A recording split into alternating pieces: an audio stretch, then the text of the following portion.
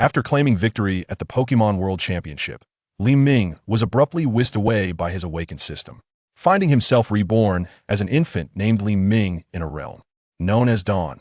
Upon opening his eyes once more, a vivid world of Pokémon unfolded before him. Witness how Li Ming deftly persuades divine beasts to become his Pokémon. Chapter 1. The Pokémon World in the northern region of China, within a sprawling estate covering approximately 50 acres. A two-story villa stood majestically at the heart of the manor. The villa, designed in a traditional Chinese architectural style, bore the signature of an unknown architect. Curiously, instead of the customary stone lion sculptures that typically guarded the entrance, two Rhyperior statues adorned the base. On the second floor of the villa, a man in his 20s was anxiously tugging at his hair, his expression betraying a sense of turmoil. The warmth that once characterized his face had vanished, replaced by a palpable distress. Approaching him was a man of dignified demeanor, exuding a certain authority, who attempted to console him, saying, "Brother, please refrain from pacing. The doctor has assured us that there are no complications with your wife's natural delivery." A teasing voice chimed in, "Indeed. The doctor has confirmed it's a smooth delivery. Brother, stop pulling at your hair. At this rate, you'll end up with a receding hairline." These three individuals were the sons of Li Ting, the head of the Li family. To discuss Li Ting is to delve into the annals of this world's history, which parallels the rise of prominent families in China. Approximately a century ago, various Pokemon began to emerge, initially labeled as foreign species. However, as most Pokemon posed no threat to humanity, the inhabitants of this planet remained largely indifferent to these beings. During that era, society was still entrenched in feudalism, and many struggled to meet their basic needs. Gradually, as research into Pokemon deepened, agricultural advancements were made through the cultivation of crops using grass-type Pokemon, while psychic and steel-type Pokemon propelled technological and industrial growth. As the saying goes, wealth breeds desire. Some nations, once satiated, began to covet other ambitions. Thus commenced a series of conflicts among various factions.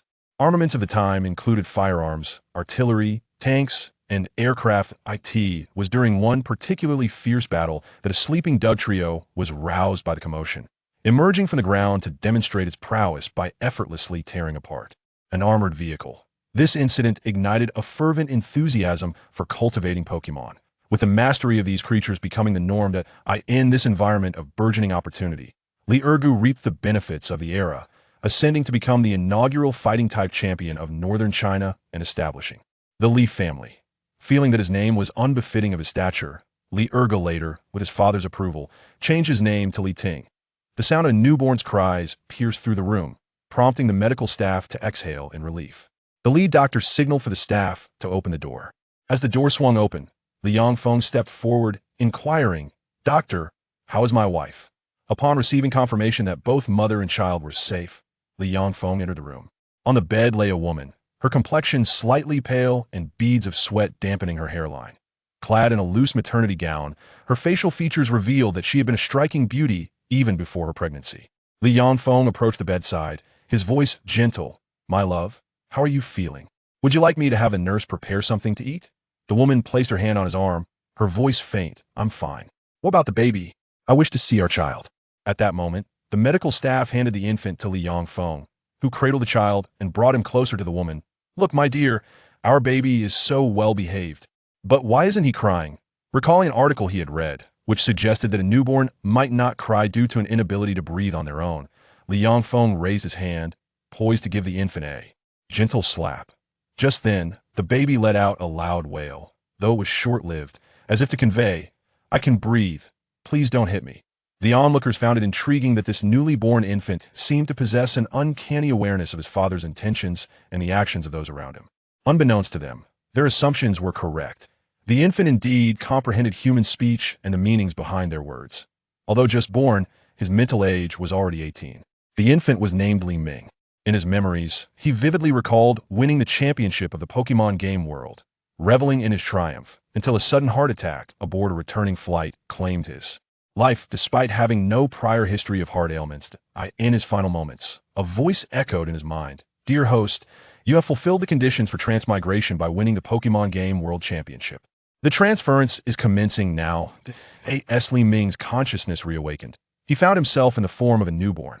Upon opening his eyes, A striking nurse in a white coat delivered a sharp slap that nearly sent him back to his former existence. Regrettably, Li Ming knew that such a blow could have devastating consequences for a newborn he had intended to curse, but quickly realized he lacked the ability to speak, instead crying out helplessly in the doctor's grasp. Gradually, he accepted the reality of being an infant, leading to the earlier scene where the moment his father raised his hand, he burst into tears. That moment, Li Ming recalled the system he possessed and called out in his mind, "System, system, are you there?" Just as he began to doubt the existence of the system, a voice resonated in his mind. "Greetings, esteemed host. The system is currently loading with a progress rate of 1%. Estimated loading time, 157,679 hours." Li Ming was left speechless. That equated to approximately 18 years. Did this system truly intend to be so burdensome? However, after careful consideration, he realized that having a system was of little use at this juncture. A newborn could not possibly possess a Pokemon of their own. This was not merely Li Ming trying to console himself. Absolutely not.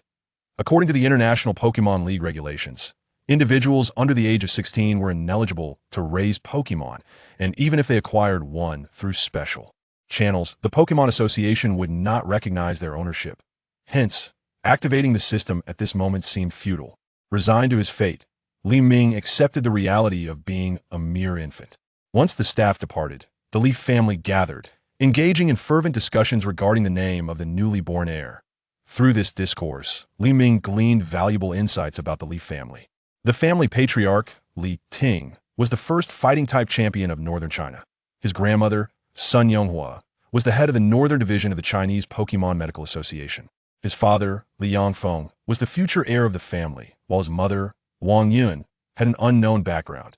His uncle, Li Yangdong, was the master of the fighting-type dojo in Shuncheng, and his other uncle, Li Yangjun, had an unknown lineage. As Li Ming felt he had gathered sufficient information, the patriarch Li Ting decisively named his grandson Li Ming. Chapter 2. The selection ceremony time hastened by, and in the blink of an eye, a year had elapsed. At this moment, Dawn had already attained the ability to stand and walk, while his younger siblings predominantly moved about by crawling. Indeed, the notion that he, a mere infant less than a year old, had somehow become the elder among his siblings was utterly astonishing. His younger brother and sister were not the offspring of his father, but rather the result of his father's brothers' unions. The transition from being the most cherished grandchild of his grandfather to being one of his grandfather's favored grandchildren was, in fact, attributable to his father's brothers. His younger brother, named Li Tian, was the son of his second uncle, Li Yangdong, while his sister, named Li Yi, was the daughter of his third uncle, Li Yangjun. It was a curious coincidence that the three siblings were born less than a month apart. Dawn suspected that this timing was a deliberate ploy orchestrated by his father and uncles. Through eavesdropping on his parents' conversations, he learned that the developmental paths of his father and uncles had been predetermined by their grandfather. His father was tasked with managing the family business. His second uncle was to inherit their grandfather's position, and his third uncle's career path was also meticulously planned by their grandfather. Dawn had every reason to believe that the elder generation was intent on proving their superiority over one another. Unfortunately for them, his father had not afforded them that opportunity. Thus, the elders aimed to compete through the next generation, seeking to determine whose progeny would emerge as the more distinguished. Setting aside the complexities of familial affection and rivalry, Dawn had spent the year familiarizing himself with the intricacies of this world. This planet was not Earth, but rather a realm known as Blue Star, whose geographical features were remarkably similar to those of Earth. However, the presence of Pokemon had given rise to numerous organizations dedicated to them. Among these, the most renowned was the International Pokemon Alliance, an entity established by several powerful nations on Blue Star, recognized by all countries. The International Pokemon Alliance wielded considerable influence. Whenever it issued directives, even the most reluctant local organizations were obliged to comply publicly. This immense authority was not without justification, for the alliance operated with impartiality, refraining from favoring any faction without cause. According to Dawn's understanding, the headquarters of the International Pokemon Alliance was located on an island, delineating the equator of the southern and northern hemispheres, known as Alliance Island, or the Island of Legends. It was said to be inhabited by 3 legendary beasts. Nevertheless, Dawn speculated that the combat prowess of these so-called legendary beasts was likely not formidable, as beings of such immense power, capable of wreaking havoc with the slightest movement, were not easily approachable. Turning to the situation of the Li family, Dawn was taken aback by its formidable stature. The family patriarch, Li Ting, his grandfather, was the inaugural fighting-type champion of the North China region. The Huaxia Pokemon Association comprised 5 champions and 1 grand champion, each presiding over a distinct region: North China, South China, West China, and East China. The remaining champion and grand champion were stationed in the heart of Huaxia, Kyoto. This group of 6 was collectively known as the Huaxia Pokemon Association, the official organization of Huaxia. His grandfather, Li Ting, had been assigned by the Pokemon Association to oversee the North, which granted him considerable authority over the region. As long as the Pokemon Association refrained from intervening, the North was effectively under his grandfather's dominion. Dawn's mother, Wang Yun, was the youngest daughter of Wang Qingyun, the psychic-type champion of East China. Mentioning Wang Qingyun necessitated a discussion of the long-standing grievances between the two families. Dawn's grandfather and maternal grandfather had been at odds since their youth. The reason was simple. Both hailed from northeast Huaxia and were once the outstanding youths of their time, yet their primary attributes clashed. Li Ting specialized in fighting type, while Wang Qingyun focused on psychic type. Outside of public events or meetings at the Huaxia Pokemon Association headquarters, the two men exchanged nothing but disdainful glances and engaged in quarrels upon encountering each other. Nevertheless, on matters of significance, their stances were surprisingly aligned, akin to being two sides of the same coin. The union of their children through marriage had rendered them, in a sense, one family. The Li family's primary industry revolved around Pokemon food, which, unlike the fictional counterparts in comics, consisted of various fruits. While the primary sustenance for Pokemon remained an assortment of berries, there existed an additional 18 types of fruits corresponding to the 18 Pokemon attributes. The Li family operated extensive plantations throughout Huaxia, strategically located across diverse environments to accommodate the growth of each fruit type. In contrast, the Wang family's enterprise specialized in Pokeballs, encompassing both their manufacturing and intricate internal designs. The less expensive Pokeballs merely provided a space for Pokemon to rest and sleep, while the most luxurious variants could be likened to miniature villas. This superiority in design contributed to the Wang family's dominance in the Pokeball market. Through the formidable alliance of the Li and Wang families, they effectively monopolized the markets for Pokemon food and Pokeballs in the North and East China regions, while also securing a significant presence in other areas of Huaxia. Based on the information at his disposal, Dawn felt confident that he could navigate the northeast region of Huaxia with ease. At that moment, a voice, authoritative yet tinged with a hint of weariness, interrupted Dawn's contemplations. "Today is the day I personally selected for the selection ceremony. Quickly awaken Xiao Ming and ensure the child remains focused." It was only then that Dawn recalled the significance of the day. It was the selection ceremony. The selection ceremony, traditionally conducted on a child's first birthday, had been postponed by 3 months due to the births of his younger siblings. Since the births of the younger generation were staggered by less than 3 months, the elder patriarch had decided to have Dawn wait an additional 3 months so that all 3 children could partake in the ceremony together. This world selection ceremony bore little resemblance to those of Dawn's previous realm. Instead of musical instruments and art supplies, the floor was adorned with 18 differently colored crystal orbs, each encapsulating symbols representing the 18 Pokemon attributes. It was evident that this ceremony was intended to allow the children to choose their first Pokemon. Although the International Pokemon Alliance mandated that individuals under the age of 16 could not legally possess a Pokemon, affluent families often prepared an initial Pokemon for their children at a young age. This was particularly pertinent, as an exam at 18 determined a trainer's eligibility for admission to prestigious Pokemon universities, with Pokemon battles constituting the exam's core component. A student must be 16 years old to become a trainer and have the opportunity to acquire their first Pokemon. Moreover, the vast majority of Pokemon evolve twice before reaching their final form. For a novice trainer, 2 years was scarcely sufficient time for a Pokemon to evolve into its ultimate state. Thus, it was customary for privileged families to arrange for their offspring to receive a Pokemon well in advance. Over the course of a decade, even a naturally maturing Pokemon would be adequately prepared for evolution. Chapter 3. The selection ceremony continued. Seated in the main position, Li Ting declared, "Everyone is present. Let us commence and observe what choices the 3 children will make." The 3 Li family caretakers took the children from the hands of the 3 women and placed them on the carpet. The carpet, circular in shape, was encircled by the 18 crystal orbs. Each orb was crafted from transparent glass, yet each bore a distinct hue, symbolizing the 18 different attributes. With clarity of purpose, Dawn crawled towards a red crystal orb representing the fire attribute. Having made his selection, he pondered curiously, What attributes would his younger brother and sister choose? Turning his gaze toward his brother's position, his expression darkened. His brother had chosen the crystal orb representing the rock attribute, which had a double advantage against fire. Shifting his attention to his sister, his countenance fell further as she opted for the crystal orb representing the water attribute, also possessing a double advantage against fire. Don's heart seethed with indignation. While he could begrudgingly accept that his younger brother had chosen the rock attribute, how could his beloved sister also conspire to undermine him? Don harbored the notion that her younger siblings might not be fated to coexist harmoniously with her. Perhaps one day, when the family was momentarily sparse, she could deceive these two rascals into leaving home and sell them to a stranger, an elderly woman, for a pittance. However, this thought barely took root in her mind before she promptly dismissed it. After all, the estate of the Li family sprawled over 50 acres. Even if one took a car, it would take over 10 minutes to traverse the grounds on foot. Moreover, Dawn had not descended into such madness as to consider selling her siblings to human traffickers simply because they exhibited rebellious tendencies. After all, she was Dawn, not Fang Yuan, and such deeds were simply beneath her. Seated in a position of authority, Li Ting observed the choices made by his younger relatives with a tinge of disappointment. As a master of combat attributes, he naturally hoped his descendants would inherit his legacy. He did not demand much. Even if just one of his 3 grandchildren chose to specialize in combat attributes, it would suffice.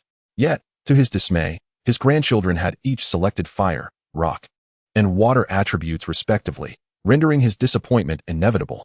Simultaneously, Don's parents shared in the regret upon seeing their son opt for the fire attribute, given that he would often express exuberance whenever dragon-type Pokemon appeared on television. They had anticipated that their son would emerge as an exceptional dragon-type trainer, only to find him selecting a fire-type Pokemon instead. They exchanged glances and subtly shook their heads, resigning themselves to the fact that regardless of the training path he chose, what mattered most was that their son was content.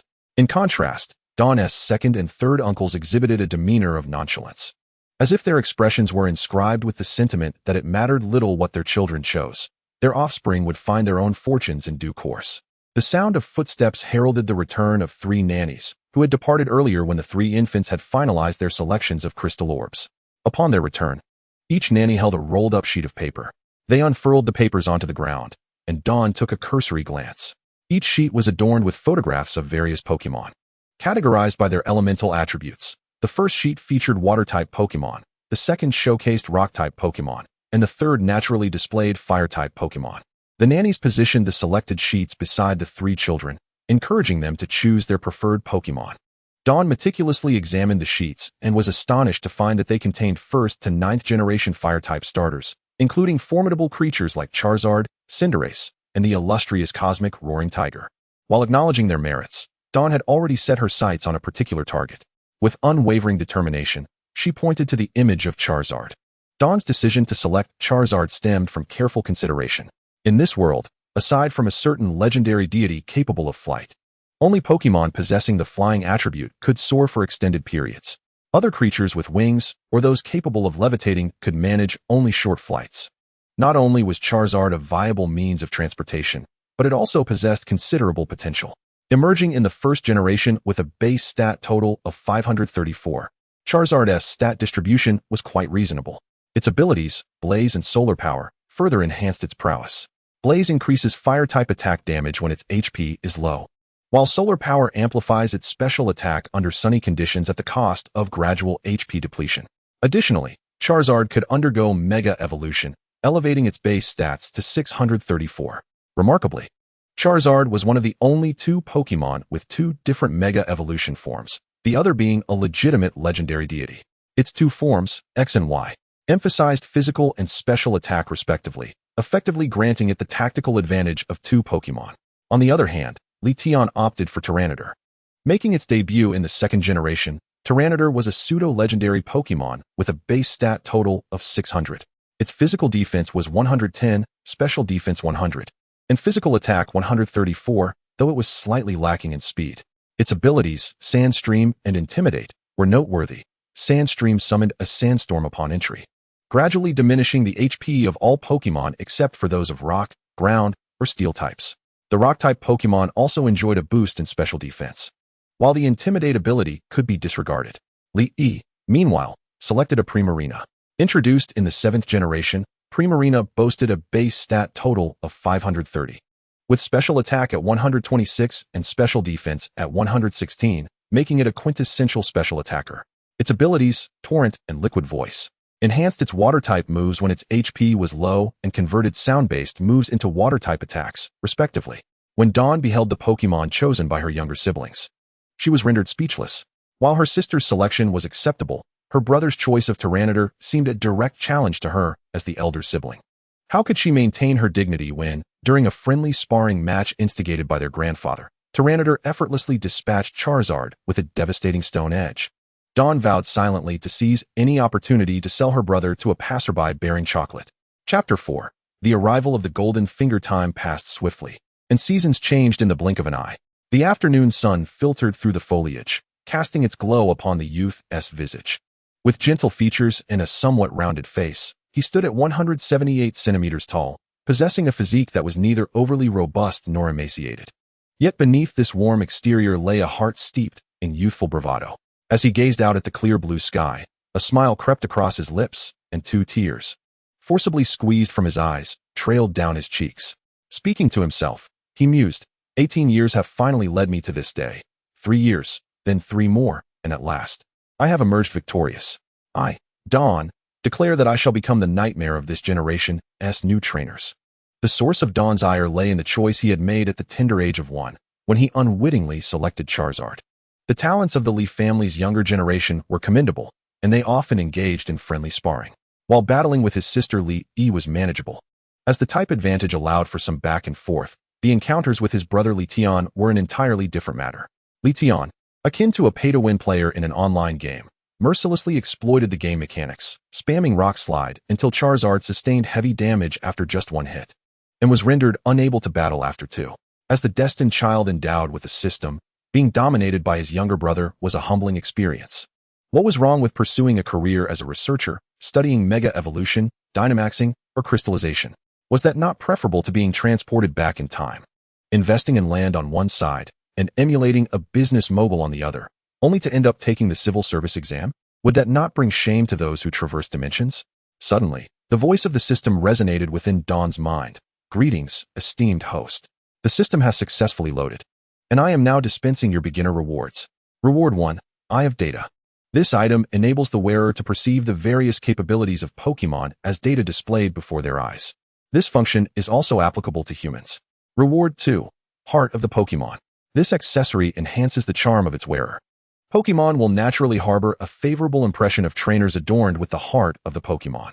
Creatures that are inherently friendly towards humans will regard you as a friend, while those that are timid and shy will find it easier to trust you.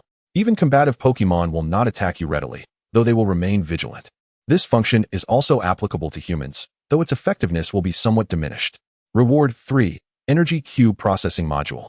This item allows for the creation of 18 different flavors of energy cubes, which are highly nutritious and considerably smaller than ordinary berries, making them convenient to carry. Pokemon will prefer consuming these nutrient-rich crystalline cubes. Please note, the energy cube is inedible for humans. Although it may appear delectable, trust me, do not attempt to taste it lightly, for the last individual who did so has ended up purchasing a property in the restroom. Dawn opened the storage room and retrieved the initial rewards distributed by the system. He felt that his 18 years of waiting had not been in vain, as the initial reward was rather generous. If only he could receive a Middleton as a means of transportation as well. Dawn shook his head, dismissing such an unrealistic thought, and focused his attention on the 2 items in his hand. As for why there were 2 instead of 3, it was because the Energy Cube Processing Module was too large to catch. Dawn had initially assumed that the Eye of Data would not have a physical form. He was taken aback to discover that the Eye of Data was, in fact, a vial of eye drops. The liquid within the bottle contained only 2 drops. At that moment, a prompt appeared above the vial, detailing the usage method. Apply the 2 drops to the user's eyes. Dawn furrowed his brow. He had never used eye drops in his previous life. If he were to accidentally spill the Eye of Data, it would be a significant loss. After a prolonged moment of hesitation, Dawn tilted his head back. With 2 fingers on his left hand, he propped open his eyelid, while his right hand gently squeezed the eye drop bottle. A single drop of pale blue liquid made contact with his eyeball. Dawn promptly shut his eyes. When he opened them again, he found that the objects before him were remarkably clearer. Shifting his gaze to the sleeping Charizard beside him, he murmured, "Scan." A translucent blue window, reminiscent of a game attribute panel, materialized before Dawn's eyes. Name: Charizard. Gender: male. Form: shiny. Ability: blaze. Base stats: 544 HP, 78 attack, 84 defense, 78 special attack, 119 special defense, 85 speed, 100 potential, champion level. Battle power: adult. Late stage indeed, this Charizard was of the shiny variety. Dawn was astonished that the Li family possessed such remarkable resources to have found a shiny Charizard as a starter Pokemon for the younger generation. A quick glance at the attribute panel revealed that the shiny Charizard's base stats surpassed those of a normal Charizard by 10 points. Contemplating the attribute panel, Dawn mused that in this world, shiny Pokemon had base stats elevated by 10 points compared to their normal counterparts. And these 10 points were added to the critical base stats. This explained why everyone coveted shiny Pokemon.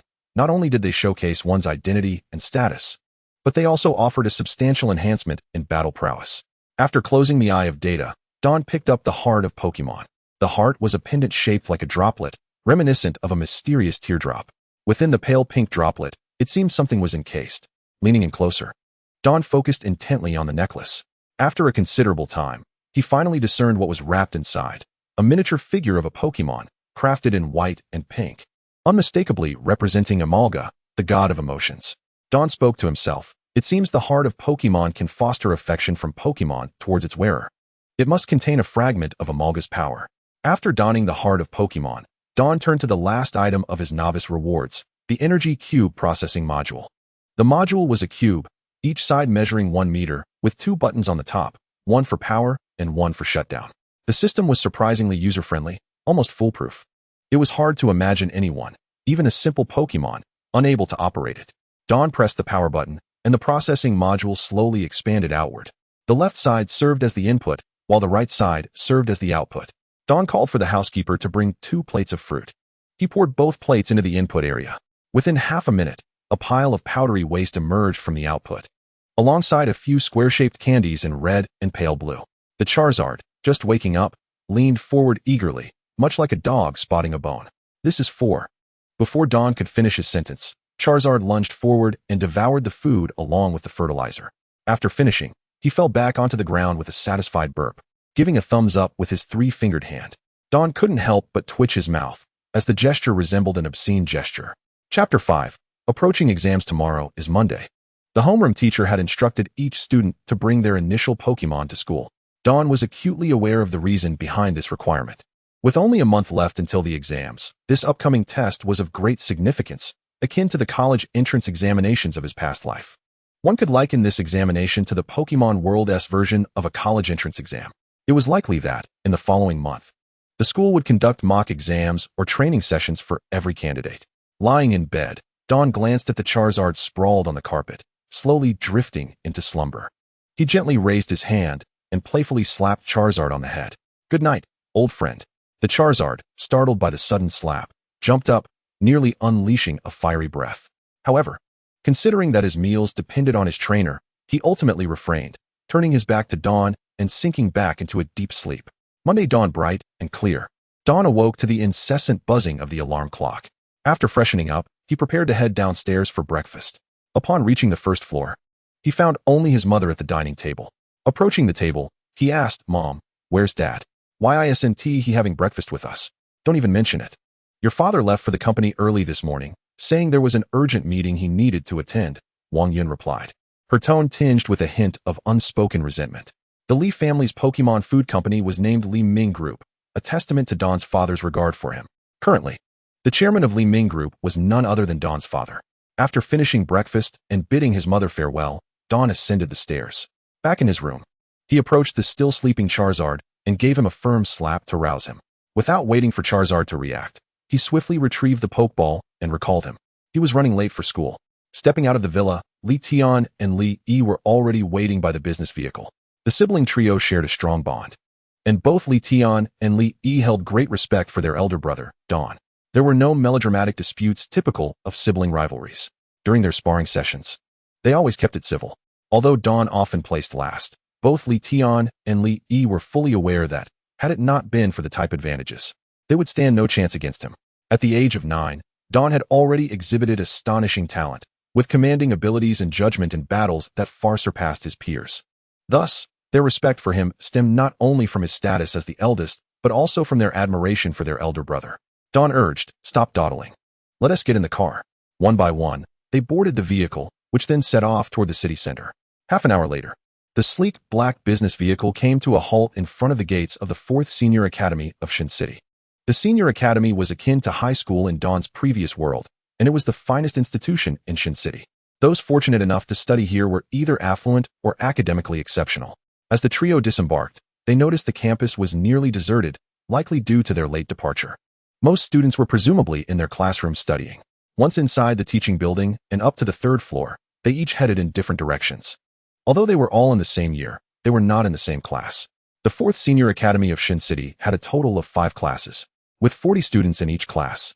Dawn was in Class 1, while Li Tian and Li Yi were in Classes 5 and 3, respectively. Dawn entered his classroom and made his way to the back row. Unfortunately, his academic performance had not been stellar, a fact that also involved his lack of diligence in studying. What an international jest it is. In the world of Pokemon, true strength is the ultimate truth. No matter how outstanding one's academic grades may be, they hold little value. The scores from practical battles in the college entrance examination are of paramount importance. While cultural subjects require only a few passing marks, Dawn settled into his seat, the classroom still empty as the homeroom teacher had yet to arrive. Curiosity buzzed among the students regarding the initial Pokemon selections. At that moment, a somewhat clumsy voice reached Dawn's ears. "Brother Ming, you finally made it. I thought you might be absent today." Dawn turned his head to the right, encountering a hefty figure weighing nearly 200 pounds. This individual was named Wang Hu, a dear friend whom Dawn had befriended at school. Their bond was strong, and Dawn had affectionately nicknamed him Fatty. Wang Hu's family was engaged in real estate and construction. Boasting considerable wealth, one might say they were swimming in riches.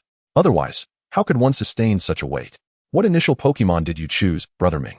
Wang Hu inquired with genuine curiosity. Dawn countered, "And what about you, Fatty? What did you select?" At this age, it was common for boys to respond to inquiries with counter-questions, as though gaining an upper hand by forcing the other to answer first. With a resigned sigh, Wang Hu replied, "I chose the Steel Dragon as my initial Pokemon. My family had quite the struggle to find it for me. Unfortunately, the materials needed for its evolution, the composite metals, are exceedingly rare. To this day, my Steel Dragon remains unevolved." Dawn was not surprised by Wang Hu's choice. After all, a Steel Dragon was part of the main team of the champion Duan Yunhai, having shattered the dreams of countless aspiring trainers. It had become a coveted Pokemon among novice trainers. "My initial Pokemon is Charizard," Dawn confessed, pinching the bridge of his nose as if regretting his choice.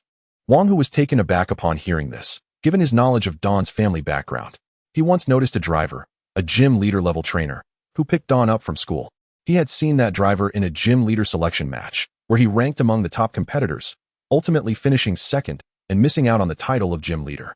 It was surprising that such a well-off family would opt for a Charizard as their initial Pokemon, which seemed somewhat lackluster. "Why did you choose Charizard, Brother Ming? If it could Mega Evolve, that would be one thing, but without that, it's a bit underwhelming," Wang Hu remarked. Dawn raised an eyebrow. "How can you be so certain that my Charizard cannot Mega Evolve?" Indeed, in this world, Pokemon capable of Mega Evolution had appeared, and some were even in a permanent state of Mega Evolution. Dawn discovered that these Pokemon had likely consumed Mega Stones. In truth, Mega Evolution is not a true evolution but rather a battle form that, when maintained, severely drains the Pokemon's vitality, akin to overclocking a graphics card, which shortens its lifespan. With no existing devices to detect Mega Stones, Mega Evolution was categorized as a mutation by various organizations. At that moment, a woman entered the classroom. Chapter 6, Approaching the Examination 2. The woman, around 30 years of age, possessed exquisite features and a curvaceous figure, accentuated by her black professional attire, which perfectly showcased her elegance and maturity. Although Su Qing had been the homeroom teacher for nearly 3 years, her presence consistently captivated the gaze of the adolescent students. Dawn's eyes were naturally drawn to her, and as he observed Su Qing, a blue panel appeared before him. Name, Su Qing. Age, 32. Gender, female. Trait, mango allergy. Base stats, 60. Qualification, exceptional. Status, mature. A peculiar feeling arose in Dawn's heart upon seeing this blue panel. He had originally thought the suffixes in the item descriptions were merely a quirk of the system, only to discover their truth. Just as he finished mentally lamenting the system's frivolity, Dawn realized with alarm that he had been staring at Teacher Su. He must not allow anyone to catch him in such a foolish demeanor, it would lead to misunderstandings. Su Qing approached the podium and stated with seriousness, "Students, there is less than a month until the college entrance examination. The reason you were asked to bring your initial Pokemon to school today is that we will be conducting a mock examination. Additionally, this year's entrance exam will feature some adjustments. In previous years, candidates directed their Pokemon to attack the examiner's Pokemon, who would then score their performance. This year, however, the top 10 scorers from across the province will compete against each other. The first place winner will have the opportunity to select 3 Pokemon or 1 legendary Pokemon from the breeding center in Kyoto. Some may find it redundant to pit the top 10 scorers against one another, but in reality, the examination process primarily assesses the candidate's ability to train their Pokemon, placing little emphasis on their command skills and judgment. Thus, allowing the top performers to battle is, in fact, more equitable." Su Qing paused slightly, granting the students time to digest her words before continuing. Furthermore, prior to the entrance examination, there will be an intercollegiate exchange competition. This event will involve all advanced academies within Shunqing, presenting you with your final opportunity to bring glory to your school before leaving it. I hope each of you takes this exchange competition seriously. With that, Su Qing exited the classroom to prepare for the day's mock examination. Once Su Qing left, a myriad of discussions erupted throughout the classroom. However, Dawn remained silent, as just after Su Qing departed, the system's voice echoed in his ears. "The task trigger conditions have been met. System task activated. As the destined child possessing the system, please achieve the provincial first place in this college entrance examination. Task reward: 5 Keystone, 1 special item package. Note: this item package contains unique items produced by the system, guaranteed to be of exceptional quality." Seeing the task rewards, Dawn nearly leaped with joy. 5 Keystones. Ever since learning about Mega Evolution, he had been secretly collecting Mega Stones and Keystones. Although he had amassed quite a number of Mega Stones over the years, he had yet to see a single Keystone. Now, the prospect of obtaining 5 Keystones by completing the task felt like a timely boon. Dawn silently vowed, "This time, the first place in the entrance examination is as good as mine. I, Dawn, declare that even Arceus won't stand a chance." Wang Hu's voice interrupted Dawn's thoughts. "Brother Ming, everyone in class is discussing the intercollegiate exchange competition. What are your thoughts on Shunqing suddenly hosting this event?" Dawn was well aware of the motivations behind the reform of the entrance examination and the hosting of the intercollegiate exchange competition in Shunqing. A few months prior, his grandfather and second uncle had attended a meeting in Kyoto, after which they convened a gathering of the family's elders. Dawn had eavesdropped during that meeting, where both the current and former champions were summoned. The discussion revolved around the recent changes in the secret realms. In recent years, several secret realms had undergone anomalies, with many ancient murals depicting powerful Pokemon emerging from their depths. According to discussions between the International Pokemon League and the 3 legendary beasts residing on the Alliance Island, it was anticipated that these mighty beings would gradually descend upon Blue Star. Their intentions remain uncertain, and humanity must prepare itself for what lies ahead.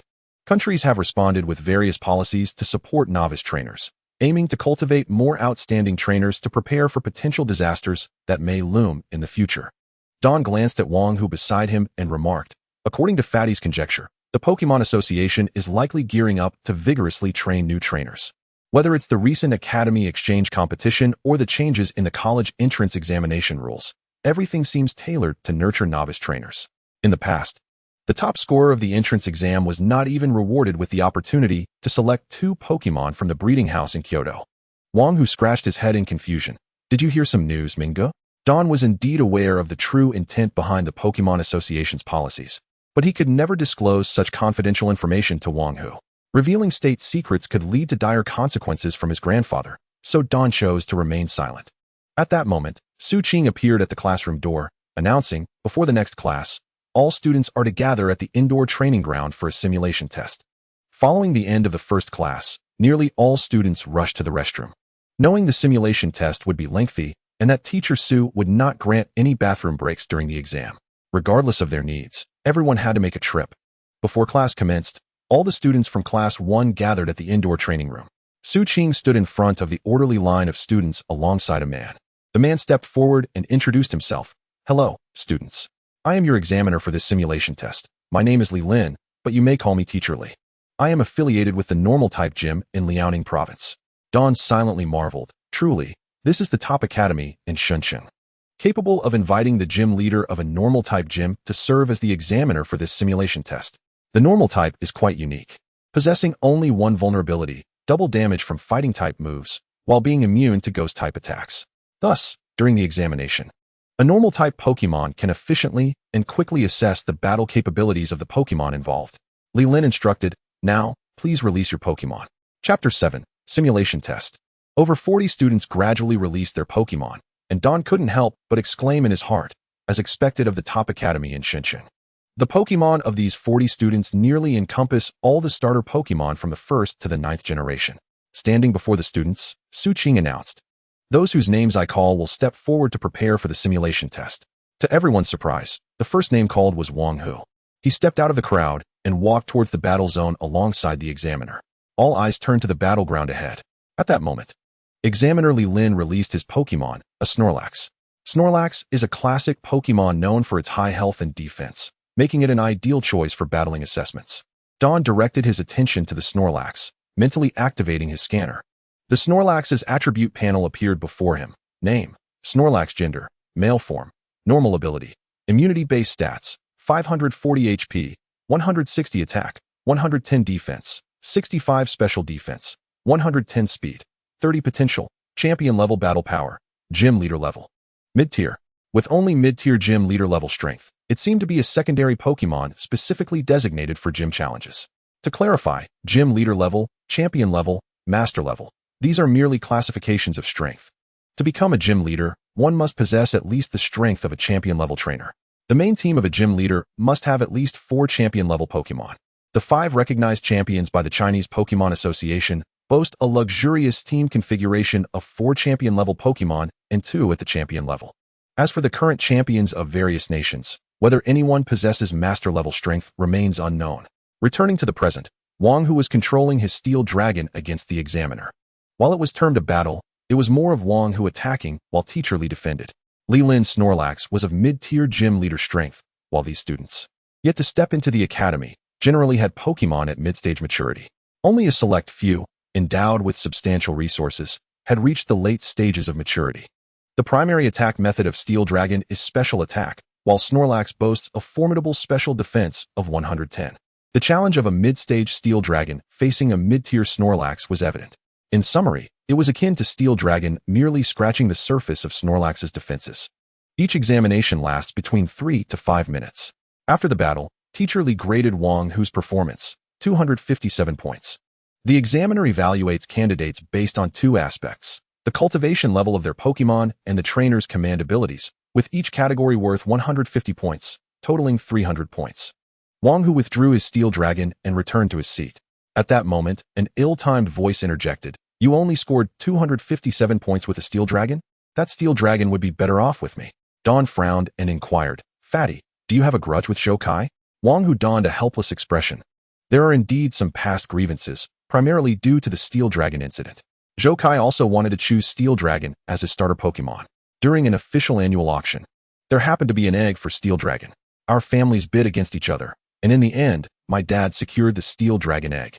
Zhou Kai's family managed to prepare a Garchomp for him through other means, but he has held a grudge ever since. Don thought this petty feud was rather trivial, asking, "So, is Zhou Kai constantly throwing jabs at you over this?" Wang Hu sighed bitterly. "I didn't expect Zhou Kai to be so petty about this matter. Holding on to it for so long. Just last weekend, Zhou Kai and I battled at the Pokemon Battle Center. My unevolved Steel Dragon was no match for his Garchomp. Zhou Kai took the opportunity to bet with me, claiming that once we entered university, we would face off in the National Pokemon Academy League. The loser would owe the winner a Pokemon, and the winner would find a way to acquire it, while the loser would cover the costs." Don raised an eyebrow. Responding incredulously, "You actually agreed to that?" Wang Hu's expression grew sour, akin to someone suffering from constipation. "I didn't want to agree, but there were many classmates present. And Zhou Kai provoked me. I was too irritated to back down, so I accepted it. After all, it's just a Pokemon. If I lose, I lose." Wang Hu feigned indifference.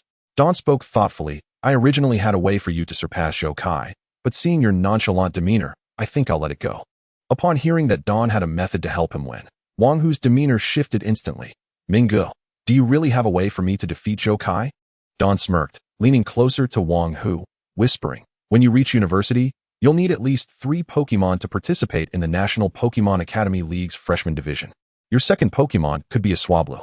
As long as your Swablu reaches mid-tier gym leader level, unless Zhou Kai's Garchomp reaches champion level. He won't stand a chance against you. Dawn was not merely boasting. Swablu, often referred to as the Dragon Tribe Trader, would indeed have a significant advantage against Garchomp. The battle would be straightforward. Even without Mega Evolution, Swablu's flying type would be immune to Garchomp's ground type moves. Although it has a double weakness to Dragon type, Swablu could learn Cotton Guard, which boosts its defense by 3 levels and allows it to heal using Roost. After learning Ice Beam, it could deal quadruple damage to Garchomp. Wang Hu hesitated. Mingo, but isn't Swablu's potential somewhat limited? It would take up one of my main slots, which feels like a waste. As dawn approached, Li Ming remarked to the portly companion, surely, the National Pokemon Academy League will feature the creme de la creme from various institutions. Typically, these individuals cultivate formidable Dragon-type Pokemon as their primary assets, and the Qixi Qingniao is particularly adept at countering Dragon types. Should you possess a Qixi Qingniao, our participation in the National Pokemon Academy League would undoubtedly be more manageable. Upon hearing this, Wang Hu felt a stirring of interest, recognizing the truth in Li Ming's words. Anyone aspiring to advance further along the path of a trainer would invariably nurture a Pokemon with high base stats. This is due to the fact that Pokemon with elevated base stats exhibit greater potential, and such Pokemon are predominantly of the Dragon type. Wang Hu nodded in agreement. All right. Minggu, I shall heed your advice. After school that afternoon, Li Ming exchanged pleasantries with Wang Hu before departing with Li Tian and Li Yi. Once they boarded the business vehicle, Li Tian inquired, Elder brother, Li Yi, what were your scores on the simulated exam today? I scored 280. Li Yi chimed in. I achieved 278. Li Ming chuckled and replied, Little brother, you are indeed little. My score is 289. Chapter 8, Reward Packet. The duo had long anticipated Li Ming's impressive score, yet they were still taken aback by its magnitude. Although Li Ming often ranked last during their training sessions at home, this was primarily due to tight matchups. Thus, they were not surprised that Li Ming's exam score surpassed theirs. What astonished them was its exceptional height. They exchanged glances before Li Yi finally spoke. Elder brother, how did you manage to attain such a high score? Li Tian expressed his curiosity as well. Observing his younger sibling's inquisitive expressions, Li Ming wore a confident smile. Just a few days ago, my Charizard nearly reached the threshold of gym leader status. However, I doubt it will attain that level before the exam, so I will require your assistance. Li Tian and Li Yi were left with 2 large question marks hovering above their heads. You have already approached gym leader level and still require our help? Noticing their expressions, Li Ming explained, I aim to secure first place in this exam, which necessitates battling. Although my Charizard is close to gym leader status, I still feel it lacks certainty. Therefore, you two must ease up on me during the exam. The siblings found it hard to comprehend Li Ming's newfound ambition to achieve first place. Previously, he had shown little regard for such matters, never engaging in activities that would draw attention to himself. The only thing that piqued his interest was battling, yet he had never cared about rankings. Amidst their confusion, Li Ming interjected, I know what you are thinking. You wish to know why I have altered my approach and desire to claim first place in the province, correct? Well, do not inquire further. If you agree to my request, I shall present each of you with a gift after the exam. Upon hearing that their elder brother would grant them a gift upon success, both were filled with curiosity, pondering what he might bestow upon them. Li Tian, unable to contain himself, asked, Elder brother, please do not tease us. Tell us what the gift is. Li Yi and I are considering whether or not to assist you. Li Ming smirked and replied, You must not disclose this gift to anyone. It would be best not to inform a soul. The gift I intend to present is an item that enables Pokemon to Mega Evolve. Upon hearing this, Li Yi was the first to respond. Isn't Mega Evolution a matter of chance? Furthermore, doesn't it constrain a Pokemon's strength development? Li Ming shook his head. Mega Evolution is not a matter of chance. Rather, it occurs when a Pokemon consumes a Mega Stone. As for the limitation on a Pokemon's strength, it is essential to understand that Mega Evolution is not an evolution per se, but a different combat form, much like the Darmanitan in its Zen mode, which transforms at low HP. The correct application of Mega Evolution is to activate it during battle and to revert after the battle concludes. Pokemon that have consumed a Mega Stone cannot revert because the stone remains within them, preventing deactivation. After Li Ming's explanation, the siblings were left in a state of bewilderment, questioning how their elder brother possessed such knowledge. Li Ming, perceiving their thoughts, refrained from further elaboration. You must not ask how I know this, for it is my secret. If you inquire further, the gift shall be revoked. Hearing this, the duo hastily covered their mouths. Who would not desire Mega Evolution? Once a Pokemon undergoes it, their base stats increase by a staggering 100, a significant enhancement to their combat prowess. Should their Pokemon attain champion-level strength, perhaps they could unleash master-level power through Mega Evolution. Such a capability, enabling them to contend with the champions of nations, was irresistible. Li Ming, noticing their dreamlike expressions, interrupted, "So, do you agree or not?" They fervently nodded. And Li Ming proceeded to elucidate the nuances of Mega Evolution, emphasizing that not all Pokemon are capable of it, such as the West Sea Lion. Therefore, Li, I recommend that your second Pokemon be Ralts, following the evolution path of Galade. Li nodded, acknowledging that she lacked a physical attacker, and Galade would indeed be a commendable choice. Meanwhile, Li Tian asked, "Elder brother, what do you suggest for my second Pokemon?" After a moment of contemplation, he concluded, "Tyranitar can undergo Mega Evolution, so there's no need to worry. However, I do have an idea for a Pokemon that would suit you. Your second Pokemon could be Florges, which would provide valuable support for Tyranitar." The sleek black business vehicle came to a halt in front of a roadside snack stall. The trio disembarked and casually selected a table. Initially, Li Tian and Li Yi had been resistant to such roadside fare, but given their elder brother's insistence, they had little choice. Eventually, they grew fond of the snacks, and now it had become customary for them to stop here after school. As they settled in, having placed their orders with the proprietor, a nearby table's conversation caught Li Ming's attention. "Have you heard? A previously unseen Pokemon has appeared on Beishan. Your news is quite outdated. Have you seen this photo?" A man pulled out his phone to show the others. Li Ming instinctively glanced at the phone and found himself captivated. He recognized the Pokemon. It was called the Eerie Banshee. At that moment, a voice from the system echoed in his mind. Conditions for triggering have been met. The contents of the item package have changed, now containing 1 green grass mask, 1 water well mask, 1 fire stove mask, 1 foundation stone mask, and a special item, the Eerie Banshee's backpack. Item description: the Eerie Banshee's backpack is an exclusive item. It can only be utilized by the Eerie Banshee. Effect: the backpack can store the Eerie Banshee's exclusive masks. Upon reading this, Li Ming could no longer sit still. Dismissing the meal entirely, "We must hurry home and enlist the family's experts to capture the Eerie Banshee," he declared. "Li Tian, Li Yi, do not eat. We need to return home at once. I have urgent matters to attend to." Seeing Li Ming's expression, the siblings understood he was not jesting. After wrapping up their meals, the trio hurried home. Upon arrival, Li Ming dashed straight to his father's study, bursting through the door without knocking. Seeing his son in such a hurry, Li Yangfeng inquired, "Speak up, what has you so frantic?" Li Ming adopted a seemingly obedient demeanor. "Father, I heard that a Pokemon has appeared on Beishan. I wish to take our family's experts to capture it." Li Yangfeng, recognizing his son's keen interest in the Pokemon, replied nonchalantly, "It's too late. Just 3 hours ago, a team of bounty hunters sold that Pokemon to the underground black market in Shin City. It will be featured in an auction 3 days from now." Chapter 9, The Underground Auction. Upon hearing his father's words, Li Ming furrowed his brow. He was acutely aware of the underground forces operating in Shin City. In fact, nearly every province in Huaxiao harbors such clandestine powers. Li Ming was no longer a mere child. The experiences from 2 lifetimes had elucidated many truths for him. These underground forces are not entirely obliterable. Where there is demand, there exists a market. There will always be individuals willing to take risks for substantial rewards. However, the underground forces within Huaxia have generally remained docile, largely due to the iron-fisted control of the Huaxia champion, Duan Yunhai, who has fostered a tacit understanding between over 90% of these forces and the Pokemon Association. Presently, these underground factions primarily engage in the smuggling of Pokemon and resources from abroad. The stance of the Huaxia Pokemon Association is clear. What transpires in other nations is of little consequence, as long as their interests remain unscathed. Most of the unruly black markets have been decisively dismantled by the champion. Given that both his grandfather and second uncle are employed by the Huaxia Pokemon Association, the Li family could hardly exert pressure on this quasi-legal black market.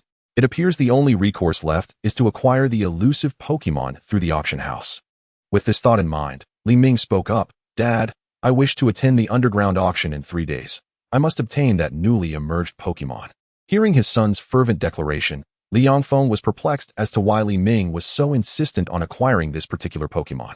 According to reports, after thorough examination via specialized equipment in the black market, the Pokemon's base stats were not particularly impressive, and its timid nature rendered it ill-suited for battle.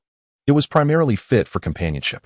Li Yangfeng mused that he would have readily agreed if Li Yi had expressed a desire for the Pokemon as a pet. But he questioned Li Ming's motives. Seeing that his father was reluctant to permit his attendance at the auction, Li Ming retorted, If you do not agree, I shall seek Grandpa's approval. It would be futile to approach your grandfather. He would never consent to you acquiring a Pokemon with such limited combat capabilities, Li Yangfeng replied. Realizing that invoking his grandfather was ineffective, Li Ming continued, if Grandpa disapproves, I shall call my maternal grandfather. If he too objects, I shall then contact my grandmother. She has always been fond of me. Enough, enough, no need to continue, Li Yangfeng interjected before Li Ming could finish. With a sigh, he sat back in his chair, nervously rubbing his fingers. If his mother-in-law were to discover that her precious grandson desired a Pokemon, and he, as her son-in-law, opposed it, he would likely face a cold reception upon accompanying his wife to her family home. Moreover, given the long-standing discord between his father-in-law and his own father, he could already envision the latter's retort. If Xiao Ming wants a Pokemon and you refuse, perhaps he should change his surname to Wang. If your family cannot afford to raise him, the Wang family will take him in. The thought of such a scenario reaching his father was too dire to contemplate. The auction was set to commence at 6 p.m. 3 days hence. You are all of age now. It is time you engage with such matters, he finally conceded. Tomorrow, I shall instruct the butler to prepare a card for you. Xiao Ming, you have grown up in this family, and I trust you will not squander the funds. Keep the card for your own use. After discussing his intentions to attend the auction, Li Ming retreated to his room. He powered on his computer and logged into his Pokemon Battle Center account to gather some information. Li Ming felt that the rumored arrival of divine Pokemon, as proclaimed by the International Pokemon League, was likely imminent, although it was probable that the currently descending deities would not exhibit formidable strength. Li Ming was no saint. He harbored no concern for the presence of divine beings in other nations. His apprehension lay in the possibility that trainers from other countries might gain the favor of legendary Pokemon, which would pose a significant dilemma. Legendary Pokemon must belong to him. Even the thought of another snatching one away was akin to a dagger to his heart. After nearly 2 hours of searching at his computer, Li Ming found no leads related to the legendary Pokemon. Perhaps he had been overly eager. The arrival of divine beings was likely just beginning. He closed his computer and reached for the file folder on his desk, extracting a document. This document had been sent by his father, detailing the list of items up for auction at the black market in 3 days. Item 1, Ability Capsule. Item 2, Flame Orb. Item 3, Firestone. Item 4, Toxic Orb. Item 5, Metal Coat. Item 6, Composite Metal. Item 7, Ability Patch. Item 8, Mysterious Pokemon. Upon reviewing the list, Li Ming's eyes sparkled. The underground auction indeed boasted an impressive selection of items. While he was somewhat indifferent to the first 4 items, the 5th through 8th piqued his interest. The Metal Coat was a resource essential for evolution. For a Scyther to evolve into a Scizor, it must utilize this item. Given Scizor's strong overall capabilities, it had become a highly sought-after Pokemon. Families unable to provide their children with quasi-legendary Pokemon often opted for Scizor. Consequently, the Metal Coat, which was not originally scarce, had become particularly coveted. Conversely, the Ability Patch was a different matter altogether. Its production was exceedingly rare. Only the International Pokemon League had the capacity to manufacture this item, and nearly every batch was pre-sold before production. This particular Ability Patch must have been seized from a qualified buyer. When Li Ming noticed the inclusion of composite metal, he paused momentarily, setting the document aside. He retrieved his phone from his attire and located the number of his friend, nicknamed Fatty. After initiating the call, the sound of ringing resonated before Wang Hu's voice, tinged with drowsiness, came through. Mingo, is there something urgent prompting your call at this late hour? Li Ming informed Wang Hu about the presence of composite metal at the auction in 3 days. Wang Hu affirmed that he would accompany his father to the auction. Following this, Li Ming shared some breeding methods for the Qixi, and then he hung up the phone and retired to bed. 3 days later, in the afternoon, after school, Li Ming exited the classroom alongside Wang Hu. They joined Li Tian and Li Yi, heading towards the school gate together. Li Ming introduced, Fatty, let me present my brother, Li Tian, and my sister, Li Yi. We are all in the same grade. He then gestured towards Wang Hu. This is my classmate. Wang Hu, my closest friend at school. The three exchanged polite greetings, but before the pleasantries could extend, Li Ming interjected, all right, enough with the small talk. We have about 3 hours until the auction commences. Let us find a place to have dinner first, then we'll head to the underground auction. As the 4 of them reached the school gate, they spotted a well-dressed, middle-aged man waiting outside. At a glance, he resembled a middle-aged version of Wang Hu. Wang Hu approached the man and said, Dad, this is my classmate. We are heading out for dinner before joining the auction. After exchanging greetings with Wang Hu's father, he handed Wang Hu a bank card. It's a good thing for young people to spend time together. This meal is on me. Chapter 10, The underground auction too. As Wang Hu's father drove them toward the auction venue, Li Ming and his companions boarded the Li family's vehicle.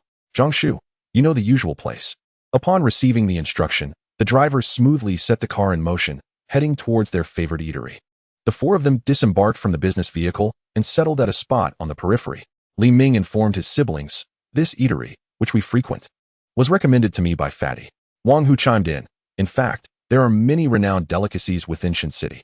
If you're interested, I can take you around to sample everything another day." Upon hearing Wang Hu's words, Li Tian and Li Yi's eyes gleamed with excitement, eagerly nodding. Living within the Li family, their daily routines were far from ordinary. Each day's breakfast typically consists of either sandwiches or rice porridge, while lunch is invariably consumed at school. As for dinner, aside from the more refined ingredients, it resembles that of an ordinary middle-class family. The family ethos of the Li household is quite stringent. Aside from their training in Pokemon, the living conditions provided to them are merely a notch above those of average families. It is rather unfortunate that the pocket money for the three siblings does not exceed 800 yuan each. Consequently, over the years, Li Ming has often relied on Wang Hu to treat him. Under such circumstances, it is no wonder that the two have developed a keen interest in the roadside snacks.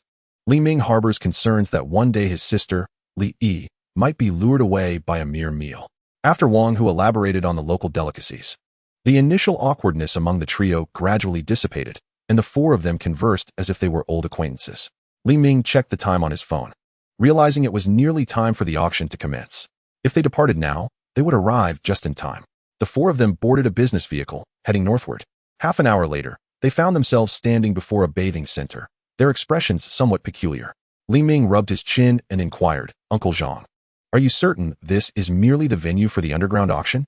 The middle-aged man, referred to as Uncle Zhang by Li Ming, replied, "Rest assured, young master. This is the address entrusted to me by the master, and there can be no mistake." Upon entering the auction floor, they spotted Wang Hu's father, Wang Difu, who had already secured a position in the venue. After Li Ming, Li Tian, and Li Yi collected their bidding cards, they made their way toward Wang Difu. Upon seeing them approach, Wang Difu was taken aback. His son's classmates were rather remarkable. It was evident that the three were related. Yet each had managed to acquire their own bidding number. The family influence behind them was not to be underestimated. Before Wang Difu could ponder further, the auction commenced. A woman, voluptuous and clad in a classical cheongsam, stepped onto the stage. "Good evening, esteemed guests. My name is Xia Yan, and I shall be your host for tonight's auction. Allow me to introduce the items that will be up for bid." As she spoke, a staff member approached, holding a tray. The auctioneer unveiled a black cloth from the tray, revealing an item resembling a cold medicine capsule. "This is the first item of our auction. A trait capsule. I need not elaborate on the significance of trait skills, I believe. While trait capsules are not exceedingly rare, acquiring one through conventional means is not an easy task. Thus, I believe this trait capsule merits its place in tonight's auction. The starting bid is 300,000 Chinese yuan. I invite you to place your bids." Indeed, as the auctioneer had stated, although the production of trait capsules was not low, acquiring one through standard channels necessitated certain qualifications. Unlike trait ointments, the criteria for obtaining a trait capsule were less stringent. A portion would be allocated to staff members of the Pokemon Association or to wealthy benefactors who had supported the association. Additionally, some would be reserved for bounty tasks. In summary, while it wasn't difficult to obtain the qualification to purchase a trait capsule, it wasn't something one could procure at any given time. Encouraged by the auctioneer, the audience began to bid. 320,000. 380,000. I bid 400,000. Ultimately, the trait capsule was sold for 620,000 yuan to a wealthy local businessman. The preceding items had not piqued Li Ming's interest. Thus, he refrained from participating in the bidding. During this interval, a composite medal was also sold for 60 million yuan, purchased by Wang Hu and his father, while a trade ointment was acquired by Li Yi for 20 million yuan. The auctioneer's voice interrupted Li Ming's thoughts. "Ladies and gentlemen, our final item of the evening is an exceedingly rare Pokemon, currently the only one of its kind in China." Four robust men carried a cage draped in black cloth onto the stage. As the cloth was removed, a diminutive green figure came into view. With black legs and an orange face adorned with star-patterned eyes, it was none other than the Pokemon known as the Bewitching Pong. The frightened expression on its face was truly heart-wrenching. Li Ming surmised that the attendees were primarily interested in this Pokemon. The majority intended to purchase it as a status symbol, while others had likely heard rumors of a divine beast's arrival. Before anyone could place a bid, a languid voice broke through the murmurs. 40 million. Curious glances turned toward the source of the bid, wondering which affluent child had the audacity to raise the bid by 10 million. Yet, as they turned to look, they silently turned back, no one daring to raise their bid further. Li Ming frowned. 40 million was not an exorbitant price, as a quasi-divine Pokemon egg typically fetched around 70 million. The allure of a Pokemon that might be a divine beast should have prompted more competition. The individual who had bid earlier must possess a unique status, causing the others to hesitate. Li Ming glanced at the young man who had made the bid. Dressed in a tailored suit with short white hair, whether dyed or natural was unclear, he exuded a certain charm indicative of a prominent family's offspring. Li Ming had never regarded his peers with much esteem, hence he did not recognize this young man. Beside him, Li Yi remarked, "That individual is the son of Feng Luan, the champion of the Huaxi region. His initial Pokemon is a shiny Zoroark. If all goes as expected, he will be the top candidate in Qing province this year." Li Tian added, "I'm not suggesting you should overlook your brother. Peers like Feng Ling will undoubtedly be our future rivals. You ought to stay abreast of the latest developments among this new generation of trainers." Li Ming remained non-committal and declared, "I bid 80 million. The room erupted in astonishment. This young man, calling for 80 million, must have some influence, indicating that an exciting spectacle was about to unfold. Meanwhile, Feng Ling, seated at the back, furrowed his brow and inquired of his bodyguard, "What do we know about that individual in front?" "Young master, the 3 individuals ahead are likely from the Li family in North China," the bodyguard replied. Feng Ling felt a sense of resignation. After all, strong dragons do not suppress local snakes. In terms of financial clout, none of them were lacking. Yet this territory was indeed under the control of the Li family. Thus, Feng Ling chose to forego further bidding. In the end, the bewitching Peng was secured by Li Ming for 80 million yuan. After the auction concluded, the staff moved the cage containing the bewitching Peng onto a pickup truck. Li Ming mused that the black market had indeed considered the logistics well. Transporting the cage home would have been quite a challenge otherwise. On the return journey to the Li residence, both Li Tian and Li Yi were at a loss for words. Their usually indifferent elder brother had not returned home with them, but instead remained in the truck bed alongside the Pokemon contained in the cage. His fervent gaze resembled that of an infatuated admirer beholding his beloved starlet. Upon arriving home, Li Ming unlocked the cage housing the bewitching Peng. The cage was too large to fit inside the villa, but thankfully the Pokemon was still shackled, for otherwise, given its speed, it would have been impossible for Li Ming to catch it once it escaped. After bringing the bewitching Peng into his room and securing the door, Li Ming released the restraints. Before he could utter any comforting words, the bewitching Peng swiftly retreated to a corner of the room. Li Ming produced a prepared grass-type energy cube and approached the curled-up Pokemon. Speaking gently, as if he were a caring older brother, he said, "You must be starving after these past few days. Please, eat up." As he spoke, he extended an energy cube toward the bewitching Peng. The Pokemon sniffed the cube's aroma, then extended a hand from under its green cloak to accept and consume the energy cube. Upon witnessing the enigmatic creature, a Gui Peng, accept the sustenance offered by him, Dawn gently caressed its head. "Little one, are you perhaps searching for your mask?" A Gui Peng seemed to comprehend Dawn's words, pausing in its consumption and gazing intently at him. Motionless, "Rest assured, I shall assist you in reclaiming your mask. However, I too require your aid. Are you willing to accompany me?" With the assistance of the heart of the elf, a Gui Peng gradually lowered its guard, placing its hand, concealed beneath its cloak, upon Dawn's outstretched hand. The following morning, after finishing breakfast, Dawn intended to take a Gui Peng out for some leisurely activities to foster their bond. With only half a month remaining until the examination, Dawn, along with Li Tian and Li Yi, decided it would be more beneficial to forego school training sessions. To be frank, the efficiency of training at home far surpassed that of school. The training equipment and facilities at home were significantly superior to those provided at school. Thus, Li Tian and Li Yi prepared to train at home, while Dawn contemplated nurturing a deeper relationship with the Gui Peng. Charizard had already reached the threshold of gym leader level, and it was unlikely that he could elevate his strength to the true gym leader level before the examination. Nevertheless, securing first place in the upcoming test should pose no challenge. Therefore, Dawn resolved to indulge himself, granting himself a brief respite.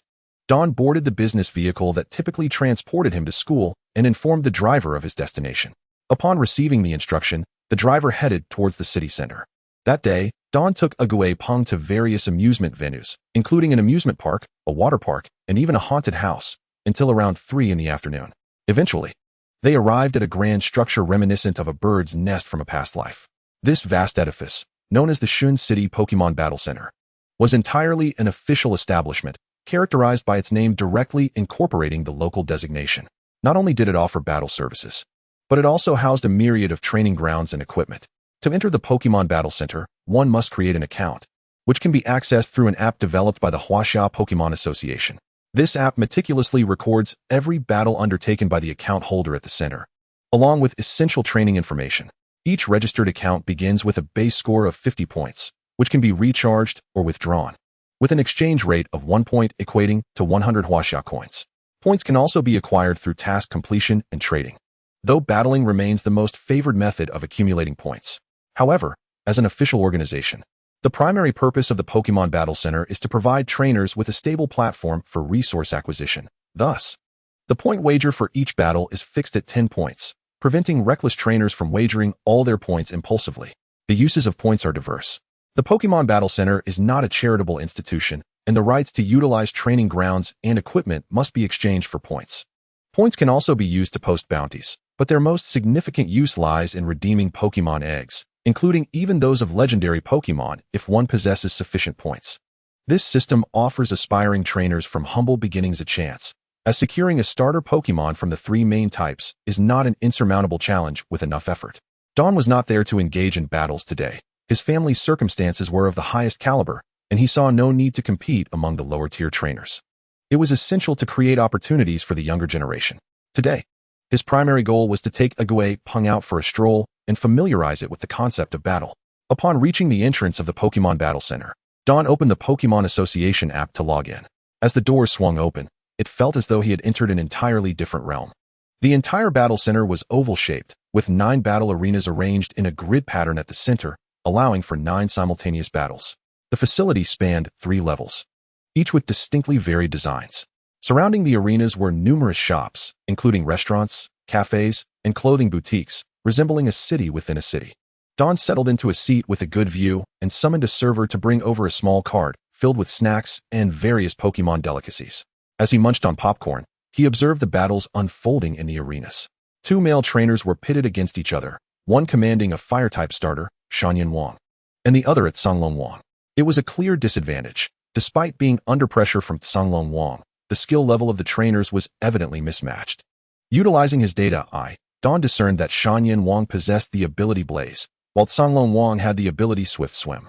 Both Pokemon were at the adult stage, mid-tier. As the battle raged on, it became apparent that Songlong Wang's trainer had yet to initiate Rain Dance. In contrast, Shanyan Wang's trainer had repeatedly employed Grass-type moves, which, while not super effective against Songlong Wang, significantly enhanced Shanyan Wang's speed over the course of the prolonged battle, ultimately exhausting Songlong Wang's stamina. In the end, Songlong Wang sealed the match with a water cannon. Chapter 12, A Talent Unappreciated. After witnessing the entire battle from the spectator seats, Don felt a pang of ambition. The trainer of Shanyan Wang exhibited commendable tactical decision-making and command skills. If his assumptions were correct, he would likely be in need of a special ability ointment. At that moment, Don recalled that the conditions for participating in the National Pokemon Academy League required a team of 5 trainers, each possessing at least 3 Pokemon. Currently, his team consisted of Li Tian, Li Yi, and Wang Hu, leaving 1 slot vacant. Wang Hu, of course, needed no introduction as his closest friend. He would undoubtedly step up if Don required assistance. As for Li Tian and Li Yi, they had to agree. Did they think the evolution keystone was handed out for free? Just then, having completed a battle, Li Xiang returned to Shanyan Wang and was about to exit the battle area when he heard a notification sound from his phone. Upon checking, he found a message stating, "Trainer Don wishes to add you as a friend," accompanied by a note that Trainer Don has gifted you 100 points. After reading the message, Li Xiang glanced at the spectator area and spotted a youth surrounded by snacks and accompanied by a green Pokemon, waving at him. Upon receiving Li Xiang's acknowledgement, Don gestured towards the cafe outside the battle area, indicating they should converse there. A moment later, the two settled into a corner booth at the cafe. Don scrutinized Li Xiang, noting that his first impression was of an ordinary-looking, slender youth whose demeanor was somewhat reserved, one who would likely be bullied by schoolyard thugs. Don introduced himself. "I am Don, a senior at Shun City 4th High School." "Hello. My name is Li Xiang, a fellow senior at Shun City 7th High School, just like you," he replied. After this brief introduction, Don learned that Li Xiang was also preparing for the upcoming college entrance examination and could potentially join his team. I plan to participate in the National Pokemon Academy League during my first year at university, but my team is currently one member short. Would you be interested in joining? Li Xiang was taken aback. It was unexpected for someone to choose him as a teammate. Although he excelled academically and had a decent level of Pokemon strength, his introverted nature had led him to be friendless in school. Thus, the invitation left him somewhat flustered. Before Li Xiang could respond, Dawn interjected. I intend to attend the Magical City Pokemon Academy after the examinations, and given your academic performance, gaining admission should pose no challenge. Winning the National Pokemon Academy League is the goal of every student, and my team would be your best choice. I observed your battle earlier, considering your fighting style. I believe the ability Swift Swim would suit you perfectly. If you agree to join my team, I shall provide you with a special ability ointment. Upon hearing that joining the team would entitle him to a special attribute patch, Li Xiang felt a surge of excitement. He was acutely aware of the significance of the attribute patch to his endeavors. In truth, Li Xiang's family background was quite favorable. However, his prolonged stay at the Pokemon Battle Academy was largely motivated by the pursuit of this coveted patch. Unfortunately, given his family's connections, acquiring such a patch through conventional means was utterly futile. He could only accumulate points at the Pokemon Battle Center to redeem it. Had his Flareon been endowed with the ability of the ability capsule during the previous match, he would undoubtedly have triumphed over his opponent. Thus, the prospect of receiving a patch simply by joining this individual's team was undeniably enticing. As for the reliability of recruiting teammates based on incentives, Li Ming held no reservations. From his interactions and the demeanor of Li Xiang, it was evident that he was not the type to sever ties once he had crossed the river. As the team members underwent a period of adjustment, any initial hesitations would naturally dissipate. Li Xiang then declared, "Very well, I agree to join your team. In fact, the University of Magic City is the institution I have long aspired to attend. I will be participating in the National Pokemon Academy League, and having teammates from Shenzhen would certainly foster a sense of camaraderie." Curiosity piqued, he continued, "Given your impressive credentials, you could have easily secured a spot at Kyoto University. What prompted your choice of Magic City University instead?"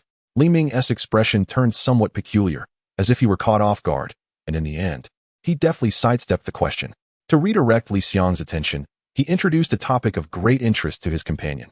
"Since you plan to ally with me, as the captain, it is essential for me to understand your future plans. What Pokemon do you intend to select as your second?" Upon hearing this question, Li Xiang transformed, speaking with fervor. "I am considering a Blaze Tiger as my second Pokemon. Ideally, I would like one with the Intimidate ability. If my Flareon possesses the ability capsule, my team will have minimal vulnerabilities, thus I wish to select a Blaze Tiger to serve as a supportive role." Li Ming expressed approval, assuring him he would assist in procuring it. Internally, he mused that both the Intimidate ability of the Blaze Tiger and the Poison Heal ability of the Scorpion King were hidden traits. It would be best to utilize the breeding house and the data eye for selection, as relying solely on attribute patches would be prohibitively costly. Additionally, the sharpness ability of the Galade is rather rare, and if he secured first place in the provincial tournament, he would have the opportunity to choose 3 Pokemon. After a lengthy discussion, both concluded that it was getting late and bid each other farewell. As they exited the Pokemon Battle Center, Li Ming entrusted Li Xiang with the attribute patch stored in the system warehouse. Upon returning home, after a refreshing shower and just as he was about to rest, a surge of potent fighting-type energy erupted from the outskirts of Shenzhen. When Li Ming stepped outside, he found that nearly all of his family had gathered. Li Ting announced, "There has been a disturbance in the fighting-type secret realm of Shenzhen. Yangdong, you shall accompany me." The others were instructed to return to their slumber. With that, Li Ting summoned a fire arrow eagle from its pokeball, and he and Yangdong ascended onto its back, soaring towards the source of the fighting energy.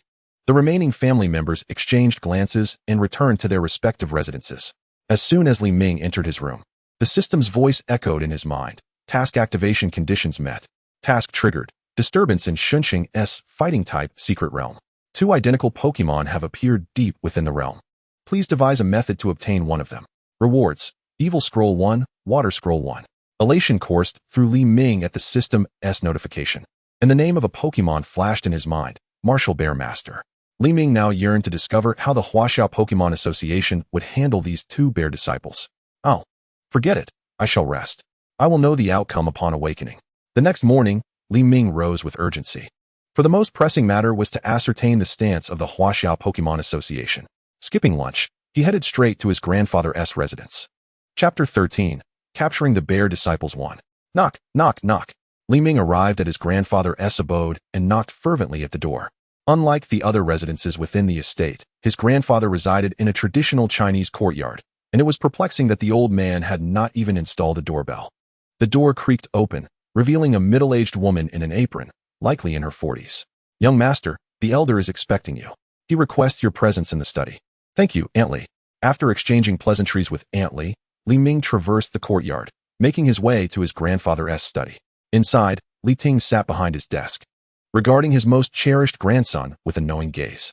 "I anticipated your arrival. You wish to inquire about yesterday's disturbance in the fighting-type secret realm, do you not?"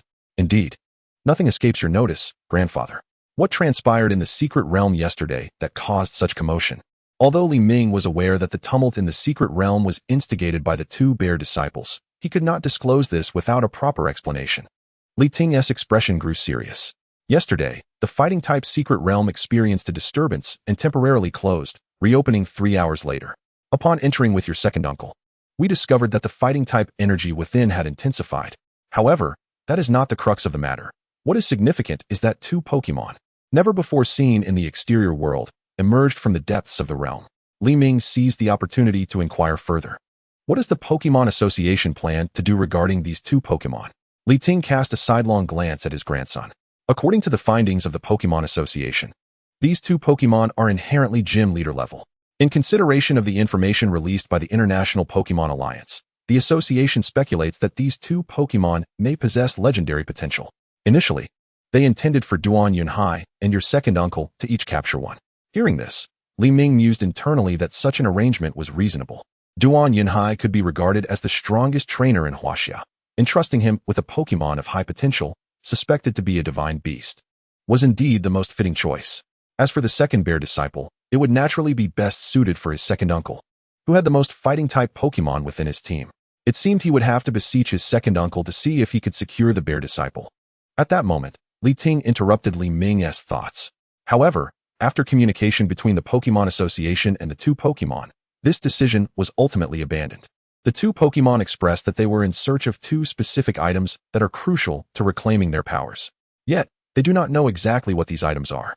If someone can retrieve what they seek, they are willing to follow that person to train. Upon hearing his grandfather's words, Li Ming was filled with exuberance. The items the two bear disciples sought were likely the Evil Scroll and Water Scroll. Although he could only claim the task rewards after capturing the bear disciples, he believed that if he merely mentioned the names of these two items, they would naturally follow him.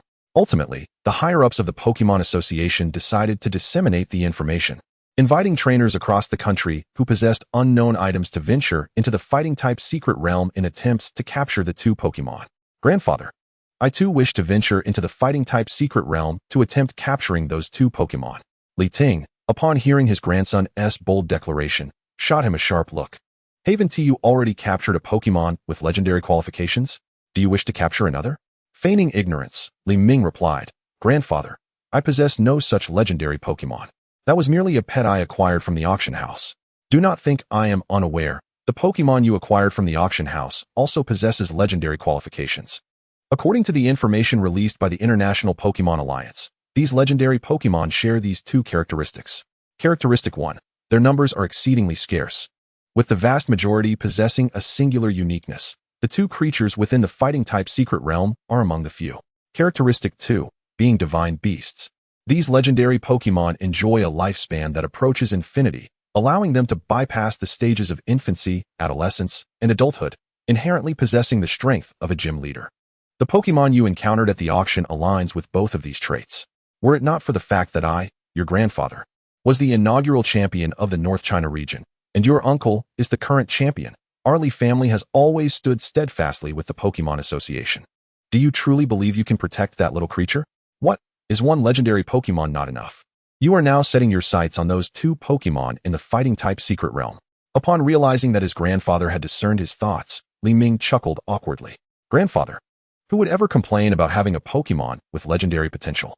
Seeing his grandson's response, Li Ting sighed. Naturally I hope you can capture more Pokemon with high potential. But our Li family lacks any special items or artifacts. Even if you went, you would have no chance of capturing those two Pokemon." Li Ming understood that his grandfather was not lying. Despite the Li family's considerable stature, they genuinely lacked items with extraordinary abilities.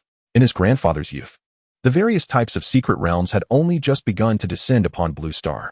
At that time, many initial trainers, including Li Ming, ventured into the secret realms, where various items and artifacts were scattered. The only item the Li family acquired was a method for processing berries into dried fruit, which ultimately led to the establishment of the Pokemon food industry under the Li Ming group. It is important to clarify that this world also possesses Pokemon items. However, the items currently available on the market are merely textiles, which possess only half the effectiveness of the original items. For instance, the Black Glass's originally enhanced Dark-type moves by 20%, but the manufactured product only provides a 10% boost. Returning to the main point. Upon noticing his grandfather's willingness to relent, Li Ming felt determined to at least explore the possibility of capturing those two Pokemon, assuring his grandfather, "Do not worry. I merely wish to see if there is an opportunity to capture those two Pokemon. As for special items, I will devise my own means to address that." Observing his grandson's resolute demeanor, as if he would remain in the study until allowed to go, Li Ting conceded, "Since you wish to go, then go ahead. Even if you return empty-handed, do not be disheartened. Remember, not every good fortune is destined to fall upon you." The announcement regarding the opportunity to capture the two Pokemon will be made public in 3 days. However, family members of high-ranking officials within the association may proceed early. "Tomorrow, I will have the driver take you there." "Excellent. I shall prepare immediately." Chapter 14. Capturing the Bear Apprentice 2.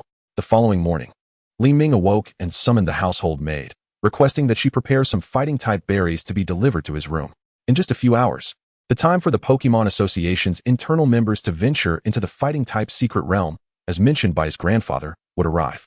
He had feigned to his grandfather that he would prepare rare items, but in truth, he possessed none. Yet, he could not go empty-handed. Thus, Li Ming resolved to create some fighting-type energy cubes.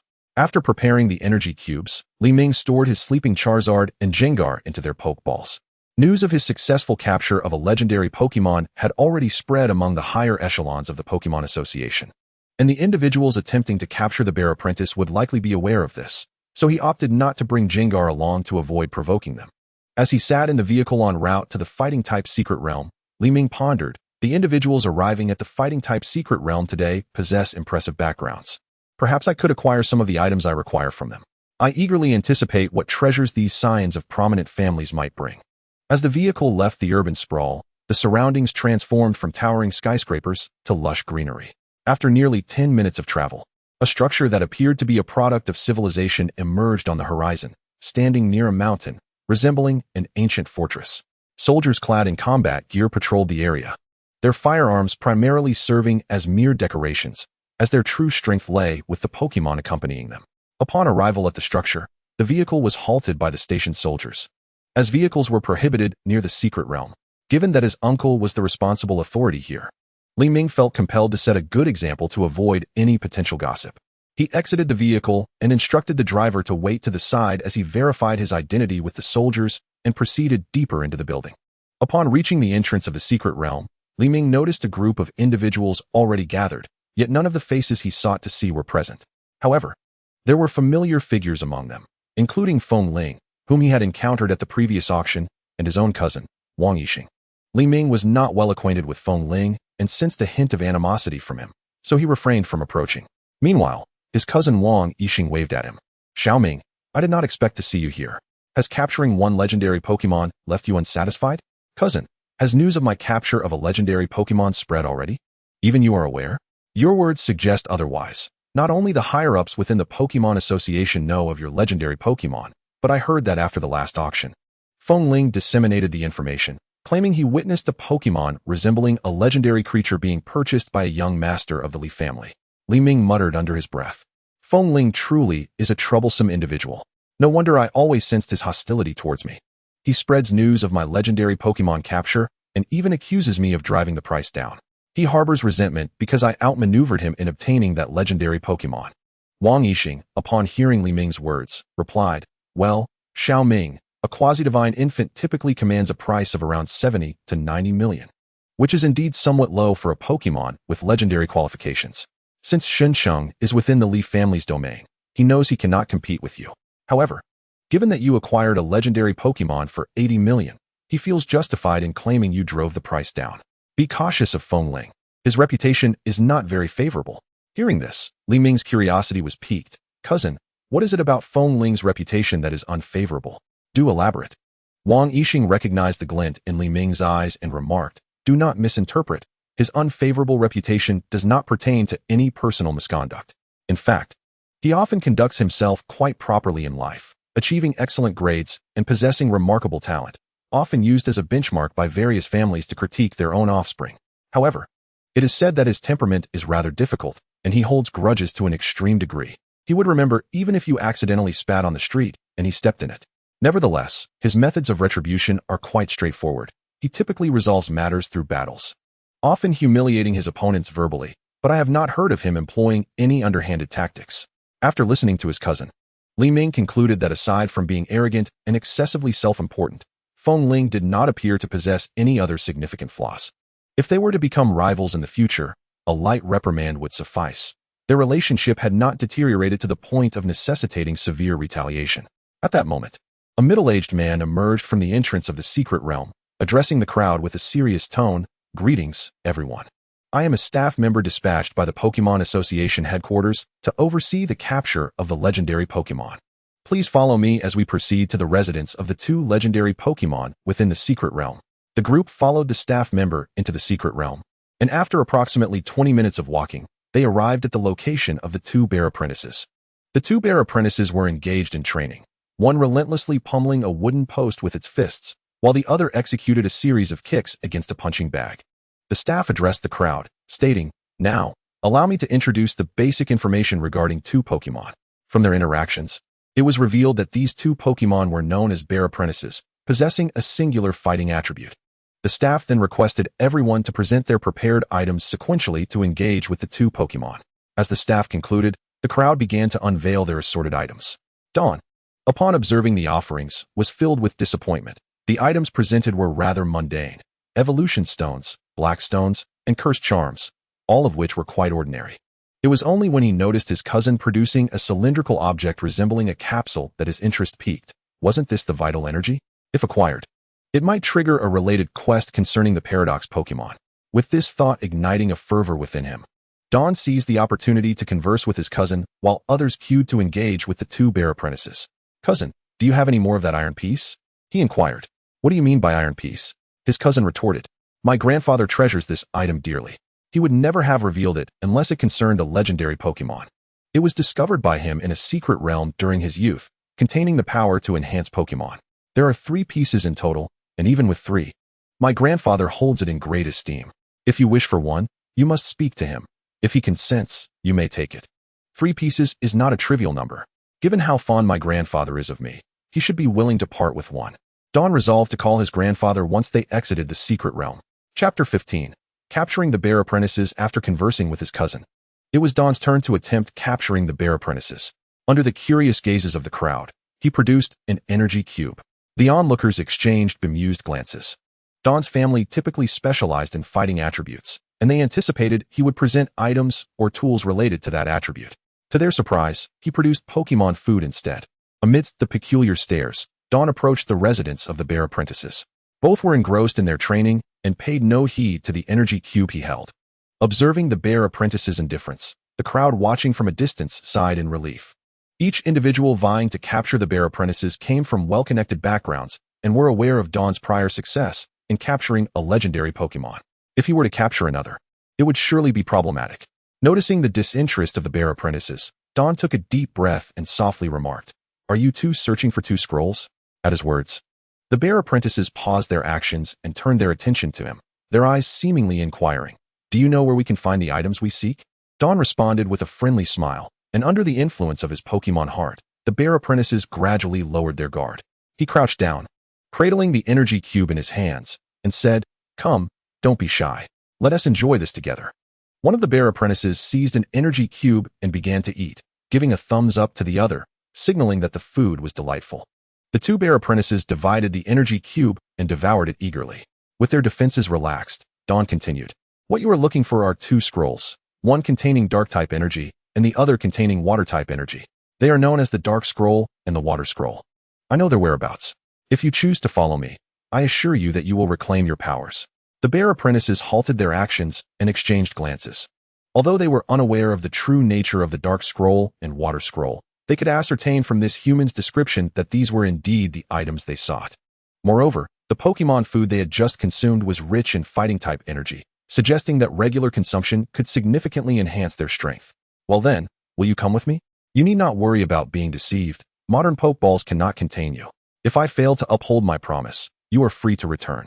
The bear apprentices exchanged another look and nodded in agreement. Seeing their acquiescence, Dawn produced 2 Pokeballs, one of which was a custom-designed luxury ball, specially ordered from the Pokeball shop just days prior.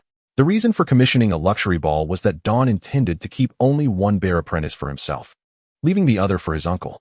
Given that their roles in his team overlapped, this arrangement would also enhance his uncle's capabilities. As the 2 bear apprentices were drawn into the Pokeballs, a system notification resonated in Dawn's ears. Task completed. Rewards have been distributed. Please check your system repository.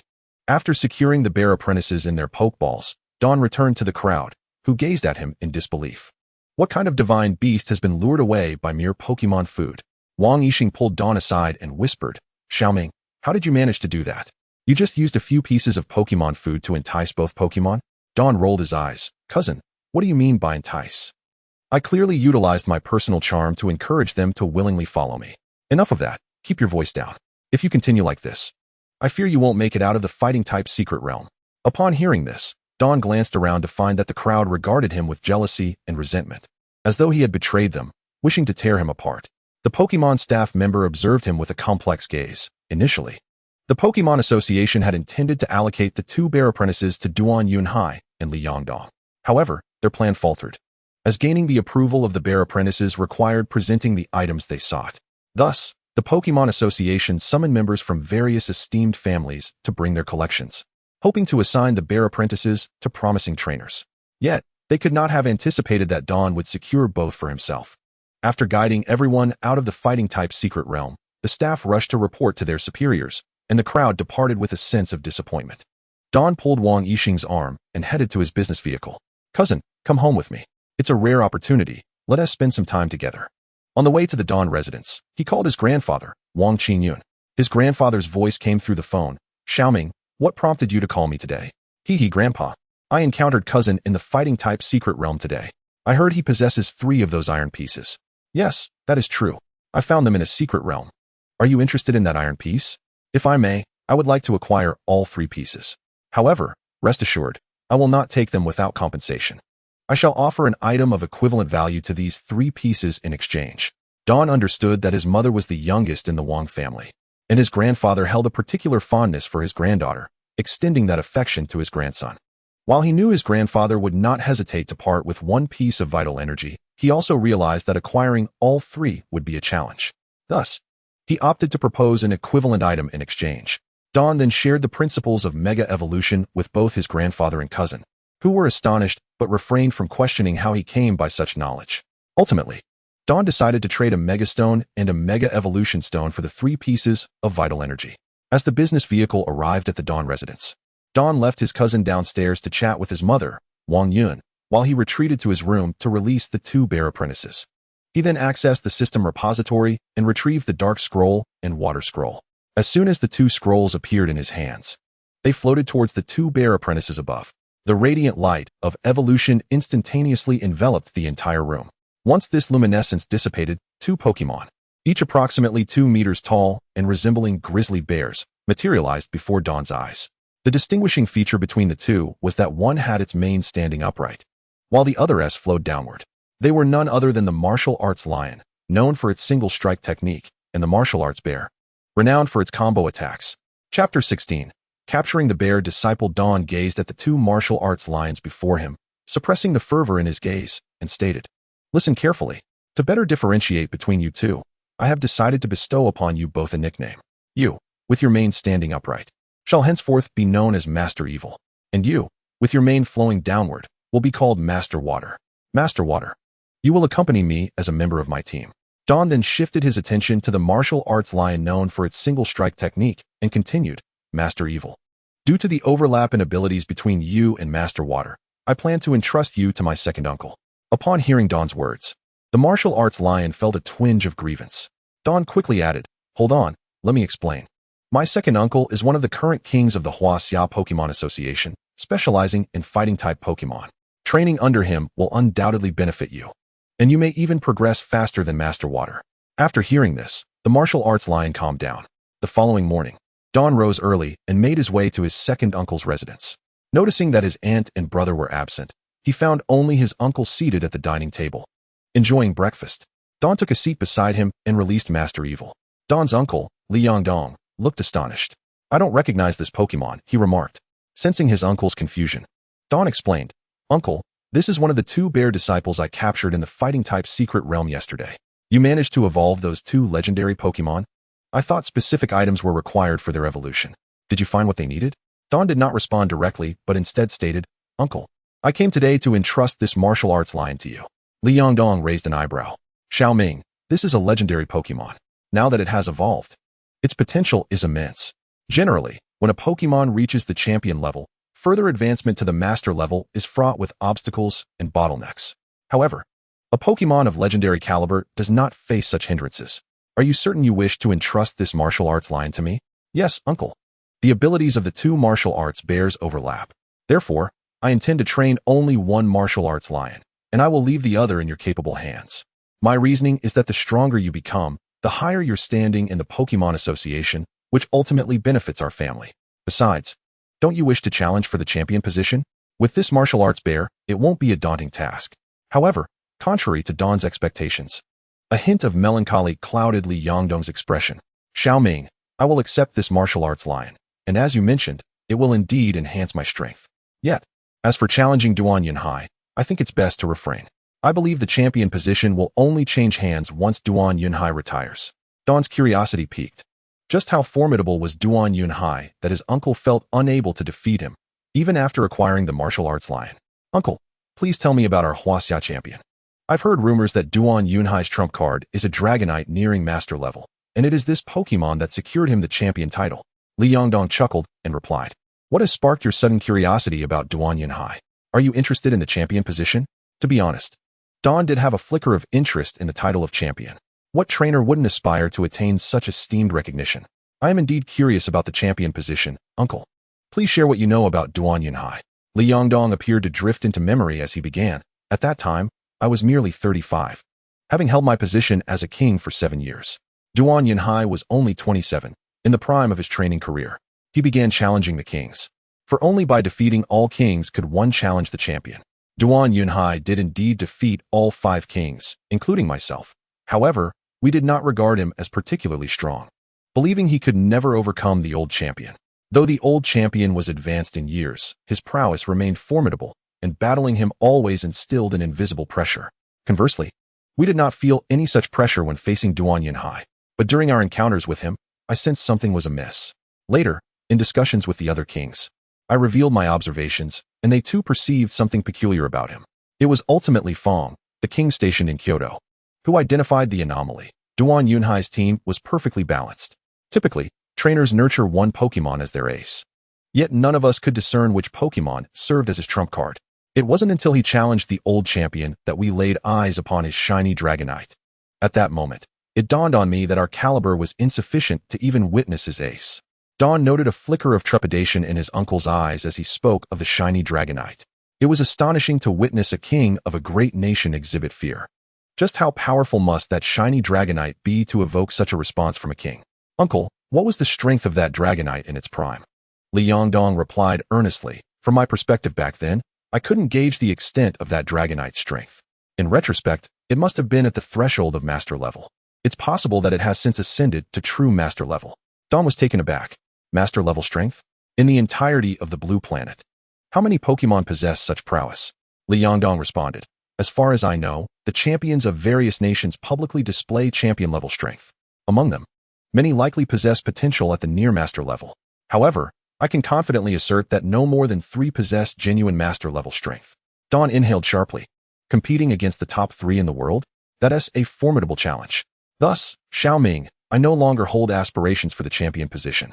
If you wish to pursue it, devote all your energies to training. Among the younger generation in our family, you possess the most exceptional talent. Your brother, Li Tian, has the potential to inherit my position as a king, but if our family wishes to ascend further, it will hinge on you. Before Li Ming could continue his counsel, Don interjected, "All right, Uncle, I have entrusted the martial arts bear to you. The Shuncheng Intercollegiate Exchange Competition is tomorrow, and I must return to prepare. No need to see me off, uncle. This statement was made as Dawn hurriedly departed, contemplating the challenge of facing the Huaxia champion, but prioritizing the impending intercollegiate exchange competition. Chapter 17. The exchange competition. The morning sun illuminated the youth's face as, accompanied by the sound of his alarm, Dawn returned from the head of his Latios to his own bed. Nearby, his Charizard adeptly extinguished the alarm with its tail. Dawn grumbled in annoyance. Damn it. I just commanded Latios to execute a 1-in-7 maneuver, and yet I was ultimately defeated by an alarm clock. With that, he rummaged through the bedding and retrieved his phone. Upon glancing at the date, it dawned on him that the time for the exchange competition had arrived. Suddenly, an idea sparked in his mind.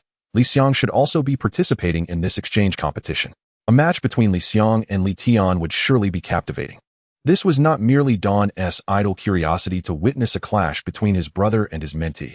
He believed that with the ability of Li Xiang's Blaziken, possessing the ability Speed Boost, it could potentially triumph over Li Tian's Tyranitar. Not only would he assess Li Xiang's current strength, but he could also use Li Xiang to put some pressure on Li Tian. Although my younger brother diligently trains, he holds a dismissive attitude towards tactics in Pokemon battles, believing that not being able to win simply means one is not strong enough, and that strategy plays no role. Thus, Dawn intends for Li Xiang to impart a lesson to his brother, enlightening him on the significance of tactics. With this thought in mind, Dawn retrieves the number he saved on his phone from their last conversation. A few seconds later, the call connects, and Li Xiang's voice emerges. Hello. May I ask who this is? This is Dawn. Please save this number for future reference. By the way, you will be participating in the exchange competition today, right? Yes. I will be taking part in today's exchange competition. Should I let the contestant from the 4th Advanced Academy win during our battle? Dawn responds sternly. What are you saying? How could I allow my team to throw a match? Today, I want you to give your all to defeat someone named Li Tian. Li Xiang hesitates. Captain, does this Li Tian have a grudge against you? Not at all. Li Tian is my younger brother. He does not place enough emphasis on tactics in battles, so I need you to set him straight. Li Xiang is left speechless. Is it normal to have one's team battle against one's own brother? After conveying his instructions, Dawn hangs up and prepares to head to school. When the three arrive at the school gate, they are puzzled. They came quite early, yet there are so few students moving about on campus. After inquiring with a passing junior, they learn that most students have gathered on the playground. The remaining students wandering the campus are merely those assigned to clean. Soon, even these cleaners will join the assembly. Li Tian curiously asks, Assembly? Shouldn't the exchange competition be held in the indoor training facility? Why are we gathering on the playground? The junior, holding a broom, replies, I just found out myself. This morning, the teacher announced that to emphasize the Pokemon Association's importance regarding this Academy exchange competition, it will be held at the Shuncheng Pokemon Battle Center. Moreover, this exchange competition is open to the public, allowing all registered trainers at the Pokemon Center to attend and watch. After hearing the junior's explanation, the trio hurried to the playground assembly. Dawn muses internally. The Pokemon Association has truly invested significantly this time, utilizing the Shuncheng Pokemon Battle Center as the venue for this Academy exchange competition. In truth, this move by the Pokemon Association is also a means of nurturing new trainers. The exchange competition is sure to attract instructors from top institutions nationwide, who can then report standout participants to their respective academies, providing these trainers with a better learning environment. Judging a trainer's capabilities solely by exam scores is somewhat hasty. Such scores reflect Pokemon's strength rather than the trainer's role in battles. Thus, each year, various institutions send teachers to Pokemon battle centers nationwide to scout for promising trainers who may not have performed well academically. The Pokemon Association's actions significantly facilitate these institutions in locating potential trainers with great promise but less than ideal scores. Once all the faculty and students have gathered, the three board the bus prepared by the Pokemon Association, heading towards the Pokemon Battle Center in the city center. Upon nearing the battle center, Dawn is astonished by the throngs of spectators. It resembles a concert for a beloved idol, with people crowding the front entrance. Dawn wonders where all these onlookers have come from. After all, it is merely an exchange competition between high school students. Unbeknownst to Dawn, the crowd consists primarily of students who graduated from various advanced academies in Shuncheng last year, drawn here out of sheer curiosity. The bus arrives at the back entrance of the Pokemon Battle Center, where they are led inside by their teachers. Dawn, Li Tian, and Li Yi are seated in the contestant area. Half an hour later, students from other academies also enter the battle center, and the staff then opens the main entrance, allowing spectators to enter. Under the diligent efforts of the venue staff, order is finally restored within the arena. Everyone present eagerly anticipates the battles that await. The previous 9 battle arenas converge into a single, standard competition arena. A woman steps onto the stage, holding a microphone close to her lips, and announces, "Good morning, everyone. I am the general manager of the Shuncheng Pokemon Battle Center, and I will serve as the referee for today's exchange competition. Allow me to explain the rules. There are 30 participants in this competition, with a format of 30 battling to advance 15. One participant will sit out while 14 battle, allowing 7 to advance. This pattern continues, with 8 battling to advance 4, and so forth. At this moment, for screens descend from above, facing different directions to ensure visibility for all spectators. The screens display images of the 30 contestants, along with the names and their respective academies. The referee continues, "Please look at the screens, as we will soon conduct the draw for matchups. Contestants who draw even numbers will challenge one of those who draw odd numbers. The order of challenge will follow the sequence of 2, 4, 6, and so on, up to 30. The results of the draw will be displayed on the screens above." A staff member, holding a box, approaches the contestants to begin the drawing process. Before long, the contestants complete the draw, and Dawn, Li Tian, and Li Yi gather together, wide-eyed in astonishment. Remarkably, all 3 draw odd numbers. Chapter 18, Exchange Competition 2. Dawn is at a loss for words. What terrible luck! To achieve a favorable outcome in this exchange competition, good fortune is paramount. Despite being merely an exchange competition, its semi-public nature means the school will undoubtedly gather information on other competitors to share with its own students.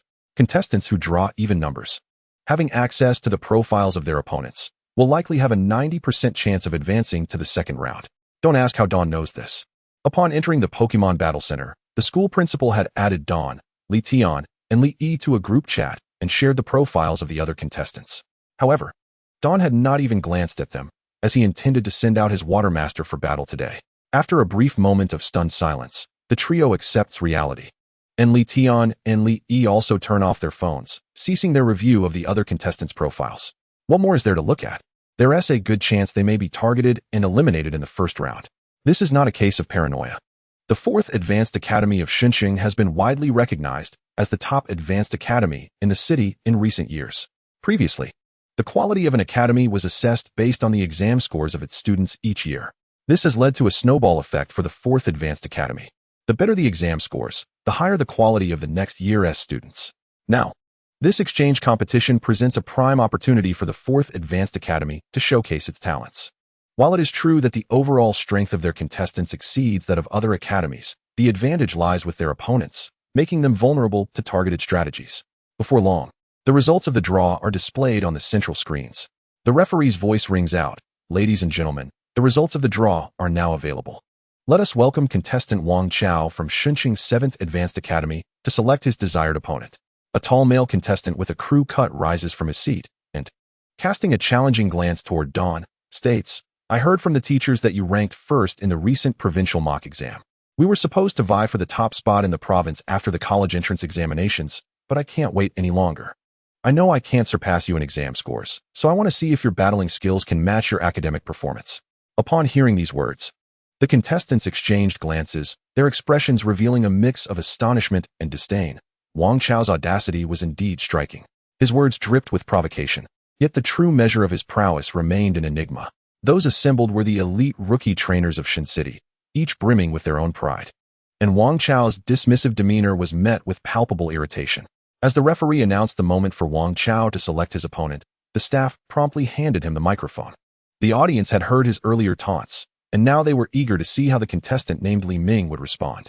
At that moment, a tall youth, approximately 180 centimeters in height, with gentle features and striking good looks, rose from the contestant seats. This was Li Ming.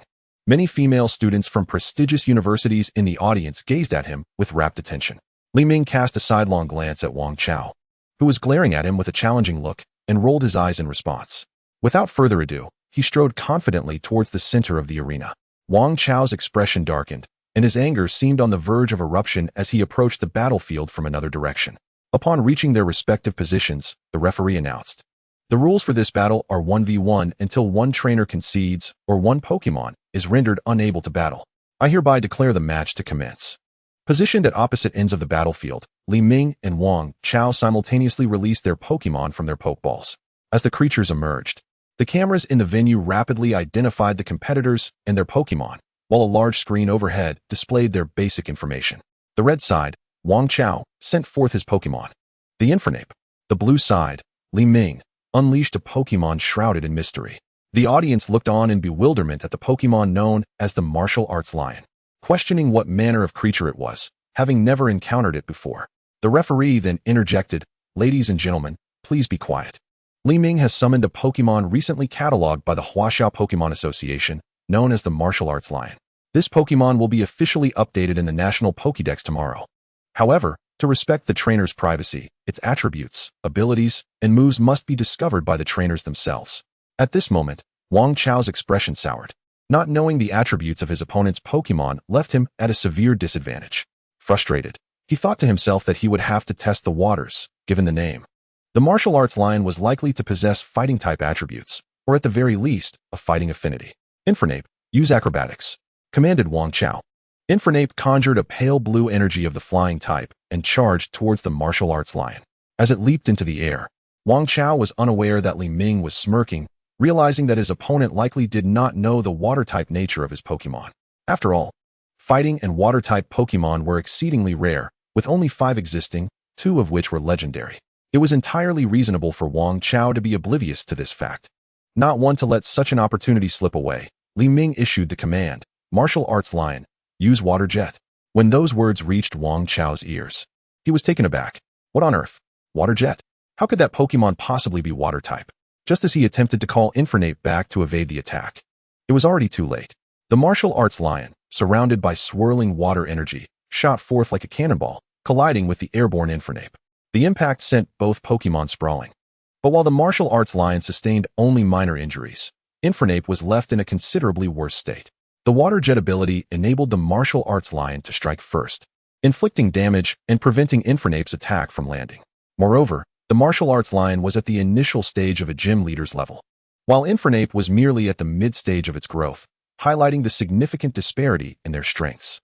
Realizing the overwhelming difference in their capabilities, Wang Chao shouted, "Infernape, retreat."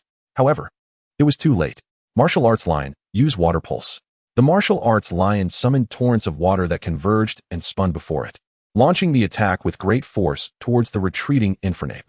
Witnessing the impending water pulse, Wang Chao understood that his opponent was intent on finishing the battle. Infernape, in its current state, would undoubtedly be unable to withstand such a move, prompting Wang Chao to command, "Infernape, use Protect." Infernape halted its retreat, crossing its arms in front of its chest, conjuring a shield of gray energy. The martial arts lion crashed into the shield with tremendous force. However, what transpired next astonished everyone present. As the martial arts lion collided with Infernape, it inexplicably passed through the barrier formed by the Protect move, an event unseen by the spectators. Infernape was sent flying, losing the ability to continue battling. An eerie silence enveloped the arena, with even the referee momentarily stunned before announcing, "The victor of this match is Li Ming." Li Ming promptly returned the martial arts lion to its Pokeball and walked back to the contestant seats amidst the audience's incredulous gazes. Meanwhile, Wang Chao remained dazed for a considerable time before recollecting himself and returning Infernape to its Pokeball. Choosing not to head to the temporary medical station as Infernape's injuries were minor, it was merely unconscious. Allowing the Pokémon to recover naturally would benefit its growth and strength. The referee's voice resounded once more, inviting Li Xiang to select his challenger. Li Ming observed as Li Xiang stood up in the distance, visibly nervous. With a voice quivering slightly as he declared, "I wish to challenge Li Tian from the 4th High School." Li Tian frowned and glanced at his older brother and sister, remarking, "It seems we are indeed being targeted." Although Li Yi had no words to express, her furrowed brow betrayed her concern. Li Ming, however, maintained a composed demeanor, reminding himself to keep his expression neutral. "Even if both of you faced adversity and lost your matches, it would be all right. I will provide support. Nevertheless, despite my backing, you must still perform to the best of your abilities." Li Tian and Li Yi exchanged glances with their elder brother, nodding in agreement. With that, Li Xiang and Li Tian made their way to the battlefield. Once the referee declared the match to begin, both trainers released their Pokémon. The screen above displayed their information. Red side, Li Xiang, with his Pokémon, the Blaziken. Blue side, Li Tian, with his Pokémon, Tyranitar. The battle was imminent. And with fervent determination, Li Tian launched the first assault, commanding Tyranitar to use Earthquake. Tyranitar roared mightily, stomping its right foot down with great force, causing the ground to tremble as dirt surged towards Blaziken like a tidal wave.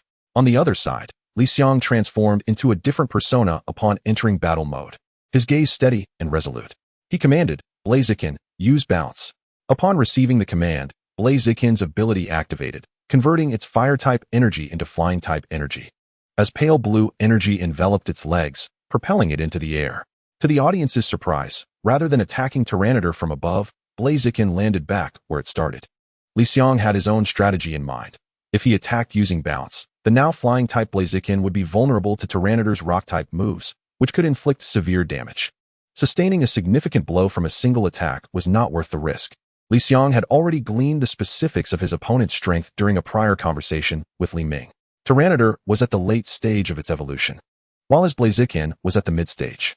Given the inherent damage boost of rock-type moves, combined with the fact that Blaziken was now a flying type, it would be doubly weak to rock-type attacks. If hit, the damage would be catastrophic, perhaps leaving little room for recovery. At this moment, Li Tian also came to realize that the opponent's Blazing Ace possessed the ability of the Freerunner, complicating matters significantly. Fortunately, the sandstorm generated by the Sand Force ability would continuously deplete the opponent's strength. Seizing the opportunity while the adversary was deep in thought, Li Xiang commanded, Blazing Ace. Use Bulk Up.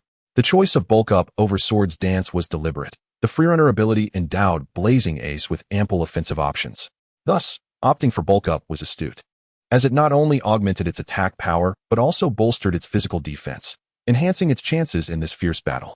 From the sidelines, Li Ming observed Li Xiang's strategic maneuver with a quiet admiration. Acknowledging that a direct confrontation would yield unfavorable results, he sought to capitalize on opportunities to strengthen his position. Indeed, the benefits of having a reliable ally, acquired through the investment in abilities, were manifesting. In the midst of the battle, Li Tian made a decisive resolution. He could not allow the opponent to fortify their stance any further. Banjiris, unleash Earthquake. He commanded. Banjiris's arms shimmered with a radiant white energy, pulsating as it coalesced into formidable claws, glistening ominously in crimson. With a fierce swipe, Banjiris charged towards Blazing Ace. In the audience, spectators speculated that, given Li Xiang's combat style, he might employ the Ghost-type move Shadow Ball to transform Blazing Ace into a Ghost-type, thereby evading Banjiris's assault. Others conjectured that he might opt for a flying knee to engage Banjiris head-on. However, Li Xiang harbored a different strategy. Shadow Ball was not a viable option. Blazing Ace lacked exceptional special attack capabilities, and the opponent was not susceptible to Ghost-type moves. Moreover, under the Sandstorm, Banjiris's special defense would be augmented by 50%. Should he allow Banjiris to close the distance, a single bite would likely conclude the battle.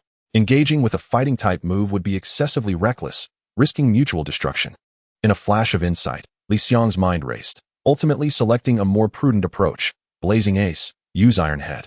Instantly, a layer of gray steel-type energy enveloped Blazing Ace's head as it propelled itself toward the oncoming Banjiris. This was a sagacious decision. Steel-type moves not only resisted normal-type attacks, but also inflicted double damage against Banjiris. Coupled with the earlier boost from Bulk Up, Blazing Ace should be able to hold its own against the formidable foe. The two Pokemon collided and were swiftly repelled, each staggering backward. Banjiris's eyes grew even more crimson, indicating it had sustained significant injury from the earlier clash. Seizing the moment while Banjiris remained disoriented, Li Xiang hastily commanded, Blazing Ace, use Low Kick. Blazing Ace charged at Banjiris, lowering its center of gravity before delivering a powerful kick to Banjiris's lower body, sending it crashing to the ground. Li Tian, recognizing the opportunity, ordered, Banjiris, use Earthquake. Given their proximity to the ground, this earthquake struck Blazing Ace directly. However, thanks to the earlier use of Bulk Up, the attack did not immediately incapacitate Blazing Ace. Yet, it was evident that Blazing Ace was now at its limits. Witnessing this, Li Xiang's expression remained calm. He simply stated, that is sufficient. Blazing Ace, use Last Resort.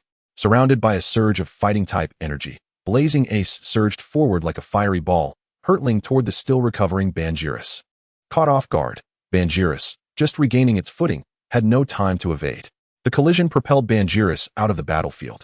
I declare the winner of this semi-final match to be contestant Li Xiang, the referee announced, his voice trembling in awe. The battle had been nothing short of spectacular. A textbook example of the underdog triumphing over the favored opponent. As Li Tian exited the arena, he wore a grim expression, having never anticipated that his Bangiris would be bested by a Fire-type starter Pokemon. The reality of the freerunner ability still felt surreal to him. Meanwhile, Li Xiong, emerging from the battle, did not exude the demeanor of a victor. Rather, he returned to his seat with a sense of trepidation, as though burdened by a guilty conscience. After a moment of silence, Li Tian suddenly spoke. "Brother, I no longer wish to attend the Magic City Academy. I wish to go to the Kyoto Academy instead, where the competition is fiercer. This battle has revealed my shortcomings, thus I cannot accompany you to the Magic City." Li Ming smiled at his younger brother, placing a reassuring hand on his shoulder. "Brother, I support your decision. It is commendable that you wish to grow stronger, and the Kyoto Academy is indeed more suited to you. To facilitate your development, I have decided to withhold the Mega Evolution item I previously promised until after your university graduation." Li Tian nearly leapt from his seat in desperation. "No, brother. How can you renege on your promise?" The two brothers engaged in a playful argument over the Mega Evolution item, ultimately leading Li Ming to relent. In truth, he had merely been jesting. Retaining the evolution keystone was of little consequence, and it would be better utilized to enhance the abilities of his younger siblings. The referee continued, announcing the next challenger. The challenger for the third match is Li Tongtong, who unsurprisingly has chosen to face Li Yi. In this encounter, Li Yi found herself at a significant disadvantage. Li Tongtong's initial Pokemon was a Lapras with the ability Water Absorb, effectively nullifying any water-type moves from Shishir-Hain. Exploiting the physical defense weaknesses of Shishir-Hain, Lapras relentlessly employed Earthquake and Heavy Slam to chip away at its HP. Leveraging Lapras's commendable stamina, she ultimately secured victory. In the subsequent round, it seemed Li Tongtong had said something to Li Yi, and from her lip movements, it was evident that it was not a kind remark. Observing his sister return to the contestant's seat with a frown, Li Ming approached to offer solace. "Do not fret. Everyone witnessed how your opponent achieved victory. Your perseverance has proven your capabilities. In the top 15 advancing to 8, I will likely be given a bye, and when we reach the top 8, I shall help you reclaim your honor." Taking a deep breath, Li Yi mirrored Li Tian's earlier decision, opting not to attend the Magic City Academy. However, instead of Kyoto Academy, she chose to enroll at Guangqing Academy. The recent advancements of Guangqing Academy rivaled those of other top institutions, and her choice was motivated by a desire for independence. Having been sheltered by her brothers for so long, she felt it was time to explore the world on her own. Ultimately, Li Yi expressed her resolve not to rely on Li Ming for retribution. She would reclaim her honor in due time. After hearing his sister's sentiments, Li Ming fell into a contemplative silence. His feelings were decidedly mixed. He felt pride in his sister's growth, yet resentment at losing 2 team members. "Damn this exhibition match," he thought. "I've lost 2 of my team members in 3 rounds. The worst part is that one of them was due to my own decisions." While his siblings sought alternative educational institutions for better opportunities, he felt a mix of happiness for their choices and concern about whether they would find capable teammates with both skill and temperament. Thus, Li Ming's mood soured. In times of discontent, one seeks an outlet. He cast his gaze toward Li Tongtong, who was laughing and chatting with her companions, his eyes narrowing. "How dare she mock my sister after achieving victory through cunning tactics? Just wait and see how I will settle this score." At this juncture, one might question what wrong Li Tongtong had committed. After all, leveraging Pokemon abilities to counter opponents is a common strategy. It could simply be said that Li Yi's luck had run out. Yet, the reality remained. The competitors' profiles were largely public information, and it was clear that Li Tongtong had targeted Li Yi. Understanding one's Pokemon's type advantages over an opponent may indeed seem somewhat underhanded, yet it remains within the bounds of competition rules. However, to mock one's adversary after securing victory through such means is rather excessive. Returning to the matter at hand, the referee in the arena was diligently overseeing the ongoing match, while Li Tian and Li Yi observed the battle with keen interest from the sidelines. Li Ming, feeling a touch of ennui, pulled out his phone and sent a message to Li Xiong, suggesting they step outside for a moment rather than focus on the match. After obtaining permission from the supervising teacher, Li Ming exited the Pokemon Battle Center and ordered 2 cups of milk tea at a nearby cafe, taking a seat to await Li Xiong's arrival. Moments later, Li Xiong appeared at the back entrance of the Pokemon Battle Center, prompting Li Ming to wave him over. Once Li Xiong settled down, Li Ming handed him one of the milk teas he had ordered. "This is for you. Let us sip and chat." As they enjoyed their drinks, Li Xiong inquired, "Captain, did you call me out here for something specific?" Li Ming feigned a pained expression, replying, "Don't even get me started. Because of this exchange match, our team has already lost 2 members in less than half a day. Are those 2 members sitting beside you?" Li Xiong asked. "Indeed. The 2 you see are our team members, leaving us with only 3 now, Li Ming lamented. This has put me in a foul mood. I take full responsibility for my brother's departure, but the behavior of that Li Tongtong was rather excessive. She seemed to taunt my sister after their match. At this revelation, Li Xiang realized that the male and female competitors were indeed relatives of his captain. Stammering, he said, "Captain, I can read lips." I also caught what Li Tongtong said before she left the match. Li Ming's eyes brightened. No wonder he had chosen such a talented teammate. "You don't need to call me captain anymore. Just call me Minggu.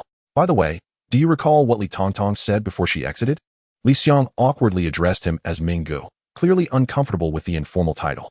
"Well, she said something along the lines of, even if you start with a powerful starter Pokemon, you still can't defeat your opponent. Useless.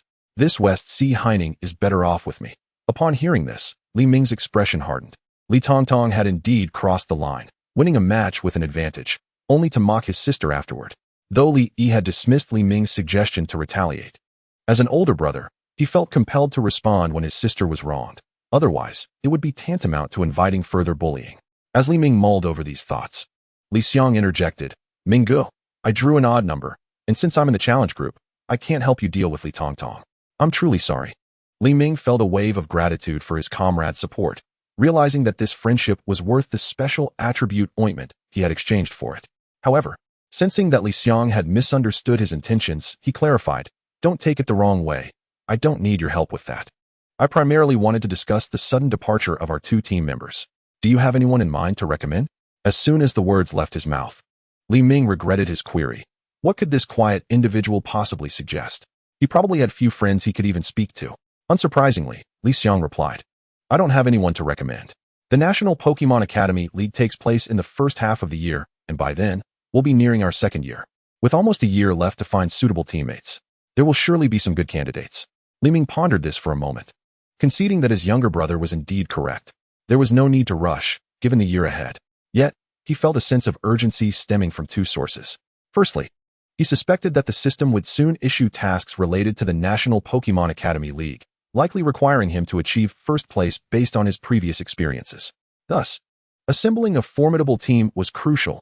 No matter how strong he was individually, he could not disregard the rules of engagement and single-handedly defeat 5 opponents. The second reason was tied to a personal commitment. Since finding suitable teammates was proving difficult, he resolved to focus on enhancing the quality of his current team members. Looking across at Li Xiang, he began, "After I secure first place in the province, I will go to the breeding house in Kyoto to help you select an egg of the blazing roaring tiger. You can rest assured of that. Have you set a target for your 3rd Pokemon? If you have, feel free to share. I can assist you with it." Li Xiang felt fortunate to have encountered such a generous captain, who even covered the costs of his teammates capturing Pokemon. "Minggu, I actually intended to capture the blazing roaring tiger as my 3rd Pokemon, but I didn't mention it before because the 2nd Pokemon I want is quite rare. Do not hesitate to express your desires. As long as your requests are reasonable, I will procure even divine Pokemon for you." This decision was a substantial investment for Li Ming. Had he not recognized Li Xiang's combat talent, he would not have made such a long-term commitment. Li Xiang's demeanor brightened at the prospect of acquiring a Pokemon he had long desired, which he believed he would only be able to obtain after graduation and securing a position within the Pokemon Association. Now, hearing that someone was willing to fulfill his wishes seemed almost surreal. Li Xiang had no doubts that his captain was merely making empty promises. He harbored some suspicions regarding Li Ming's background. After all, both the martial arts bear lion he had witnessed today and the green-caped Pokemon he had seen previously were unlike any he had encountered before. Especially the martial arts bear lion. He had witnessed its attack pierce through the defenses of the fire monkey. The water flow break did not disregard the defensive attributes, indicating a connection to its special abilities. A Pokemon that could ignore an opponent's defenses was exceedingly formidable. From this, it was evident that Li Ming's origins were quite extraordinary. "I wish to capture a Shield Sword Pokemon as my 3rd Pokemon." Upon hearing this, Li Ming was taken aback. Though the Shield Sword Pokemon was relatively rare, it was not the rarity that astonished him. Rather, it was the composition of Li Xiang's lineup, a Flare Blitz ace with the Freedom attribute, the universe's foremost blazing roaring tiger, and a Shield Sword Pokemon capable of switching between offensive and defensive forms. Was he attempting to frustrate his opponents? After regaining his composure, Li Ming regarded his younger ally with newfound respect, thinking, "This young man has great potential. With such a lineup and commendable command skills, it's hard to say how strong he truly is, but few at his level could hope to defeat him. All right, Once the college entrance examination concludes, you and I will venture to the Western Ghost-type secret realm. Noticing the time, as the second round of elimination was about to commence, the pair proceeded towards the back entrance of the Pokemon Battle Center. On their way back, Li Xiang shared his thoughts on the structure of the exchange match. The second round will likely involve another draw to select 7 contestants who will choose their opponents. Based on the performances in battle, the teachers from each school will likely allow you to have a bye. Therefore, if you wish to personally eliminate Li Tongtong, you can only hope she advances to the top 4. After hearing Li Xiang's analysis, Li Ming nodded in agreement.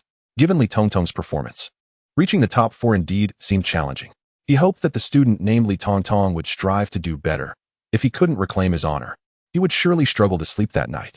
As anticipated, the structure of the exchange match unfolded exactly as Li Xiang had predicted. After a morning's worth of competition, the first 2 rounds of elimination finally concluded. During the second round, in which 15 contestants were reduced to 8, the school officials indeed opted to allow Li Ming to have a bye. After all, the impressive performance of the initial stage gym leader's martial arts bear lion was simply too remarkable. However, to Li Ming's delight, the contestant named Li Tongtong had managed to advance to the third round. However, advancing to the third round proved futile, as the instructors from various esteemed academies were far from oblivious. They had keenly observed Li Tongtong's performance in the battles, and regardless of whether she clinched the championship, none of the academies would extend an olive branch to her, given her combat prowess.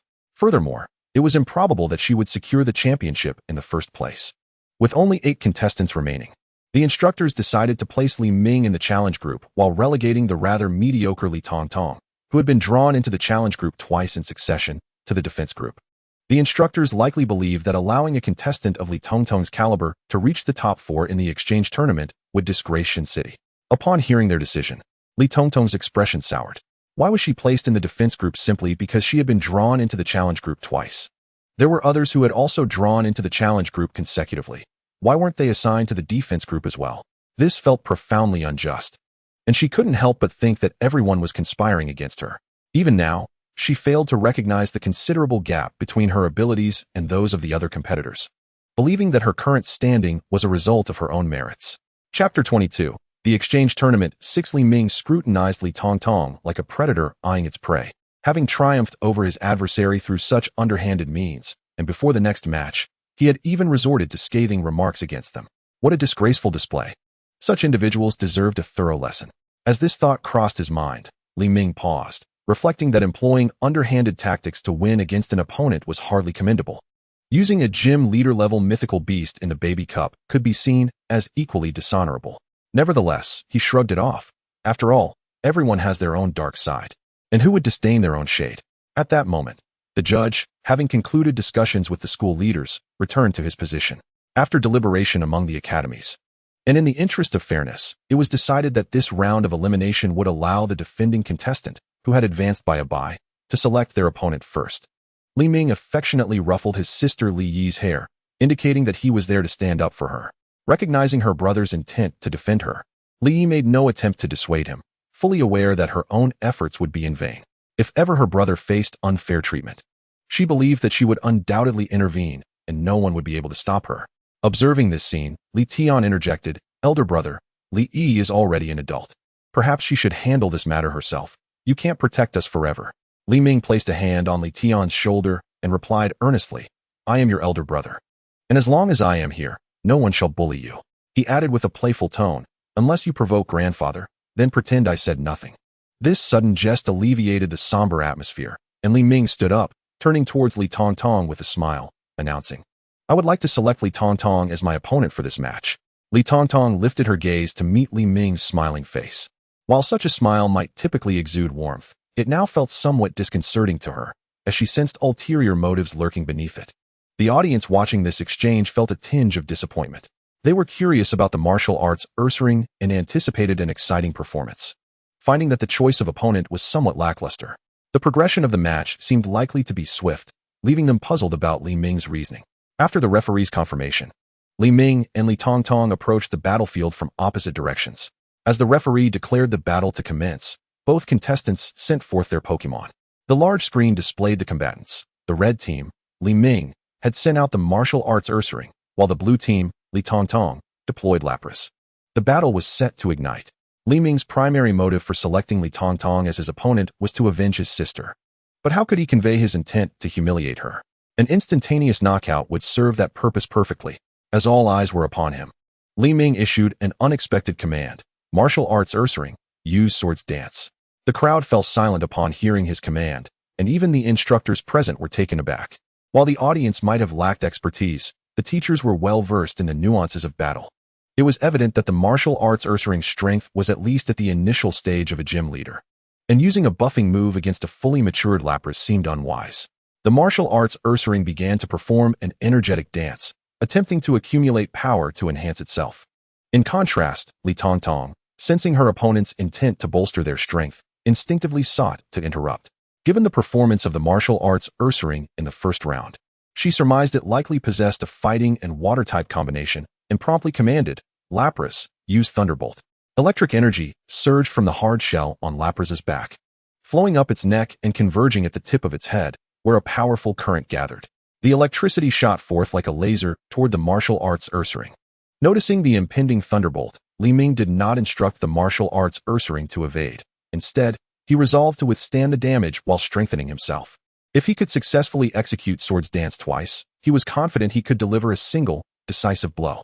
Unyielding, the martial arts Ursaring continued its Swords Dance. And as it finished, the thunderbolt reached its target. There was no escaping this strike; it had to endure. Upon contact, the current coursed through the Ursaring's body. And although it displayed signs of pain, the damage was minimal. While the Ursaring's special defense was low, the thunderbolt was not a signature move of Lapras, and the disparity in their levels rendered the attack relatively ineffective. Realizing the thunderbolt had little effect, Li Tongtong altered her strategy, commanding, Lapras, use Rain Dance. Lapras began to sing a melodious tune, causing moisture in the air to coalesce above the battlefield, forming dark clouds. The spectators were left bewildered. Why was Li Tongtong opting for Rain Dance? Shouldn't she seize the opportunity to continue using electric-type moves to wear down her opponent and maximize paralysis? Li Ming, observing her choice, discerned her intentions. She aimed to exploit the fact that thunder would strike unerringly during rain, intending to unleash a powerful attack on the martial arts Ursaring. How audacious of her! Just because he chose to endure the thunderbolt did not signify he lacked the means to evade it. Seizing the opportunity presented by her usage of Rain Dance, Li Ming commanded the martial arts Ursaring to continue its Swords Dance. As Lapras completed its Rain Dance, a triumphant smile graced Li Tongtong's face. Her opponent had not interrupted the Rain Dance. You enjoyed tanking the thunderbolt, didn't you? Let's see how you fare against this thunder, she declared as Lapras unleashed thunder. Lapras let out a resounding cry, summoning a tempest of lightning. Under the influence of the rain, the lightning coalesced rapidly, locking onto the martial arts Ursaring with ferocity. The violent bolts descended upon the creature. At that moment, the martial arts Ursaring completed its second Swords Dance. Recognizing the opportunity, Li Ming commanded, martial arts Ursaring, use Dig. The Ursaring dove into the ground, burrowing towards Lapras. Like a diver executing a perfect entry, the martial arts Ursaring plunged underground towards its target. The lightning struck the ground, dissipating as if swallowed by the earth. Li Tongtong's expression shifted dramatically. If the Ursaring emerged successfully, it would spell disaster for Lapras. Under the enhanced power of its Swords Dance, engaging in close combat would lead to inevitable defeat for her Pokémon. In a desperate bid, Li Tongtong commanded, Lapras, use Earthquake. With the opposing Pokémon underground, the tremors would double in potency, and she was convinced that the martial arts Ursaring would be compelled to abandon its Dig and Surface. Chapter 23, The Exchange Tournament 7. As Lapras struck the ground with its 4 flippers, the surface rippled like the surface of a tranquil lake. Unsurprisingly, the martial arts lion relinquished its opportunity to continue burrowing and leapt from the earth, yet it was still caught in the tremors of the earthquake. Observing this scene, Dawn did not exhibit a look of disappointment. Rather, a faint smile graced her lips. Li Tongtong, witnessing this smile, felt an involuntary chill run down her spine. Although there was still some distance to cover, it was sufficient. The martial arts lion engaged in close combat. Enveloped by a fighting-type energy akin to a general adorned in armor, it charged forth towards the nearby Lapras. Li Tongtong's complexion paled slightly. Close combat inflicted a staggering 130 damage. With the prior 2 sword dances augmenting its power and the doubling of type advantage, even Lapras, with a base HP of 130, could not withstand such an onslaught. In a moment of desperation, Li Tongtong hastily commanded Lapras to use Protect. What ensued was a shocking spectacle. The martial arts lion completely disregarded the translucent shield, delivering a relentless barrage of blows to the unprotected Lapras. After enduring for 3 agonizing seconds, Lapras was sent sprawling several meters away by a powerful kick, failing to rise again. At this moment, the school officials, teachers, and judges present all recognized the implications. If their suspicions were correct, the martial arts lion's ability must allow it to ignore opposing defensive moves. The teachers displayed expressions of disbelief. Surely, such an ability to override defensive maneuvers bordered on the grotesque. Meanwhile, some of the school's higher-ups and the judges were not overly astonished. As they were privy to certain insider knowledge, it was not uncommon for legendary Pokémon to exhibit such extraordinary traits. The judge soon regained composure and announced, "I declare the winner of this battle to be contestant Dawn." Amidst the adoration of the crowd and the envious glances of the school officials, Dawn returned to the contestant area. She glanced at the admiring school leaders and mused inwardly, "If only you knew that Master Water's exclusive move, Water Flowing Strike, not only pierces defenses but also nullifies the opponent's defensive bonuses, you would be envious beyond measure." In stark contrast, Li Tongtong exited the Pokemon Battle Center in solitude, casting a venomous glance at the contestant area before departing. The subsequent matches offered little of note. Li Xiang continued to play steadily, achieving victory through perfect counters and solid defenses. Soon, the semifinals approached, with Dawn assigned to the defensive team and Li Xiang drawing the challenge group. Li Xiang believed that the other male contestant on the defensive team, though seemingly fierce, would likely be easier to handle than their own captain. Thus, in the semifinals, Dawn was paired against a female contestant, who, being both a girl and quite charming, prompted Dawn to refrain from employing excessive force. During the battle, she utilized Aura Sphere to gradually wear down her opponent, ultimately compelling her to concede with a gentle nudge. However, an unexpected turn of events unfolded as Li Xiang suffered a defeat. After stepping off the field, Dawn requested a brief leave from her teacher to visit the restroom, missing the details of Li Xiang's loss. During the intermission, Dawn summoned Li Xiang to discuss the basic information about their opponents. Li Tian and Li Yi merely commented on the prowess of their adversary's Moon Bear, particularly the performance of the contestant named Shishua. Ultimately, it was Li Xiang who divulged the most pertinent information.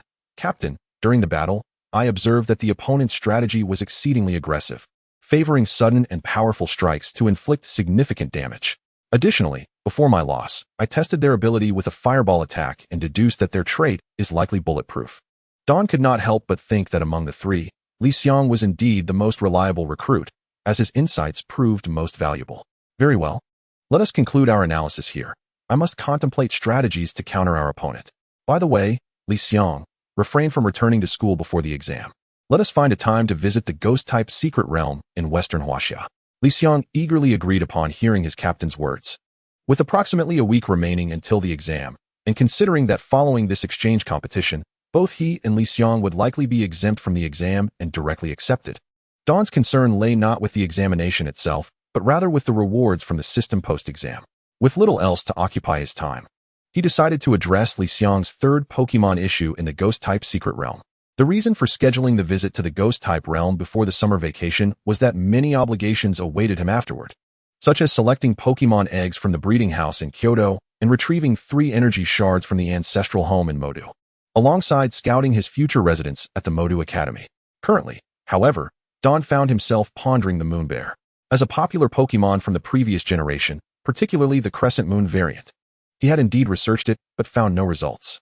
This indicated that the Crescent Moon form of Moon Bear had yet to appear in this world. In the previous generation, the explanation for the Crescent Moon variant's existence suggested it had adapted to survive in unfamiliar lands after crossing oceans. Dawn speculated that this particular Moon Bear must have been frightened by Ghost-type Pokemon. Otherwise, how could its ability have transformed into Inner Focus, which allows Normal-type moves to affect Ghost-type Pokemon? With no record of the Crescent Moon form existing in this world, Dawn surmised that it likely evolved through an alternate method. To be frank, he felt a strong desire for the Crescent Moon variant of Moon Bear, with its robust health and high defense. The enhancement skill, Calm Mind, could bolster its already lacking special defense and main offensive capability, Special Attack, coupled with the exclusive skill Blood Moon, a normal-type move with few resistances. If its speed were just a tad swifter, it could rival even legendary Pokemon. With these thoughts swirling in his mind, Dawn began to mentally call upon the system. "System, do you have any knowledge of how to obtain the Crescent Moon variant of Moon Bear?" Just as Dawn finished his inquiry, The system's voice resonated within his mind. Request acknowledged. System task generation in progress. Task completed. Examination issued system task. Please engage in a battle with Moonbear lasting over 10 minutes during the exchange competition. Task reward. Method of evolution for Crescent Moon Moonbear. Dawn felt a mix of joy and confusion. Elated at the system's issuance of a task to acquire the evolution method for the Crescent Moon Moonbear, yet puzzled by the peculiar completion condition. It seemed the system required ample time to observe and understand Moonbear to glean information regarding its alternative evolutionary path. This logic was reasonable, as although the opponent's strength was formidable, the dual-type advantages of the martial arts lion posed a significant threat to Moonbear. Dawn needed to devise a strategy, one that would prolong the battle to 10 minutes while ensuring the opponent did not feel humiliated. As the referee announced the end of the break, calling for the two contestants to enter the arena, Dawn had a sudden epiphany just before stepping onto the field. He would initiate with enhancements, employing bulk up to bolster his physical defense and attack, while utilizing menacing face to diminish the opponent's speed. With a base speed of only 50, Moonbear would struggle to land hits on the martial arts lion after being slowed. Even if the opponent opted for bulk up as well, Dawn remained unperturbed. Although Moonbear's physical attack and defense stats surpassed those of the martial arts lion, such actions could lead to misfortune. However, let us not forget that the martial arts lion's exclusive move, Water-Flowing Strike, would invariably strike critical points, rendering it immune to any changes in the opponent's physical defense. Upon entering the arena, Shua promptly remarked, "If I am not mistaken, your martial arts lion is a dual-type Pokemon of fighting and water." Dawn raised an eyebrow. "And what of it? I merely believe that there is no longer a need for this match to continue. The attributes of the martial arts lion perfectly double counter my Moonbear. Do you truly think it necessary to proceed?" Upon hearing these words, Dawn felt a pang of urgency. If he refrained from action, his cherished Moonlit Bear form would surely be jeopardized. Nonetheless, he adeptly concealed his inner turmoil, ensuring that his opponent remained oblivious. "What exactly are you trying to accomplish with all this talk?" Shua inquired with a hint of disdain. "Are you interested in a fair contest?" "What do you mean by fair?" Dawn queried. "Once the battle commences, allow my Moonlit Bear to undergo enhancements. My request is modest. Just 2 rounds of strength training will suffice." A surge of delight coursed through Dawn's heart, as Shua's proposal aligned perfectly with his intentions. Thus, Dawn decided to stoke the flames of negotiation. "How about this? You can perform 6 rounds of strength training first, and after you finish, I will conduct 4 rounds. What do you say?" Shua paused, momentarily taken aback, before a smirk crept across his face. "Surely, you can't be that naive. Once my Moonlit Bear completes its enhancements, I shall unleash a swift and decisive attack to obliterate you." "Agreed," Dawn replied, fully aware of Shua's cunning. His demeanor, though seemingly upright and sincere, hinted at a more sinister and duplicitous nature through his attempt to manipulate Dawn. Such a character, if sensing that his adversary was outsmarting him during their duel, would likely concede defeat without hesitation. Therefore, Dawn resolved that if he could instill even a glimmer of hope for victory in Shua's mind within the initial 7 minutes of the clash, he might compel him to fulfill the task assigned by the system. The referee outside the arena, perceptive to the unfolding exchange, refrained from interrupting until their dialogue concluded, at which point he proclaimed the battle to commence. As both trainers summoned their Pokemon, Dawn activated the timer on his watch. To buy some time, he interjected, "Hold on a moment. Upon reflection, allowing you to enhance 6 times seems rather precarious. What if you turn against me after your training?" Shua's expression shifted as he retorted, "What do you propose, then? Surely you aren't suggesting we renege on our agreement?" With feigned righteousness, Dawn suggested, "How about you allow me to complete 4 enhancements first, and then you can proceed with your 6. Shua frowned. "I can't agree to that. As you mentioned, how can I trust you won't strike first after your enhancements? Your Moonlit Bear stands no chance against my Martial Bear Lion. If you refuse, we can simply proceed with the battle as planned." Shua, now visibly anxious, realized that this enhancement was his sole opportunity to outmatch his opponent. He could not afford to let this chance slip away. Thus, both parties began haggling over the terms, while their Pokemon, 2 bears, exchanged bewildered glances. After 4 minutes of drawn-out negotiation, and sensing the impatience of the referee and spectators, they finally agreed on the order of enhancements. The Moonlit Bear would enhance twice before both sides would proceed with their enhancements simultaneously. Shua eagerly issued the command for the Moonlit Bear to commence its strength training. Waves of fighting-type energy coalesced around the Moonlit Bear, permeating its form to bolster its strength and defense. After a brief interval, Once Don noted that the opponent had completed 2 enhancements. He instructed his martial bear lion to initiate its own training. However, Don swiftly discerned a troubling discrepancy. The martial bear lion was enhancing at a considerably quicker pace than the moonlit bear. This was not entirely unexpected, as Pokemon with higher innate potential often outperformed their lesser counterparts in certain aspects. While this could be advantageous, it posed a significant dilemma given the current circumstances. Ideally, according to Don's carefully crafted plan, the moonlit bear should have completed its enhancements ahead of the martial bear lion, allowing for a surprise attack to disrupt the latter's progress. However, the situation was clearly amiss. Thus, Don discreetly beckoned to his Pokemon, murmuring, "Watermaster, slow down your enhancement speed." The martial bear lion paused, tilting its head in confusion, as if to say, "Are you out of your mind?" Watermaster, perplexed, thought that surely a faster enhancement would be beneficial, yet obediently complied with its trainer's request. The enhancement speed decreased, and the battle began to unfold as Don had envisioned. Just as the moonlit bear completed its 6 enhancements, Shua eagerly launched an attack, commanding the moonlit bear to use Earthquake. The moonlit bear's paws radiated ground-type energy as it struck the earth forcefully, sending ripples toward the martial bear lion. Feigning anger, Don ordered, "Martial bear lion, withstand this blow and retaliate with fearsome face." The martial bear lion, unaccustomed to taking hits, closed its eyes. At that moment, a wave of energy enveloped its visage, coalescing into a terrifying countenance. As the fearsome visage took shape, the martial bear lion opened its eyes, fixing a fierce gaze upon the distant moonlit bear. The moonlit bear, now afflicted by the fearsome face, experienced a dramatic decrease in speed, moving sluggishly. Meanwhile, Shua, unfazed, continued to command the moonlit bear to unleash Earthquake, wearing down the martial bear lion.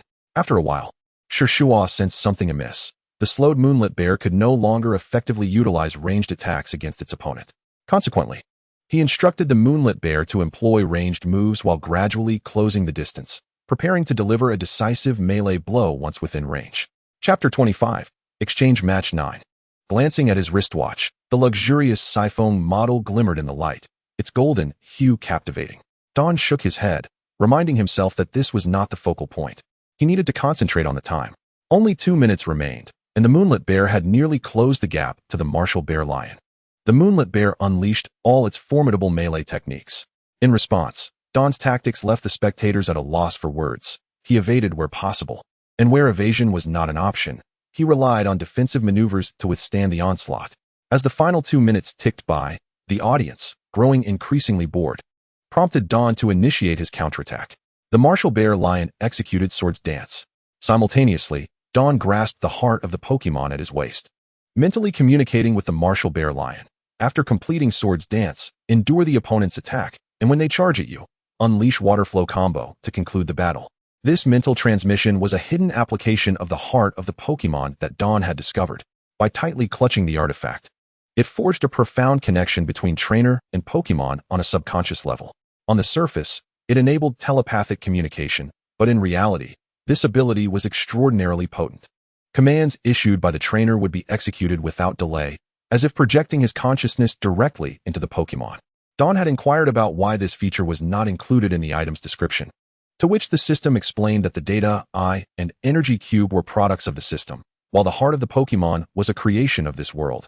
Thus, its functionalities were not fully documented. However, there was no time for Don to lament. The battle raged on.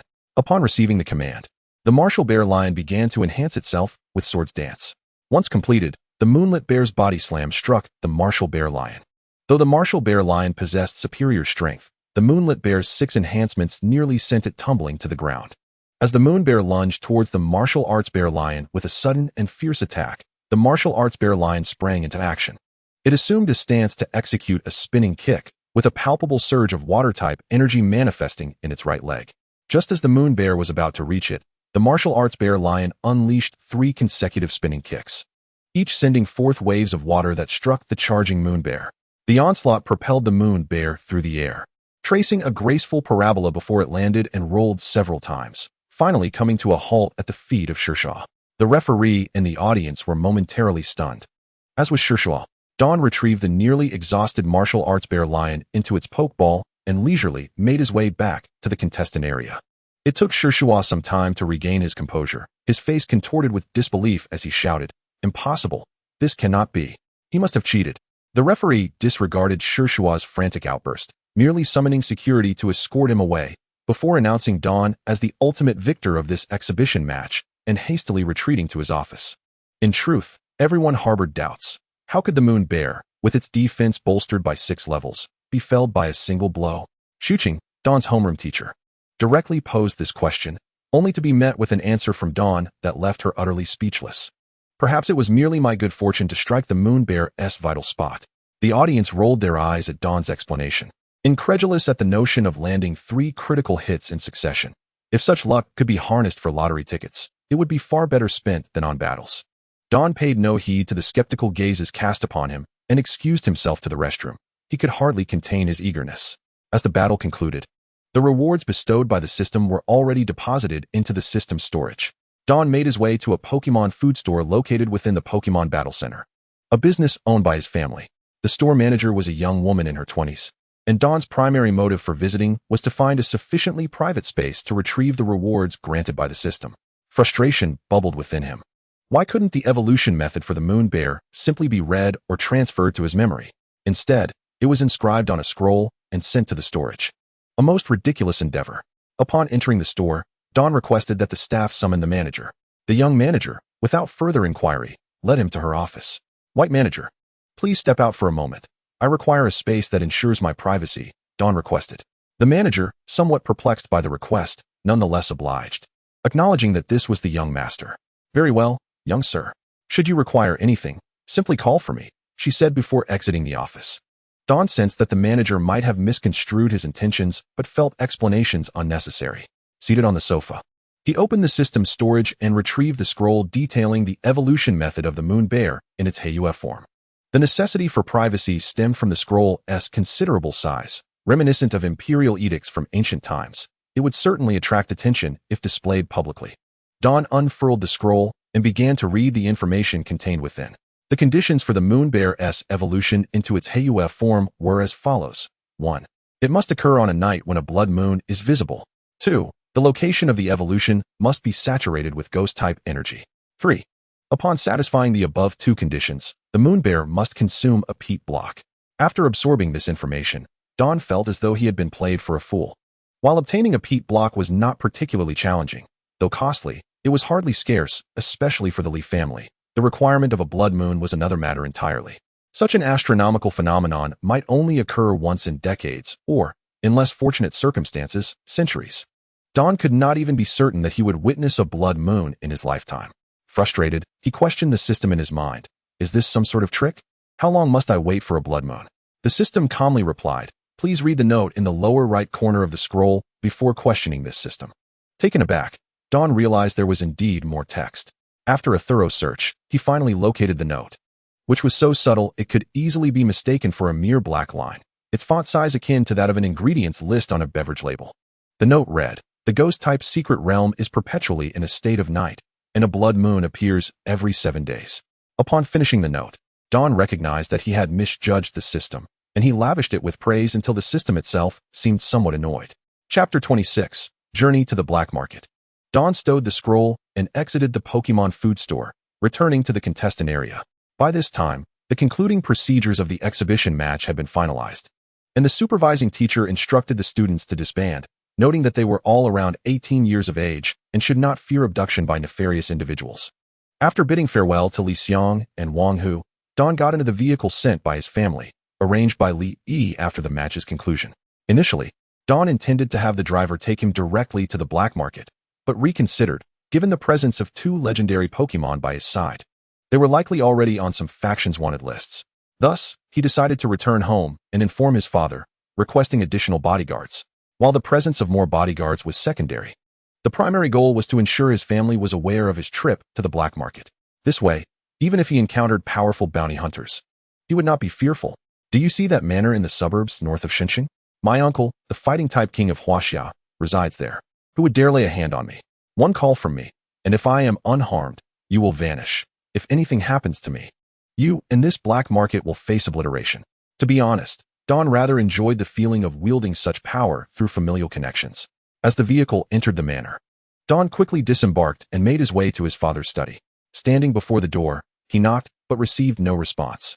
After a second knock yielded silence, he turned the handle and entered, only to find that his father was absent, likely occupied with business matters. Don pulled out his phone and dialed his father's number. After a prolonged ringing, his father's voice finally came through. "What is it, Xiaoming? I have a mountain of matters to attend to. Please be brief." Hearing his father's exasperation, Don felt neglected. In his previous life before his transmigration, he had already reached adulthood and no longer required paternal affection at this age. However, those in the Li family depended on the company for their livelihood, and he ought to understand his father's actions, as he bore the burden of supporting 3 families. His uncle's organizations provided resources for Pokemon growth, but their salaries were modest. Though their work allowed for a comfortable life, it was far from what could be deemed affluent. Don, holding his phone with a playful grin, said, "Dad, I want to go to the black market to purchase some items. I'm just letting you know in case of any unforeseen circumstances." Hearing this, Li Yangfeng chuckled. "Well done, Xiaoming. It seems you have a clear understanding of your situation, which brings me some comfort. Your uncle has information on the black market's behind-the-scenes owner, so there's no need to worry about any harm coming to you. Go ahead without concern." However, his father was still curious as to why he felt the need to visit the black market. "Is there something we can't procure at home?" Don replied with a hint of exasperation. "It's not that we can't find it at home. It's just that time is of the essence. I've booked a flight for tomorrow, so I need to acquire everything today." Upon hearing Li Ming's words, Li Yangfeng refrained from further comments, for he knew his son had always possessed a strong sense of individuality and exercised great discretion in all his endeavors. Thus, Li Yangfeng had complete faith that his son would not engage in any perilous activities. At that moment, Li Yangfeng's secretary entered the president's office, announcing, "President Li, the Pokemon you requested has arrived." Hearing the secretary's voice on the other end of the line, Li Ming inquired about his father's purpose for purchasing a Pokemon. Li Yangfeng, slightly flustered, replied, "Xiaoming, I will send someone to take it to you in the black market shortly. I must hang up now. I have matters to attend to." As Li Ming ended the call, he pondered the anxious tone of his father and wondered, could it be that my father has an illegitimate child? Is the Pokemon meant for this supposed child? It is not unreasonable for Li Ming to entertain such thoughts. After all, Li Yangfeng had not enjoyed a smooth journey as a trainer, and he typically delegated the task of procuring Pokemon as gifts to his subordinates, never needing to report such matters to his father. Shaking off this melodramatic notion, Li Ming decided to wait until he returned home to inquire directly with his father. Approximately 5 minutes later, 2 SUVs drove through the gates of the Li family estate, coming to a halt beside Li Ming. 2 bodyguards clad in suits, accompanied by 3 seemingly ordinary men, exited the vehicles. The leader among them addressed Li Ming, "Young master, we are here at your father's behest to escort you."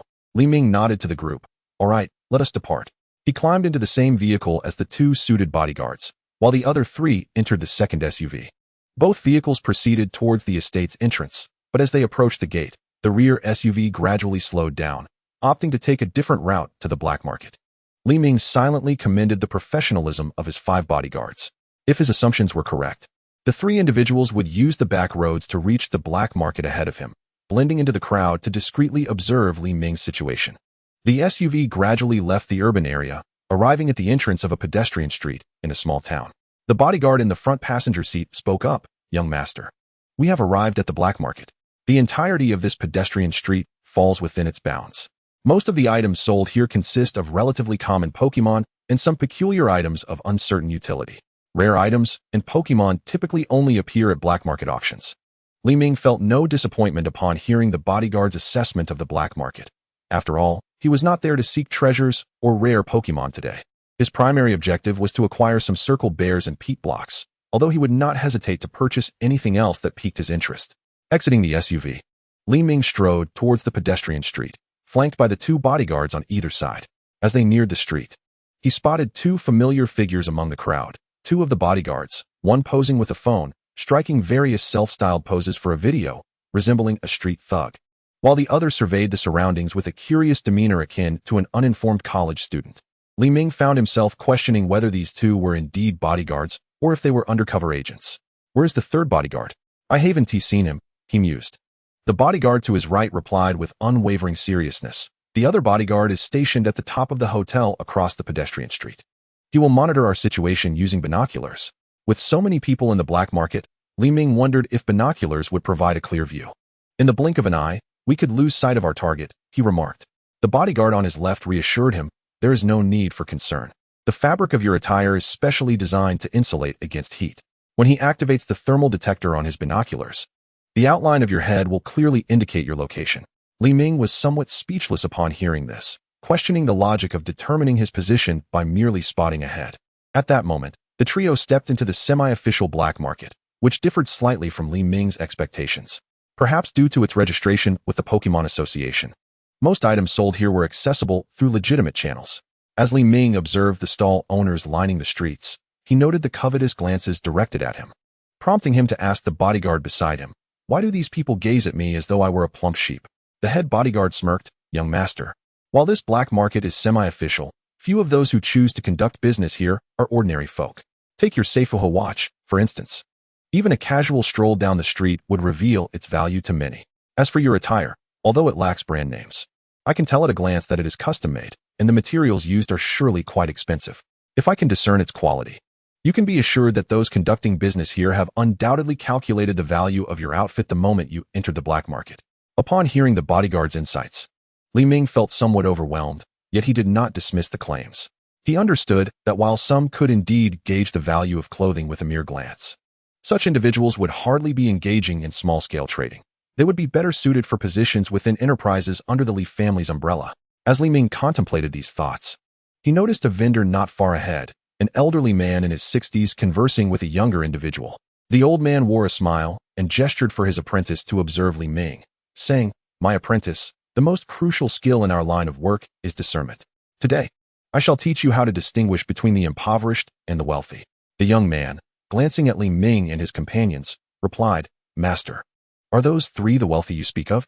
"They don't appear to be. None of them wear a single piece of luxury brand clothing. And the watch on the young man's wrist raises doubts about its authenticity." The old man shot an admonishing look at his apprentice, retorting, "You know nothing. Look closely at his attire. It fits him perfectly, indicating it is custom-made." Now observe the two bodyguards behind him. They maintain a close yet respectful distance, scanning the surroundings with professional vigilance.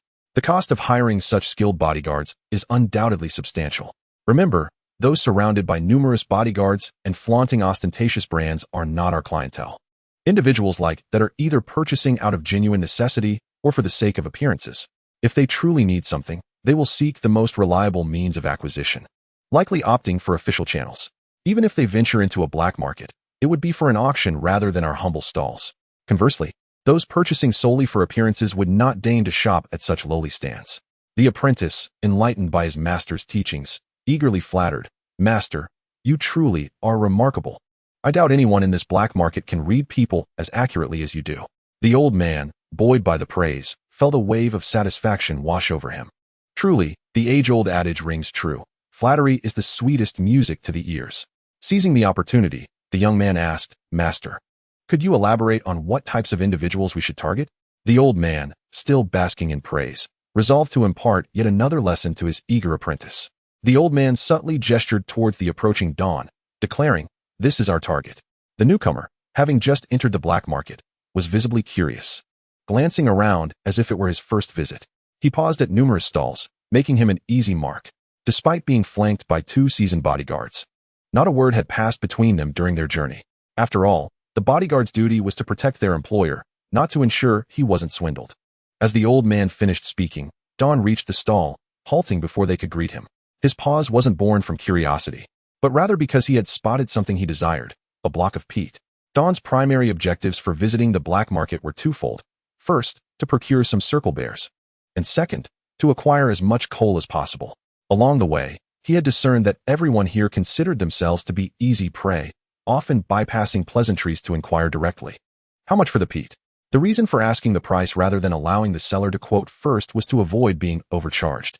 In such a place, one's bargaining skills were directly linked to the final price. Should one appear too eager, even a clearly priced item could be sold at twice its worth, as profit could prompt sellers to abandon all ethics. Noticing that Don had not shown interest in the other items at the stall, but had directly inquired about the peat's price, the stall owner furrowed his brow slightly. This was not what he had anticipated. The youth should have been picking up items, asking questions, and ultimately purchasing from him. Instead, the boy displayed a marked disinterest in the array of goods. This scene was not what the stall owner wished to witness. Losing a sale was inconsequential, but it contradicted his earlier analysis that the youth was a naive buyer, causing him to feel as though he had misjudged the situation. In an attempt to entice, the stall owner remarked, "The price for the peat is negotiable. Wouldn't you like to take a look at some other items? Although my wares may be somewhat antiquated, there might be some original Pokemon battle items among them."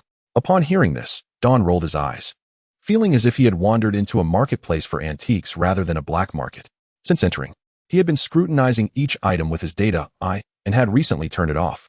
He discovered that the items he recognized were genuine, while those whose purposes eluded him were all counterfeit. To put it bluntly, he found a mass of refuse that his data eye classified as kitchen waste among the plethora of fakes. Chapter 28, The Abandoned Pokeball. Though Don found the stall owner's sales pitch unconvincing, he instinctively cast a glance around. The scattered items included various battle tools and other seemingly antiquated trinkets. His gaze settled upon a spherical object that appeared to be a peculiar model of a Pokeball. Activating his data eye once more, he focused on the oddly designed Pokeball. An inscription appeared above it, framed in blue. Item: Damaged Ultra Ball. Note 1. Originating from a distant timeline. It is said to have been crafted specifically to capture ultimate beasts. For Pokemon other than the ultimate beasts, it is no more effective than a standard Pokeball. Note 2. Should that beautiful cockroach ever escape, you will surely deem purchasing me the wisest decision of your life. Note 3. Perhaps if entrusted to others for research, it could indeed be replicated. After absorbing the details of this scrap of metal through his data eye, a flicker of fervor ignited in Don's eyes, though he concealed it well from the stall owner. In the market, the prices for Pokeballs range from 5,000 to 50,000 Huaxia coins. If the stall owner discerned Don's keen interest in the Ultra Ball, he would undoubtedly inflate the price to exorbitant heights. Despite the Ultra Ball's rarity, Don had no intention of paying a steep price for it. This was not due to a frugal nature, but rather a belief that failing to acquire a bargain while possessing such insight would be a source of embarrassment in the realm of protagonists. Noticing additional disheveled spherical objects surrounding the Ultra Ball, he inquired, "Owner, I have little interest in the clutter on your stall. My primary purpose here is the peat block you possess, which I estimate is worth around 70,000 Huaxia coins. I will give you a neat 80,000 Huaxia coins for everything on your stall." The stall owner, taken aback, protested, "Young man, how can you speak like that? What do you mean by clutter? These are all quality items. Adding just another 10,000 will not suffice to acquire everything." Don retorted, "Do you not know the value of your own merchandise?" Yet, no matter how he argued, the stall owner remained adamant that the items on display were treasures. It dawned on Don that the stall owner had likely realized his interest in a specific item and was employing this tactic to conceal his true intent. Not wanting to be taken advantage of, the stall owner's demeanor grew increasingly heated, confirming his suspicion that the youth was not merely browsing, but had identified the value or utility of a particular item. In other words, there was indeed something of significance at his stall.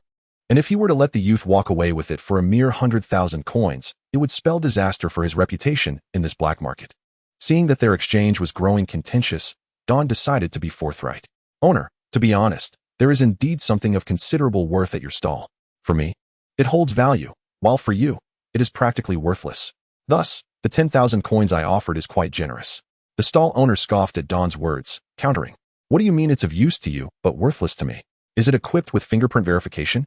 Realizing that continuing this way was futile, the stall owner candidly stated, "Young man, I can see that you are quite interested in one particular item here, and it appears you may even know its specific use. If you believe it to be valuable, you should offer a price commensurate with its worth, wouldn't you agree?" The stall owner's implication was clear. No additional funds meant no items would be leaving with Don. This attitude ignited a spark of frustration within Don. He seized the Ultra Ball from the stall and tossed it to the owner, declaring, "Old man, don't say I didn't give you a chance. This broken Pokeball is precisely what I want. Its function? To develop a new type of Pokeball. Tell me, what use does it hold for you? Do you have the resources to invest in Pokeball research?"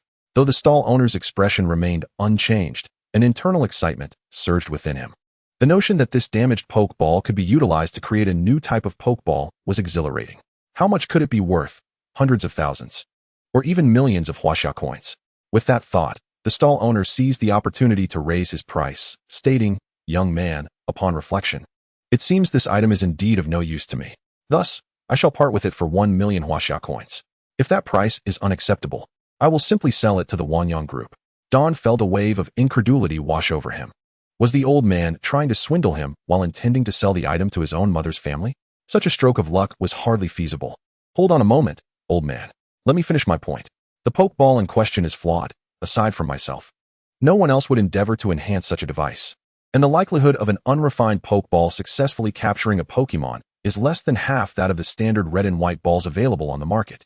Producing this item is merely a venture into financial loss. No one but me would consider purchasing it.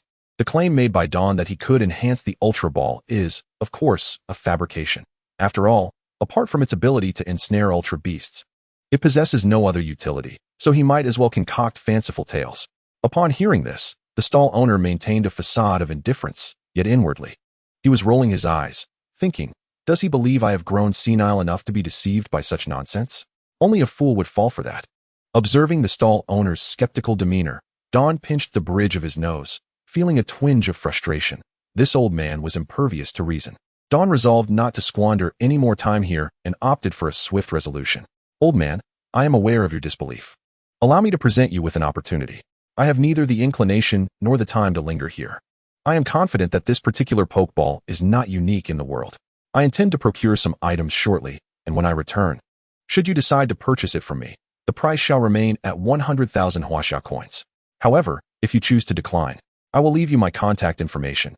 Should you wish to sell it later, you may reach out to me, albeit at a mere 10,000 coins. Having spoken, Dawn turned on his heel, leaving no room for the stall owner to respond. At that moment, a young man beside the old man spoke up. Master, it appears that individual is not particularly insistent on acquiring that Pokeball. What if what he claims is true, and no one else is willing to sell it? The old man raised his hand and gave the young man a light slap on the head. What are you pondering? He is merely desperate, trying to instill a sense of urgency in us. That young lad, not even 20, could hardly enhance a Pokeball. If he returns without a better offer, we can simply sell this Pokeball to a company that manufactures them and make a handsome profit. As Dawn strode forward, he began to sense that something was amiss. This was not a black market at all, but rather a second-hand goods market. He turned to his bodyguard beside him and inquired, is this truly the entirety of the black market in Shensheng? The lead bodyguard replied, certainly not, young master. The pedestrian street we traversed earlier has 4 alleys, each leading to a residential area. The vendors outside are not technically part of the black market. The true dealings of the black market transpire in the underground parking lot of that residential area. Intrigued, Dawn asked, do all 4 alleys lead to the same place? Not quite, replied the bodyguard. The first alley primarily leads to businesses selling Pokemon. The second is dedicated to the trade of Pokemon items or evolution materials. The third is the underground dueling arena of the black market, a veritable paradise for gamblers. After hearing this, Dawn found the semi-official black market quite fascinating. Yet he waited in vain for the bodyguard to elaborate on the purpose of the 4th alley. Why have you stopped? What does the 4th alley entail? At this query, the lead bodyguard's expression became somewhat awkward. At that moment, the second bodyguard, with a hint of mirth, chimed in, the 4th alley is a clubhouse. I've been there and even spent a night inside. Upon hearing the second bodyguard's explanation, Dawn finally understood the reason behind the lead bodyguard's discomfort when mentioning the 4th alley. He did not mock the man. Rather, a voice within him urged him to visit the clubhouse within the black market and give the staff a stern reprimand. However, time was of the essence, as he was scheduled to fly to the western regions of Huaxiao with Li Xiang the following day to assist in capturing a certain Pokemon in a ghostly realm while simultaneously evolving a batch of Hecatomb bears for amusement. Thus, Dawn dismissed the idea of indulging in the clubhouse and turned back towards the first alley they had entered, accompanied by his 2 bodyguards. Dawn made his way to the end of the alley, which led to a supermarket. Upon exiting through the back door, he discovered that they were, in fact, in a residential building. The bodyguard led Dawn further, pressing the button for the basement level in the elevator. As the doors slowly closed, when they opened again, Dawn felt as though he were experiencing a mirage. He could scarcely believe the scene before him. This was not the black market he had envisioned. Neither the vendors selling Pokemon nor the customers browsing the market donned peculiar attire, and no one wore masks. The environment was not the disheveled chaos he had anticipated. Instead, it was remarkably pristine. This place felt reminiscent of a pet market from a previous life, albeit with various Pokemon replacing the animals. Well, who could blame it for being a semi-official black market? Such blatant openness was to be expected. Dawn could only comfort himself with this thought. The thrill of conducting underground transactions in a lawless realm dissipated in an instant, replaced by the familiar experience of shopping. As this area was specifically designated for the sale of Pokemon, it was quite expansive, with most Pokemon housed in cages for the convenience of potential buyers. After wandering for a while, Dawn finally located the section selling Snorlax. As he approached, a shrewd-looking middle-aged man stepped forward to greet him. Young master, I presume you are interested in acquiring a Snorlax as your Pokemon? Your timing is impeccable. We are currently restocking our Snorlax inventory. Dawn, somewhat puzzled, inquired. This is the first time I've heard of Pokemon needing to be restocked. Is there indeed a peak season for selling Pokemon? The middle-aged man, recognizing that Dawn was not short of funds, sought to leave a favorable impression, hoping that should the young master decide to purchase Pokemon in the future, he would consider him first. You are quite right, young master. There are indeed peak seasons for the sale of Pokemon. Typically, those who frequent our establishment are individuals looking to gift Pokemon, which is a rarity, and they tend to favor younger Pokemon. The peak season follows the college entrance examinations. After that, students at academies cannot possibly manage with just one Pokemon. In academic settings, 1v1 battles are seldom seen. So many novice trainers prefer to capture adult Pokemon in the wild or purchase them in the black market. The Snorlax available here is an exceptionally desirable Pokemon, reasonably priced, formidable in battle, and with high growth potential, making it quite popular. Thus, I say you have arrived at precisely the right moment. In a few days, the best Snorlax will be snatched up. After hearing the vendor's words, Dawn finally grasped the situation. It seemed he had indeed come at the right time, especially as he intended to purchase multiple Snorlax, making a wider selection all the more advantageous. Following the middle-aged man, Dawn reached a row of iron cages. The man gestured, indicating, this is the area. Most of the Snorlax here boasted high qualifications, and if you wish to select one for training, I would recommend the one in cage number 3. He pointed to the third cage on the left, which contained a robust-looking Snorlax with smooth fur, exuding a rather combative demeanor. In truth, even without specialized instruments, one could discern a Pokemon's potential, and in the case of the Snorlax in cage 3, Dawn was confident that its potential would not fall short of that of a champion-level Pokemon. However, given that he was not a professional, and considering he intended to buy multiple Snorlax, it was best to utilize his data vision to make an informed choice. After a thorough inspection, Dawn ultimately selected 9 Snorlax, all of which possessed champion-level qualifications. To be candid, Dawn has now developed a certain disdain for Pokemon of mere champion caliber. With the formidable Urki Pang and martial arts Bear Lion in his possession, both endowed with legendary potential, even the veteran Old Spray and his team, who merely lingers on, boasts champion-level qualifications along with a shiny form. Thus, the prospect of capturing a Pokemon of only champion caliber feels somewhat beneath him. Have all the Circle Bears gathered here? Upon uttering this inquiry, the middle-aged man momentarily hesitated. Young master, are you looking down on the Circle Bears here? Noticing the man's reaction, Dawn felt reassured that he was indeed concealing a Circle Bear of superior potential. You see, I desire multiple Circle Bears, while most are intended as gifts. I also wish to capture one for myself. Hence, I wanted to inquire if you have any of finer quality. If you can procure a Circle Bear of superior appearance for me, I will purchase 10 from you, and each will be at the premium price of 400,000. What do you think? Chapter 30, Another Piece of Energy. Upon hearing Dawn's proposal, a glimmer of greed flashed in the middle-aged man's eyes. He indeed possessed a Circle Bear of exceptional quality. Initially, he intended to acquire it for himself, planning to sell it through other channels, thus profiting from his position. If his superior were to discover this, his life would be in jeopardy. However, this young master's proposal presented a splendid opportunity. By providing a Pokemon that satisfies the young master, he could secure a handsome commission. The young master would purchase at 400,000 while he could sell it for 300,000, yielding a substantial rebate of 100,000 Huaxia coins. Even the finest Circle Bear could fetch a maximum of 500,000. Thus, the young master's proposal not only promised greater profit, but also ensured safety, a transaction too advantageous to decline. The middle-aged man led Dawn into a dimly lit room where an iron cage stood at the center. He produced a Pokeball, aimed it at the cage, and released a Circle Bear. Dawn scrutinized the creature before him. This Circle Bear was rather unique, its fur somewhat disheveled, with an oblique scar running down its left eye, enhancing its fierce and combative demeanor. The Circle Bear, grasping the iron bars with its paws, roared angrily at the onlookers outside, clearly exhibiting superior qualities not only in appearance, but also in temperament compared to the 9 Circle Bears he had previously selected. Dawn activated his data eye to scan the Circle Bear before him, and moments later, a blue data window materialized in his view. Name, Circle Bear. Gender, male. Form, standard. Ability, tenacity. Qualification, champion level. Combat power, adult, late stage. Observing that Dawn displayed no reaction, the middle-aged man inquired, "What is it, young master? Are you dissatisfied with this Circle Bear?" Regaining his focus, Dawn replied, "No, I am quite pleased with this Circle Bear. The middle-aged man, buoyed by Don's response, declared, "If there are no issues, you may proceed with the payment. I had previously selected 9 circle bears, and with this one, that makes 10. According to our agreed price. That totals 4 million. I will transfer this amount to your card. As for how you manage it, that's not my concern." Upon hearing this, the middle-aged man beamed with delight, his face lighting up with a smile akin to blooming flowers.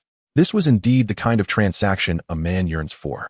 After providing his bank account number, he busied himself with the transaction arrangements. Don instructed a nearby bodyguard to accompany him, ensuring the middle-aged man would not engage in any underhanded tactics. The man then placed 10 Pokeballs containing circle bears into a specially designed briefcase, checked his phone for the bank transfer confirmation, for million had been received, and handed the briefcase to Don, warmly bidding him farewell. Upon exiting the circle bear marketplace, Don retraced his steps, as the Pokemon sold here were predominantly commonplace, and he had no intention of lingering. Previously, he had only acquired 4 peat blocks at the black market's periphery, and his immediate concern was to locate a vendor for items and props where he might find a substantial quantity of peat blocks.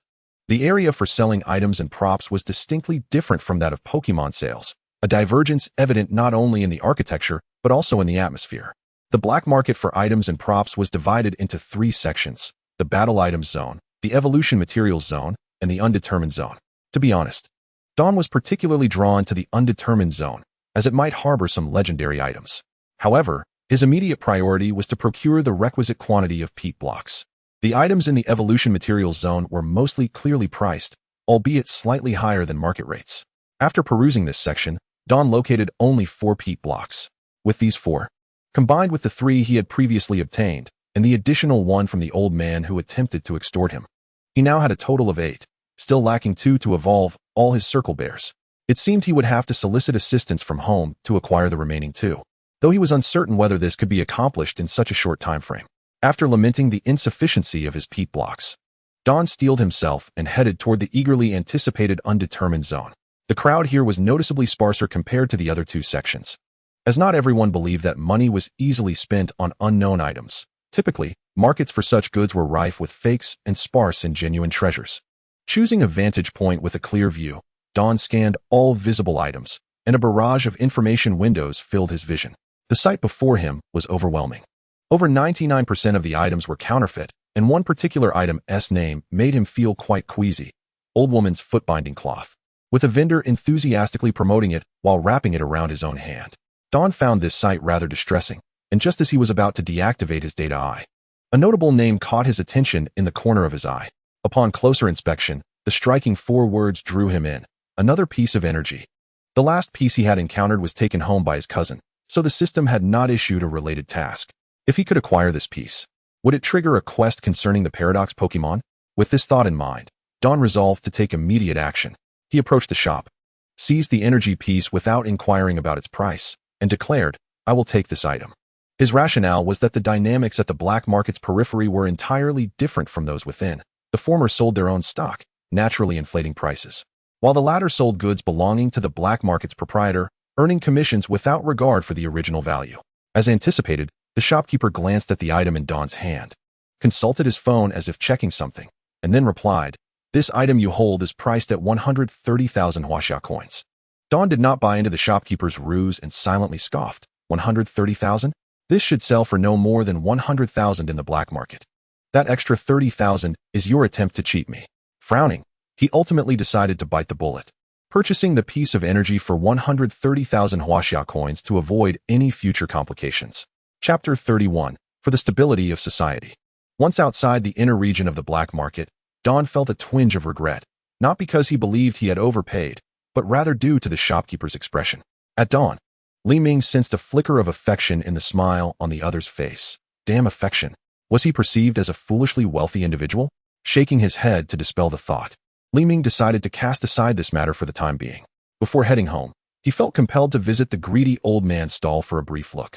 Whether the old man would sell him a discarded ultimate ball mattered little, for Li Ming firmly believed no company would be foolish enough to invest in developing a Pokeball inferior even to the classic red and white ones.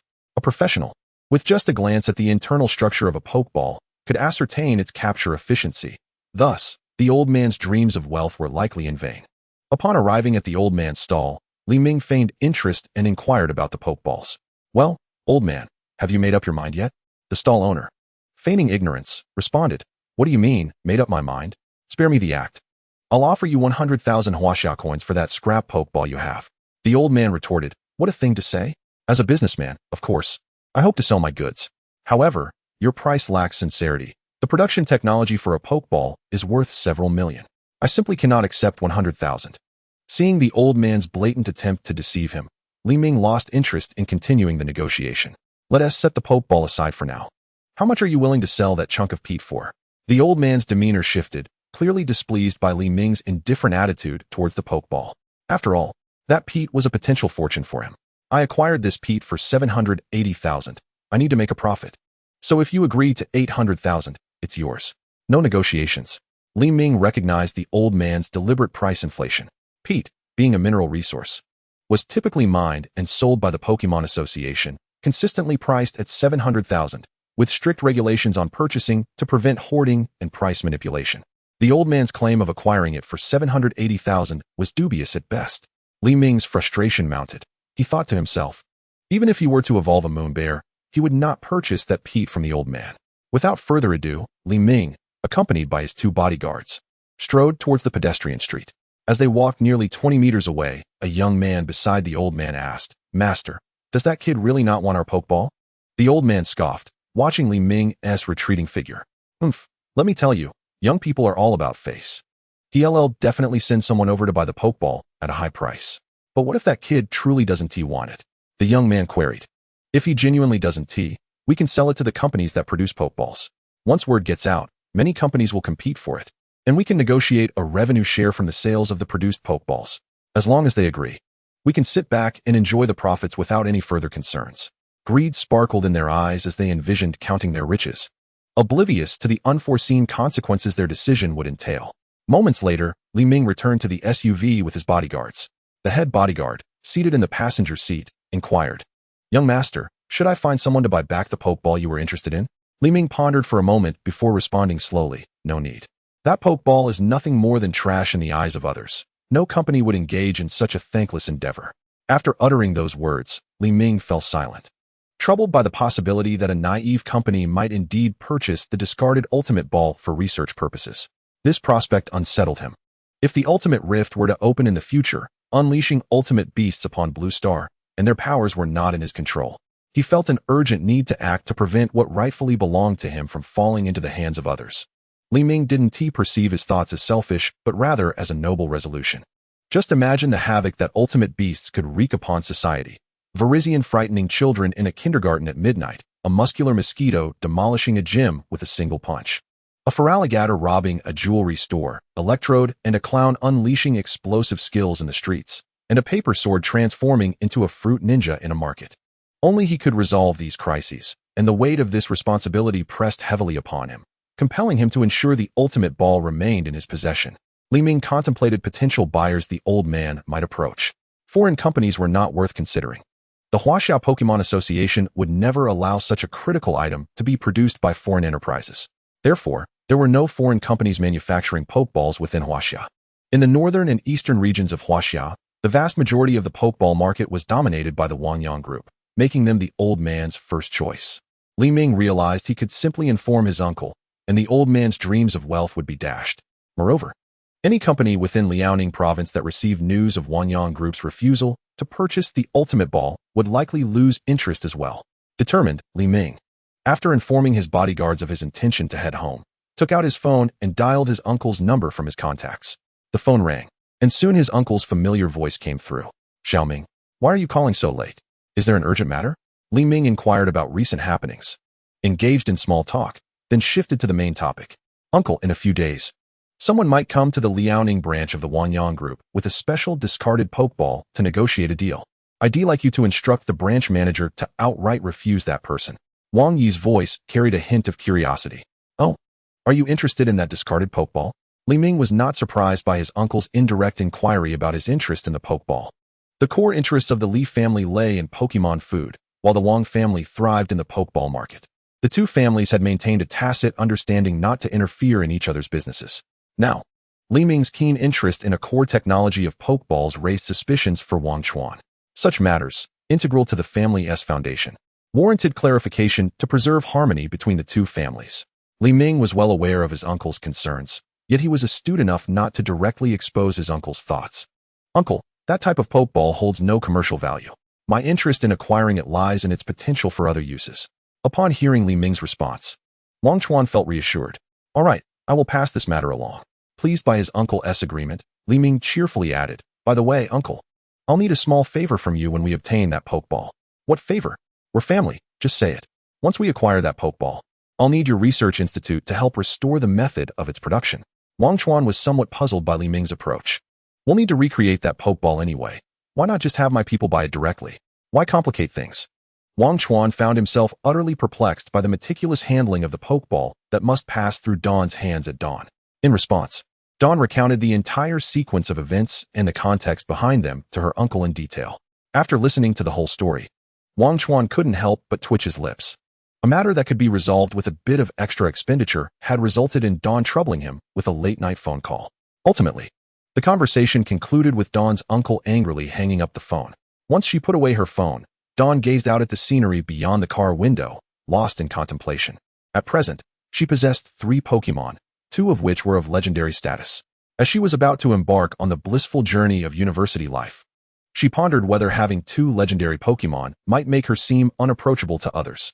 Perhaps it would be wise to consider capturing 2 additional Pokemon to replace the eerie Sprigatito and the martial lion, as frequently showcasing legendary Pokemon could diminish their prestige.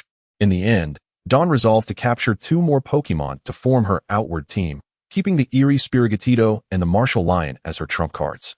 Apart from the martial lion and the eerie Sprigatito, her visible team consisted solely of Charizard and the scheduled Moon Bear in its lunar form. Thus, the question arose, which Pokemon should she choose to complete her team? At that moment, the bodyguard's voice interrupted Dawn's musings, announcing that the young master had arrived at the manor and could disembark. Looking out the car window, Dawn noted that the vehicle had already come to a stop. It seemed the bodyguard had spoken up only because she had been motionless for some time. Dawn exited the car and accepted 2 heavy suitcases containing her Sprigatito and a Mudbray from the head bodyguard, acknowledging him with a nod as she made her way toward the villa's grand entrance. Upon opening the villa door, she was taken aback to find both her parents seated in the living room, as if awaiting her arrival. It was noteworthy that her father was a busy man, typically leaving early and returning late. Even if he had a lighter workload, he should be resting in bed at this hour. Casting a sidelong glance at her father, Dawn couldn't help but recall the events of the afternoon when she called him. Could it be that her mother had discovered her father's alleged illegitimate child?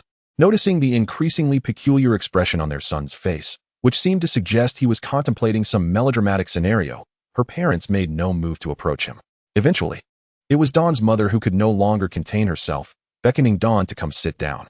"What are you just standing there for? Come over here." After a moment's hesitation, Dawn placed the 2 hefty suitcases on the floor and cautiously approached. Once seated opposite her parents, she sensed something was amiss. If her father's supposed illegitimate child were to be exposed, this certainly wouldn't be the demeanor they would exhibit. Observing her parents, she felt as though they were about to reveal that she was not their biological child. Just then, Li Yangfeng suddenly broke the silence, interrupting Dawn's spiraling thoughts. "Xiao Ming, do you have enough Pokemon at your disposal?" Dawn was bewildered, unsure why her father would suddenly inquire about this, yet she replied obediently, "Yes. 3 Pokemon should suffice for my first year at the academy." Upon hearing Dawn's response, Li Yangfeng's tone faltered, his intended words abruptly caught in his throat. Observing the awkward exchange between the father and son, Wang Yun could no longer bear it and nudged Li Yangfeng with her elbow. "It's just a matter of giving your son a Pokemon. Why the hesitation?" Dawn felt somewhat dazed by her mother's comment about gifting a Pokemon.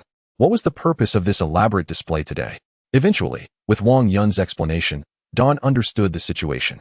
Since turning 13, Li Yangfeng had taken over the family's business, bearing immense responsibilities. He worked tirelessly, often lacking the time to nurture Dawn's growth. He had always felt inadequate as a father. Now that his son had reached adulthood and would soon leave home to begin his university journey, Li Yangfeng realized the urgency of mending their father-son relationship before it was too late. Thus, he had returned home early, waiting for Dawn, and prepared a Pokemon as a surprise gift. Dawn finally grasped the significance of the Pokemon mentioned by her father's secretary earlier that afternoon. It was intended for her. Touched by the gesture, she felt a swell of emotion, yet she couldn't muster enthusiasm for merely acquiring another Pokemon. With her current lofty standards, Ordinary Pokemon held little allure for her. Father, I appreciate your kind intentions, but there's truly no need for a gift. Since capturing the legendary Pokemon, I've become indifferent to ordinary ones. A gift of a Pokemon would be less practical than simply providing me with a new bank card. Seeing his son regard his intended gift with such indifference, Li Yangfeng did not display any signs of disappointment. Rather, a smirk crept onto his lips. Xiaoming, the Pokemon I present to you may not match the potential of the legendary ones in your possession, but taking it out will certainly attract as much attention as carrying a legendary Pokemon. Chapter 33, A Surprise. Dawn gazed at her father's confident smile, suddenly intrigued. What kind of Pokemon could his father have prepared that would inspire such assurance that she would surely like it? Wang Yun nudged Li Yangfeng with her arm, urging, all right. Stop keeping the child in suspense. Quickly reveal the Pokeball. Seeing that his wife was now urging him, Li Yangfeng ceased his teasing and retrieved a luxurious, customized Pokeball from his bag, presenting it to Dawn. Without hesitation, Dawn aimed the Pokeball at the empty space in the living room and pressed the button.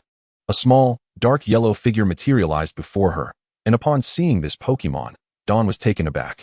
The reason for her astonishment was simple. The Pokemon her father had gifted her was exceedingly rare and exceptionally elusive, a Riolu, the pre-evolution of the Aura Pokemon Lucario. In truth, Dawn believed that given the Li family's influence, acquiring a Lucario to gift to a younger family member might pose some challenge, but it was not entirely impossible. However, what truly astonished her was that this particular Riolu was a shiny variant.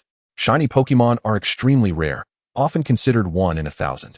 The thought of a shiny Lucario was even more staggering. Dawn couldn't even be certain whether there were 10,000 Lucario in the entire Blue Star. Seeing the astonished expression on his son's face, Li Yangfeng beamed with pride. Well, how about that, Xiaoming? Did your father deceive you? Taking this little one out will attract just as much attention as bringing a legendary Pokemon. It was only upon hearing her father's voice that Dawn snapped back to reality.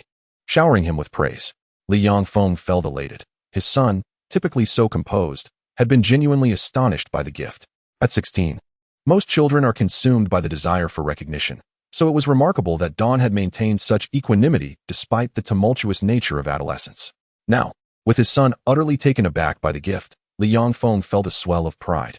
Meanwhile, Wang Yun, observing the interaction between the father and son, rolled her eyes and interjected, all right, now that you've admired the gift, hurry up and wash your hands for dinner.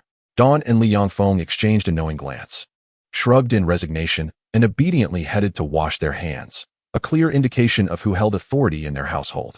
Just as the father and son finished washing their hands, the housekeeper emerged, bringing the prepared dishes to the dining table. The feast laid before them was indeed sumptuous.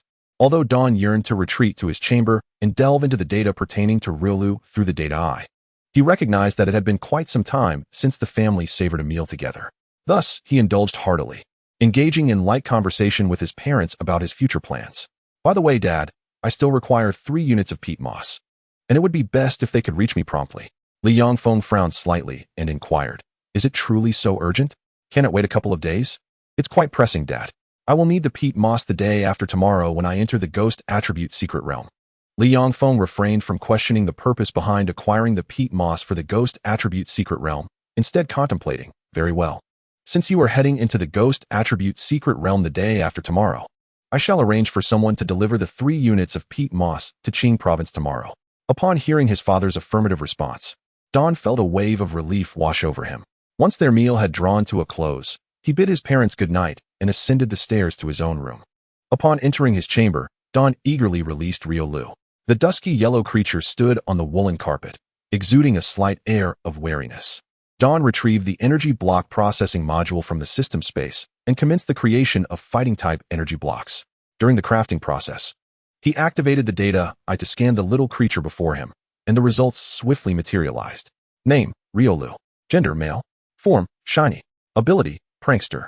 Base stats, 295. HP, 40. Attack, 80. Defense, 40. Special attack, 35. Special defense, 40. Speed, 60. Potential, master level. Combat power, growth stage, mid-stage. After reviewing Riolu's panel data, Dawn was filled with delight. The potential rating was master level, something he had not anticipated, as he had assumed champion level was the pinnacle. In truth, Dawn held a fondness for Lucario, despite its classification as a frail dual-typing Pokemon with mediocre battle performance. However, The battle capabilities of Mega Evolved Lucario were decidedly impressive, although still delicate. Its ability transformation post-evolution significantly enhanced its combat prowess. The ability adaptability is particularly formidable, increasing the power of the Pokemon's same-type moves by 50%, or, to put it plainly, enhancing them by 1/3. Within the Pokédex, only 3 Pokemon possess the adaptability ability with base stats exceeding 500, Lucario, Porygon-Z, and Spiritomb. This serves to highlight the formidable strength of Mega Evolved Lucario. While Riolu was still quite weak at present, Dawn felt no urgency in bolstering its strength. In the real world, Riolu's growth process was rather peculiar. Once the bond between trainer and Riolu reached a certain threshold, Riolu would evolve into Lucario, and its combat level would ascend directly to the late adulthood stage. Conversely, if the relationship between the trainer and Riolu was lacking, evolution would be unattainable, and Riolu's combat power would remain stagnant in the growth stage. Though 2 months remained before Dawn embarked on his university journey in Magic City, he was confident in facilitating Riolu's evolution. He extended the freshly crafted fighting-type energy block towards Riolu. Initially, Riolu remained somewhat cautious, rejecting the enticing offering from this human. However, with the aid of the Pokemon's heart, Riolu gradually lowered its guard, gingerly sampling the food presented before it. 5 minutes later, Riolu stood atop Dawn's bed, eagerly accepting nourishment from the human. Observing Riolu's incessant opening and closing of its mouth, Dawn couldn't help but reflect. Indeed, no matter how vigilant and proud Riolu may be, it remains a mere cub until it evolves. Dawn also prepared energy blocks for his Pokemon for the upcoming 10 days and released them from their Pokeballs, allowing Riolu to familiarize itself with its future companions. The group of Pokemon frolicked for nearly half an hour before settling down in their respective sleeping spots, with Riolu naturally sharing a bed with Dawn, all in the name of fostering quick growth. Chapter 34. Clinging to a Stronger Ally. Dawn sprawled comfortably on the soft bed, his left hand affectionately ruffling Riolu's head until its fur gleamed. Just before drifting off to sleep, Dawn recalled an important task he had yet to complete. He retrieved his phone from the bedside table and dialed Li Xiang's number. After a few rings, Li Xiang's voice came through. "Brother Ming, is there something of great importance that necessitates a call at this late hour? Pack your things tonight. I'll be at your house to pick you up at 6 tomorrow morning." Li Xiang, puzzled, responded, "Brother Ming, is there a significant event tomorrow? We're heading to the airport for a direct flight to Qing Province, where we'll enter the Ghost Attribute Secret Realm to help you capture a Copperja. By the way, please send me your address." Li Xiang felt a surge of joy. He hadn't anticipated his captain's swiftness in organizing this. Earlier that afternoon, he had merely expressed a desire to capture a Copperja, and now his captain was preparing to take him to the Ghost Attribute Secret Realm the very next day. Li Xiang's excitement was palpable. It stemmed not solely from the prospect of capturing his desired Pokemon, but also from the fact that he had never set foot in a secret realm before. For most 18-year-olds, the concept of a secret realm was both foreign and enigmatic. Li Xiang's anticipation grew as he pondered the treasures he might uncover within. After hearing Li Xiang's agreement, Dawn ended the call, preparing to rest early, mindful of the early departure for the airport.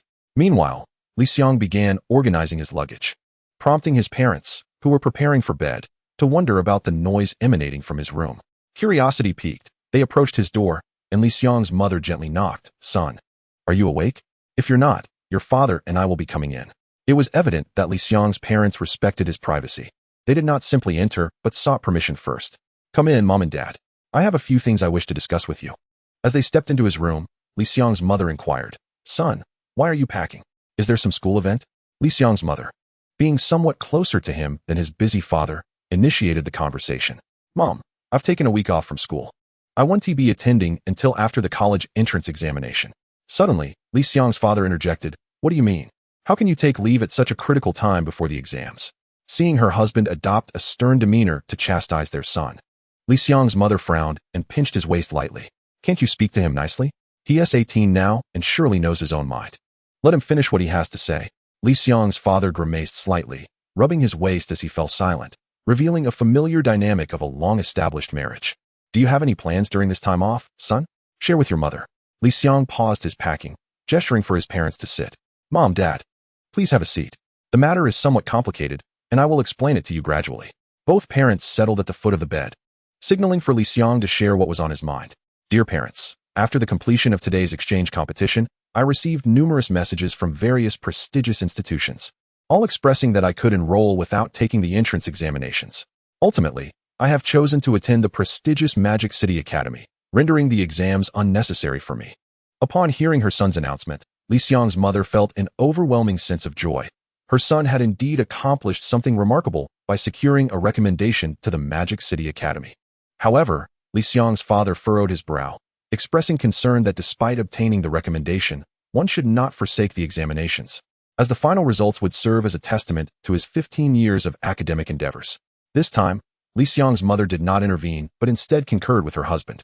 Expressing her full agreement, Li Xiang then shared his plans of recognizing an elder brother figure for himself, gifting himself a special adhesive patch, and mentioned that tomorrow, his elder brother would accompany him to the Ghost Attribute Secret Realm to help him capture a Shereldon. After listening to their son, the couple fell silent, both aware that the special adhesive patch and the Shereldon were aspirations their son had long cherished. However, given their family's circumstances, obtaining these two items would be quite challenging. Yet now, someone was generously offering these treasures to their son, indicating they saw potential in him. Nonetheless, they were uncertain about this person's intentions. What if this individual were not of good character and led their son astray into unlawful activities? Just as Li Xiang's mother was about to voice her concerns regarding the reliability of this benefactor, her husband interjected, asking, "Son, is the person investing in you named Li Ming?" Li Xiang, slightly puzzled by his father's excited tone, confirmed that it was indeed Li Ming and questioned if there was a problem. Had his father not noticed the license plate of the vehicle that picked him up from school? Recalling the details, Li Xiang relayed the license plate number to his father. Upon hearing this, Li Xiang's father advised him to follow this person closely before guiding his wife back to their master bedroom. Wang Xuanmei, feeling somewhat irked, questioned her husband, Li Guodong, "Why are you pulling me away? What if the person investing in our son turns out to be problematic?" Li Guodong, brimming with joy, responded, "Dear, do you know who is investing in our son? How would I know who they are?" "You seem to know something," she replied. Leaning closer to his wife as if sharing a coveted secret, he whispered, "I have seen the car that our son mentioned. It belongs to the Li family, specifically designated to transport their younger members to and from school. This is the Li family. Our son has garnered the attention of the young master of the Li household. His future prospects will undoubtedly be bright." Wang Xuanmei widened her eyes, though she had little interaction with the trainers due to her work. Her husband, being in the Pokemon Association, had instilled in her a keen awareness of the Li family's prominence in northern China. "Are you certain that car truly belongs to the Li family?" she inquired. Li Guodong, appearing untroubled, replied, "Tomorrow morning, that person will come to pick up our son. We can take the opportunity to verify the vehicle and ascertain if they are indeed from the Li family." Chapter 35.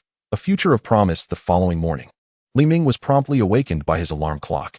He approached the window and drew back the curtains, noticing that the sun had not yet fully risen. Returning to his bedside, he glanced at his Seiko watch, which read 5:20 a.m. He then retrieved his phone to look up Li Xiang's address and activated the navigation, calculating that if he departed now, he would arrive at Li Xiang's home just before 6. After completing his morning routine and changing his attire, he gathered his luggage and made his way downstairs, where a vehicle awaited him. Although he could have had the housekeeper bring down his belongings, Li Ming preferred not to be overly finicky, as carrying his luggage down the stairs was not too burdensome.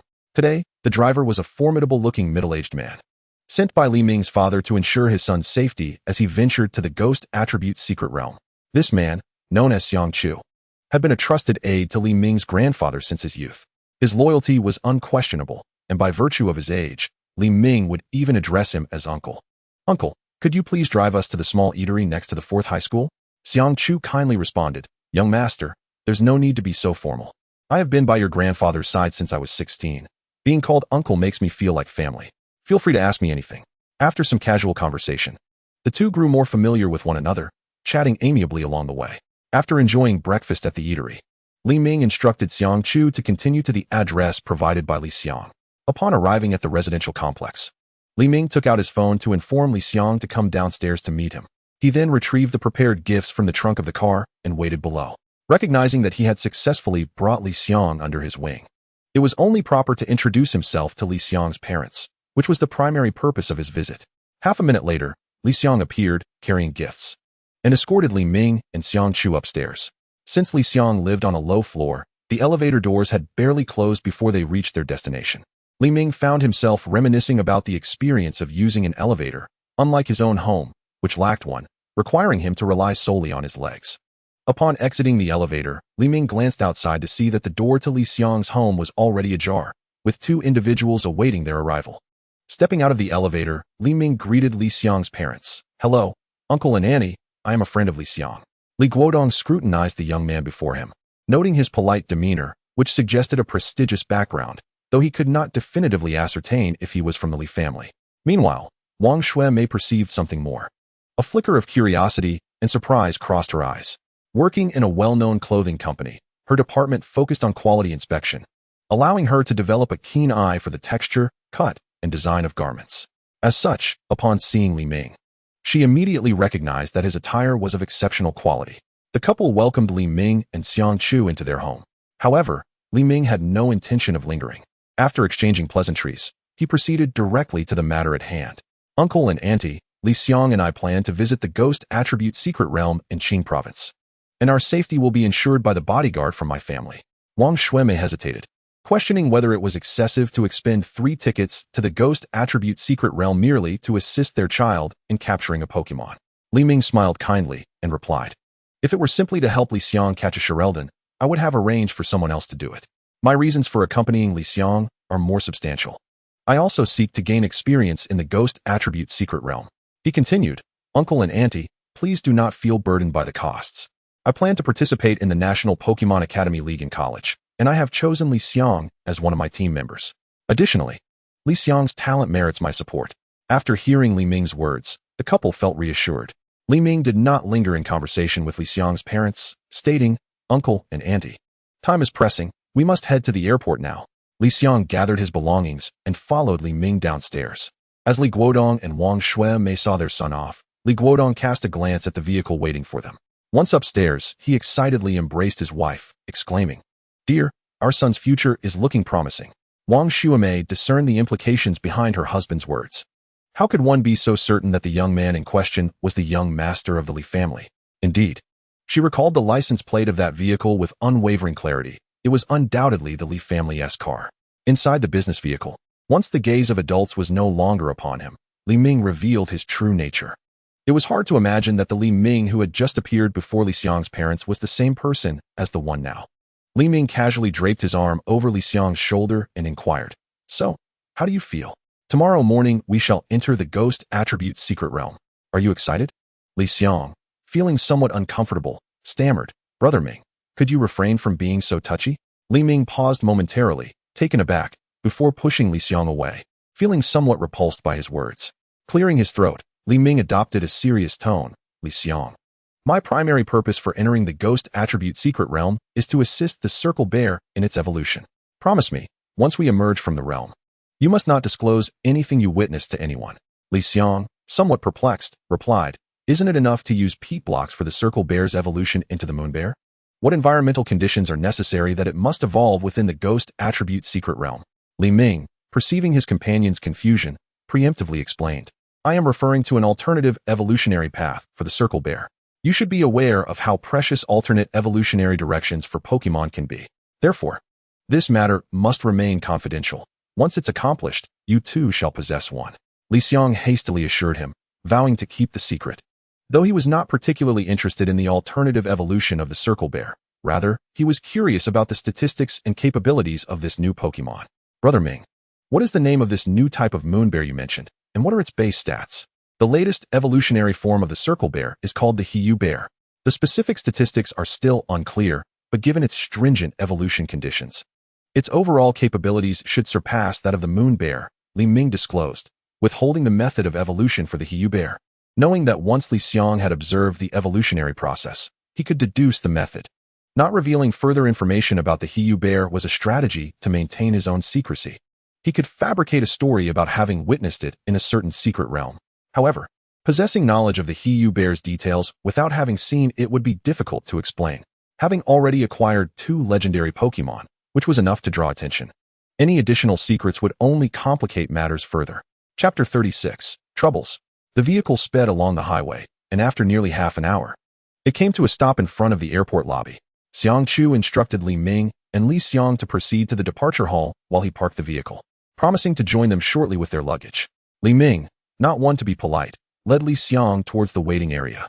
The The trio traveled in silence and boarded the flight to Qing province. Upon disembarking, Li Ming cautiously surveyed the surroundings, wary of the passing pedestrians. He felt a twinge of anxiety about their visit to Qing province, as it was the city housing the Ghost Attribute Secret Realm and presumably the residence of the Ghost Attribute Champion, Feng Luan. Li Ming feared the potential for melodramatic encounters, especially since he had some past associations with Feng Ling. A conflict on Feng Ling's territory could prove troublesome. However, it seemed his worries were unfounded, with the examination approaching. Feng Ling would likely be training at home, thus avoiding any chance encounter that could lead to verbal altercations. The trio arrived at their hotel, where Li Xiang was once again struck by the captain's lavishness. They had booked presidential suites for their stay, complete with bodyguards and attendants.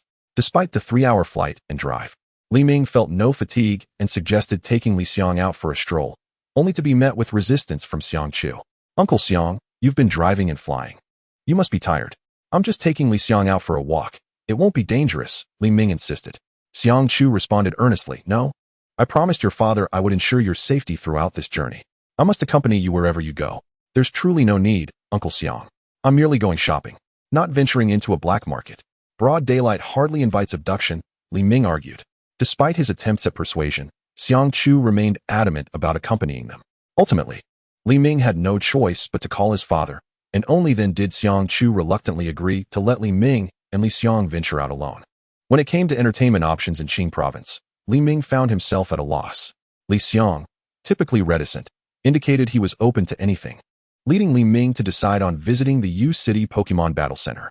With no alternative in an unfamiliar city, it was the most logical choice for both local cuisine and entertainment. They took a taxi to the U City Pokemon Battle Center. During their conversation, the taxi driver quickly discerned they were not locals. Upon arrival, the driver attempted to overcharge them, claiming 70 yuan for a 3-kilometer journey, despite their hotel being centrally located. Li Xiang, feeling indignant, bravely attempted to reason with the driver, only to be stopped by Li Ming. "Did you use the meter, sir?" The driver, caught off guard, responded. "Young man, you didn't specify meter fare, but rest assured, I would never cheat you. The fare is 70 yuan. Li Ming, amused, feigned confusion. "What taxi fare? Who took your cab?" The driver grew frustrated. "You can't renege on this. I have a dashcam in my vehicle." "Sir, please refrain from making baseless accusations. Who rode in your cab? Are you out of your mind?" Li Ming retorted, wrapping an arm around Li Xiang's shoulder as he turned to leave. "Brother Ming, aren't you worried that taxi driver will call the police?" Li Ming, continuing his stride, replied nonchalantly, "What is there to fear? Uncle Hat knows the driver didn't use the meter and can deduce the situation. At worst, we'll just pay the driver." "But won't being questioned by Uncle Hat delay our entrance into the Ghost Attribute Secret Realm tomorrow?" Li Ming smirked. "It's merely 10 yuan for the fare. The driver wouldn't bother involving Uncle Hat. If he did, he'd lose the chance to drive for the rest of the afternoon. Surely he could make more money by picking up another fare." Li Xiang, though confused, was thoroughly impressed by Li Ming's reasoning. Together, they entered the U City Pokemon Battle Center. Upon entering, Li Ming felt an overwhelming sense of familiarity. The layout was strikingly similar to that of the Pokemon Battle Center in Shin City, albeit with different dining options featuring a variety of local snacks. As Li Ming contemplated where to satiate his hunger, a figure caught his attention, seemingly sensing something and gazing in his direction. Upon recognizing the individual, Li Ming could not suppress an expletive. "Damn it, a plant. Why was this person, who should be training at school, wandering aimlessly?" Indeed, the figure was Feng Ling, with whom Li Ming had a complicated history. This time, Feng Ling was unaccompanied by his bodyguards, and, noticing Li Ming's unwavering gaze, approached him with a slight smirk. "Li Ming, the young master of the Li family, I believe. I neglected to introduce myself during our last encounter. I am Feng Ling, son of the Ghost Attribute Champion." Feng Luan, Zhang, standing beside Li Xiang, furrowed his brow at Feng Ling's demeanor. This individual seemed rather unfriendly. In response, Li Ming forced a stiff smile and replied, "Hello, young Master Feng. What a coincidence to see you here on vacation."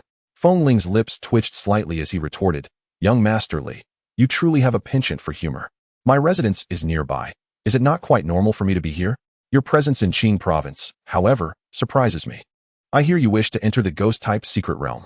My Zoroark has just reached the gym leader level. How about we engage in a battle?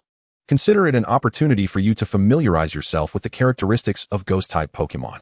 From Feng Ling's words, it was evident he was aware of Li Ming's purpose for visiting Qing province, as well as his use of a gym leader-level martial arts ursaring in the exchange competition. Li Ming, however, felt neither surprise nor relief, but rather a sense of impending headache. After all, Feng Ling's father was the head of the ghost-type secret realm, and refusing his invitation could lead to complications. Thus, it seemed inevitable that he would have to participate in this battle today. Chapter 37. The duel. In a previous conversation with his cousin, Li Ming had gleaned insights into Feng Ling's character, understanding that he was not deliberately provoking conflict, but rather seeking to observe the disparity between mythical and ordinary Pokemon. Yet, could Li Ming acquiesce to Feng Ling's intentions? Clearly not. After a moment of contemplation, he appeared to make a resolute decision. Very well, let us battle. I am also curious to witness the prowess of a top scorer from outside Qing province. With that, Li Ming and Feng Ling stepped into the battle arena, while Li Xiang hurried to the viewing area to watch the match unfold. The two took their positions on opposite sides of the battlefield, and Feng Ling was the first to release his Pokemon. A purple light shimmered in the arena, and as it dissipated, a white Pokemon materialized, exuding an eerie aura. It was a shiny Zoroark. Li Ming, allow me to witness your strength, Feng Ling stated coldly. His eyes filled with determination. Li Ming activated his data vision, and moments later, Zoroark's information appeared before him. Name, Zoroark, shiny, gender, male form, shiny ability, illusion-based stats, 520 HP, 55 physical attack, 100 physical defense, 60 special attack, 135 special defense, 60 speed, 110 potential, champion level battle power, gym leader level. Initial stage. After reviewing the details of his opponent's Pokemon, Li Ming took a deep breath and retrieved a luxury ball from his pocket, aiming it at the battlefield. A flash of red light illuminated the arena, and a pitch-black Pokemon emerged. It was a shiny Charizard. Upon seeing Li Ming's choice, Feng Ling expressed his surprise. Li Ming, what does this mean? Are you not going to send out your martial arts Ursaring to battle me? Li Ming replied. Feng Ling, I understand your thoughts. You wish to see the difference between mythical and ordinary Pokemon. However, I believe that the significance of a Pokemon's classification pales in comparison to a trainer's command and training capabilities. Moreover, legendary Pokemon will undoubtedly descend upon Blue Star in the future, and talented trainers like us will surely capture our own. Thus, I have chosen to send my starter Pokemon, Charizard, to engage you. This is the fairest approach. Feng Ling found himself somewhat bewildered by Li Ming's reasoning, acknowledging its merit while sensing an underlying inconsistency. Nonetheless, the assertion that talented trainers like us will surely capture our own legendary Pokemon struck a chord within him, filling him with delight. Thus, he accepted the battle with Li Ming's Charizard. Li Ming, I find your argument somewhat compelling. Let us see whose true strength prevails. With this statement, Li Ming exhaled in relief. Feng Ling's response was unexpectedly agreeable, albeit with a hint of vindictiveness, yet he was easy to manipulate. The temporary referee in the arena observed that both competitors were prepared and announced the commencement of the battle. As the duel began, Li Ming closed his eyes, his mind racing to analyze the probabilities of victory. Zoroark's sole weakness lay in its vulnerability to Dark-type moves. Although Charizard possessed 2 Dark-type moves, both were physical attacks and thus of limited effectiveness.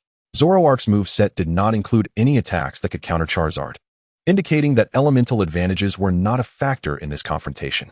It was likely that Zoroark would employ Rain Dance to mitigate Charizard's Fire-type moves, rendering its Blaze ability ineffective. While Charizard could also initiate Sunny Day, given the disparity in their battle power, it would likely be unable to outpace Zoroark. In a brief span, Li Ming analyzed all potential scenarios, ultimately concluding that his chances of victory were less than 30%. Although Feng Ling was easily deceived, he was not foolish. If he activated Rain Dance, his odds of success would be essentially 0. However, Li Ming could take an unconventional approach, leaving him a slim chance of triumph. The outcome of this battle hinged upon the initial moves, and Li Ming found himself compelled to gamble. So be it. In a flash, Li Ming made his decision. Just as he opened his eyes, Feng Ling issued his command. Zoroark, use Rain Dance. Upon receiving the instruction, Zoroark immediately initiated the Rain Dance, raising its arms and howling towards the sky. Waves of blue energy radiated outward from Zoroark's form. Upon hearing the command, Li Ming felt a surge of confidence, as anticipated. His opponent opted to use Rain Dance to suppress Charizard. Charizard, use Swords Dance. At that moment, Li Xiang, watching from the sidelines, seemed to grasp the situation. His words laced with admiration for Li Ming. So, it can be done this way. Truly, our captain is remarkable. In the arena, Charizard was enveloped in a shimmering aura of half its type energy, which converged above its head, ultimately solidifying into a sleek blade. Almost simultaneously, Zoroark's rain dance and Charizard's swords dance reached completion. It was then that Feng Ling realized Li Ming's true intent, and he could not help but admire. Interesting. Li Ming's strategy was indeed to take advantage of Zoroark's rain dance duration to enhance Charizard's physical attack. With this boost, Charizard's offensive capabilities would no longer be a hindrance, allowing it to unleash Crunch, an attack that dealt double damage to Zoroark. Initially, Li Ming had contemplated using Dragon Dance for enhancement to ensure Charizard outpaced his opponent. However, considering the possibility of Zoroark possessing Taunt, he opted against it. A single layer of Dragon Dance would not suffice for Charizard to secure victory, and given the power disparity, it would not surpass Zoroark's speed. It was wiser to reserve the opportunity for offensive enhancement. Zoroark then employed Shadow Ball. With its arms raised, Zoroark gathered a dense concentration of Ghost-type energy, forming a basketball-sized black sphere.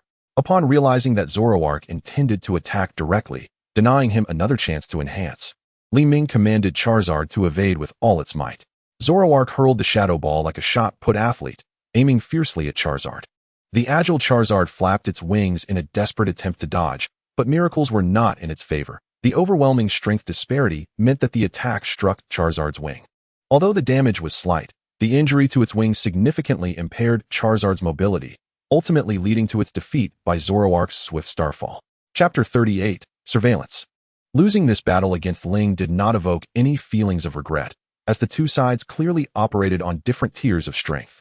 Ling strolled down the corridor towards the arena's exit, while Feng Ling followed suit, making his way towards Ling.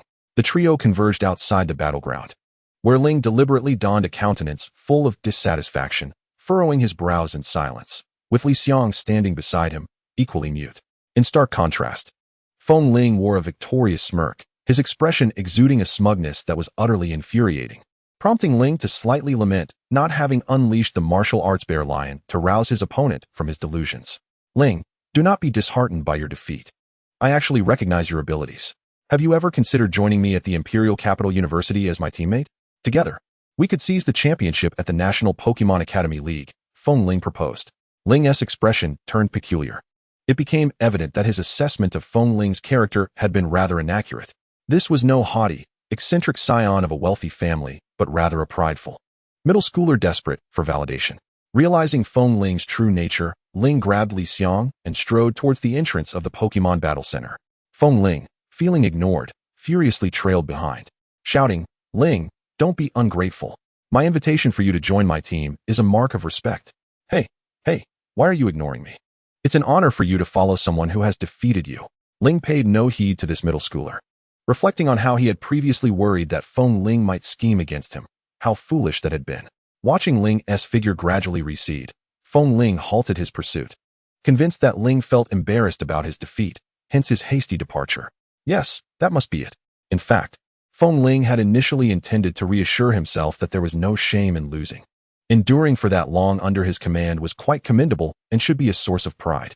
Just as Feng Ling pondered Ling's mental state, a message notification chimed from his phone.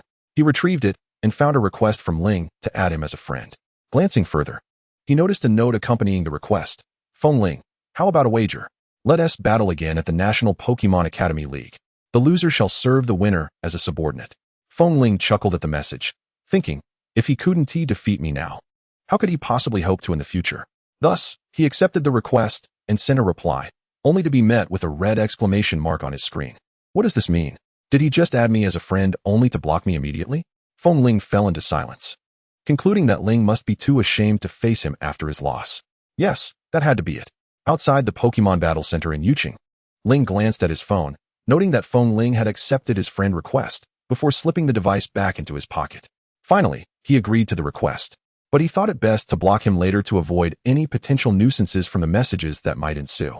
Li Xiang, observing Ling's contemplative demeanor, spoke up. Ling, is this about your recent defeat? I believe your approach was quite sound. It was the only strategy that could have potentially overcome your opponent. The primary reason for the loss was the stark disparity in strength. Otherwise, victory would certainly have belonged to you.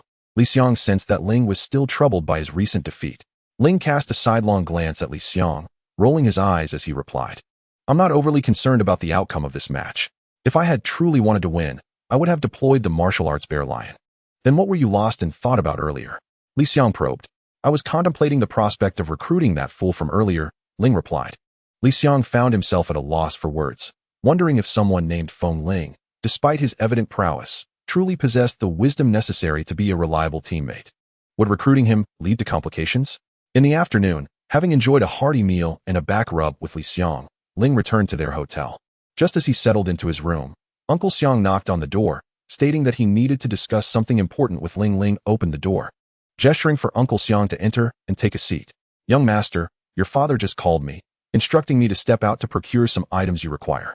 I must advise you to refrain from leaving the hotel until I return, Uncle Xiang began, settling into the couch. Rest assured, Uncle Xiang. Li Xiang and I have been out all day and likely want to venture out this afternoon. Tomorrow, we shall enter the ghost attribute secret realm. So we need our rest. Uncle Xiang sighed, reiterating, young master, I'm not jesting. You must heed my words. Do not leave the hotel until I come back. I suspect that someone nearby may be watching us. After hearing Uncle Xiang's words, Ling walked over to the floor-to-ceiling window to glance down at the hotel exterior. After a moment, he returned to the sofa and asked with a strange expression, Uncle Xiang, did those watchers appear after Li Xiang and I returned this afternoon? Recalling the timeline, Uncle Xiang confirmed Ling's suspicion that the watchers had indeed only emerged after their return. What's the matter, young master? Do you know who these people are? Ling, upon receiving confirmation, pinched the bridge of his nose and replied, Uncle Xiang, there's no need for you to concern yourself with this matter. They likely harbor no malicious intent and will probably depart soon. Uncle Xiang found it peculiar that Ling was so sure of the watcher's intentions, but he refrained from probing further. After informing Ling of his need to step out, he exited the room. Once Uncle Xiang was gone, Ling returned to the sofa, his expression darkening, his lips twitching slightly. He had a strong inkling regarding the identity of those monitoring him. His earlier trip to the window was to confirm something, whether the watchers were professionals. And within half a minute, he had indeed detected their presence. Connecting the dots, it became clear that their surveillance methods were unprofessional. They had only appeared after Ling and Li Xiang returned. Reflecting on his interactions earlier that day, he deduced the identity of their sender. Ling pulled out his phone. Logging into the Pokemon Battle app, his heart racing as he searched through his blacklist. This fool must have some serious issues to send people to monitor me. Does he not realize how alarming that is? Ultimately, Ling removed Feng Ling's account from the blacklist. Chapter 39, Speculations. Indeed, Ling's primary suspect was Feng Ling. For any genuine organization aiming to keep tabs on him would not dispatch such unprofessional agents. However, if it was Feng Ling, it all made sense. His family surely had experts in tracking, particularly given that a ghost attribute champion would be surrounded by such skilled individuals. Yet, Feng Ling likely lacked the authority to mobilize these experts, resulting in the choice to employ his bodyguards to surveil Ling, which explained why Ling had discovered their presence in a mere half-minute. Ling took a deep breath, suppressing his rising anger. Fearing he might unleash his frustration upon Feng Ling, he then sent a message. Feng Ling, are you sending people to watch me? In a villa within Yuqing's East District, Feng Ling, having just completed his afternoon training, sank into the sofa in the living room, exhaustion evident on his face. Just as he contemplated ascending to the upper floor for a hot bath, his phone on the coffee table chimed with a message notification. Picking it up, he glanced at the screen, only to discover that the message was from Ling, the very opponent he had bested earlier that day. Feng Ling pondered whether Ling had changed his mind about joining him at the Imperial Capital Academy for the National Pokemon League as he opened the message to read its contents. Upon reading the message sent by Li Ming, Feng Ling's expression shifted, and a sense of unease crept into his heart. How could Li Ming possibly know that he had dispatched individuals to surveil him? Maintaining an air of nonchalance, Feng Ling responded, "What surveillance? I'm not sure what you're talking about." Li Ming, observing the dismissive reply, found it both amusing and infuriating. Don't feign ignorance with me. Those people outside only appeared after I returned to the hotel. Moreover, who besides you would be foolish enough to assign bodyguards to spy on me? Feng Ling's face turned a shade of green at this remark. What did Li Ming mean by foolishness? Who else could possibly be implicated? Before Feng Ling could retort, Li Ming sent another message. You'd best withdraw your people immediately. Otherwise, I shall summon someone to teach those who are surveilling me a lesson. And then you'll have to explain it to your father.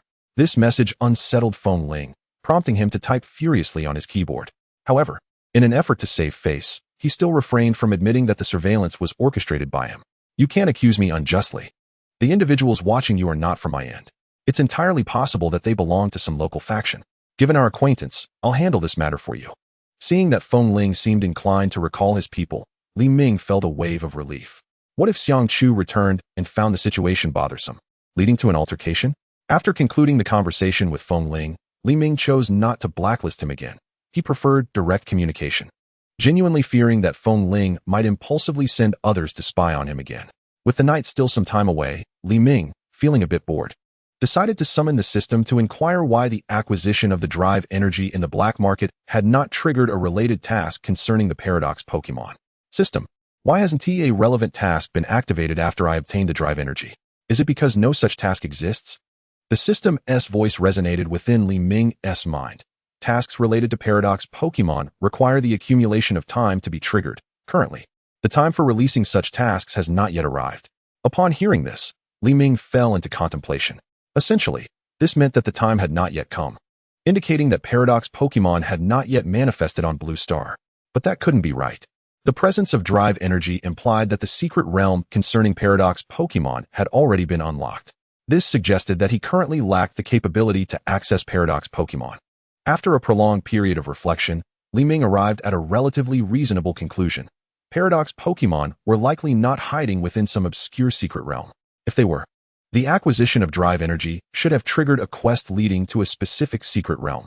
Thus, it was highly probable that some individuals or factions had ensnared the Paradox Pokemon.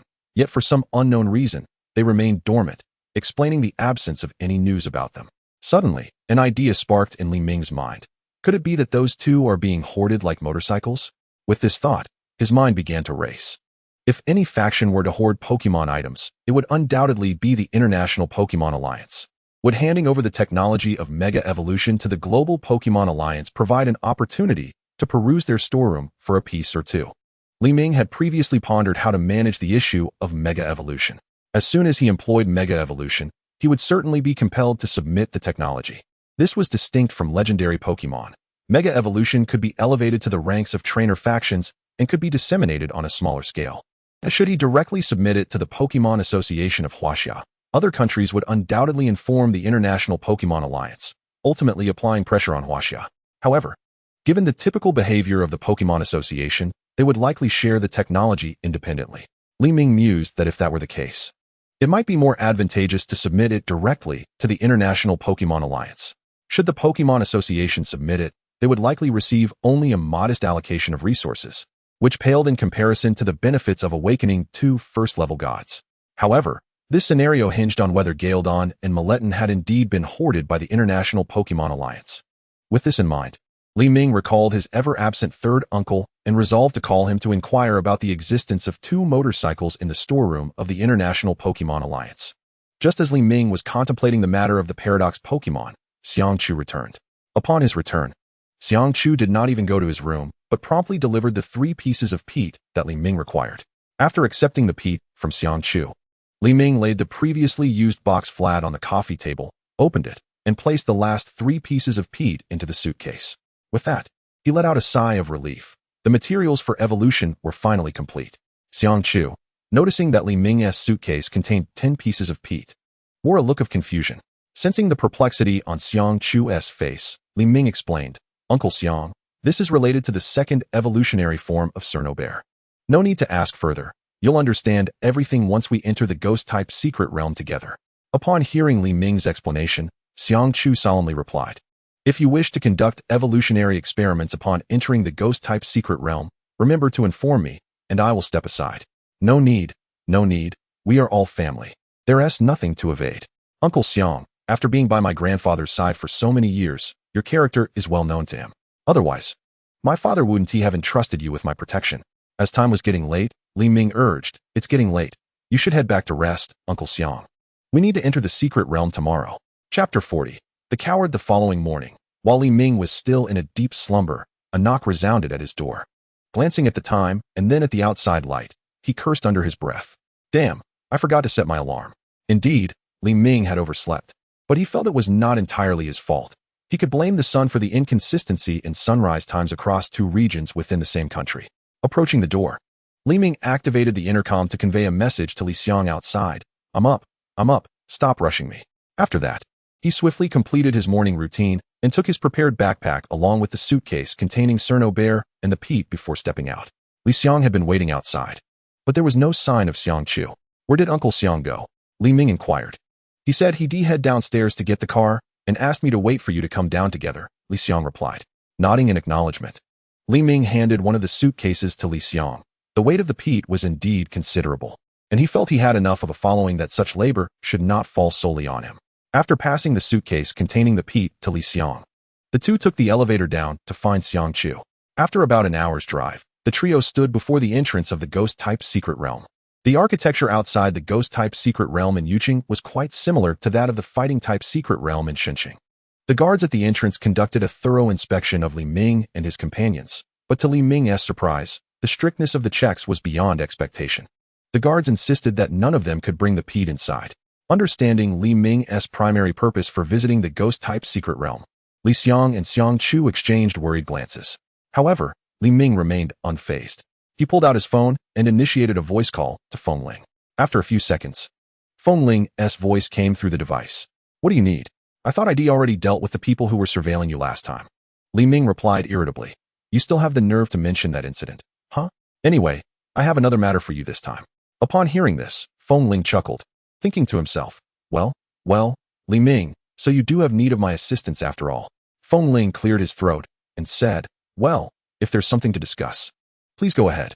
There is hardly anything in Qing province that I cannot handle. Today, I aim to enter the Ghost Attribute secret realm. But I was stopped at the gate by someone who claimed that the items I was carrying did not comply with regulations and insisted that I leave them behind to gain entry. Upon hearing this, Feng Ling realized that he had perhaps boasted a bit too much earlier. He replied, I truly cannot assist you with this matter. Not only can I not bring prohibited items into the secret realm, but even my father cannot. Li Ming, feeling exasperated, retorted, who said I was carrying prohibited items. My uncle manages a secret realm. I am well aware that one cannot bring forbidden items into a secret realm. Feng Ling was momentarily taken aback by this statement. If you aren't carrying prohibited items, then why were you stopped? The soldiers at the gate are carefully selected disciples and should not be deliberately causing you trouble. I only brought 10 pieces of peat moss. Tell me, does that qualify as a prohibited item? Feng Ling asked, somewhat perplexed. Why are you bringing peat moss into the secret realm? Let us not delve into societal matters. Just tell me if you can resolve this issue. If not, I shall seek assistance elsewhere. Feng Ling, stung by these words, felt his pride surge. I'll disconnect the call for now. Just wait a moment while I make a phone call. Li Ming shook his phone in front of Li Xiang, signaling that everything was sorted. Shortly thereafter, a senior officer emerged and spoke to the guards at the gate, allowing the three to successfully enter the passage leading to the secret realm. Inside the secret realm, Li Ming stood still, unable to suppress a smile at the corners of his mouth. The moment he stepped into the Ghost Attribute secret realm, the long-forgotten task notification sound echoed in his mind once more. Task trigger conditions have been met. Task generation in progress. Task generation complete. Now issuing task to the host. Capture the timid ghost, Marshadao, within the Ghost Attribute secret realm.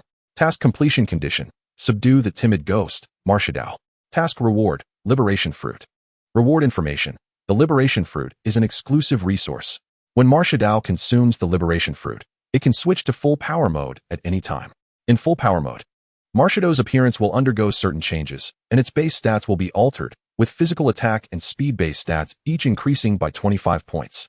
After reading the task issued by the system, Li Ming remained in a state of exhilaration until Li Xiang's reminder brought him back to reality.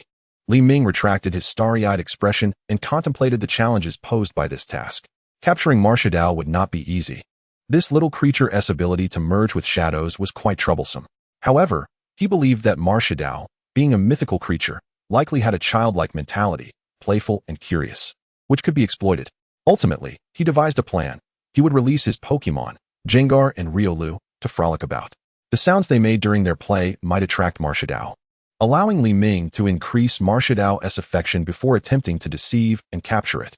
Without further ado, he decided to venture deeper into the secret realm, as this would likely bring him closer to Marshado's active vicinity.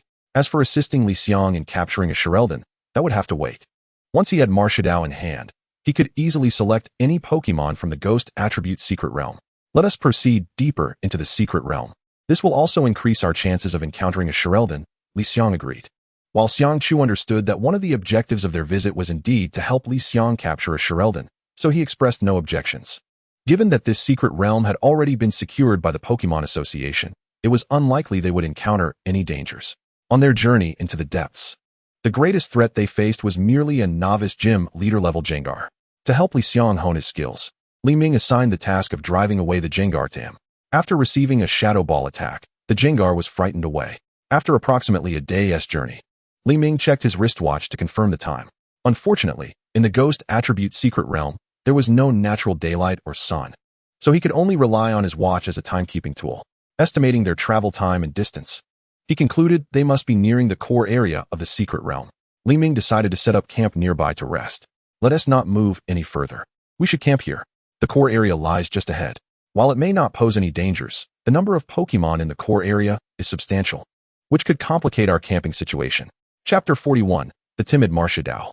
After deliberation among the three, they found a relatively open space with fewer Pokemon and set up their camping tent. The tent was of a collapsible design, making assembly quite straightforward. Once the tent was ready, they decided to determine who would take watch. Regarding the watch duty, Xiang Chu suggested allowing their Pokemon to take turns, ensuring that all three could have ample rest. However, Li Ming dismissed this idea, saying, "What a joke.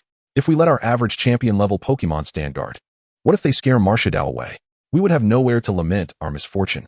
Uncle Xiang, Li Xiang and I initially came to the Ghost Attribute Secret Realm with a mindset for training. You need not worry about the watch duty. We will alternate.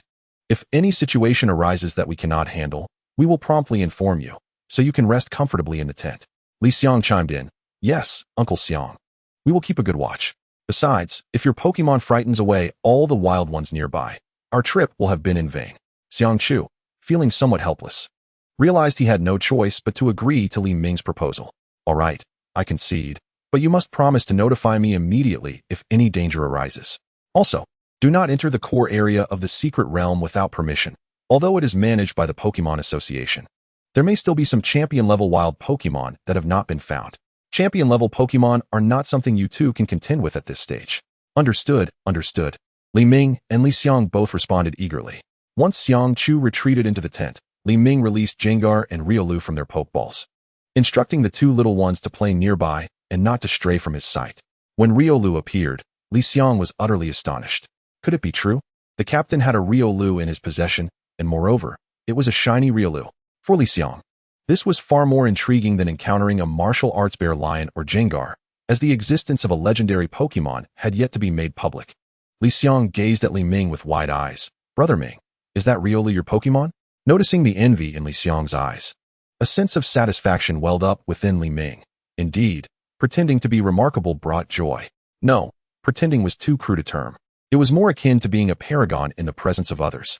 Li Ming replied nonchalantly, "It's just a shiny Riolu. It's nothing extraordinary." Though he feigned indifference, Li Ming mentally applauded his father. While being envied was a pleasant feeling, after a while, he grew somewhat bored. Li Ming found a large rock nearby to lean against and rest, though his gaze remained fixed on Jengar and Riolu as they frolicked. Deep within the Ghost Attribute Secret Realm, a small Pokemon emerged from the shadows of the trees, its matchstick-like eyes peering curiously at a clearing at the forest's edge. Sensing a life force akin to its own, it longed to uncover the identity of the Pokemon inhabiting that open space, for it was engulfed in profound loneliness. Ever since its arrival in this woodland, it had scarcely encountered a friend.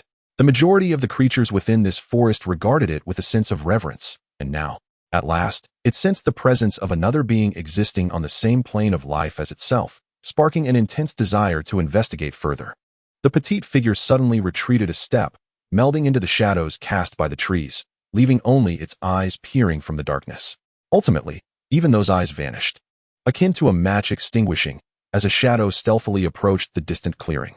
Nearby the campsite, Dawn leaned against a rock, on the verge of slumber, resigning to the notion that encountering Marshadao today was improbable.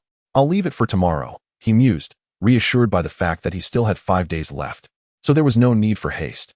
Just as Dawn intended to recall his Pokemon, a data pop-up emerged before him. Having kept the data I activated since entering the secret realm to expedite finding Marshadao, he was startled by the sudden appearance of the new data window, indicating that another Pokemon was approaching. Yet, Li Xiang beside him remained utterly oblivious. Dawn's interest piqued, and he focused on the newly revealed data pop-up. Name, Marshadao type, fighting. Ghost gender, none form. Standard ability, technician total base stats, 600 HP, 90 attack, 125 defense, 80 special attack, 90 special defense, 90 speed, 125 potential, legendary strength, gym leader level. Early stage special ability. Can influence or control surrounding beings using negative emotions. Note, this special ability is possessed only by a select few Pokemon that have reached the legendary life level. Upon reviewing the data, Don's heart surged with exhilaration. He had finally lured this little creature out. He beckoned to his Pokemon, Eerie Pung, signaling it to come closer. Eerie Pung bounced toward him.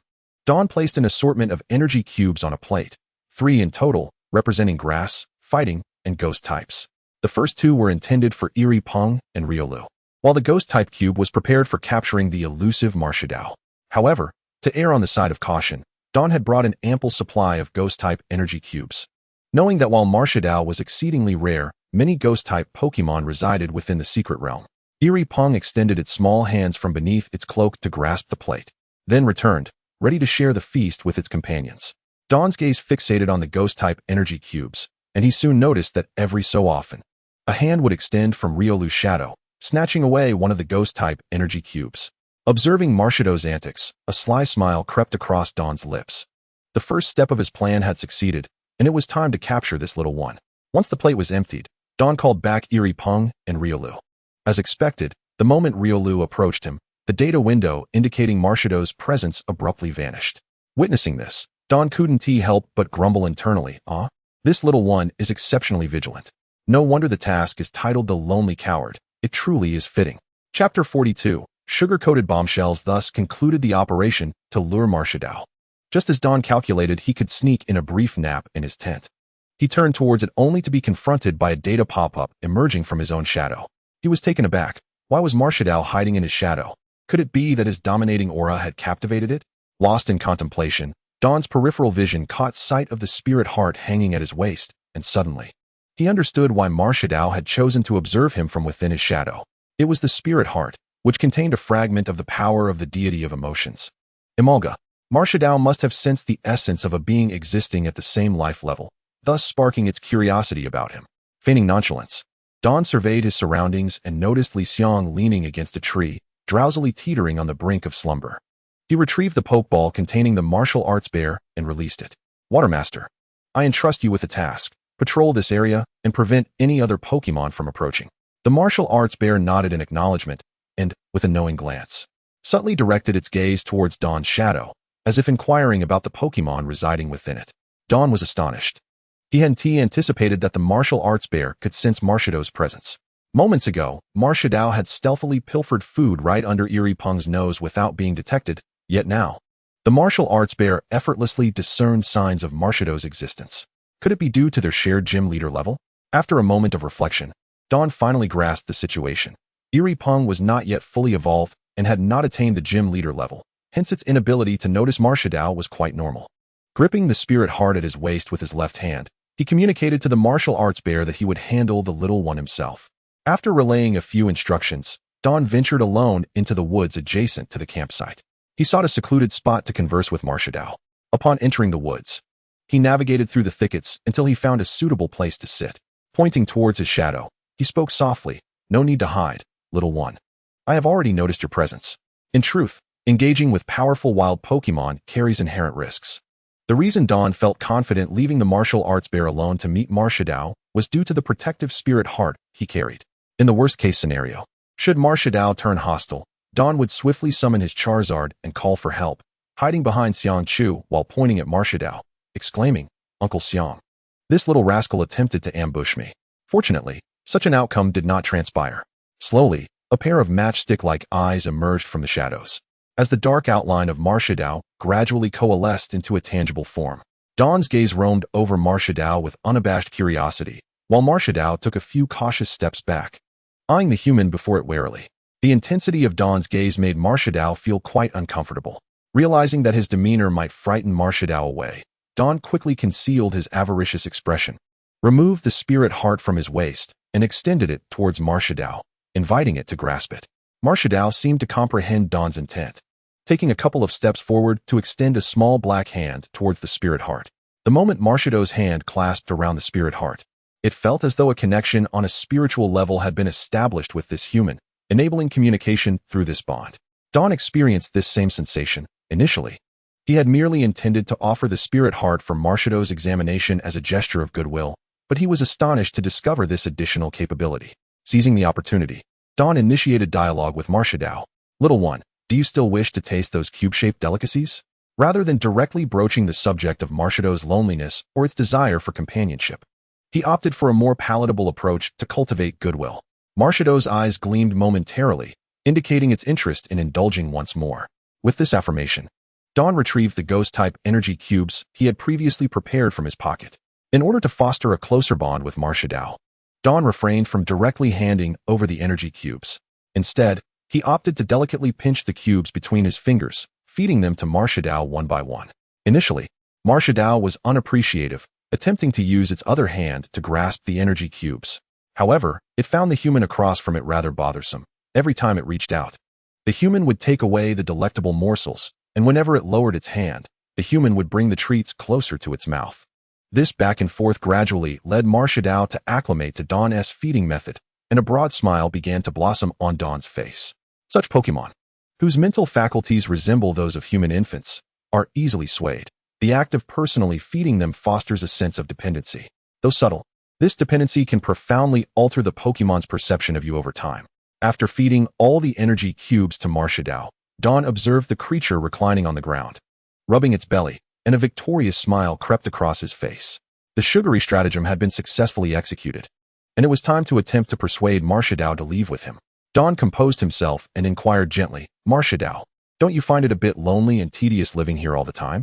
Marshadow tilted its head, seemingly lost in thoughts of its past solitude.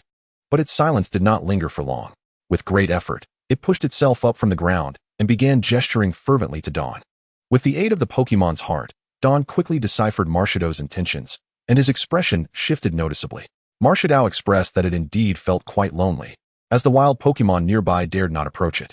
It longed for companionship and asked Dawn if he could bring along the green-caped Pokemon and the large bear from earlier to play with it. Dawn, however, could not acquiesce to Marshadow's request. It was absurd to think he would part with his only reliable battling force, the martial arts bear, especially since he needed it to dominate the upcoming Pokemon League across the nation. Chapter 43, Captivation. Dawn plainly stated to Marshadow that such a notion was out of the question. Upon being rebuffed, Marshadow's eyes dimmed, curling up on the ground with an air of pitiful loneliness. Sensing the opportune moment had arrived, Dawn shifted the conversation, kindly suggesting, "However, I do have a way for you to make friends."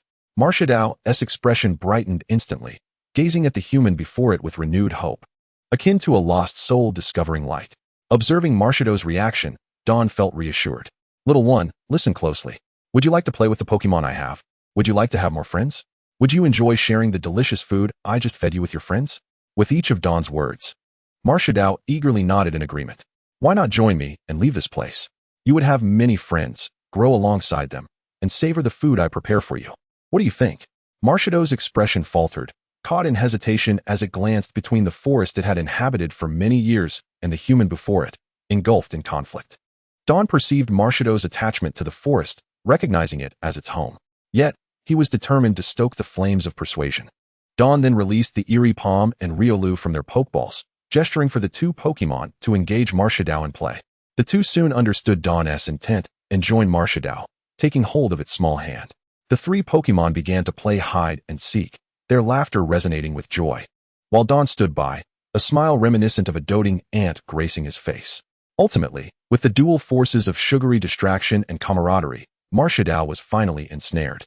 Just as Marshadow agreed to accompany Dawn, the system's voice echoed once more, "Congratulations, host, on completing the task. Rewards have been dispatched to the system's warehouse. Please check your inventory." Upon confirming the task's completion, Dawn contemplated, deciding against allowing Marshadow to consume the liberation fruit just yet. Unforeseen circumstances in the secret realm could lead to dire consequences. Upon returning to the camp with the three small Pokemon, he was greeted by a dramatic scene. Xiangchu and Li Xiang were frantically surrounding the central area, bombarding the martial arts bear with questions about his whereabouts, fearing the worst if they had become separated.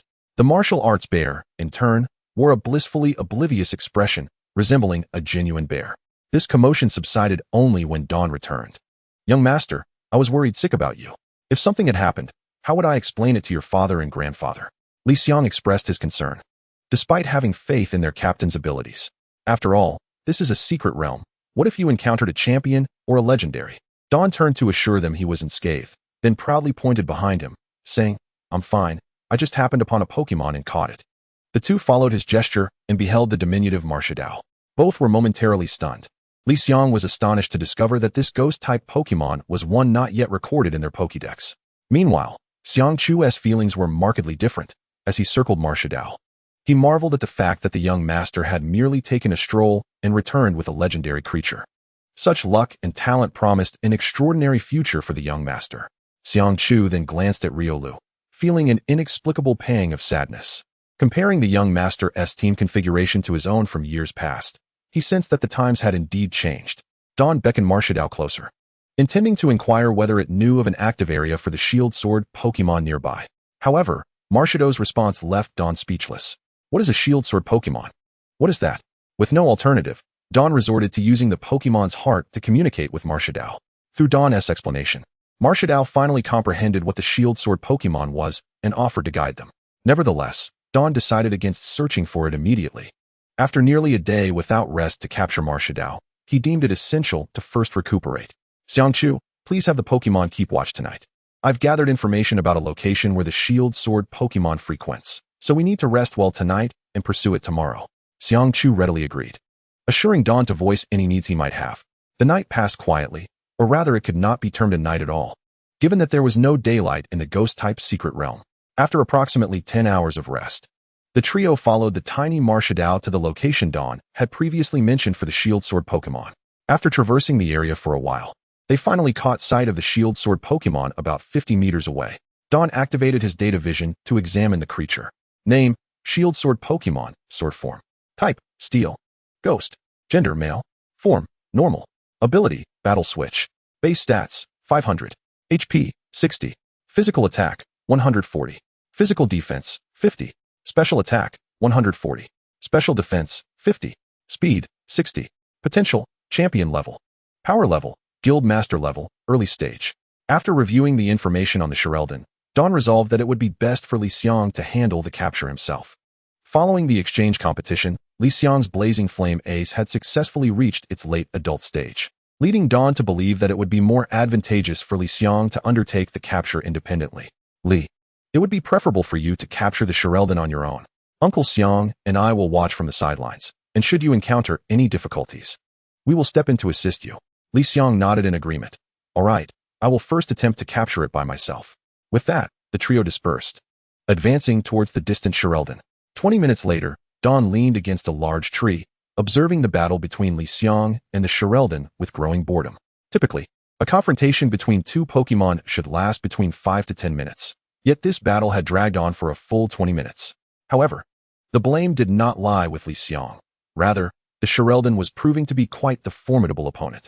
During the skirmish, Dawn discerned that this Shirelden possessed an exceptionally high level of intelligence, skillfully alternating between defensive and offensive stances with remarkable finesse. Eventually, unable to endure any longer, Dawn decided that the battle could not continue indefinitely and that one side would exhaust its stamina. He glanced at his shadow and then pointed toward the Shirelden, commanding, "Strike it down." Chapter 44, Evolution of the Heiyue Bear. Ever since Marshadao agreed to accompany Dawn, he had wished to store Marshadao in a Pokeball. However, Marshadao refused, expressing that being confined within a Pokeball was dull and devoid of entertainment. Consequently, during their excursion into the ghost-type secret realm, Dawn had only brought along standard red and white Pokeballs, leaving the luxurious ones, complete with entertainment facilities, to be customized after exiting the realm. Thus, Marshadao had to remain concealed within the shadows. As the Blazing Flame Ace and the Shirelden were locked in a fierce struggle, a small figure suddenly emerged from Dawn's shadow, darting towards the Shirelden with astonishing speed, aiming for its vulnerable attack state. The Shirelden seemed to sense something amiss, but it was too late. As it turned to investigate, it was met with a fiery fist. The Shirelden was taken by surprise, not expecting an ambush from behind during its intense battle. A second later, stars appeared in the Shirelden's eyes, and it fell backward, knocked out cold. Witnessing Dawn's intervention, Li Xiang refrained from expressing any discontent, fully aware that continuing the fight would only lead to his defeat. Now was not the time for competition. Capturing a wild Pokemon was the objective, and the means employed were of little consequence. Li Xiang retrieved a Pokeball from his backpack and captured the unconscious Sheldon within. After successfully capturing the Sheldon, the three reunited and made their way back to their previous campsite. Dawn gazed up at the luminous moon, lost in thought, contemplating when the blood moon would make its appearance. He felt an urgent sense of time slipping away, with only 4 days remaining until the college entrance examination. If he did not witness the blood moon within 3 days, his efforts would have been in vain. Young master, did you not mention that the primary purpose of entering the ghost-type secret realm was to facilitate the evolution of your circle bear? With the objective of capturing the Sheldon accomplished, when do you plan to commence the evolution of the circle bear? Dawn looked up at Tiangu and replied, now is not the appropriate time. The evolution cannot be completed yet. We must wait a little longer. Thus, the trio lingered in the secret realm for an additional 2 days. During this time, Li Xiang fully captured the Sheldon, and it must be said that the energy cubes provided by Dawn played a critical role in this process. As the 4th day in the secret realm drew to a close, the eagerly anticipated blood moon finally appeared. Uncle Xiang, the moment for evolution has arrived. Please help maintain order and prevent the circle bear from escaping. Leave this trivial matter to me, Uncle Xiang confidently assured, indicating that it was no trouble at all. Dawn returned to the tent, retrieving a suitcase containing both the circle bears and the peat blocks, and proceeded to release all 10 circle bears. As soon as the 10 circle bears were freed, they began to fidget restlessly, sensing the 4 types of ghostly energy emanating from the blood moon and feeling somewhat unsettled. However, Dawn paid little heed to their anxiety. He assumed it would dissipate post-evolution. With the suitcase in his left hand, he approached and distributed the peat blocks to each circle bear. Once each circle bear received their share, Dawn utilized the heart of Pokemon to command them to consume the peat blocks. Upon consuming the peat blocks, a transformation unfolded. Beams of crimson light showered down from the blood moon, illuminating each of the 10 circle bears. The surrounding ghostly energy began to swirl around them, radiating outwards. As the beams of blood-red light faded, the aura of evolution enveloped the circle bears, illuminating the entire campsite. As the glow of evolution gradually dimmed, the three beheld the figures of 10 Heiyue bears within the campsite. Dawn gazed eagerly at the newly evolved Pokemon, thrilled to have acquired yet another powerful ally. In contrast, Uncle Xiang and Li Xiang merely expressed mild admiration for the circle bear's new evolved forms, their expressions lacking the fervor exhibited by Dawn. Observing their reactions, Dawn smirked internally, thinking, just wait until you discover the specifics of the Heiyue bears. You will be even more astonished. Just as Dawn intended to recall the Heiyue bears into their Pokeballs, an unexpected hurdle arose. These Heiyue bears showed no desire to return to their Pokeballs, with some even attempting to attack Dawn.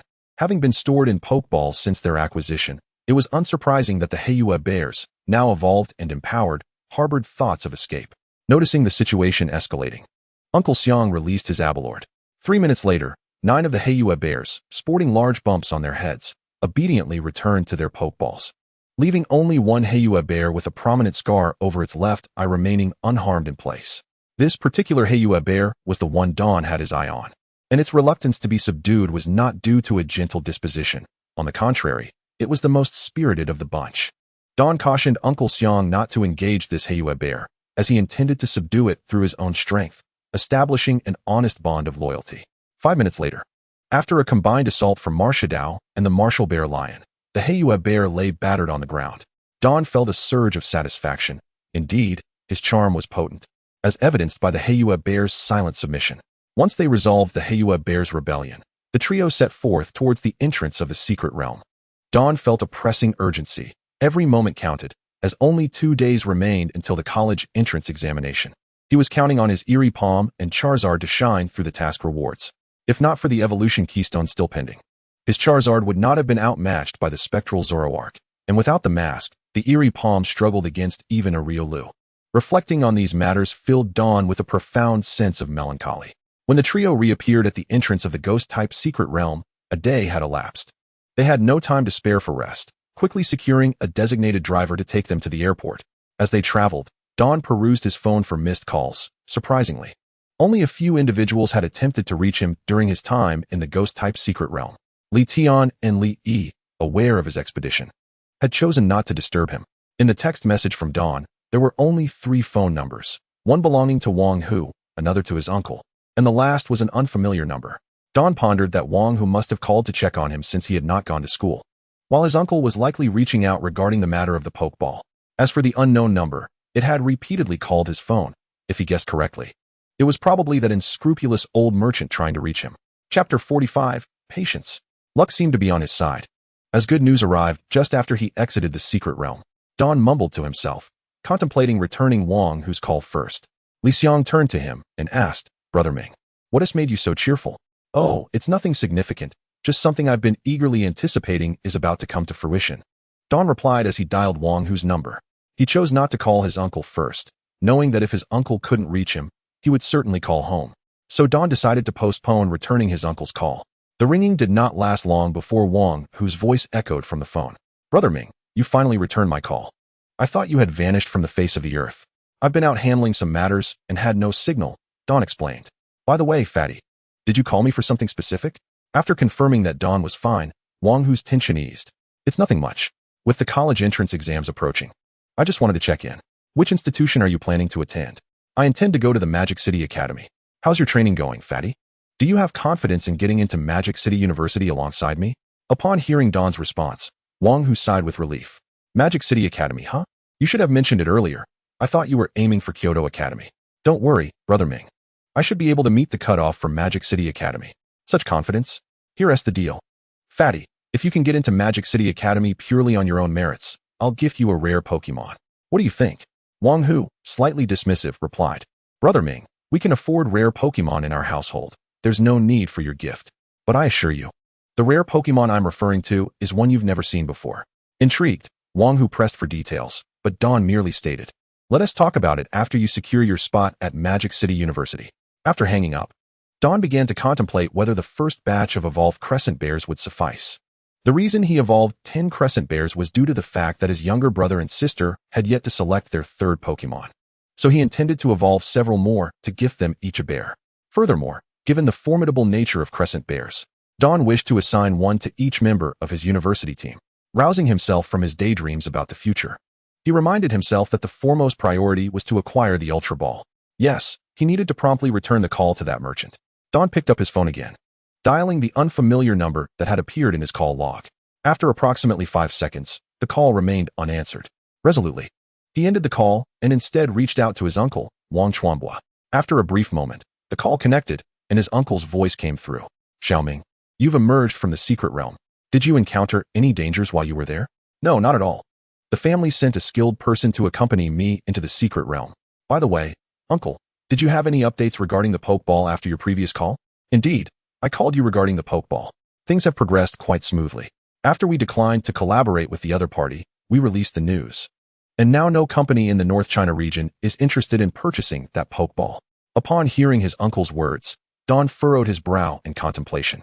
He mused that the Ultra Ball should not be able to be sold off at this point. Shouldn't the other party be anxiously awaiting his call? Why had no one answered after such a long wait? Suddenly, a realization struck Don. The other party likely did not wish to answer the phone out of a desire to make one last effort to gauge whether he truly cared about the Pokeball. If he were to call repeatedly after this, they would understand that he was indeed eager to secure the purchase, prompting them to raise the price further. With this insight, Don refocused and spoke to his uncle again. Uncle, the person who went to the branch office for negotiations must have left contact details, right? If so, could you kindly send them to me? After clarifying this, Don engaged in some casual conversation with his uncle before concluding the call. Before long, his uncle sent the information, and Don reconfirmed whether the unfamiliar number was indeed linked to that unscrupulous merchant. After comparing the phone numbers, he was certain it belonged to the old merchant. A cold smile crept across Don's face as he gazed at the number on his phone. Humph, that old fox is indeed crafty. Let us see who breaks first. At that moment, the vehicle had arrived at the airport, and Don switched off his phone, intending to test the merchant's patience. Meanwhile, in a house located in the northern suburbs of Shin City, an elderly man and a young man sat in chairs, fixated on the phone resting on the table, as if waiting for something. After about 5 minutes, the young man could no longer contain himself. Master, it seems you were mistaken again. That kid clearly doesn't care about the Pokeball we have. It's been nearly 10 minutes, and he hasn't called once. The elder, hearing his apprentice's complaints, felt a wave of irritation wash over him. What do you know? That kid probably realized we intend to raise the price, which is why he hasn't called. The young man, chastened by the elder's reprimand, meekly inquired, Master, that kid previously stated he would only offer 10,000 today. Given that this Pokeball is hardly worth much, it would have been better to sell it then. Upon hearing his apprentice's grievances, the elder sighed.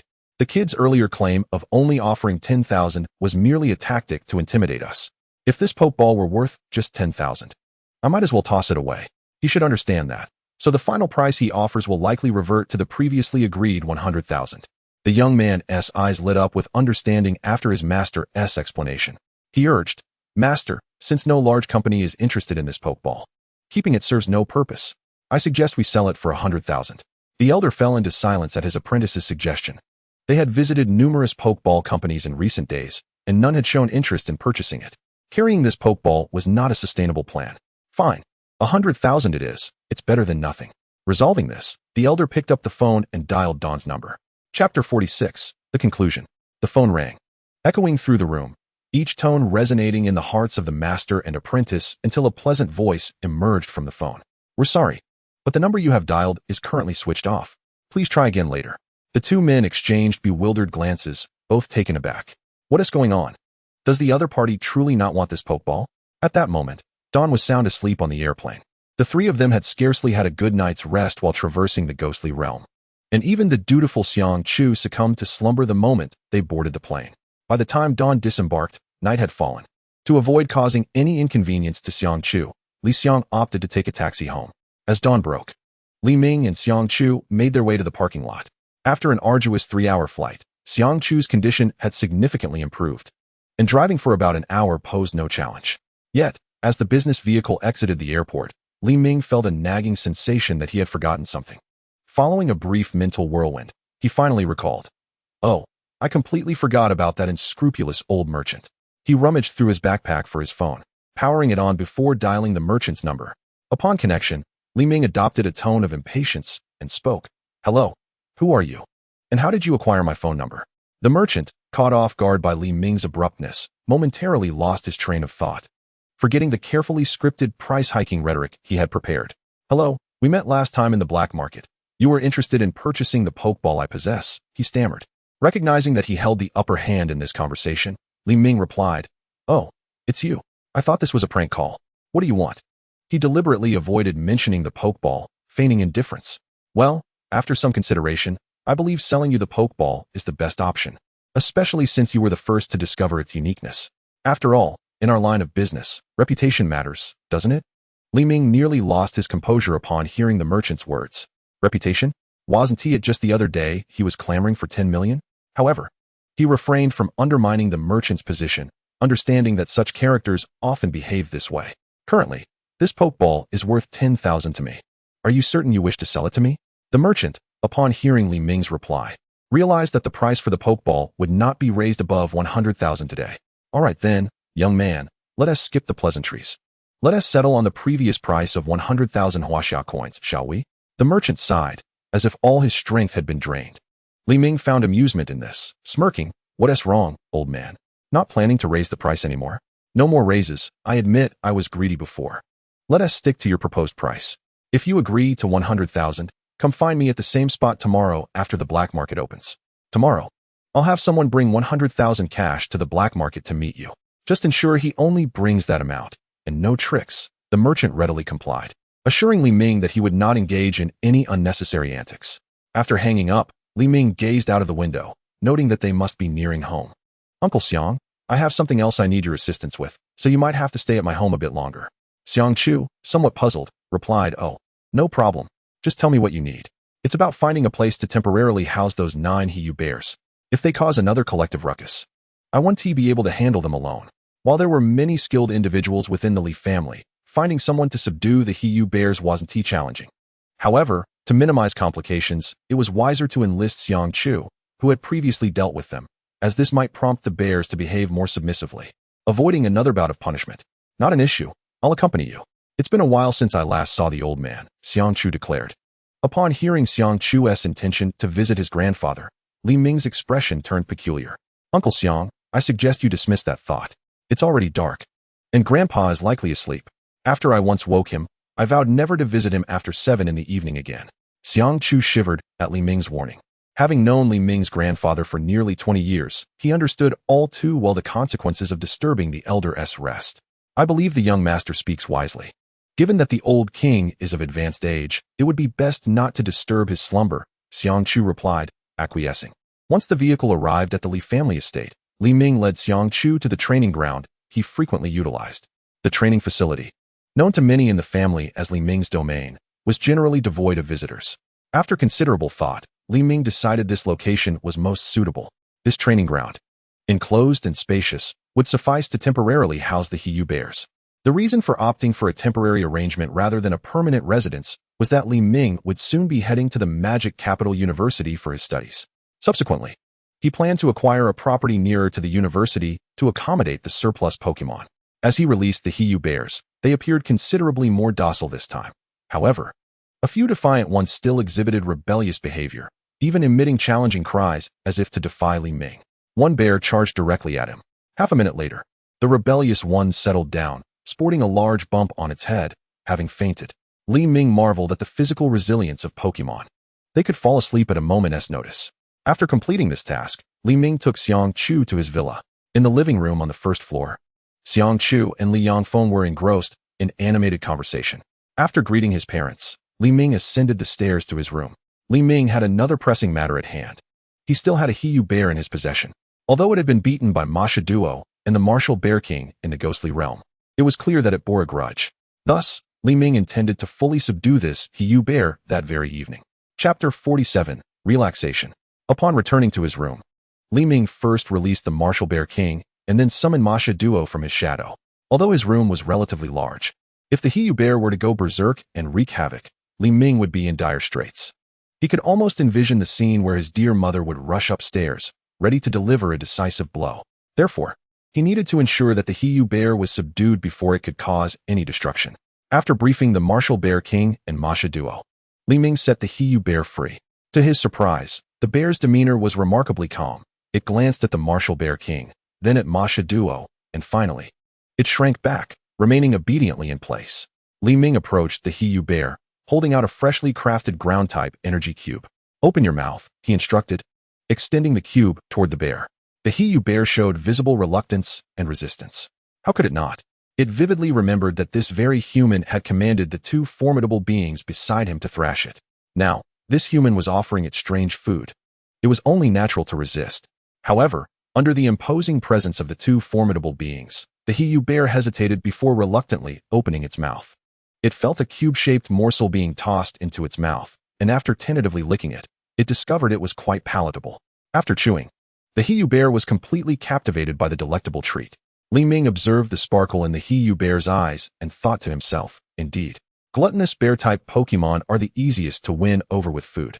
He then handed the entire batch of ground-type energy cubes to the Hiyu bear, assuring it that as long as it followed him, it would enjoy such delicious food every day. Thus, under Li Ming's persuasion and enticement, the Hiyu bear successfully joined his ranks. The following morning, Li Ming awoke from slumber. With no pressing matters to attend to, and with the college entrance examination looming the next day, students had been granted a day off. So Li Ming had opted not to set an alarm. As dawn stretched and yawned, he mused to himself, the feeling of waking up naturally after a good night's sleep is truly delightful. With no pressing matters at hand today, he resolved to take his Pokemon out for a day of merriment, primarily to strengthen the bond between himself and his Pokemon. After all, his Liolu had yet to evolve. And with the impending start of the academy term in the magical metropolis, facilitating Liolu's evolution had become an urgent priority. However, before embarking on their excursion, he needed to give his Hesse bear a bath. Previously, Hesse bear had either been confined within the iron cage at the thieving black market or trapped in a pokeball. And during that time, it had been thoroughly thrashed by the martial arts bear Lion and Marshadao. Now, its fur was in dire need of cleansing. The night prior, Dawn had not even allowed Hesse bear to sleep on the carpet, opting instead to return it to its pokeball. After completing his morning routine, Dawn descended the stairs and stepped into the family's business vehicle. After resolving the breakfast situation at a nearby food stall, he instructed the driver to head towards the outskirts. The sleek black vehicle gradually came to a halt beside a serene lake. Dawn disembarked and approached the water's edge, noting the lake's clarity and the absence of passers-by, leading him to believe this locale was ideal for Hesse bear's bath. While his home did possess a suitable bathing area for Pokemon within the training grounds, Dawn felt that washing Hesse bear in such a setting lacked a certain charm, prompting his choice of a more picturesque and playful environment in the countryside. Returning to the vehicle, he instructed the driver to remain on standby and escorted the Eerie Palm and Liolu to the lakeside. There, he released all his Pokémon, announcing to them that they would be bathing Hessybear together today. Charizard displayed a clear reluctance, emitting low, guttural growls to express its disinterest in participating. Its wings beat against the ground, sending clouds of dust into the air as a display of dissatisfaction and protest. Meanwhile, the star of the event, Hessybear, recoiled slightly, indicating its aversion to water as a ground-type Pokémon, adamantly refusing to bathe. Upon hearing this, the martial arts bear lion shot a piercing glare at Hessybear, activating its signature move, the youth edition of the Serpent Stare. Hessybear froze in place, as if ensnared by invisible hands, yet it continued to resist entering the lake. Ultimately, it was the martial arts bear lion that delivered a swift kick, sending Hessybear splashing into the water. After a moment, Hessybear lay by the lake's edge, pressing its head firmly against the ground, seemingly wishing to bury its entire body in the earth. Its form, however, remained submerged in the water, merging seamlessly with the lake. From a distance, its massive figure resembled a comically oversized toad, evoking laughter. The Eerie Palm, Liolu, and Marshadao clambered onto Hessybear's back, playfully scrubbing its fur while giggling. Charizard swooped in, exuberantly clutching several transparent glass jars, as if it had discovered treasure, excitedly declaring its intention to give Hessybear a cupping treatment. Hessybear regarded the glass jars with suspicion, instinctively wary of the black lizard with wings and horns, suspecting it harbored ill intentions. Noticing Hessybear's reluctance, Charizard contemplated its next move and ultimately deduced that it could not overpower the ground-type Pokémon. Spotting the martial arts bear lion nearby, Charizard's eyes lit up, and it whisked the martial arts bear lion aside to engage in hushed conversation, seemingly plotting something.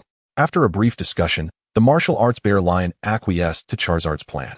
The two Pokémon approached the still Hessybear, which attempted to flee but was swiftly pinned to the ground by the martial arts bear lion, unable to escape due to its sluggish speed. Meanwhile, Charizard heated one of the collected glass jars over its fiery tail, and after a brief interval, applied the jar to Hessybear's back, sliding it into place. Thus, the lakeside echoed with Hessybear's cries. However, the outcry was short-lived, as Hessybear gradually began to enjoy the sensation, feeling its body relax and the strangeness of its companions dissipate. Dawn, seated on a nearby rock, observed this scene with a maternal smile. Life is truly wonderful, he reflected, pondering whether he would find time to enjoy such moments with his little companions after the exams. After a moment of sentimentality, he suppressed his emotions, rising to walk towards the lakeside. They could not continue this frolic for much longer. Darkness would soon descend, and an early rise was necessary for the examination the following day. With a few internal complaints, Dawn called for his Pokémon to return home. Chapter 48, Analysis. At 8:10 a.m., on the day of the college entrance examination, Dawn rose early, taking his younger brother and sister to a food stall near the school. The stall was not far from the entrance of Shun City's 4th High Academy, where a throng of students and parents had gathered for the examinations. As the largest training facility among Shun City's prestigious academies, the 4th High Academy hosted the college entrance examinations annually. The examiners were professionals dispatched by the Pokémon Association, ensuring fairness in the process. Seated on a small stool, Dawn munched on a handheld pancake while scanning the crowd. What on earth is taking them so long? He sighed. Who are we waiting for? His brother, Li queried, munching on grilled cold noodles. Dawn sighed again, a hint of melancholy in his voice. Who else could it be? It's my team, of course. Upon hearing Dawn's words, Li and Li Tian exchanged awkward glances, recalling their earlier agreement to attend the Magical Academy together for the National Pokémon Academy exchange competition. However, after experiencing setbacks, the duo had inexplicably opted to pursue other academies under the pretense of self-improvement. Just as they were about to voice their thoughts, two figures emerged from the crowd at the school entrance, making their way toward Dawn and his siblings. One was stout while the other was slender, one bustling energetically and the other appearing timid, a stark contrast. Upon recognizing the pair, Li Tian and Li were taken aback. They knew them well. One was Wang Hu, who had previously accompanied them to the auction, and as per their elder brother's account, Wang Hu shared a close relationship with him, making his presence in Dawn's team unsurprising. The other, however, was a lanky boy with an ordinary hairstyle, average height, and clad in black-framed glasses, appearing somewhat reserved. Wasn't he the one who had defeated Li Tian in the exchange competition, having surpassed him by a level? Dawn glanced at his younger siblings. Li appeared surprised yet composed, while Li Tian's expression darkened, realization dawning that his selection as Li Xiang's opponent had been orchestrated by Dawn. Li Tian, wearing an expression of betrayal, turned to Dawn and questioned, "Brother, was it you who instructed Li Xiang to choose me during the exchange competition?" Dawn casually nodded. "I sensed you were straying off course in your battles and thought it prudent for Li Xiang to provide you with some constructive criticism. However, the outcome exceeded my expectations. I never anticipated that Li Xiang's slap would send you to Kyoto." Dawn covered his face, feigning regret. Li Yi, witnessing the exchange between her brothers, stifled her laughter behind her hands. At this moment, Wang Hu and Li Xiang had approached the trio. Dawn quickly invited everyone to take a seat. "No need to stand. Find a chair and sit down." Once they were settled, Dawn addressed them earnestly. "Since we are mostly acquainted, I want to elaborate further. Li Xiang, please share the findings of your recent investigation. Since the encounter in the Phantom Attribute Secret Realm, Dawn entrusted Li Xiang with a task to predict the list of the top 10 candidates for the upcoming college entrance examination. Previously, Dawn had discerned that Li Xiang possessed the potential to become a tech-savvy individual. Thus, it would be a disservice to his own investment in Li Xiang not to leverage this capability. Li Xiang retrieved a tablet from his backpack, opened a document, and placed it at the center of the table. "This is the list I have deduced after gathering information on this year's candidates." After speaking, Li Xiang gestured towards the data displayed on the tablet. The names included were Lian Cheng, Lu Yi, initial Pokemon, Miss Magius; Lian Cheng, Zhou Shitong, initial Pokemon, Li Fian; Shan Cheng, Lin Ranran, initial Pokemon, Miss Gothitelle; Dong Cheng, Wei Linglan, initial Pokemon, Bidoof; Yang Cheng, Li Haoyang, initial Pokemon, Scyther; Hu Cheng, Wang Peng, initial Pokemon, Tauros, Fire-type. Upon reviewing the list that Li Xiang had compiled, Wang Hu expressed his confusion. Why are there only 6 names on the list? What about the remaining 4? No sooner had Wang Hu spoken than the 4 others present regarded him with bemusement, as if he were a fool. Feeling the weight of their incredulous gazes, Wang Hu scratched his head, bewildered, and asked, "Did I say something wrong? Why are you all looking at me like that?" His voice carried a note of confusion and incomprehension, seemingly oblivious to the reaction he had provoked. Noticing Wang Hu's lack of understanding, Dawn interjected, "The remaining 4 candidates are right here with us. Your question is misplaced." Wang Hu shrank back slightly, conceding, "You all can continue discussing. I'll just pretend I'm not here." The group redirected their attention to the tablet. After examining the information, Dawn expressed surprise. "Why isn't that individual named Shishua, whom we encountered at the exchange competition, on the list? I thought he was quite formidable." Li Xiang lifted his gaze and scanned the faces of those present. Recognizing that they all shared the same curiosity, clearing his throat, he elucidated, "Shua's prowess is not particularly remarkable. His tactical abilities are rather lacking. His advancement to the finals in the exchange competition was primarily due to the late-stage strength of his Pokemon and a stroke of luck." Upon hearing Li Xiang's explanation, the group finally grasped the situation. The previous exchange competition had been localized to Shin City, where a Pokemon's late-stage evolution offered a significant advantage. However, the college entrance examination would encompass the entire province, where it was likely that at least a few candidates from other regions had managed to develop their Pokemon to similar stages of power, thereby diminishing Shua's competitive edge. Ultimately, regardless of a Pokemon's strength, inadequate command would preclude any chance of securing a position in the top 10. Li Xiang continued, "If my predictions are accurate, we may encounter a challenge. The representation of Shin City students is disproportionately high.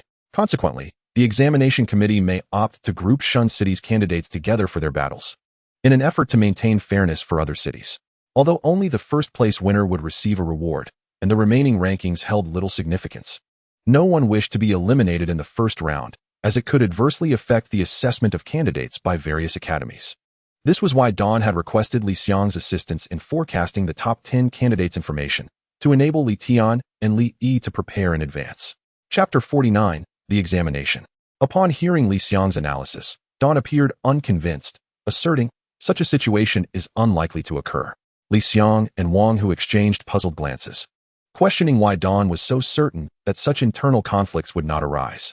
Meanwhile, Li Tian and Li Yi, upon hearing their elder brother's words, realized that this scenario was indeed improbable. Those responsible for the examination would not be foolish enough to commit such a blunder.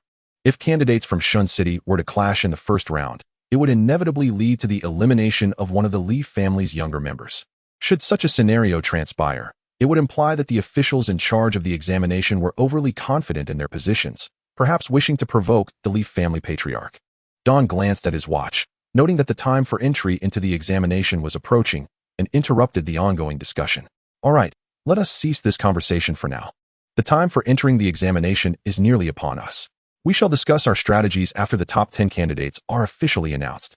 With that, Don was the first to rise, making his way toward the entrance of Shun City's 4th Advanced Academy. In truth, the format of the college entrance examination was quite straightforward and somewhat brutal. There was no need for a written assessment in the humanities, as scores would be determined by the candidate's own teachers, where passing and perfect scores were virtually indistinguishable. The practical examination was equally simple. Candidates and examiners would engage in a battle lasting about 3 minutes, with the first 2 minutes designated for the candidate's offense and the final minute for defense, to accommodate the circumstances of every candidate.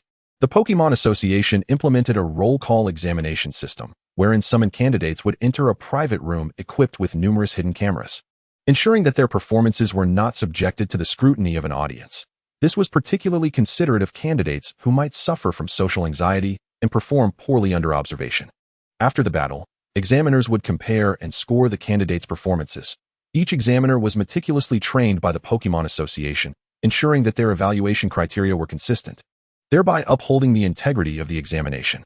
At noon, during the lunch break, the examiners of the 4th Advanced Academy gathered in the cafeteria, animatedly discussing their observations from the morning's examinations.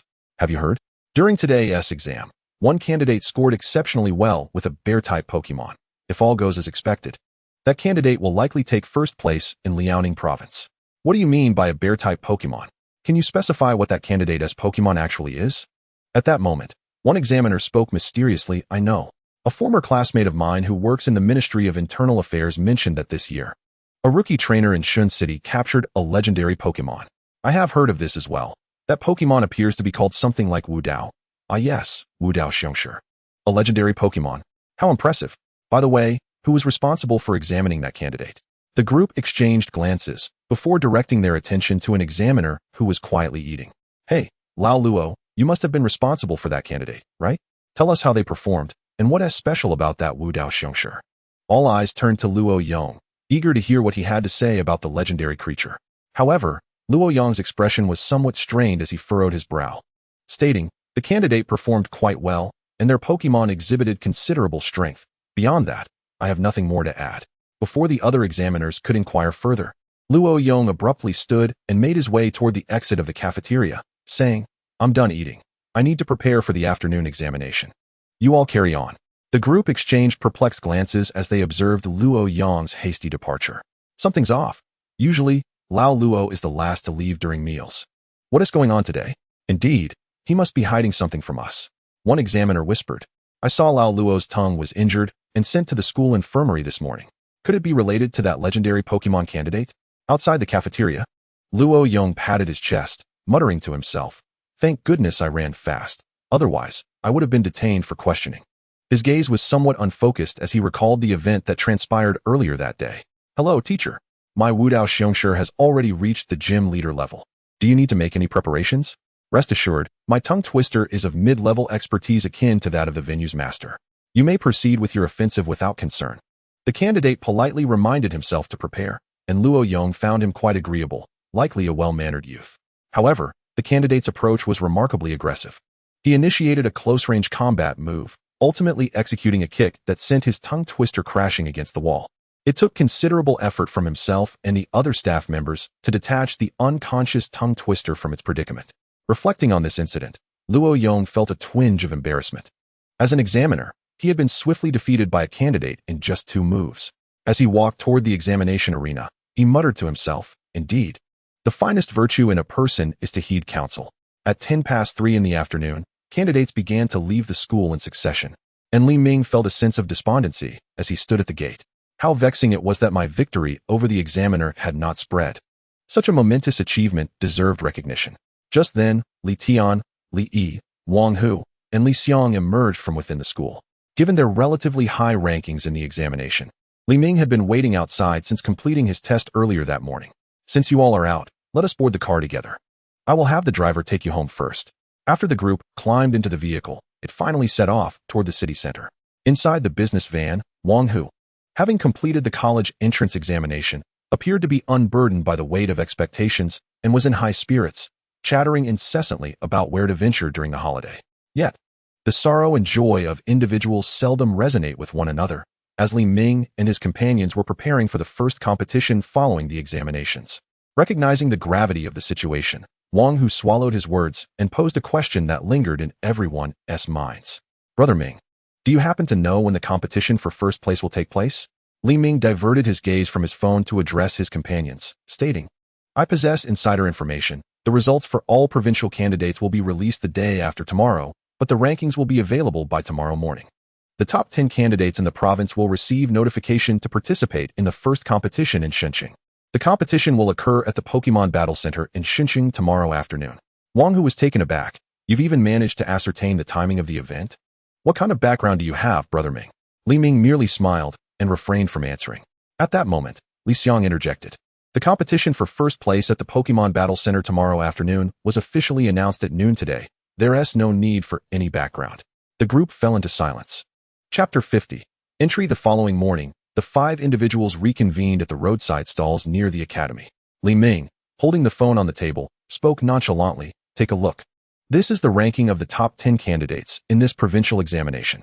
Upon hearing this, everyone turned their attention to the photo displayed on the phone, which had been captured in a somewhat crude manner by Li Ming before all had gathered at the school's bulletin board. Fortunately, the information was still legible. 1.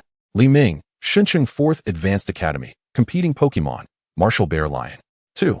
Lu Yi, Lianqing 3rd Advanced Academy, competing Pokemon, Magical Masquerade Meow. 3. Li Xiang, Shenzhen 7th Advanced Academy, competing Pokemon, Blazing Ace. 4. Li Tian, Shenzhen 4th Advanced Academy, competing Pokemon, Tyranitar. 5. Li Yi, Shenzhen 4th Advanced Academy, competing Pokemon, West Sea Lion. 6. Li Haoyang, Yangqing 8th Advanced Academy, competing Pokemon, Scyther. 7. Zhou Shitong, Lianqing 2nd Advanced Academy, competing Pokemon, Li Fian. 8. Wang Peng, Huqing 6th Advanced Academy, competing Pokemon, Tauros, Flare Seed. 9. Wei Linglan, Danqing 9th Advanced Academy, competing Pokemon, Babiri. 10. Lin Ranran, Shanxing 1st Advanced Academy, competing Pokemon, Miss Gardevoir. As they withdrew their gazes and turned to Li Ming, they sought his insights and analysis. Clearing his throat, Li Ming began. As anticipated, the remaining individuals on the list align with Li Xiang's predictions. Let me share my perspective. As for Li Xiang, there is no need to elaborate. Provided luck does not falter significantly, he will not be eliminated in the first round. The group nodded in agreement. They recognized that Li Xiang's performance in the exchange competition was sufficient to surpass the vast majority of his peers. After a brief contemplation, Li Ming continued. Now, let us discuss Li Tian and Li Yi. As I mentioned yesterday, there will be no internal conflicts within Shenzhen in the first match, so we can disregard that possibility. Li Tian, you should be cautious of 3 individuals, Wang Peng, Wei Linglan, and Li Haoyang. Both Wang Peng's Tauros and Wei Linglan's Babiri possess fighting-type attributes, which are 4 times effective against Tyranitar. I need not elaborate further. Additionally, Li Haoyang's Scyther has considerable physical defense and possesses dual attributes that can deal double damage to Tyranitar, making him a more troublesome opponent than Wang Peng and Wei Linglan. Li Ming then turned his attention to Li Yi. Li Yi, you must be wary of 2 individuals, Zhou Shitong and Wei Linglan. Grass and electric types both have double effectiveness against your West Sea Lion, and both of these Pokemon tend to favor physical attacks. The good news is that their special defenses are relatively low, making them manageable. After hearing Li Ming's explanations, the group appeared puzzled, prompting Wang Hu to voice the shared concern. Brother Ming, why have you never mentioned Lu Yi, who ranks 2nd? Surely her strength must be formidable. Li Ming surveyed the group and, seeing their expressions of agreement, began to clarify. Should you encounter Lu Yi, you might as well prepare to concede. I made inquiries specifically. Lu Yi's Magical Masquerade Meow possesses the ability to transform freely. Her examination score was originally equivalent to Li Xiang's, but due to the perception that having both the 1st and 2nd ranks from Shenzhen might seem inappropriate, she was ranked 2nd instead. The implications of her ability to transform freely are quite formidable. Even I can only defeat her through a level disparity. As for the rest of you, do not hold such hopes. Upon concluding his statement, silence enveloped the group. Li Ming was indeed correct. The abilities of Transform and Free Spirit were exceedingly challenging. To what extent were they troublesome? So much so that the author contemplated eliminating these two traits entirely. With an unfathomable pool of skills combined with the ability to alter attributes, this was undoubtedly a nightmare for the majority of Pokemon. Enough of overthinking. What is a blessing may not be a curse, and what is a curse cannot be avoided. This is merely a minor competition. Do not burden yourselves with excessive pressure. There will be ample opportunities in the future for grander events. With that, Li Ming led the way toward the business van. Time was of the essence. They needed to head to the battle center. 20 minutes later, the vehicle halted near the Pokemon Battle Center in Shunqing. The five leaned against the car windows, observing the throngs of spectators surrounding the venue, rendering it almost unapproachable. The crowd outside the battle center was a veritable sea of people, their numbers overwhelming the main entrance. With the side entrance undergoing renovations, Li Ming and his companions had no choice but to push their way through the front. The four surrounded Li Yi to shield her from unwanted advances. After a considerable struggle, they finally reached the security personnel maintaining order at the entrance. Following identity verification, they were permitted entry. Since Wang, who was not a participant, he was only allowed in after Li Ming discreetly offered the guard a pack of cigarettes. Upon entering the venue, it was already bustling with activity. 6 competitors were seated in the contestant area. As Li Ming guided his companions toward their designated seats, he observed every individual present. The two sitting closely together, likely forming a strong bond, were indeed Lu Yi and Zhou Shidong, as both hailed from Lianxing and were seated together. As dawn cast its gaze upon the two young gentlemen, one of them, possessing a rather pleasing countenance, sparked a conviction within Li Ming that he was indeed the trainer of the Scyther, Li Haoyang. This certainty arose from the striking contrast presented by the other young man, standing at 185 centimeters with a darker complexion, a square visage, and an air of solemnity, coupled with a physique brimming with muscularity, leaving no room for doubt that he was the formidable Wang Peng. The identities of the remaining 2 young women were equally discernible through their demeanor. One exuded a sense of competence, while the other radiated gentleness and tranquility. The former was likely Wei Linglan, trainer of Bubu, Tuobo, while the latter was undoubtedly Lin Ranran, trainer of Miss Goth. In a moment of distraction, the group had already arrived beneath the designated seating for the initial combatants. The arrangement of competitors clearly indicated the opponent's intent, as all 6 primary contenders occupied the left side of the seating, leaving the right side for Li Ming and his companions who had just arrived. Unfazed by the palpable hostility emanating from these individuals, Li Ming beckoned his companions to find their seats. After a brief interlude, spectators began to fill the venue, the majority being students who had recently completed their college entrance examinations, eager to observe the caliber of those who would stand before them. Chapter 51, The Battle. Once the audience settled, the female manager of the Shunqing Pokemon Battle Center took up the microphone to commence the introductions. Greetings to all present. I am the manager of the Shunqing Pokemon Battle Center, and I shall be your host for today's event. This match will be broadcast live on local television, so I must remind all contestants that your loved ones may be watching from home. Therefore, I urge you all to perform admirably. Upon hearing the host's words, a noticeable tension enveloped the contestant area. The host continued, "Ladies and gentlemen, please direct your attention to the big screen, where we will randomly assign groups for each contestant. Those paired together will face off in battle to determine the victors who will advance to the next round. As there are only 10 participants, one fortunate individual will receive a bye in the second round, subsequently facing the winners to ultimately decide the champion." As the host concluded, for screens around the venue illuminated simultaneously, drawing the audience's gaze from the host to the grand display above. The screens showcased the information of the 10 contestants, gradually shrinking into 10 small avatars. The avatars began to rotate, mixing their order, and thus the pairings for the battles were formed. The host announced the matchups. First group, Li Yi versus Li Haoyang. Second group, Li Tian versus Lin Ranran. Third group, Li Xiang versus Wang Peng. Fourth group, Lu Yi versus Wei Linglan. Fifth group, Li Ming versus Zhou Shidong. Li Ming glanced at the matchup list on the screen, relieved that his greatest concern had not materialized. Subsequently, he lowered his voice to convey to his companions, the first round of elimination lacks excitement. Only Li Yi's match holds any intrigue. Li Tian, Wang Hu, and Li Xiang nodded in agreement, while Li Yi wore a discontented expression, feeling targeted. Now, let us welcome the first group of combatants to the stage. The host's voice interrupted their discourse. From the contestant area, Li Yi and Li Haoyang rose and approached the battlefield from opposite directions. Upon reaching their designated positions, Li Haoyang initiated the conversation. "Li Yi, which university are you aiming for? If by chance we both intend to apply to the same institution, I would love to get to know you better. In truth, Li was quite beautiful, often regarded as a school beauty. However, her academic excellence and the presence of two older brothers in the same school had deterred anyone from pursuing her throughout her high school years. Li Haoyang, oblivious to these circumstances, was merely intrigued by her appearance and sought to engage with her. Li, dismissive of his advances, turned her gaze towards the referee on the side of the arena and coldly inquired, "May we begin?" The referee, prompted by the contestants' urgency, promptly announced the start of the match.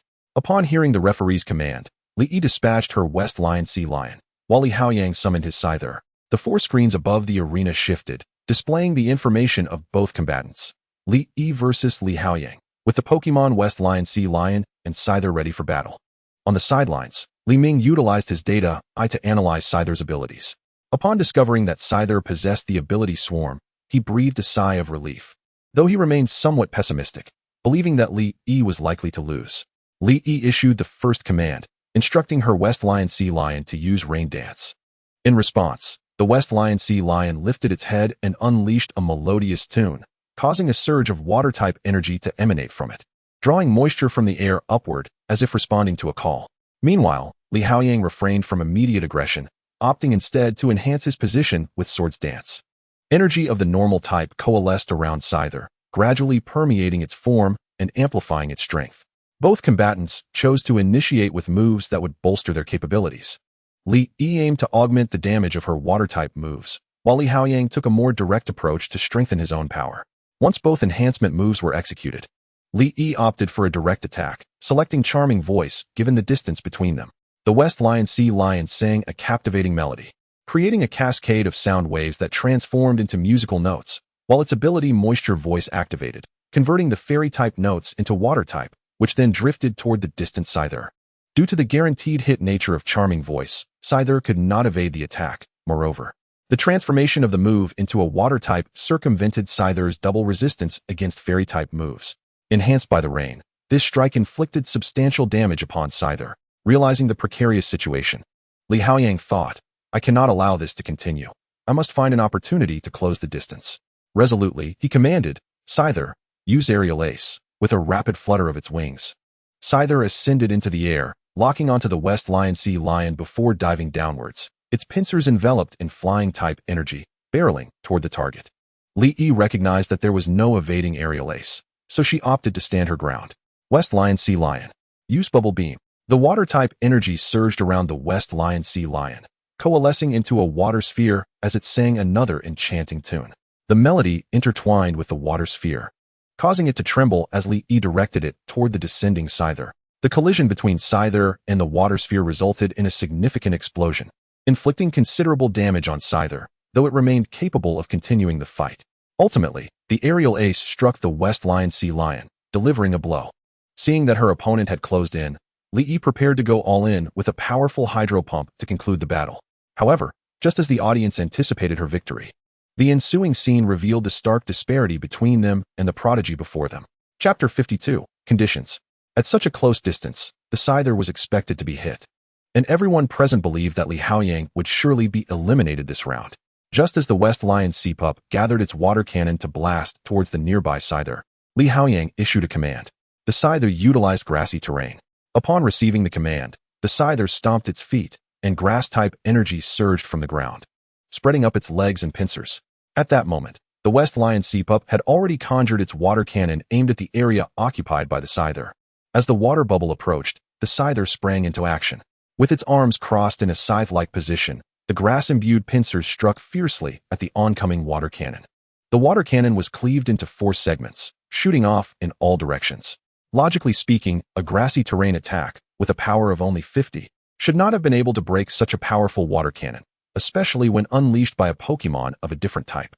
However, the primary reason the Scyther could cleave through the water cannon was due to Li Haoyang's earlier command for it to use Swords Dance for enhancement. Without that boost, attempting to shatter the water cannon with grassy terrain would have been nothing short of a fantasy. The ensuing battle became rather unexciting, as the West Lion Sea Pup, upon being approached by the Scyther, was swiftly taken down in a single combo. From a distance, Dawn noticed that Li Haoyang was not only commanding his Scyther, but also whispering something to his sister. Dawn patted Wang Hu, who was beside him, and said, "Hey, fatty, could you ask Li what he's saying?" Wang Hu turned his head to inquire of Li Xiang, who was intently watching the battle. Li Xiang. Mingo wants to know what Li Haoyang is saying. After a moment of furrowing his brow, Li Xiang pulled Wang Hu's ear closer and whispered something. Upon hearing it, Wang Hu's expression shifted to one of intense anger, then morphed into one of amusement. Li Haoyang was apparently flirting during the battle, and Wang Hu felt he must whisper this revelation into Dawn's ear. He was eager to see how Dawn would react upon discovering that someone was trying to woo his sister right under his nose. After organizing his thoughts, Wang Hu nudged Dawn's shoulder. Dawn, understanding the cue, leaned in closer. However, despite having prepared a long discourse, Wang Hu could only manage to utter 8 words. Ming Ge. He wants to date your sister. After this statement, Wang Hu noticed that Dawn's expression had turned somewhat off. Dawn's eyes narrowed, his jaw clenched, and the veins on his arms bulged as he gripped the armrests of his seat. Witnessing Dawn's current demeanor made Wang Hu feel a twinge of regret. After drawing a cross in front of himself, he cast a sympathetic glance at Li Haoyang in the arena. Meanwhile, the battle on the field reached its conclusion as the Scyther delivered a final wing attack to end the encounter. The referee declared the match over, with Li Haoyang emerging victorious. After the battle concluded, both contestants began to exit the arena, but Li Haoyang did not take the same path he had entered. Instead, he followed closely behind Li Yi.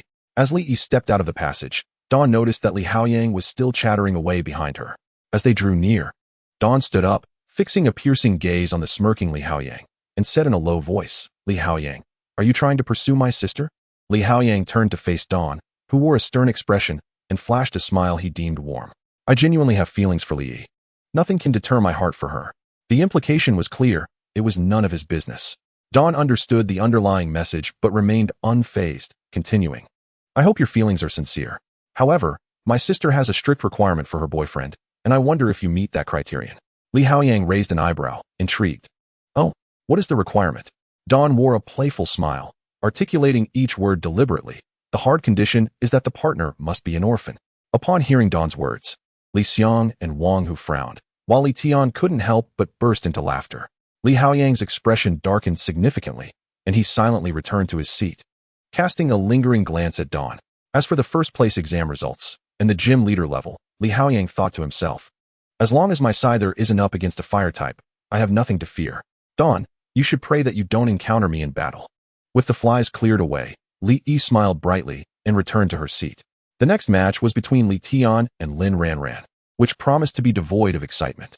When Tyranitar entered the fray, it naturally amplified its special defense due to the sandstorm, while its dual rock and dark typing rendered Miss Gothitel's moves ineffective, leading to a one-sided domination of the match.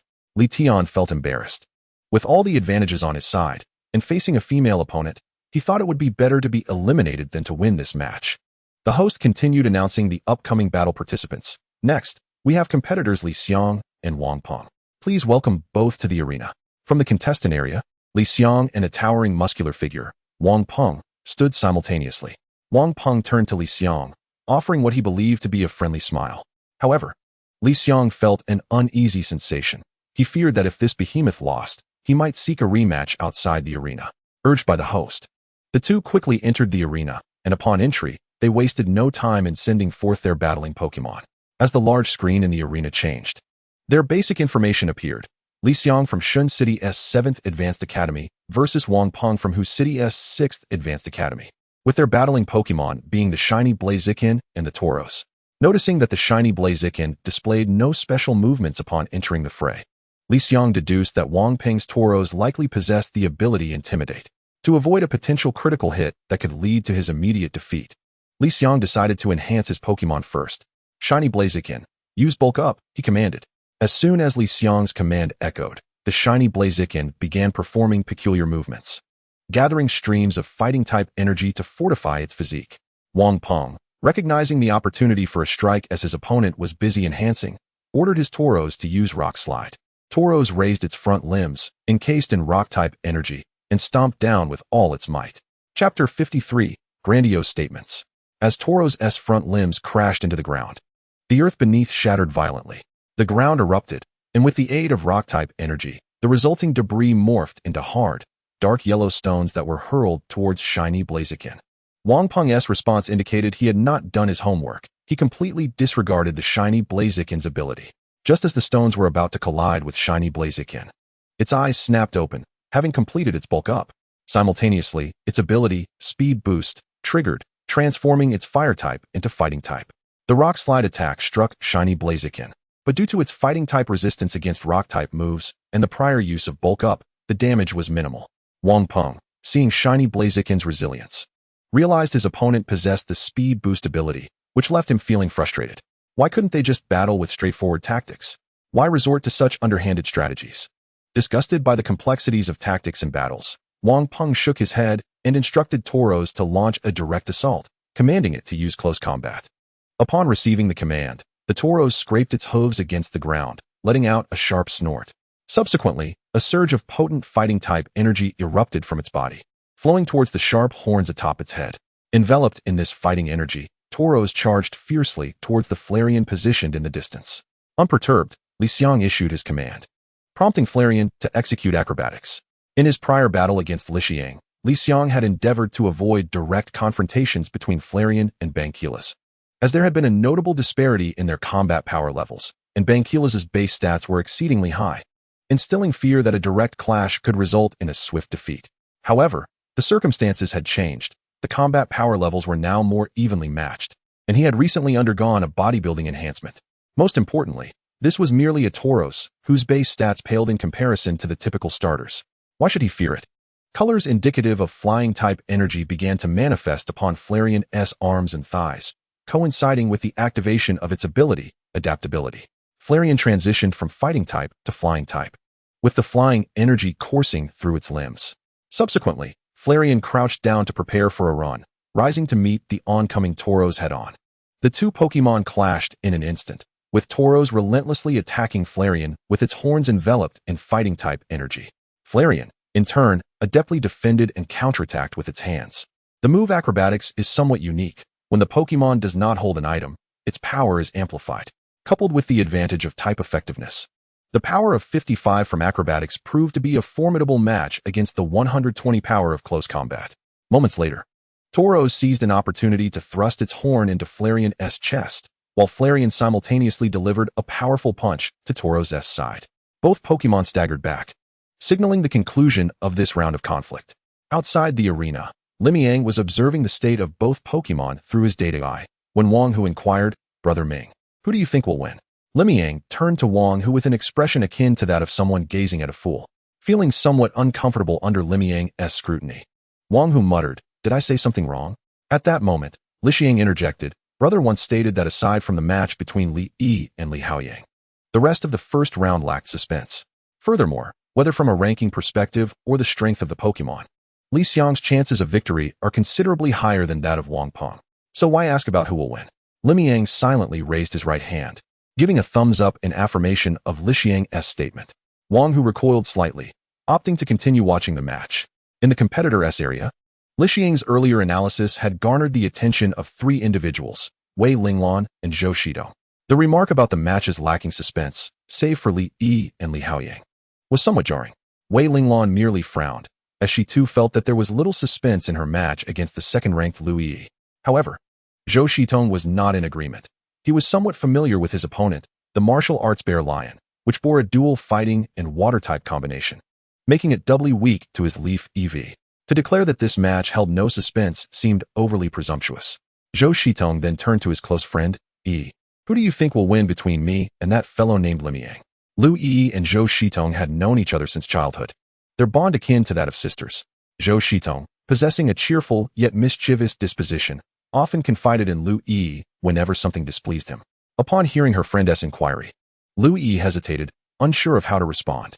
In truth, Lu Yi came from a well-off family, as evidenced by her Pokemon.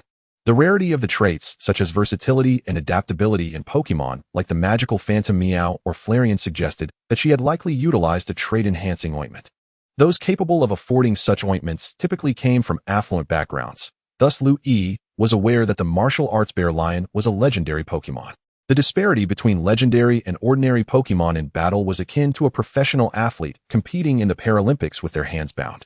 Therefore, Lu Yi had never anticipated that she could triumph over Li Ming in this competition. Her family had also emphasized the importance of secrecy regarding the legendary Pokemon, leaving her uncertain about how to convey to her friend that despite her Leaf EV's type advantage, she remained at a disadvantage. Ultimately, Lu Yi chose to speak candidly. Shitong. The majority of people would likely believe you have the upper hand against Li Ming, but that's because they are unaware of the underlying circumstances. Zhou Shitong, puzzled, asked Yi. What exactly are you implying? You simply need to understand that there is not a single person present who stands as Li Ming's equal, Lu Yi said, opting not to elaborate further on the subject. Meanwhile, the battle within the arena was drawing to a close. Owing to Wang Peng's repeated use of close combat with Tauros, its physical defenses had significantly diminished. This shift in balance increasingly favored Li Xiang, and as Tauros began to show signs of fatigue, Li Xiang strategically employed a will-o-wisp to secure his victory. As expected, Li Xiang methodically claimed victory in this match. Chapter 54, The Unyielding Young Woman. Following the conclusion of the third round, the host continued to announce the competitors for the next round. The upcoming fourth elimination match would feature Lu Yi from the 3rd Senior Academy of Lianqing and Wei Linglan from the 9th Senior Academy of Danqing. As the announcement concluded, 2 strikingly beautiful young women rose simultaneously from the competitors' bench, Lu Yi and Wei Linglan. However, Li Ming noticed that Wei Linglan appeared somewhat despondent. Understandably, given that there was little suspense surrounding this match, Wei Linglan likely recognized this fact as well. Both contenders entered the battle arena, and upon the referee's declaration of the match's commencement, the fight was poised to erupt. Having observed the entire battle, Li Ming could not help but acknowledge that none of the top 10 competitors were to be underestimated. The highlight of this match lay in the strategic maneuvers employed by both sides from the outset. In an attempt to undermine her opponent's advantageous traits, Wei Linglan initiated with a move called Partner Search. This move, a variant of a change-type attack, could modify the target's ability to mirror her own. Should this tactic be flawlessly executed, it would serve as a significant detriment to Lu Yi. At that moment, a captivating scene unfolded. Lu Yi discerned her opponent's intentions and preemptively directed her magical Phantom Meow to use ability swap, transforming the ability of the Babutibor into versatility. This resulted in both Pokemon now possessing the versatility ability. From a superficial standpoint, it appeared that Wei Linglan had gained the upper hand. While she had not nullified her opponent's ability, at the very least, her Babutibor would not be suppressed in direct combat. Yet, Lu Yi had not emerged empty-handed, as she preserved the ability of her magical Phantom Meow. As the match progressed, Wei Linglan finally came to a realization. It dawned on her that while versatility was indeed a powerful ability, it also demanded a high level of skill from the trainer. Fully harnessing the advantages of versatility was no simple task. Throughout the course of the match, it became increasingly evident that Lu Yi outclassed Wei Linglan both in terms of Pokemon strength and the development of versatility. Unsurprisingly, Lu Yi emerged victorious in this battle. Wang, who glanced at Li Xiang, seated to his left, and after witnessing the clash between Lu Yi and Wei Linglan, he finally recognized the formidable nature of Li Xiang. Not everyone could master the intricacies of the versatility ability. At this moment, Dawn was preoccupied with another thought, one that conjured the image of a legendary Pokemon. The Silver Companion Beast. In the game, the Silver Companion Beast possesses the AR system ability, which allows Pokemon endowed with this trait to transform their stored energy into corresponding attributes. However, the reality diverges significantly from the game. If a storage disk encompassing 18 attributes could be developed and installed on the Silver Companion Beast, the mere thought sent a vivid image racing through Dawn's mind, an opponent unleashing a Shadow Ball, only for the Silver Companion Beast to switch to normal type, effortlessly dispersing the attack and countering with a crunch. A flicker of desire ignited within Dawn's heart. How she longed to possess one. The voice of the host abruptly pulled Dawn back to reality, announcing the commencement of the 5th match in this round of elimination. Let us welcome Dawn from the 4th Senior Academy of Shin City and Zhou Shitong from the 2nd Senior Academy of Lian City to the arena. Both competitors rose in unison. Dawn proceeded directly towards the battleground without any extraneous gestures. In contrast, Zhou Shitong fixated on Dawn's retreating figure, feeling a surge of indignation. Why was it that even her closest friend doubted her ability to triumph over Dawn? Zhou Shitong was determined to uncover how this individual would address the issue of type matchups. Upon reaching their designated positions, the referee declared the match underway, and both Dawn and Zhou Shitong sent forth their Pokemon. The large screen above the arena shifted once more, displaying the basic information of the two competitors. Notably, beneath the name of the Fighting Water Dual-type Pokemon, Martial Bear Lion, an additional display highlighted its attributes, thereby aiding the audience in comprehending the dynamics of the battle, especially since most were unfamiliar with the foundational details of Martial Bear Lion. As the battle commenced, Dawn had devised a strategy to counter her opponent even before entering the arena. The positioning of her Leaf EV was akin to that of Martial Bear Lion, with both being physical attackers and defenders at their core. Ultimately, Dawn resolved to adopt a strategy centered around enhancement. However, she felt a sense of frustration.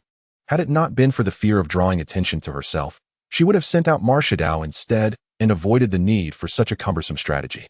Martial Bear Lion unleashed its move, Bodybuilding. Upon receiving the command, the Pokemon roared, and the energy of its fighting type surged, permeating its body to bolster its strength and physique. Seizing the opportunity presented by her opponent's enhancement, Zhou Shitong commanded her Leaf EV to initiate Sunny Day. Upon receiving the instruction, Leaf EV began to gather energy to create clear skies, radiating a searing light that gradually dissipated the moisture in the arena. Dawn discerned her opponent's intentions and had already utilized her data to assess Leaf EV's ability, Leaf Guard. Thus, it was evident that Zhou Shitong's aim in invoking Sunny Day was not to trigger the chlorophyll ability for a speed boost, but rather to facilitate the execution of powerful grass-type moves such as Solar Blade or Solar Beam, which required charging.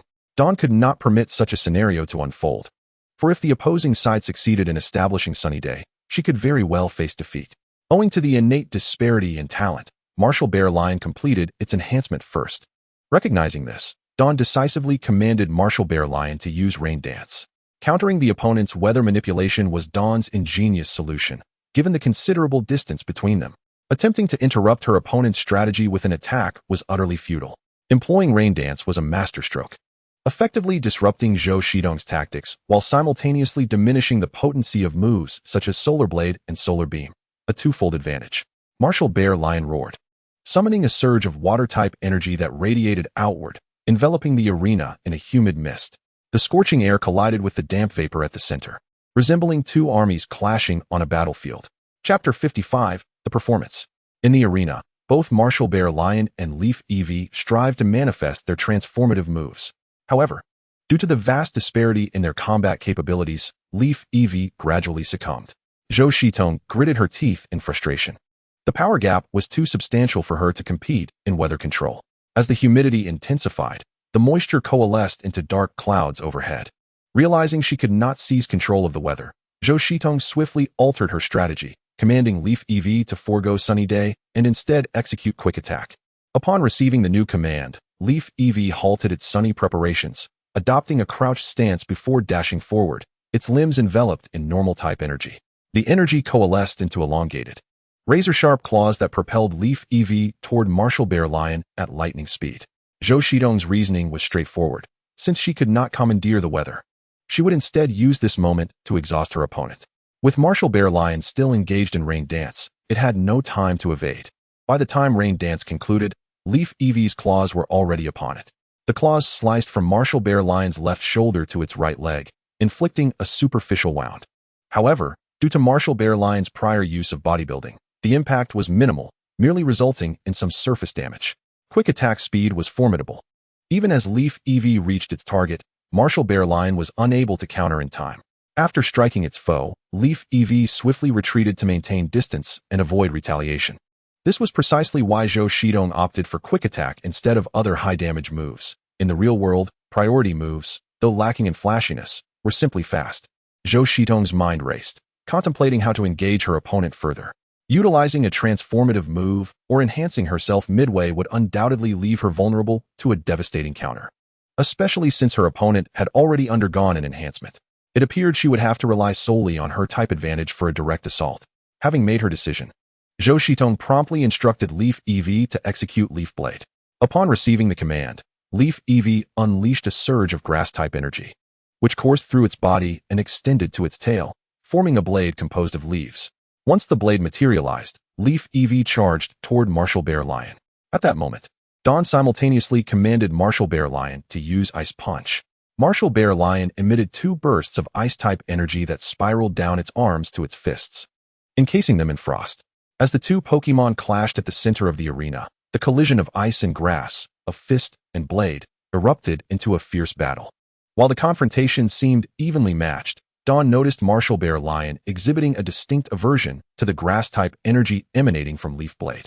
Seizing the opportunity, Leaf EV leaped into the air, performing a somersault as the blade descended from above toward Martial Bear Lion's head. Taken by surprise, Martial Bear Lion raised its arm to shield itself, crossing its wrists in a desperate attempt to block the blow. The clash between blade and fist ignited a tumultuous explosion, shattering both the leaf blade and the frost on Martial Bear Lion's fists in an instant. Both Pokemon staggered back. Leaf EV sustained minor injuries while Martial Bear Lion expended some of its energy. Witnessing this scene, Dawn couldn't help but feel a tinge of regret. Master Shui, despite his prowess, was not adept at boxing as he primarily trained his legs. Had Master Evil been present, he likely would not have been repelled. Meanwhile, at the front row of the spectator area, Li Xiang appeared somewhat perplexed. Was the captain merely defending against Shui?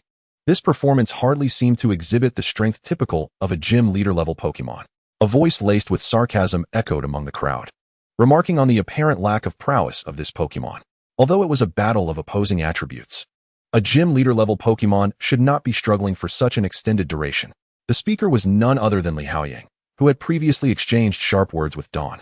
Seizing the opportunity to ridicule Dawn in front of everyone, he did not hesitate to do so. The quartet, led by Dawn, felt a wave of displeasure wash over them. Wang Hu was about to retort when Li Xiang interjected. Just moments ago, as Li Haoyang derided Dawn, a flash of insight struck Li Xiang. He finally understood why their captain was deliberately suppressing his strength to prolong the battle. He explained to Wang Hu, Li Tian, and Li Yi that the captain aimed to extend the fighting duration to avoid being left out in the next elimination round, thus allowing him the chance to face Li Haoyang in the subsequent round. Upon hearing Li Xiang's explanation, the three finally grasped the situation. In the first round of eliminations, only the match between Li Tian and Lin Ranran had been a complete rout. If Dawn failed to deliver an impressive performance in this battle, it was likely that Li Tian would be the one left out in the next elimination round. Conversely, if Dawn was fortunate enough not to be sidelined and faced Li Haoyang directly, he would likely encounter defeat. After all, the dual attributes of the Scyther posed a significant threat to Tyranitar, with a double advantage and high physical defense, not to mention immunity to sandstorm damage. As the crowd processed this realization, a calm settled over them. Wang Hu cast a look of pity towards Li Haoyang's direction, almost unconsciously. Li Haoyang, on the other hand, felt a strange shift. Moments ago, the stout figure seemed ready to confront him, yet now he appeared subdued. Curiously, he felt a chill creep down his back. Was it merely the low temperature of the air conditioning? Back in the battle arena, the fight persisted with the martial arts bear and Leaf EV exchanging blows, captivating the audience as they witnessed what felt like a duel between martial arts masters. Dawn stifled a yawn and glanced at his watch. It was time to bring this match to a close. He directed his gaze towards Zhou Shidong, waving his hand and calling out, "Time's up. I shan't play with you any longer." At that moment, the martial arts bear seized the opportunity and delivered a powerful kick, forcing Leaf EV backward. Dawn commanded in a low voice, "Martial arts bear, ice spin." Upon receiving the order, the martial arts bear lowered its center of gravity and emitted a frigid aura. It then began to spin rapidly, its arms channeling the ice energy to strike Leaf EV from afar. Chapter 56, Secrets. Both Leaf EV and Zhou Shitong sensed something was amiss. The opponent's attack was evidently far stronger than before. A disbelieving thought crept into Zhou Shitong's mind. Could it be that the opponent had been holding back all along? She dared not ponder further, deeming the notion utterly absurd. Faced with such a formidable assault, Zhou Shitong instinctively commanded Leaf EV to use Protect. Upon receiving the trainer's command, a protective barrier formed around Leaf EV, coalescing into a translucent shield. Zhou Shitong believed this might be the opponent's all-or-nothing attack. If they could withstand this move, the opponent would likely concede. The martial arts bear, enveloped in ice energy, charged towards Leaf EV like a miniature tornado. In the instant of contact, the martial arts bear's ability, Infiltrator, activated the ice spin attack, allowing it to bypass the Protect move entirely. The ice-infused strike collided with the unsuspecting Leaf EV. Zhou Shitong could hardly believe her eyes. While she had witnessed Protect being broken before, it was typically in cases of significant level disparity. Yet, the opponent's Pokemon was merely at the initial stage of gym leader level. How could this be? As the referee declared the battle concluded with Dawn's victory, both competitors exited the arena.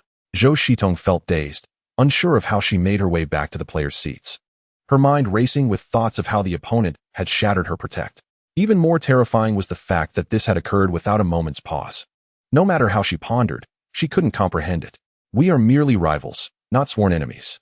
Perhaps during the intermission, she would seek him out and inquire directly. Surely, he would not refuse her. After nearly 2 hours, the intermission had arrived. With only 4 matches remaining, The scheduling of breaks was also intended to allow nearby establishments to profit. An hour of downtime without any activity would be a waste. So indulging in a lavish afternoon tea at a nearby restaurant seemed quite reasonable. In truth, the recent reforms to the college entrance examination had demanded considerable funds from the Pokemon Association. With so many provinces and cities in Huaxia, each province's top scorers were granted the opportunity to select 3 Pokemon in Kyoto, a venture that incurred significant expenses. It seemed reasonable to capitalize on the high-stakes competition to recoup some of those costs, considering that public funds were not simply printed at will. During the intermission, Don, accompanied by his younger siblings, and Wang Hu and Li Xiong, visited a restaurant near the battle center. Having just had lunch before noon, they were not particularly hungry and opted for light snacks and salads. The 5 gathered around, engaging in casual conversation, while Wang Hu sat voraciously devouring his meal. At that moment, 2 striking figures entered the restaurant, choosing a table relatively close to the 5. Don glanced over and recognized them as fellow competitors, Lu Yi and Zhou Shitong. He paid them little mind, as his thoughts had already drifted far away. After the afternoon matches, the system's task rewards would arrive. Finally, old Charizard, you are about to shine. The thought of soon acquiring the evolutionary stone filled Dawn with joy for Charizard. Seated at the adjacent table, Zhou Shitong shyly initiated conversation with Dawn. Dawn, I have a question for you. Noticing someone speaking to him, Dawn pulled his scattered thoughts back and turned toward the source of the voice. Seeing that it was Zhou Shitong, the opponent he had just battled, he raised an eyebrow. Feel free to ask. We are all competitors here, and we might even be classmates in the future. No need for formality. Rivals may be rivals. But they held no deep-seated enmity. Dawn was open to answering her questions, provided they did not encroach upon his privacy. Upon realizing that Dawn had not outright rejected her, Zhou Shitong felt a slight relief and asked, I would like to know how your martial arts bear broke through the protect move during our battle. Lu Yi, seated beside Zhou Shitong, suddenly tugged at her friend's arm and whispered, Shitong, that question is a bit too much. How could he possibly divulge such information? Ignoring her friend's caution, Zhou Shitong was genuinely curious about how Dawn had accomplished that feat. Li Xiong and the others also leaned in, eager to hear how Dawn would respond. Dawn furrowed his brow in contemplation for a moment before relaxing with a smile. As for how my martial arts bear broke through the protect, that is a secret. How could I simply share such information with others? Zhou Shitong was not oblivious to the underlying meaning of the words spoken. She understood that Li Ming's response was a clear indication of his reluctance to divulge any further information. Yet, Zhou Shitong remained undeterred, inquiring, What would it take for you to share this secret with me? Li Ming's expression took on a playful demeanor as he replied with conviction. It is widely recognized that secrets should only be entrusted to those with whom one shares the closest bonds. Surely, Zhou, you comprehend my meaning? Upon hearing this, Zhou Shitong felt momentarily bewildered, pondering the implications of his words and what she was meant to infer from them. Just as she was engulfed in confusion, Lu Yi leaned in with a playful smile and whispered something in her ear. Zhou Shitong's cheeks flushed visibly, akin to a fresh bloom emerging from a sauna. Huh, you rogue, she exclaimed, casting a playful glare at Li Ming before turning away, choosing to ignore him henceforth. Li Ming couldn't help but reflect on the benefits of good looks. Even when teasing others, he was merely branded a rogue. Had his appearance been less fortunate, he might have faced a far more irritable reaction from a tempestuous girl.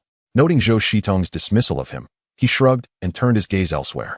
However, at that very moment, a plump face unexpectedly intruded upon his space. Wang Hu had, without notice, leaned in and asked, Brother Ming, are we good friends? Li Ming recoiled slightly, perplexed, and replied, Quite well, indeed. Wang Hu then pressed on, Could you possibly share your secret for breaking through defenses? Upon hearing this, Li Ming breathed a sigh of relief, having initially feared that Wang Hu was about to nip at him in playful jest. He placed a hand on Wang Hu's face, pushing him back gently. Stay out of other people's business. Just enjoy your salad. Chapter 57 Disdain. After pushing Wang Hu back, Li Ming retrieved 2 paper towels from the table to wipe the salad dressing that had smudged onto his hands during the earlier encounter.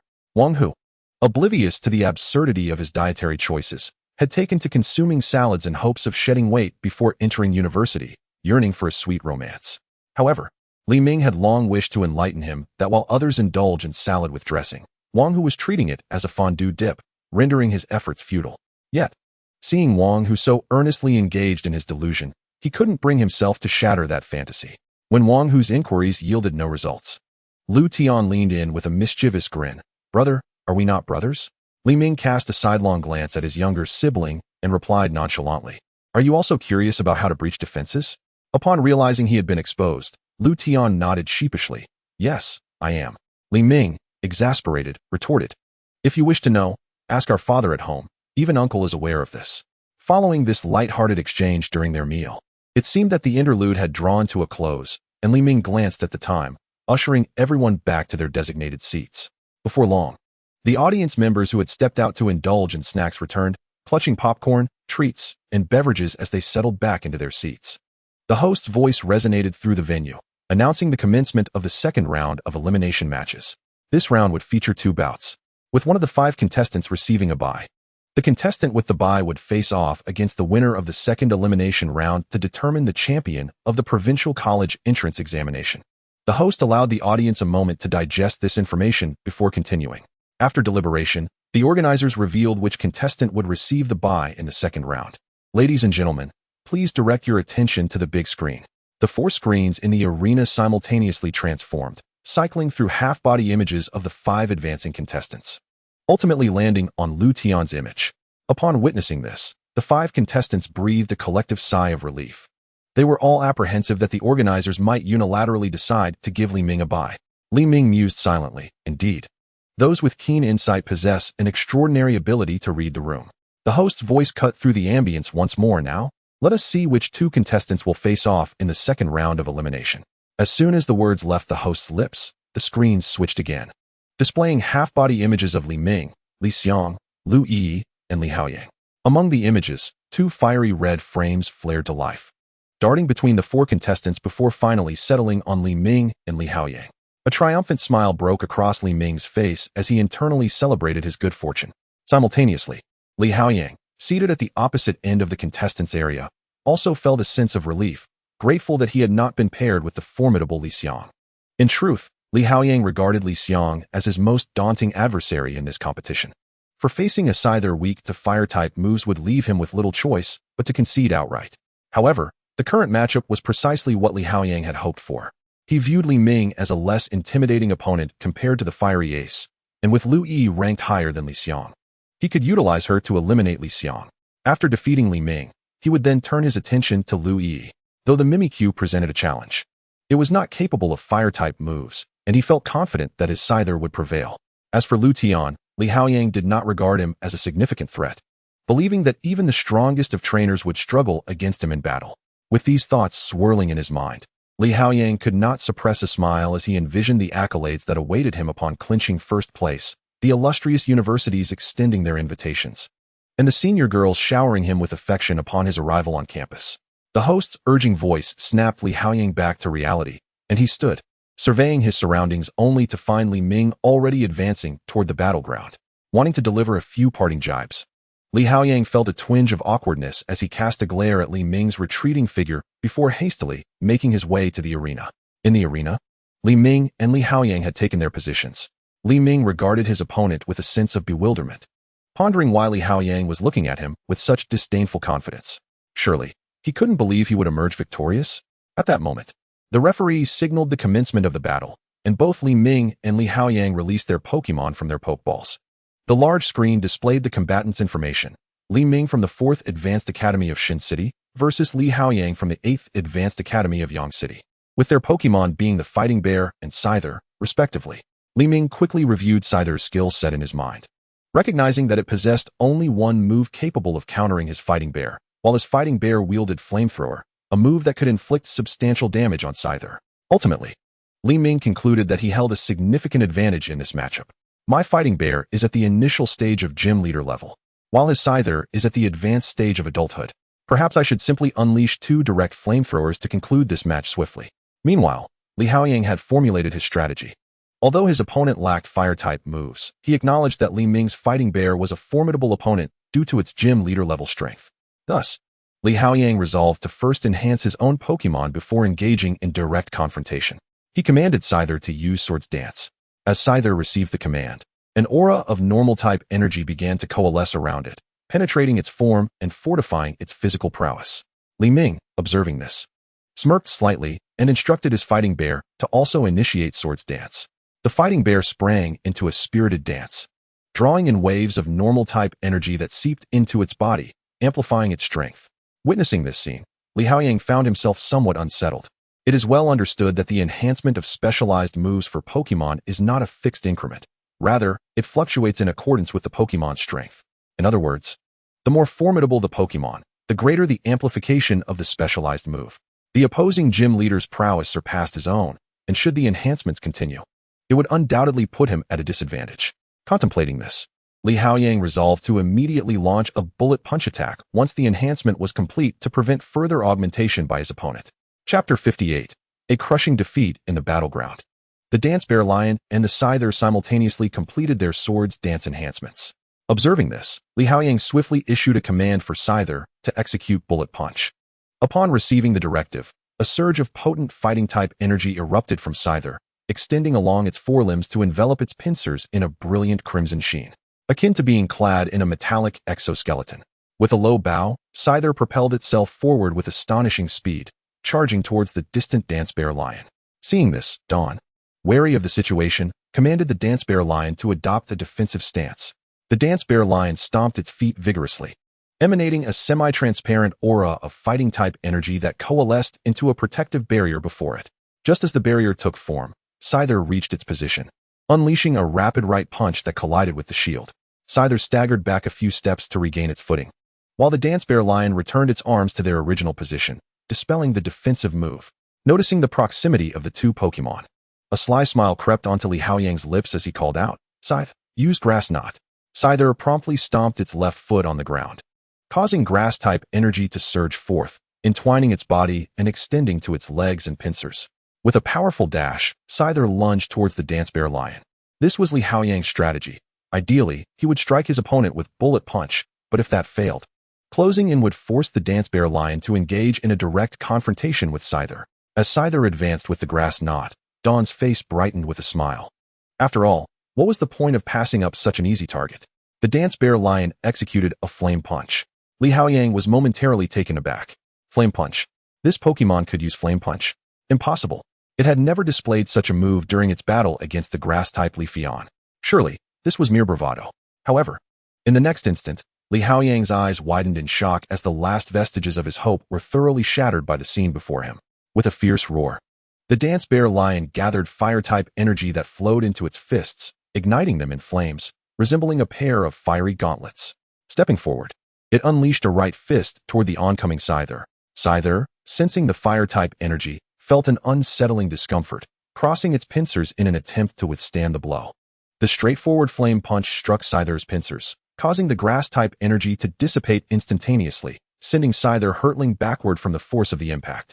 When Scyther finally regained its stance, its pincers were charred, and its condition appeared dire. Unable to suppress his thoughts any longer, Li Haoyang shouted, "How could your Pokemon possess a fire-type move? You never used Flame Punch against Leafeon. Were you attempting to deceive me?" Upon hearing Li Haoyang's words, Dawn paused momentarily, then turned to him with a look of incredulity. Fire and Ice types both have a double advantage against Leafeon. Why didn't you choose to use Flame Punch?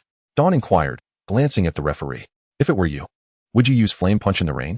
The referee, taken aback by the unexpected interaction, replied, "I wouldn't. I'm not foolish." After Dawn's explanation, Li Haoyang was momentarily stunned. Of course, why would one use Flame Punch in the rain? Just as Li Haoyang stood there, Dawn seized the opportunity to command the Dance Bear Lion to continue with Flame Punch. The Dance Bear Lion's fists ignited once more, rapidly advancing towards Scyther. Li Haoyang had no time to ponder, as the Dance Bear Lion was already upon Scyther, and hesitation was no longer an option. Scyther, defend. Following his command, Scyther gathered fighting-type energy to form a barrier before it. Dawn sighed. Are these trainers truly so forgetful of their past experiences? Just as the Flame Punch made contact with the barrier, the ability Infiltrator activated, allowing the attack to strike Scyther directly.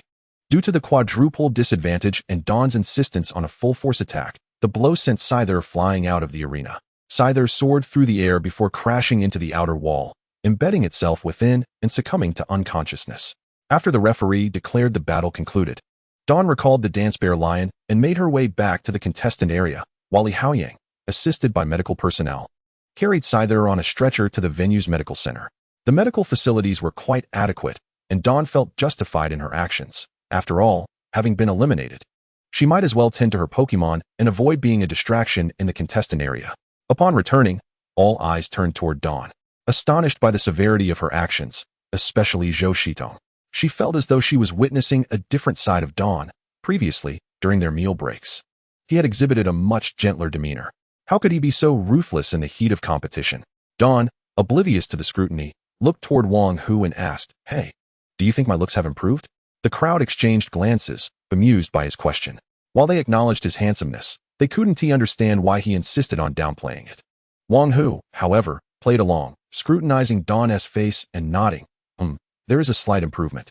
Li Xiang, Li Tian, and Li Yi quickly averted their gazes, wishing to disappear. This brief interlude did not last long, as the host soon urged Li Xiang and Li Yi to enter the arena for the next battle. As the host announced the entrance of the two contestants, they stood and walked towards the battleground simultaneously. Once they had distanced themselves, Li Yi leaned in and asked, "Brother, who do you think will win, Li Xiang or Li Yi?" Dawn stroked his chin thoughtfully and replied, "That's hard to say.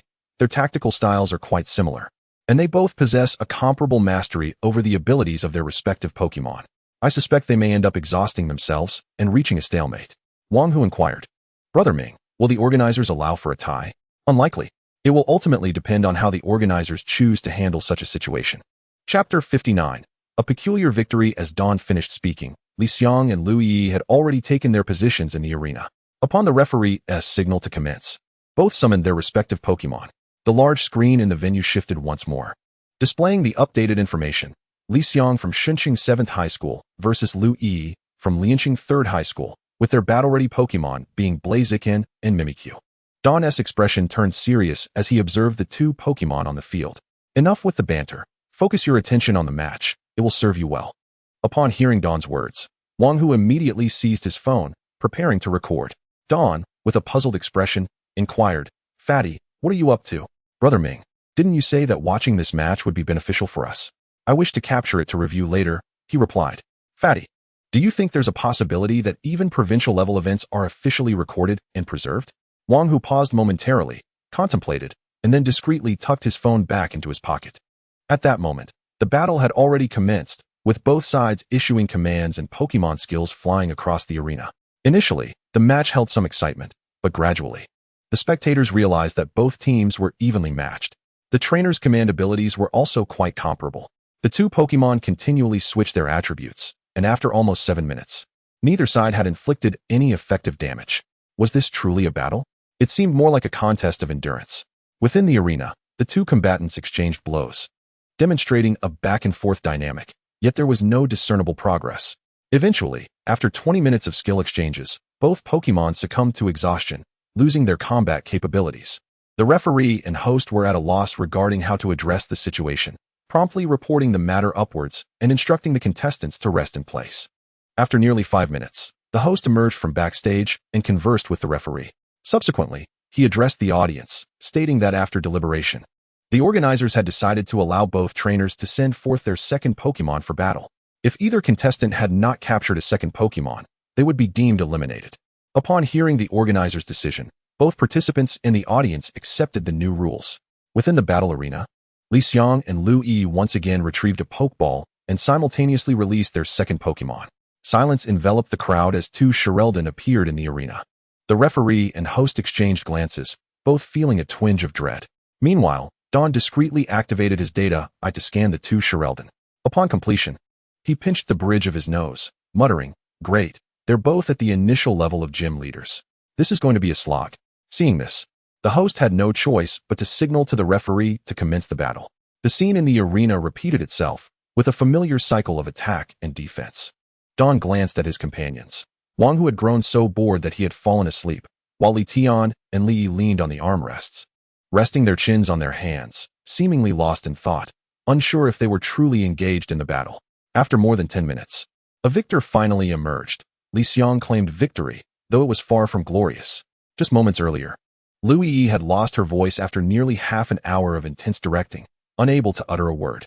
Seizing the moment when Li Yi had not switched to shield form, Li Xiang executed a shadow sneak to inflict damage, subsequently finishing the somewhat farcical match with a shadow claw. As the two returned to the contestant area, Dawn noticed Li Yi casting a glare at Li Xiang before taking her seat. Yet, in her gaze, he perceived no anger or animosity, but rather a hint of playful reproach. Li Xiang, on the other hand, shrank back, unsure of where to place his hands, feeling somewhat flustered. Dawn was left in a state of astonishment. This seemingly tech-obsessed fellow couldn't he possibly have started dating before college? Could he? How did emotions suddenly bloom amidst a battle? What had transpired between them on the battlefield? Was it romance?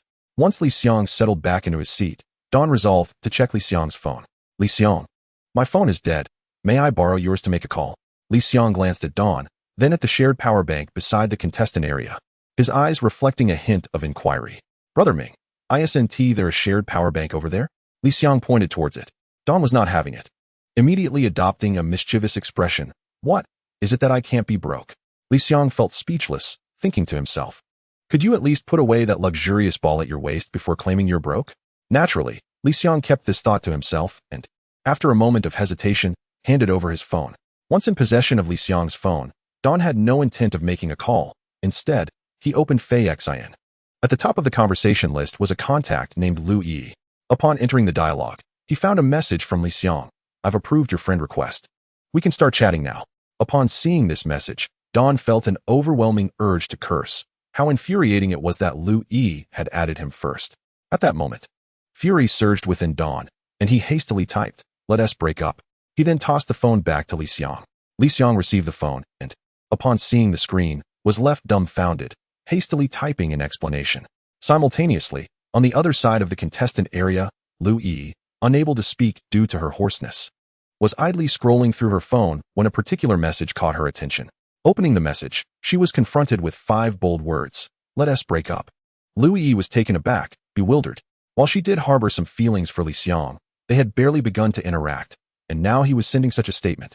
Just as she contemplated standing up to ask Li Xiang what he meant, the discomfort in her throat quelled that impulse. Unable to voice her inquiry, she typed her question instead, but before she could send it, another message arrived. Sorry, that message wasn't from me. Our captain sent it as a joke.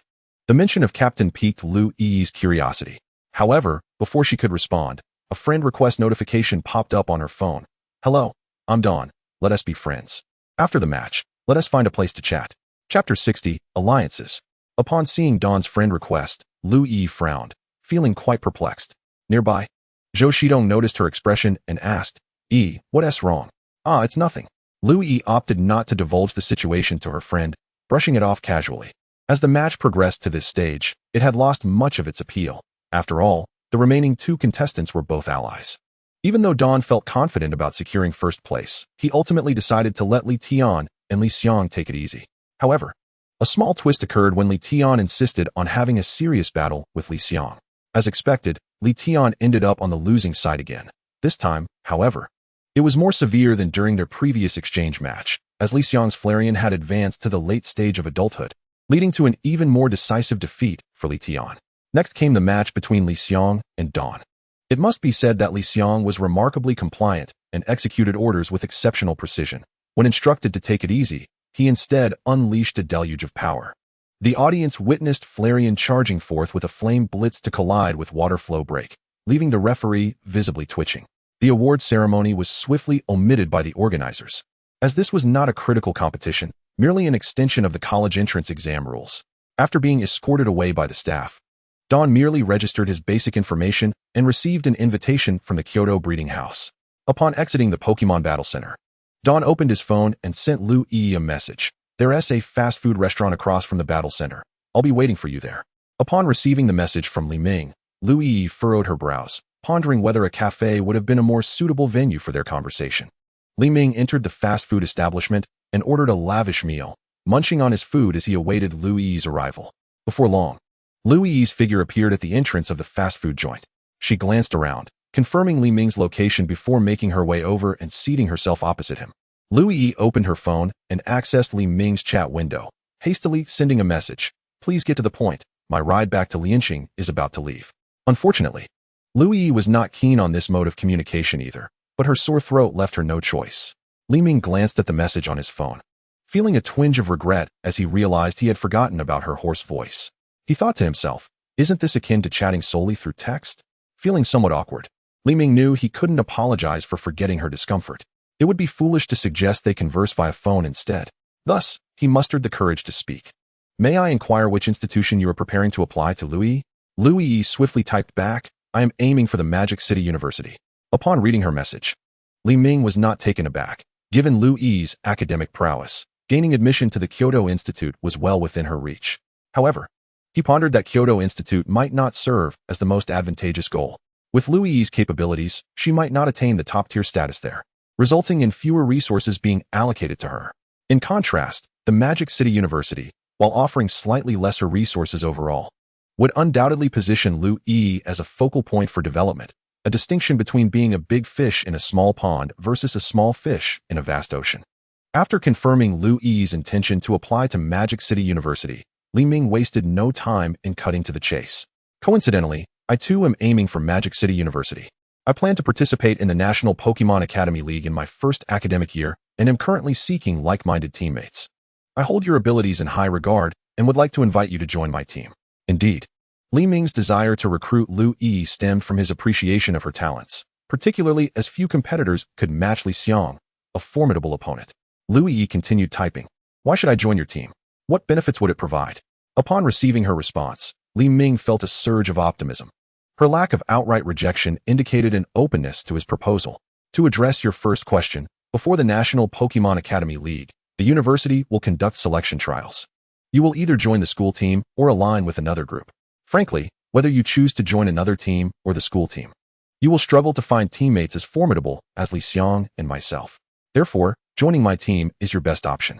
Lu Yi detected a hint of arrogance in Li Ming's words, yet she recalled the formidable martial arts bear lion he possessed, which indeed lent him a degree of arrogance.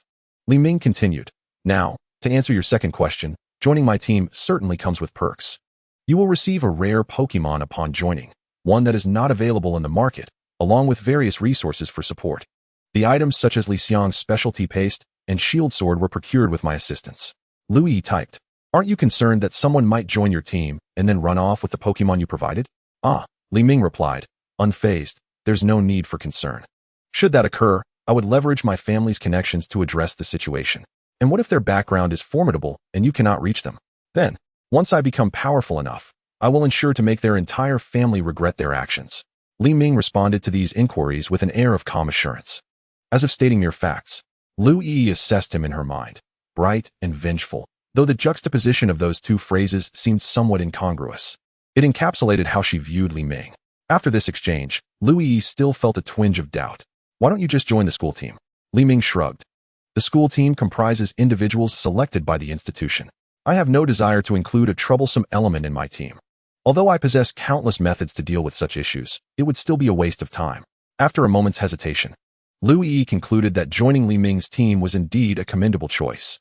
She was relatively well acquainted with his background, which could be considered top-tier influence, and being part of his team would significantly benefit her.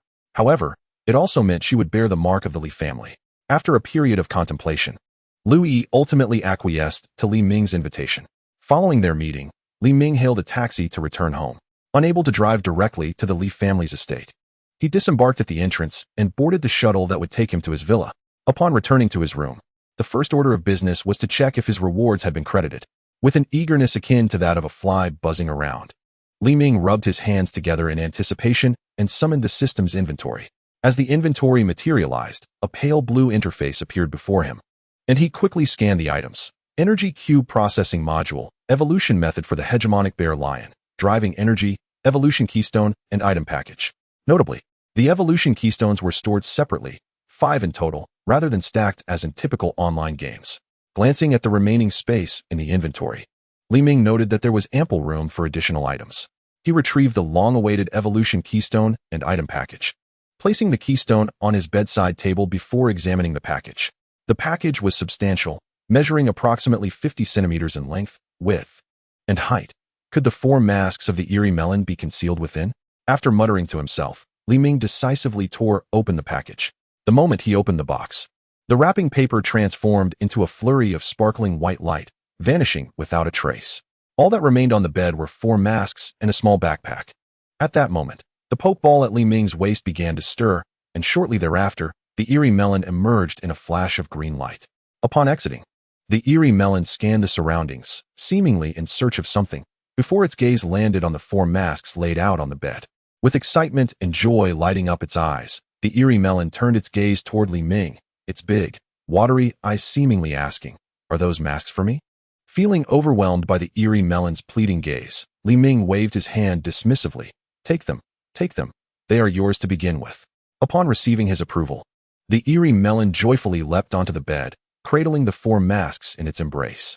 The moment it made contact with the masks, waves of energy representing the grass, fire, water, and rock types emanated from its body. However, this energy was subtle, dissipating before it could travel far, extinguishing against the solid walls. Li Ming felt a spark of realization. With the eerie melon reclaiming its rightful masks, its base stats should have normalized. Previously, he had utilized the data to observe the eerie melon, but the values had all appeared as question marks. Thus, he seized this opportunity to conduct another examination. Without hesitation, Li Ming activated the data to scan the eerie melon once more. Moments later, a pale blue data window emerged. Name: eerie melon type, grass gender, female form, normal ability, tenacious. Shadow reflection base stats, 550 HP, 80 physical attack, 120 physical defense, 84 special attack, 60 special defense, 96 speed, 110 qualification, legendary level. Combat power, guild master level. Initial stage. Special ability. The eerie pouch can simultaneously possess 2 characteristics. The shadow reflection serves as a fixed trait that automatically activates upon crystallization into titanium, while the second characteristic can be altered by donning different masks, totaling 4 variations: unyielding, water storage, exceptional, and sturdy. Once it was confirmed that the eerie pouch's stats had returned to normal, Dawn felt a sense of relief and subsequently noticed the small-sized backpack resting on the bed. Picking up the backpack, Dawn examined it for a while, but found nothing particularly remarkable, as if it were merely an ordinary backpack. "Come here, little one. I have another gift for you. Let us see if you like it," Dawn beckoned, urging the eerie pouch to approach swiftly. Clutching its mask in its arms, the eerie pouch gazed at the small backpack with wide, watery eyes, a hint of confusion flickering within. "First, set the mask down and put this backpack on," Dawn instructed as they handed the backpack to the eerie pouch. With great care, the eerie pouch placed the mask gently on the bed and secured the backpack on its back. In that instant, it seemed to grasp the function of the item. Reaching out to touch the 4 masks laid on the bed, the masks transformed into 4 beams of light: green, red, blue, and brown, each diving into the backpack. A spark of realization ignited within the eerie pouch as the green grass mask appeared on its face before vanishing and being replaced by the red fire mask. After cycling through all 4 masks, the eerie pouch returned them to their resting place and embraced Dawn's legs, nuzzling against Dawn like an affectionate little kitten. Seeing the eerie pouch master the use of the item so swiftly filled Dawn with delight, prompting them to pick it up in their arms. To Dawn's surprise, the eerie pouch planted a sudden kiss on their face, catching Dawn off guard. Gazing at this clingy little sprite, Dawn couldn't help but reflect. Now I truly understand why I have a soft spot for these adorable creatures. Dawn pinched the eerie pouch's cheek gently, saying, "Listen, you mustn't do that anymore, all right?" The eerie pouch's expression immediately drooped, its big, watery eyes brimming with a sense of grievance, as though tears were about to spill over. Witnessing such a pitiful sight, Dawn's heart melted, and they leaned down to plant a kiss on the eerie pouch's face. Only then did the eerie pouch's sorrowful demeanor dissipate, replaced by a renewed sense of joy. After this exchange, Dawn repeatedly reassured themselves, "It's just a Pokemon, just a Pokemon, just a Pokemon. Pokemon are akin to pets, and it's perfectly natural for a trainer to be affectionate with their companion." Following this brief interlude, Dawn resumed their exploration of the evolution stone placed on the bedside table. Dawn was not merely pondering how to utilize the evolution stone, but was instead contemplating the best item to embed the stone within for wearing. In the anime, the protagonist, Ji Yi, affixed the evolution stone to gloves, an idea that, frankly, lacked elegance. Were they not concerned about it being dislodged during a handshake? Look at Do Wu and Zhu Lan. One adorned the evolution stone on a ring while the other incorporated it into lipstick. Such designs exuded creativity and sophistication. Lost in contemplation, Dawn reflected that performing a mega evolution during battle did not necessitate any specific pose, nor was it imperative to attach the evolution stone to any particular item for activation. However, the choice of embedding the evolution stone into an item was of significant importance to Dawn, as style was a lifelong pursuit. Chapter 62, Celebration. The following morning, Dawn awoke groggily from slumber, their thoughts still lingering on how to embed the evolution stone in a manner that exuded style before they drifted into sleep. Last night, They devised two plans, yet both ultimately felt unsatisfactory. The first idea involved embedding the evolution stone within a lighter, allowing them to pull it out for a dramatic smoke before mega evolution, a concept that seemed undeniably cool, but had its drawbacks, such as the risk of choking while calling for mega evolution and the prohibition of smoking in competition venues. Thus, this plan was swiftly dismissed. The second idea proposed embedding the evolution stone within a phone case, enabling them to retrieve their phone and activate the stone by tapping it with their finger. However, this approach could easily lead to misunderstandings, where opponents might think they were withdrawing to make a phone call for assistance during battle. Consequently, this plan was also discarded. Awakening from this reverie, Dawn fell into another round of brainstorming, but ultimately failed to conceive any fresh ideas. After all, the items a young man typically carries are quite limited. Ultimately, Dawn resolved to embed the evolution stone into their watch strap. With a determination to act, they measured the evolution stone's dimensions and promptly contacted the estate's butler, requesting the creation of a custom watch, a necklace, and 3 wristbands.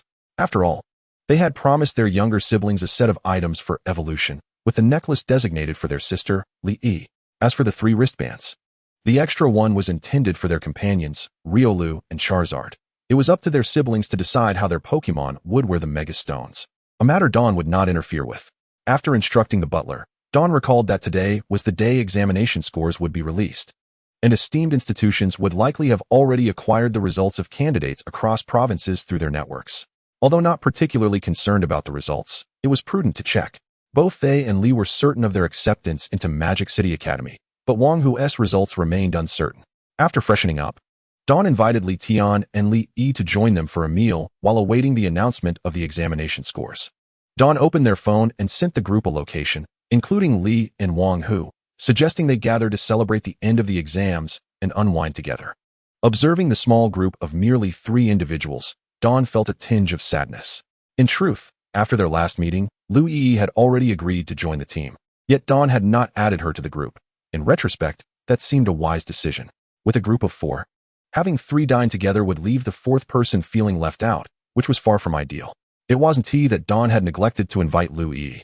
Her home was not in Shin City, and it seemed unnecessary to summon her from afar for a simple meal.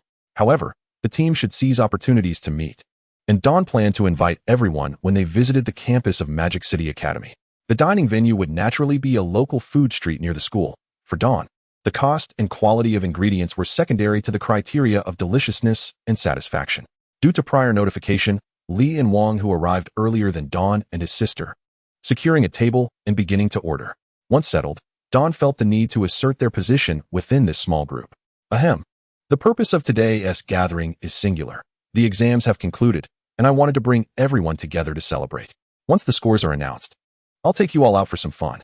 We'll all be comrades in arms from here on out, so it's essential to familiarize ourselves with one another. Comrades in the same trench. Wang Hu interjected, puzzled. I heard Li Tian and Li Yi are heading to different colleges. Are they going undercover? Dawn cast a meaningful glance at Li Tian and replied, I wouldn't count on any espionage. Let's just hope we don't end up entangled in a web of intrigue. Once the necessary matters were addressed, Dawn beckoned everyone to enjoy the dishes, for they were all of age, and indulging in beverages would seem quite juvenile. Thus, under the influence of Wang Hu's insistence, Dawn called for the boss to bring a few bottles of beer. Li Yi, eager to partake, was promptly halted by Dawn. You're still a young girl. And with family present, drinking is out of the question. During the meal, the results of the college entrance examination were announced, prompting Wang Hu to hurriedly log onto the website to check if his scores met the admission threshold for Magic City University. Upon discovering that his scores had indeed surpassed the required line, his face lit up with joy. The others offered perfunctory congratulations. Brother Ming, aren't you going to check your scores? Dawn raised an eyebrow. I don't need to check my scores. With that, Dawn produced his phone, turning the screen towards Wang Hu, urging him to take a look. Wang Hu gazed at the messages on the screen, his eyes widening in astonishment. Dawn's phone was inundated with notifications from numerous prestigious universities across the nation, each extending a sincere invitation for Dawn to visit their campuses, essentially, a bid to recruit students. After perusing the notifications, Wang Hu felt the stark contrast between individuals and grasped the saying, comparison makes one realize their own inadequacies. Once the 5 had finished their meal, they decided to venture to a bar or KTV for some entertainment. By 5 in the afternoon, feeling fatigued from their revelries, they contemplated finding a place to rest. Li Xiang wisely suggested, It's getting late. Perhaps we should just head home. After a full day of play, don't you all feel tired? Her words resonated with the group, but Wong Hu was reluctant, as there was still a place he was curious to explore. He had often seen his father enter a foot massage parlor with several business partners, emerging not only having concluded their discussions, but also appearing jovial and invigorated. Brother Ming, I propose we make one last stop before heading home. There's a place I've longed to visit but never had the chance. Consider it a chance to satisfy a brother's curiosity. What could possibly be more alluring than a restaurant? A foot massage parlor. Upon hearing Wong Hu's reply, Don's expression darkened, internally lamenting, my sister is present. And you suggest taking everyone to a foot massage parlor? Don gestured for Wong Hu to come closer. When Wong Hu approached, Don placed his hands on the young man's shoulders and said, listen, we are not going to the foot massage parlor today. If you truly wish to go, simply tell your father when we get home. I am certain he would take you. After patting Wong Hu on the shoulder, Don led his curious younger siblings toward the car. On the journey home, no matter how they inquired, Don remained tight-lipped, growing weary of the incessant questioning. He plugged one ear and began scrolling through his phone. Suddenly, a message from the estate's steward appeared on his screen. Unable to contain his excitement, he opened it. Young master, the items you instructed me to prepare are now placed at your bedroom door. After reading the steward's message, Don felt a surge of exhilaration. He turned to his younger brother. Xiao Tian, how about this? When we get home, we have a battle. If you win, not only will I tell you what a foot massage parlor entails, but I'll also take you to experience it. Don't even think about using that tactic to silence me. I cannot possibly defeat your martial arts bear. Xiao Tian replied, his face betraying skepticism. Don remained unfazed and casually remarked, I won't use the martial arts bear. How about I battle you with my fire-breathing dragon instead? After mulling over his brother's proposition, Xiao Tian considered their past sparring sessions in the family training grounds, where Don invariably placed last. Has the fire-breathing dragon reached the gym leader level? He wondered. However, even at the gym leader level, his Tyranitar still had a 4 times advantage against the fire-breathing dragon. Observing the unfolding banter, Li interjected, second brother, since he is only using the fire-breathing dragon, what are you worried about? Xiao Tian instinctively sensed that something was amiss, but couldn't pinpoint it. After contemplating, he decided that the wager seemed to favor him, so he acquiesced. I accept the challenge, but we must agree that brother can only use the fire-breathing dragon. Don flashed a cunning smile, gently coaxing, Xiao Tian. Don't you think this is a bit unfair for big brother? If you win, I take you out, but if I win, I gain nothing. Xiao Tian regarded his older brother warily. The terms were indeed proposed by Don, and he could not backtrack now. Don feigned outrage, reaching for Xiao Tian's face. What do you think you're doing, big brother? Xiao Tian exclaimed, dodging. Stay still. I merely wish to gauge the thickness of your skin for making such a proposal. How does a son of a renowned martial artist possess such shamelessness? Li was amused by Don's antics, laughing heartily for a while before regaining her composure. Second brother, I believe big brother has a point. We should indeed add some conditions. Besides, your chances of winning are quite high, aren't they? Xiao Tian conceded that his sister was correct. All right, big brother, what are your terms if I lose? After a moment of contemplation, Don deemed it reasonable to request half a semester's living expenses as a penalty, a fitting wager to add some stakes to their playful rivalry. If you lose, I want half of your living expenses for the semester. What? Half a semester's living expenses? Isn't that a bit steep, big brother? Xiao Tian protested, feeling the terms were too harsh. Come now, don't play coy, as if you wouldn't ask the family for more money once yours runs out. Asking for half is merely a trifling stake. Don continued, you'll have 2 choices. The first is to pay half a semester's living expenses. The second is to carry your belongings in 2 fertilizer bags when you report to the academy. If you're still hesitant, I'll make the choice for you. Imagining himself arriving at the prestigious academy with fertilizer bags, Xiao Tian's face paled. I choose option 1. I don't think your demand is excessive, big brother. The second option is utterly unnecessary. His eyes were earnest, reflecting his sincerity. Thus, the wager was solidified.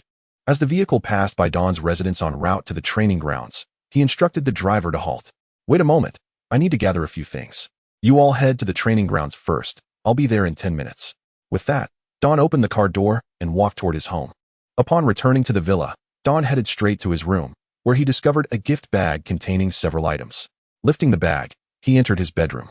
Once inside, he approached the window and emptied the contents of the bag onto the floor, revealing an array of accessories. 3 wristbands, a necklace, and a watch, all intended for himself and his younger siblings. Each piece was adorned with an evolutionary keystone, casting a spectrum of colors that enhanced their aesthetic appeal. Initially, Dawn had planned to install the keystones himself, for such treasures were not something he would entrust to others. However, the jewelry store conveyed that opting for later installation might potentially compromise the quality of the ornaments. Reluctantly, Dawn acquiesced and entrusted the Evolution Keystone and Mega Evolution Stones to the butler, cautioning him not to misplace them, as these stones were worth far more than their names suggest. This statement had a remarkable effect. The butler diligently observed the entire ornament crafting process, not daring to blink, lest he miss any detail. During this time, there was no occurrence of any covert substitutions. Next, Dawn picked up the wristbands prepared for Charizard and examined them closely. The wristbands designed for Charizard were distinct from the other ornaments. At the center of the wristband was a clasp, while Charizard's evolution stones X and Y were embedded in two respective bases, thus resolving the inconvenience of swapping between the two Mega Stones. After confirming that there were no issues with the Evolution Keystone and Mega Evolution Stones, Dawn crouched down and lifted the bedding, revealing a safe measuring approximately 40 centimeters in width and 30 centimeters in height. This was the safe where Dawn stored important items, including the Mega Evolution Stones he had collected over the years, both openly and discreetly. Upon opening the safe, Dawn retrieved a small iron box, and upon opening it, he found various Mega Evolution Stones quietly resting inside. He selected two stones from the collection. One was the Mega Stone for Tyranitar, and the other was the Mega Stone for Galade. These were the gifts he had promised to his younger siblings. Perfectly timed for tonight's battle to present the Mega Evolution items. After placing the small iron box back, Dawn securely locked the safe before heading downstairs to the training ground. The Dawn family estate boasted numerous training fields, yet only one was typically used for sparring, conveniently located between the residences of the three siblings, allowing Dawn to reach it in a short time. 2 minutes later, he arrived at the designated training arena, which was primarily constructed underground. This design not only enhanced the aesthetic appeal of the estate, but also addressed soundproofing issues, as the noise generated during Pokemon battles was quite substantial. Dawn pushed open the doors to the training ground and descended the staircase. Upon entering, he found Letion already positioned at the center of the arena, accompanied by Tyranitar, who seemed eager to engage. Meanwhile, Layla had found a spot against the wall, patiently awaiting the forthcoming spectacle. As Dawn approached, Letion spoke up. "Are we starting now, big brother?" "Hold on, I need to prepare a few things," Dawn replied, setting his toad aside and retrieving Charizard's Pokeball. As Charizard emerged, he immediately spotted Tyranitar in the distance. His expression shifted, and he turned to Dawn, his eyes questioning, as if asking why he was matched against that formidable foe again. Dawn empathized with Charizard's feelings. Throughout his battles, half had been against Tyranitar, resulting in crushing defeats. Thus, it was only natural for Charizard to feel apprehensive at the sight of Tyranitar. However, Dawn found solace in the fact that while Charizard may have been nervous, once the battle commenced, he would undoubtedly display unwavering courage, as if facing an opponent with a 4x weakness. Indeed, it was a stroke of fortune to encounter a Pokemon with such a spirited personality as Charizard. Most Pokemon would likely harbor indelible shadows of doubt after enduring numerous defeats, which not only could render them timid but also hinder their potential from being fully realized. Dawn gestured for Charizard to lean closer, and, after imparting essential tips for Mega Evolution, he secured the wristband around Charizard's right arm and affixed the Mega Stone for Charizard Y. Observing this scene, Layla seemed to sense something. Her gaze fixated on the wristband adorning Charizard's arm as she murmured, "Could this be the Mega Evolution item Big Brother mentioned before?" Charizard, somewhat skeptical, called out, questioning if wearing this would truly enable him to best that oversized groundhog. Dawn confidently signaled an okay, proclaiming, "From today onward, you shall rise." At that moment, Letion's voice echoed, "Are you ready yet, big brother? I can barely hold on." Dawn turned, puzzled by his brother's urgency, only to witness Tyranitar charging aggressively forward, with Letion struggling to restrain it. "Little Tion, why is your Tyranitar so irritable today? Is it unwell?" Dawn inquired. "My Tyranitar claims it heard a winged black lizard boasting about being a giant groundhog, threatening to crush its opponent." Dawn was taken aback by Tyranitar's keen ears. Charizard had barely whispered, yet it was still overheard. "Let us begin. Release Tyranitar," Dawn shouted, stepping back to ensure safety from the impending clash. Letion complied, releasing Tyranitar, which, instead of charging recklessly, paused to unleash its ability, Sandstream, awaiting its trainer's command. As Tyranitar activated Sandstream, the arena began to resonate with rock-type energy, which, upon reaching a critical mass, erupted into a flurry of fine sand swirling chaotically around the battlefield. Seeing this, Layla, sitting at the edge of the arena, became animated and stood up, declaring, "Both competitors are ready." The battle commences. Dawn had no intention of initiating Mega Evolution right away. He planned to do so when Li Tian felt victory was assured, allowing his younger siblings to truly grasp the magnitude of Mega Evolution's power. Since he wished to delay using Mega Evolution, it was crucial to seize the initiative in this uphill battle. Dawn was the first to issue a command, "Charizard, use magnitude." Hovering above the battlefield, Charizard slowly opened his mouth, as the ground beneath began to rise with ground-type energy converging towards him. This energy heated rapidly, eventually swirling into a miniature tornado. Charizard lifted his head and, in a synchronized motion, unleashed the small tornado, which, accompanied by a scorching wind, surged toward Tyranitar. Although Tyranitar's special defense would increase significantly under sandstorm conditions, the ground-type move, Magnitude, would still deal double damage due to its effectiveness against Tyranitar. Li Tian, wary, commanded, "Tyranitar, use Ice Wind." Upon receiving the directive, Tyranitar roared and summoned Ice-type energy behind it, which began to swirl and coalesce into a chilling gale laden with snowflakes. Tyranitar raised its arms and unleashed the icy tempest toward Charizard. The choice of Ice Wind as a counter was strategic, given its effectiveness against ground-type Pokemon. However, Li Tian felt a twinge of uncertainty. After all, Ice Wind's power was only 55, and Tyranitar's special attack wasn't particularly high, making it uncertain whether it could withstand the assault. Nevertheless, it would undoubtedly diminish the impact of Magnitude. As the two opposing energies clashed above the battlefield, they repelled one another, tearing apart before ultimately creating a shockwave that rippled across the entire arena. However, the sandstorm prevailing in the arena undeniably complemented the move's scorching sands, leaving behind a residual force that struck Bangiras, albeit causing minimal damage, merely a trifling effect. Observing this, Li Tian resolved to cease holding back and launched an offensive, prompting Bangiras to execute Rock Wrecker. Bangiras stepped forward, forcefully stomping the ground, unleashing a palpable surge of rock-type energy that emanated from its body. This energy fragmented into several segments, gradually coalescing into slender stalactite-like structures, resembling elongated stone tendrils. With a mighty roar, Bangiras unleashed the stalactites, targeting the airborne Charizard that was circling above. In the midst of the sandstorm, Charizard found it arduous to discern the trajectory of the Rock Wrecker, making evasion nearly impossible. However, it was feasible to mitigate the impact of the attack. Charizard executed Brick Break. Li Ming swiftly issued commands to counter the incoming Rock Wrecker. Upon receiving the order, Charizard unfurled its wings with great force, its claws gathering fighting-type energy, which crystallized into sharp blades along its arms.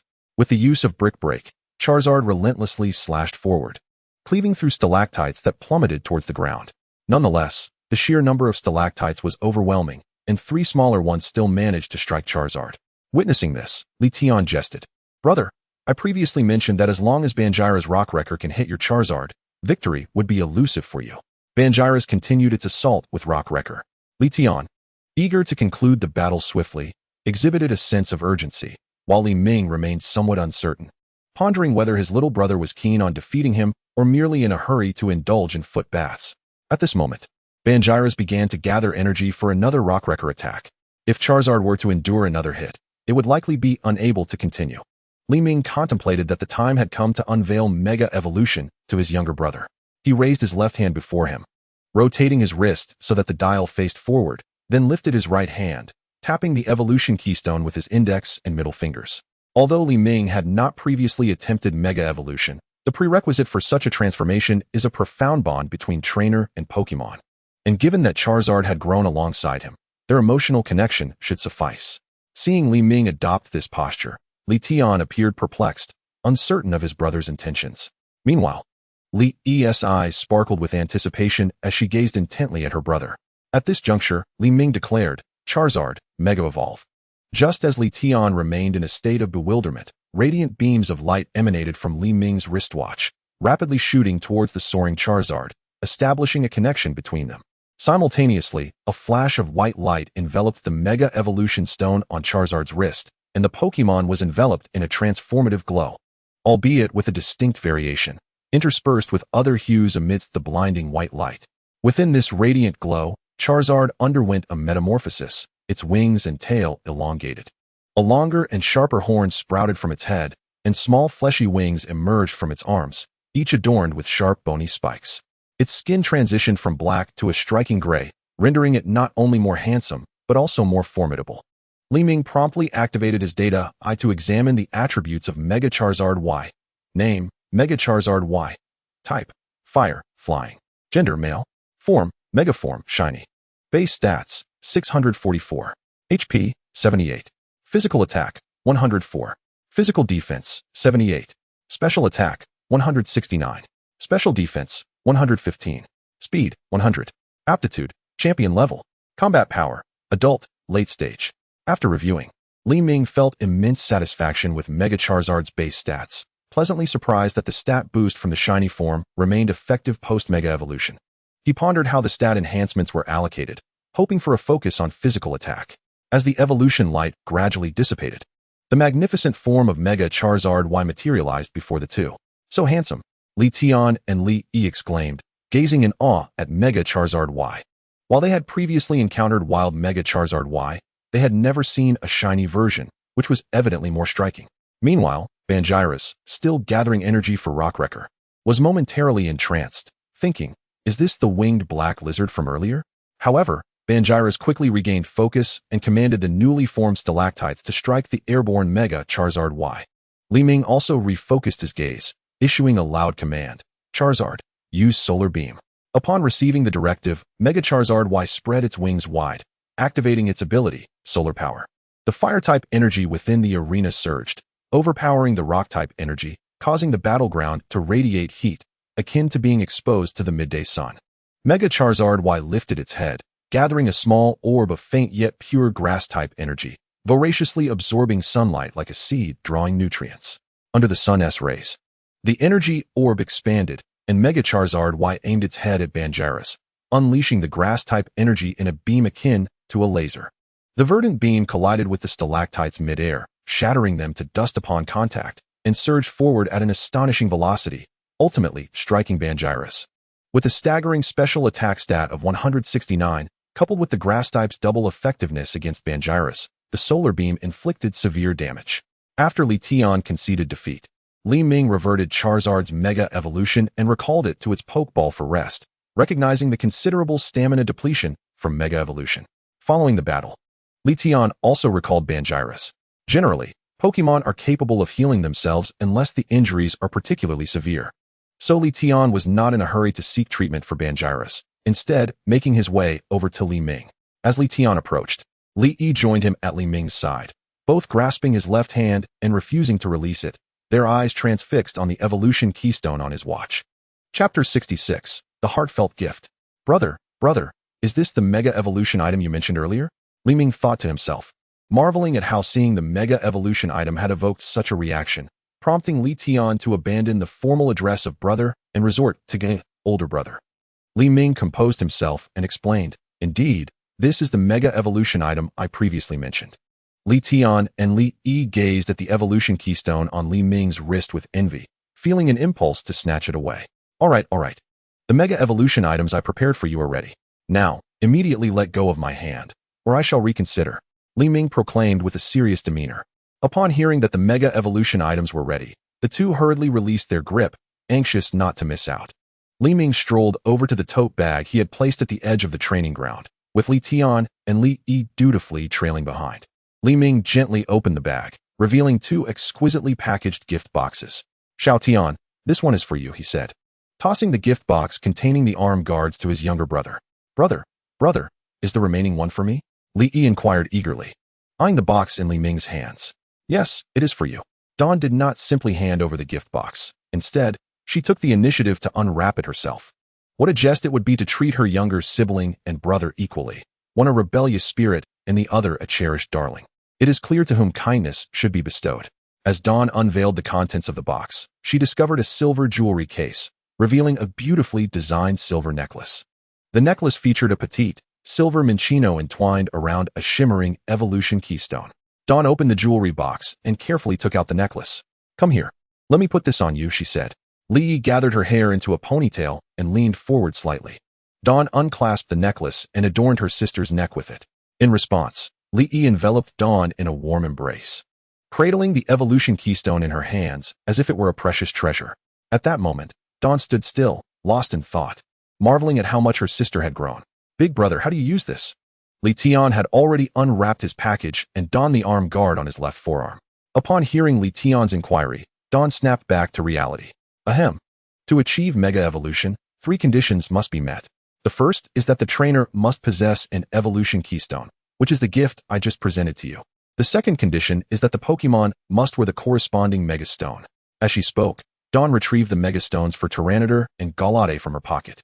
Remember, while the functions of the evolution keystone are uniform, there exist numerous varieties of Mega Stones, and only Pokemon adorned with the appropriate Mega Stone can undergo Mega Evolution. This is a crucial detail to keep in mind. As she continued, she handed over the Mega Stones. And what is the third condition? Before Dawn could elaborate, Li Tian and Li Yi chorused in unison. Slightly annoyed by the interruption, Dawn playfully tapped her brother on the head and affectionately pinched her sister's cheek. Do not interrupt me while I am speaking, do you understand? Yes, we understand. The third condition is equally significant. The bond between the trainer and the Pokemon must be profound. Just like my bond with Charizard. Having grown up together makes achieving Mega Evolution considerably easier. Then can I Mega Evolve Tyranitar right now? Li Tian exclaimed, his face brimming with excitement. Dawn rubbed her chin thoughtfully. In theory, you should be able to. What about my Primarina? Li Yi gazed at Dawn with hopeful eyes, seemingly awaiting her confirmation. As I mentioned before, only a select few Pokemon can Mega Evolve, and unfortunately, Primarina is not one of them. Upon hearing this, Li Yi's expression instantly fell, her eyes reflecting a hint of disappointment. Seeing her sister's sorrowful demeanor tugged at Dawn's heartstrings. She gently stroked Li Yi's hair, offering reassurance. All right, in due time. I will visit the breeding center in Kyoto and select a promising Ralts for you. Once it evolves into Galade, it will be able to Mega Evolve. After hearing her brother's promise, Li Yi's forlorn expression brightened, and Dawn let out a sigh of relief. At this moment, Li Tian had already moved to the center of the training ground, releasing Tyranitar once more. Big brother, I just need to have Tyranitar wear the Mega Stone and place my hand on the evolution keystone while shouting Mega Evolution, right? In truth, it sufficed to merely touch the evolution keystone and harbor the intent to Mega Evolve. But Dawn would never admit that the grand gesture and declaration of Mega Evolution were simply for show. Dawn's expression shifted to one of seriousness. Indeed, you must strike a pose and shout Mega Evolution, and you must cultivate a strong desire to Mega Evolve during the process. Observing his brother's grave demeanor, Li Tian felt a surge of affirmation from Dawn. By the way, how should I wear the Mega Stone? Do I need to prepare an arm guard for Tyranitar as well? That is unnecessary. Tyranitar merely needs to make direct or indirect contact with the Mega Stone. In simpler terms, Tyranitar can hold it in its paws. However, I suggest crafting the Mega Stone into an accessory or equipment for the Pokemon to wear. It would be more convenient. As for the design, you can discuss it with Tyranitar. While Dawn spoke, both Li Tian and Li Yi listened intently, eager not to miss any detail, for the allure of Mega Evolution was simply irresistible. After absorbing Dawn's explanation, Li Tian could hardly contain his excitement and promptly placed the Mega Stone into Tyranitar's paws before stepping back to prepare for Mega Evolution. Li Tian's approach to Mega Evolution was even more theatrical than Dawn's. He focused intently, legs slightly apart, arms outstretched, resting on the evolution keystone, and loudly proclaimed, Mega Evolution. Witnessing this spectacle, Dawn couldn't help but chuckle inwardly, thinking, is this a cosplay of Digga? Nevertheless, one must admit, the stance would appear quite impressive to those unaware of the principles behind Mega Evolution.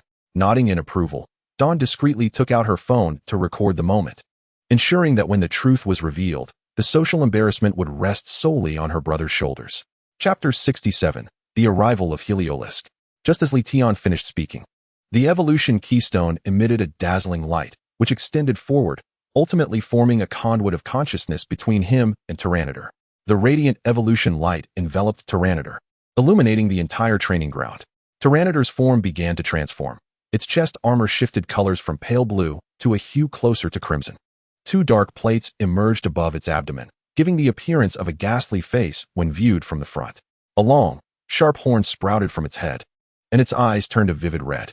The spikes originally on its shell began to disperse and elongate, giving it the appearance of a general adorned with battle flags. In summary, it embodied a blend of striking beauty and slight grotesqueness. As the kaleidoscopic evolution light began to fade, Mega Tyranitar materialized before the trio, resembling a monstrous entity emerging from the depths of hell, exuding an overwhelming aura of darkness. At that moment, Li Tian gazed at Mega Tyranitar with sparkling eyes, his heart swelling with excitement. As Tyranitar's trainer, he could certainly sense its newfound power. Big brother, this mega evolution is incredible. I believe that in a few years, I could surpass father and become the next champion of the North. A vivid image flashed in Dawn's mind. Li Tian, freshly graduated from university, returning home to confront their father. Father, your Pokemon lacked speed and strength back in the day. Dawn shuddered at the thought, unwilling to pursue it further. Big brother, release your Charizard. Let us battle. Li Tian's eyes gleamed with fervor. Dawn's lips twitched involuntarily, and internally, she cursed. This rebellious spirit wishes to challenge me after I gifted him the Evolution Keystone and Mega Stone. Just as she contemplated approaching her impudent brother, an idea struck her. Since the Evolution Keystone and Mega Stone had already been given, why not take the opportunity to present Heliolisk as well? It would also serve to familiarize Li Tian and Li Yi with Heliolisk. Charizard will have to wait. Mega Evolution is quite taxing, and he is currently resting. However, I can send out another Pokemon for a battle. Li Tian contemplated, realizing that his fighting lion might not be able to defeat the current Tyranitar. Alright, that works. With a determined heart, Li Tian agreed. Dawn retrieved Heliolisk's Pokeball, a subtle smile gracing her lips. Despite Mega Tyranitar's staggering base stat of 700, Heliolisk was far from intimidated. The Heckmoon Bear exhibits a remarkable resistance to rock-type attacks, boasting a twofold advantage. However, the true essence of its prowess lies within its diverse skill set. Aside from Roar, the techniques available to it either counter Tyranitar or align with its own type. It can be said that Tyranitar is thoroughly dominated by the Heckmoon Bear. Although Mega Tyranitar is formidable, the Heckmoon Bear, being a gym leader-level Pokemon, possesses a slight upper hand in this battle. Nonetheless, to ensure a fair contest, Dawn proposed a condition. Xiao Tian, your Tyranitar's base stats have reached 700, which seems rather inequitable. How about you allow me to replace the sandstorm weather first? After contemplating for a moment, Xiao Tian thought, changing the weather shouldn't lead to disaster. Reluctantly, he ultimately acquiesced to Dawn's persuasion and flattery. With a special defense of 180, who could possibly penetrate that? As long as the sandstorm was replaced, Mega Tyranitar's special defense would revert to 120, thus securing a significant advantage. Dawn exhaled a sigh of relief. Despite Xiao Tian's rebellious nature, he was still fairly gullible. Once the consensus was reached, Dawn and Xiao Tian returned to their previous positions, while Li Yi retreated to the edge of the training ground to announce the commencement of the battle. A flash of white light illuminated the arena as Dawn released the Heckmoon Bear, and at that moment, Tyranitar's Sandstream ability was triggered. The rock-type energy in the air began to accumulate, transforming into a swirling tempest of yellow sand that engulfed the entire battlefield. Xiao Tian observed the Heckmoon Bear with a puzzled expression, feeling an uncanny familiarity. He retrieved his phone and opened the official Pokemon Association's Pokédex to compare images, only to be met with a prompt indicating no matching entries. At this point, Xiao Tian felt a headache coming on, as he had no knowledge of the opposing Pokemon's type and was unsure how to proceed. Dawn internally lamented, "Curse it, where did my brother find so many peculiar Pokemon?" Meanwhile, Li Yi was intrigued by the creature, noting its resemblance to the Moon Bear and wondering if it was a mega evolution of the latter. However, she quickly dismissed the thought, considering that a Pokemon should not be able to mega evolve within a Pokeball. Unaware of their musings, Dawn issued a command for the Heckmoon Bear to use Sunny Day. Seeing that Dawn had already given the command, Xiao Tian did not intervene, as replacing the sandstorm had been pre-agreed upon. The Heckmoon Bear stood its ground and initiated Sunny Day. With a fierce roar, the fire-type energy in the arena began to stir vigorously, scattering and dispelling the swirling sands. However, this process took some time. After all, Tyranitar's life force had surpassed that of the majority of Pokemon, resulting in a particularly potent sandstorm.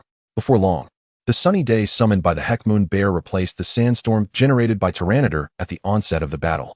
This match was not particularly easy, so Dawn prepared to seize the opportunity to launch an attack first, commanding the Heckmoon Bear to use Vacuum Wave.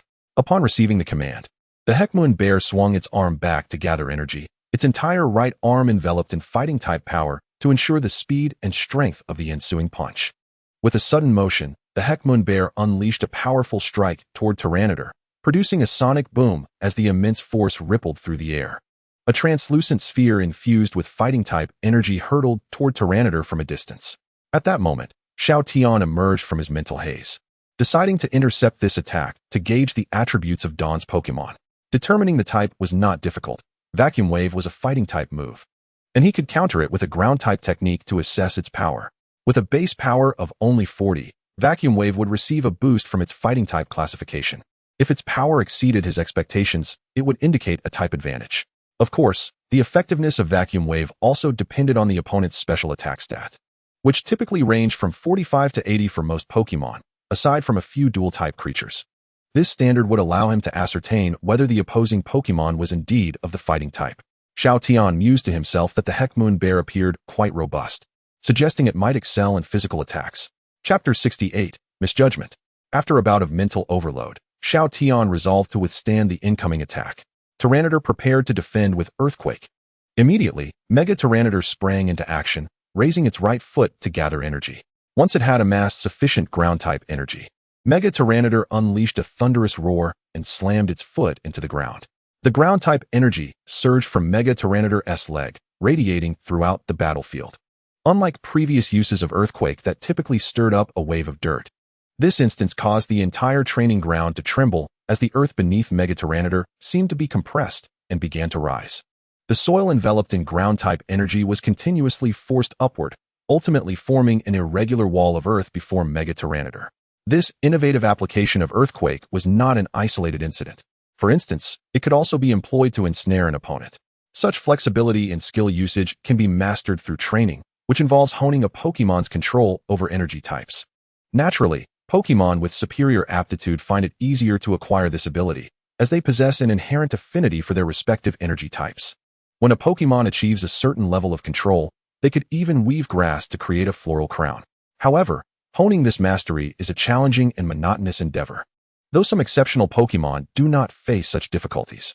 Take, for example, Porygon, which relies on chips rather than a brain for cognition, thus achieving peak control from the outset. Similarly, Metagross, with its 4 brains, may not be as extraordinary as Porygon, but is still formidable. Just imagine if one had 4 brains. One could simultaneously write 4 novels. Ahem, returning to the matter at hand, Mega Tyranitar's life force had transcended that of ordinary Pokemon, significantly enhancing its control over energy types. Tyranitar's potential was commendable. Reaching champion level, with more practice, it could attain such mastery, yet Xiao Tian had not prioritized training for energy control. Without the aid of Mega Evolution, Tyranitar would never have been able to create an earthen wall through Earthquake. At best, it might have raised a modest mound of soil. As the earthen wall was completed, the approaching Vacuum Wave, enveloped in fighting-type energy, struck without warning. Although the wall withstood the full force of the attack, it sustained considerable damage. Cracks began to form on the wall's surface, and the soil quickly cascaded down like a landslide, leading to the wall's complete collapse. It seemed evident that the imposing bear was indeed a fighting-type Pokemon. Xiao Tian thought to himself, already strategizing on how to deal with the massive creature before him. Witnessing this turn of events, Don felt a surge of satisfaction. He had not anticipated that this rebellious sibling, after being bested by Li, would genuinely begin to alter his combat style. In facing an unknown Pokemon, he had even attempted to test the Heckmoon Bear's type. However, Don pondered whether Xiao Tian would be able to deduce whether the bear excelled in special or physical attacks.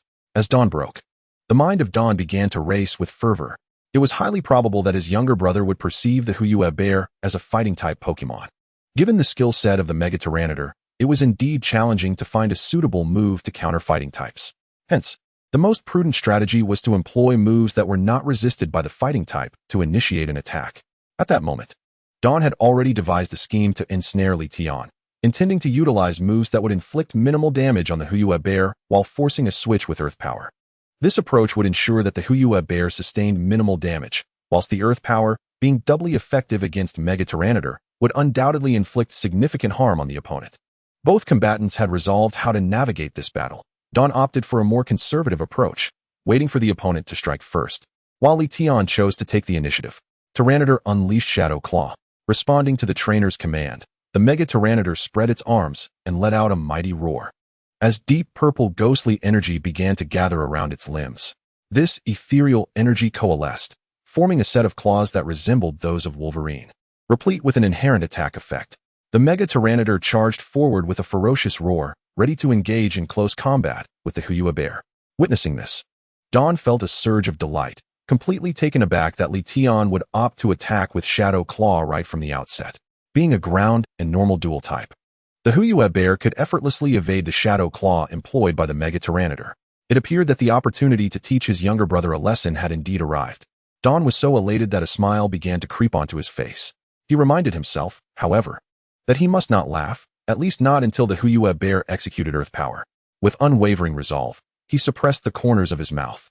Don refrained from hastily instructing the Huyue bear to unleash Earth Power.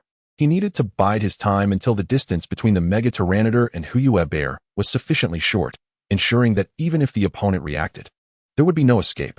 At that moment, the Mega Tyranitar had closed the gap, and Don seized the opportunity to command the Huyue bear to use Earth Power.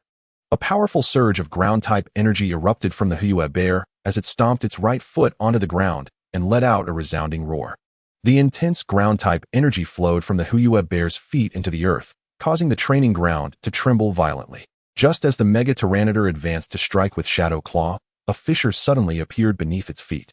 A violent eruption of ground-type energy surged forth from the crack, slamming into the Mega Tyranitar. The Earth Power attack dealt substantial damage to the Mega Tyranitar, causing it considerable distress. Nevertheless, the Mega Tyranitar did not halt its assault. Its spectral claws still aimed at the Huyue bear.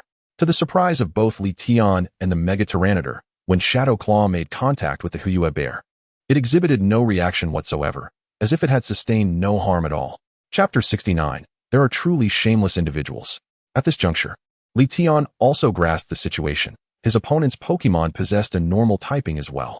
Tyranitar, retreat, he commanded, deciding to abandon the Shadow Claw attack and create distance between the Mega Tyranitar and the Huyue bear before formulating a new strategy. Upon hearing the trainer's admonition, the Mega Tyranitar dissipated the Shadow Claw and turned to flee without hesitation. However, Don was not about to miss the opportunity to strike a fallen foe, and commanded the Huyue bear to use Blood Moon. Following the command, the Huyue bear raised its head, unleashing a torrent of potent normal-type energy that began to coalesce above its head. Soon, a crimson blood moon materialized above the Huyue bear, and with a fierce roar directed at the Mega Tyranitar, it unleashed a brilliant scarlet beam of energy.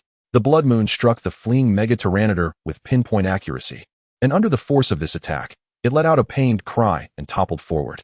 The power of Blood Moon reached an astounding 140, and with the additional damage from its typing, it soared to 210. Although the Mega Tyranitar had a double resistance to normal-type moves, the resulting damage of 105 was still formidable. However, the primary reason Don chose to employ Blood Moon was not merely for its damage potential, but rather for its striking aesthetic. At that moment, the Mega Tyranitar managed to rise from the ground, and seeing this, Don couldn't help but marvel inwardly how terrifyingly resilient a Mega Tyranitar could be. If only it could achieve titanization, the Blood Moon would undoubtedly be insurmountable. The Mega Tyranitar appeared fatigued, and after a brief glow, reverted to its original form. Due to excessive energy expenditure, it naturally reverted from its Mega evolution. The battle had drawn to a close, and Li Tian approached his Tyranitar, offering words of comfort before recalling it into its Pokeball, reminding it to rest well. Meanwhile, Li Yi had approached the Huyue bear, curiously inspecting it from various angles before asking, "Brother, what Pokemon is this? It seems somewhat familiar." Don, with a smile, explained, "This Pokemon is called Huyue bear. The reason it seems familiar to you is that it evolves from the Circle bear, belonging to an alternate evolutionary path, thus resembling the Moon bear. No wonder it looks so familiar, but I just couldn't recall it," Li Yi replied.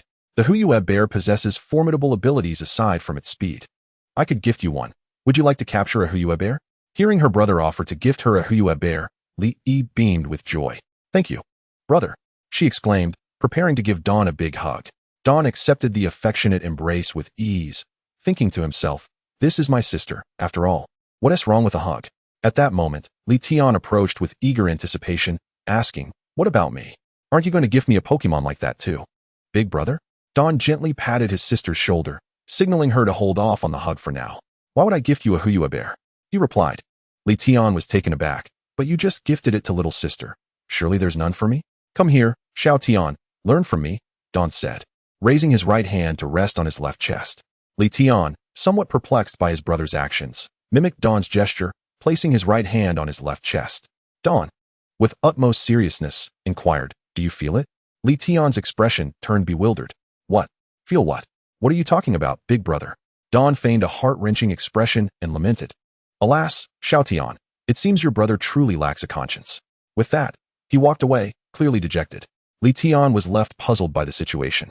Turning to Li Yi for clarity. Xiao Yi, what on earth is wrong with Big Brother? Who upset him? Li Yi glanced towards Dawn's forlorn figure and softly remarked. Second brother, look at what you've done today. Li Tian, further confused, protested, I don't think I did anything today. Seeing her second brother still bewildered, Li Yi decided it would be best to clarify directly. Second brother, let me ask you something. Go ahead, he replied. If, and I mean if, you had a good friend whose life had recently taken a downturn and you generously gifted him some money, only for him to use it to hire some goons to beat you up, but those goons failed, and then your friend came back to ask you for medical expenses. How would you respond?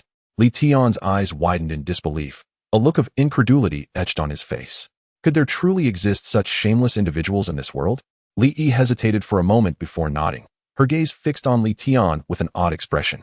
Upon noticing her peculiar look, Li Tian finally came to his senses and reflected on his recent actions. Goodness, what have I done? Just moments after my elder brother gifted me the Mega Evolution item, I declared my intention to challenge him to a battle, and after losing, I even hoped he would gift me a rare Pokemon. Realizing that his behavior today was indeed inappropriate, Li Tian awkwardly lowered his head, sheepishly rubbing his nose. Observing that her second brother had grasped the reason for their elder brother's indifference, Li Yi chose not to elaborate further and quickly made her way towards Li Ming. Taking small, hurried steps. Before long, Li Ming succumbed to the comforting embrace and gentle words of his sister. The earlier sadness that had enveloped him now completely vanished. In truth, Li Ming was not troubled at all. He merely feigned sorrow to prod at the rebellious spirit of his younger brother. The sight of a sibling who both consumed and displayed such defiance was enough to irk Li Ming, who, were it not for the familial bond, might have considered casting him out. All right, follow me. I shall lead you to select your Hiyu Xiong, he announced. Thus, the three of them followed Li Ming out of the training ground and towards another arena. They had not walked for long when they arrived at the area where Li Ming had previously raised the Hiyu Xiong. As Li Tian and Li Yi gazed at the scene, they found the plump Hiyu Xiong lounging lazily on the ground, dozing off. You may each select one of the 9 Hiyu Xiong, Li Ming instructed. Upon receiving his permission, both siblings chose one and captured their selections in Pokeballs. By this time, the day had grown late, and the trio decided to return home to rest. On their way, Li Ming specifically cautioned them not to use Mega Evolution or the Hiyu Xiong in public unless faced with danger. After imparting this advice, the three parted ways at a fork in the estate's path, each destined for a vibrant university life ahead. Chapter 70, A Serendipitous Encounter. Time slipped by like a fleeting shadow, and before long, 3 days had elapsed. During this interval, nothing particularly noteworthy transpired. Li Ming's routine was astonishingly regimented. Each afternoon, he returned home to frolic with his Pokemon, with the remainder of his time devoted primarily to training. Today, he had set an alarm for 7 o'clock. Eager to rise early, for it was the day the Pokemon Association had notified him to select Pokemon at the breeding facility in Kyoto. In reality, the Pokemon Association's notification was an invitation extended to the top scorers from various provinces to gather in Kyoto for selection. However, Li Ming was apprehensive about the possibility of numerous individuals vying for the same Pokemon. Consequently, upon receiving the news, he sought his grandfather's counsel while engaging in a game of chess, voicing his concerns. The following day, the Pokemon Association sent another email. The message conveyed that due to Li Ming's outstanding performance, the association's executives had decided to invite him to Kyoto to select 3 Pokemon eggs or Pokemon ahead of schedule. Each time Li Ming sought his grandfather's assistance, he couldn't help but marvel at the weight of familial ties. Despite his grandfather having retired from his position as a champion, his influence within the Pokemon Association remained formidable. Regulations be damned, if the old man were riled. Even the champion of Huaxiao would have to bear the brunt of his ire. At this moment, Li Ming found himself seated on a flight bound for Kyoto. Unlike previous travels, this time, he was without a bodyguard. After all, the destination was the very heart of Huaxia, Kyoto, where a single misstep could topple the mighty. Kidnappings and assassinations? Was someone so desperate that they sought to disrupt the order? The distance between Shin City and Kyoto was not particularly vast. Li Ming dozed in the business class seat, only to be roused by a flight attendant with long legs clad in black stockings. Her purpose was to inform the passengers to prepare for landing. Li Ming sheepishly wiped away drool from the corner of his mouth and offered a warm smile in response. The aircraft descended smoothly, almost devoid of turbulence. Upon disembarking, Li Ming inhaled deeply, remarking to himself, "Ah, this is Kyoto. Even the air carries a hint of industrial pollution." Once outside the airport, He spotted staff members from the Pokemon Association waiting to receive him, a privilege not afforded to just anyone. He approached, luggage in hand, and took a seat in the business vehicle prepared by the association, yet the vehicle did not depart immediately. At that moment, the attendant politely informed him, "Mr. Li, please hold on a moment. Another esteemed guest arriving for Pokemon selection will be joining us shortly. We shall depart once they arrive." Li Ming paid little mind to the delay. After all, the holiday was long, and he had ample time at his disposal. While seated in the vehicle, he scrolled through his phone, sipping on a soft drink, when a figure appeared at the airport entrance, gradually making their way toward him, though initially too far to discern. As the individual drew closer, Li Ming found their demeanor oddly familiar. Upon recognizing the face, his expression soured. "Goodness, did I step in dog feces on my way out? How is it that I am to share a vehicle with this person?" Li Ming slouched in his seat, turning his back to the door as if attempting to conceal his head in the sand like an ostrich. Meanwhile, Feng Ling approached the reception vehicle with a confident stride, oblivious to the fact that someone inside was watching him through the tinted window. After placing his luggage with the attendant, Feng Ling entered the vehicle, only to find another passenger reclining with their back to him. Though they had only met twice, Feng Ling held Li Ming in high regard and recognized him immediately. "Li Ming, what a coincidence. Are you also here to select Pokemon today?" he greeted, patting Li Ming's back. Li Ming, still sprawled in his seat, wore a countenance akin to one who had just consumed a fly, inwardly lamenting that he had been recognized so quickly. He had no desire to engage with this individual. However, ignoring him was not an option, as their families held significant positions within the Pokemon Association and maintained amicable relations. It would be impolite to disregard a greeting. Nevertheless, his motivation for responding was not solely due to familial connections, but rather because this person was exceedingly bothersome. Upon witnessing him feign sleep, Feng Ling persistently nudged him. Li Ming adjusted his posture, turning to face Feng Ling. "I wasn't asleep. Stop bothering me. What do you want?" "Nothing much," Feng Ling replied eagerly.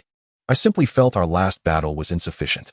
I still wish to witness your fighting bear line in action. How about we find a place to battle again?" His eyes sparkled with excitement. Li Ming rolled his eyes, thinking to himself, with that washed-out Zoroark, he probably couldn't withstand even 2 hits from my Hyuxiong. Yet he dares to challenge me. In truth, Zoroark was better suited for a 3v3 battle format. Its high attack and speed stats were impressive, but its defensive capabilities and HP were dismally low. Thus, the conventional strategy for such a Pokemon was to utilize its illusion ability to confuse the opponent, then capitalize on its speed and damage to swiftly eliminate or severely injure them. Therefore, Li Ming's assertion that Zoroark could not endure 2 hits from his Hyuxiong was hardly unjust. However, such words could be readily uttered by Dawn. In the context of battles, it seemed that the mere act of opening one's mouth was synonymous with combat. As individuals who had once flourished like blossoms, was it not delightful to venture out at our age, to indulge in leisure, and perhaps even romance? If it is battle you seek, then seek it elsewhere. I harbor no interest in such pursuits. Upon witnessing Dawn's demeanor, Feng Ling ceased to press the matter and deftly shifted the conversation. "So, Dawn, what Pokemon do you intend to select at the breeding house in Kyoto?" "And you?" Dawn retorted. "I plan to exchange my opportunity to select 3 ordinary Pokemon for 1 choice of a legendary offspring. What about you?" "I have already captured 3 Pokemon, and this time, the 3 I choose will be gifts for my family and friends." This statement piqued Feng Ling's curiosity. "What Pokemon have you captured? Do share." Noticing the intrigue in her eyes, Dawn beckoned Feng Ling to lean closer. As she did so, Dawn whispered just 2 words, "It's a secret." Chapter 71. The business vehicle gradually accelerated, departing from the urban sprawl. The Kyoto breeding house, renowned as the largest of its kind in all of China, was notably situated outside the city, unlike other breeding facilities that preferred prime locations in bustling commercial centers. In a city as densely populated as Kyoto, it was impractical to find sufficient space for such operations. As the vehicle distanced itself from the city, the scenery outside grew increasingly desolate. Had it not been for the assurance that the driver and the passenger in the front seat were both employees of the Pokemon Association, Dawn might have felt as if she were being abducted. In the distance, a massive structure loomed on the horizon. It was not particularly tall, perhaps 5 stories at most, but its sprawling footprint was indeed formidable, comparable to an entire industrial park. At this moment, Feng Ling voiced a thought that had crossed Dawn's mind. How could such an important establishment have such weak defenses? There aren't even any basic patrols. The staff member in the front seat began to elucidate. "Well, you see, this breeding house accommodates numerous visitors daily who come to purchase Pokemon. If we were to implement security checkpoints and guard posts, it could hinder the operations of the breeding house. Hence, we have not deployed a large security force. The implication that the Kyoto breeding house had made some defensive preparations intrigued Dawn. So, you mean to say that the breeding house has indeed taken some precautions? The staff member continued, do not underestimate the security measures in place at the Kyoto breeding house. This is, after all, the largest breeding facility in all of China, where one can find every type of Pokemon. To ensure safety, the Kyoto Pokemon Association has stationed nearly 1/3 of its combat strength in the vicinity of this breeding house. Dawn gasped at the revelation. The concept of 1/3 of the Kyoto Pokemon Association's strength stationed nearby was staggering. In her previous life, it would equate to an entire division being stationed in close proximity to a residential area. Yet, Dawn detected a flaw in the staff member's statement and inquired, are you suggesting that every species of Pokemon in China can be found here? That seems implausible.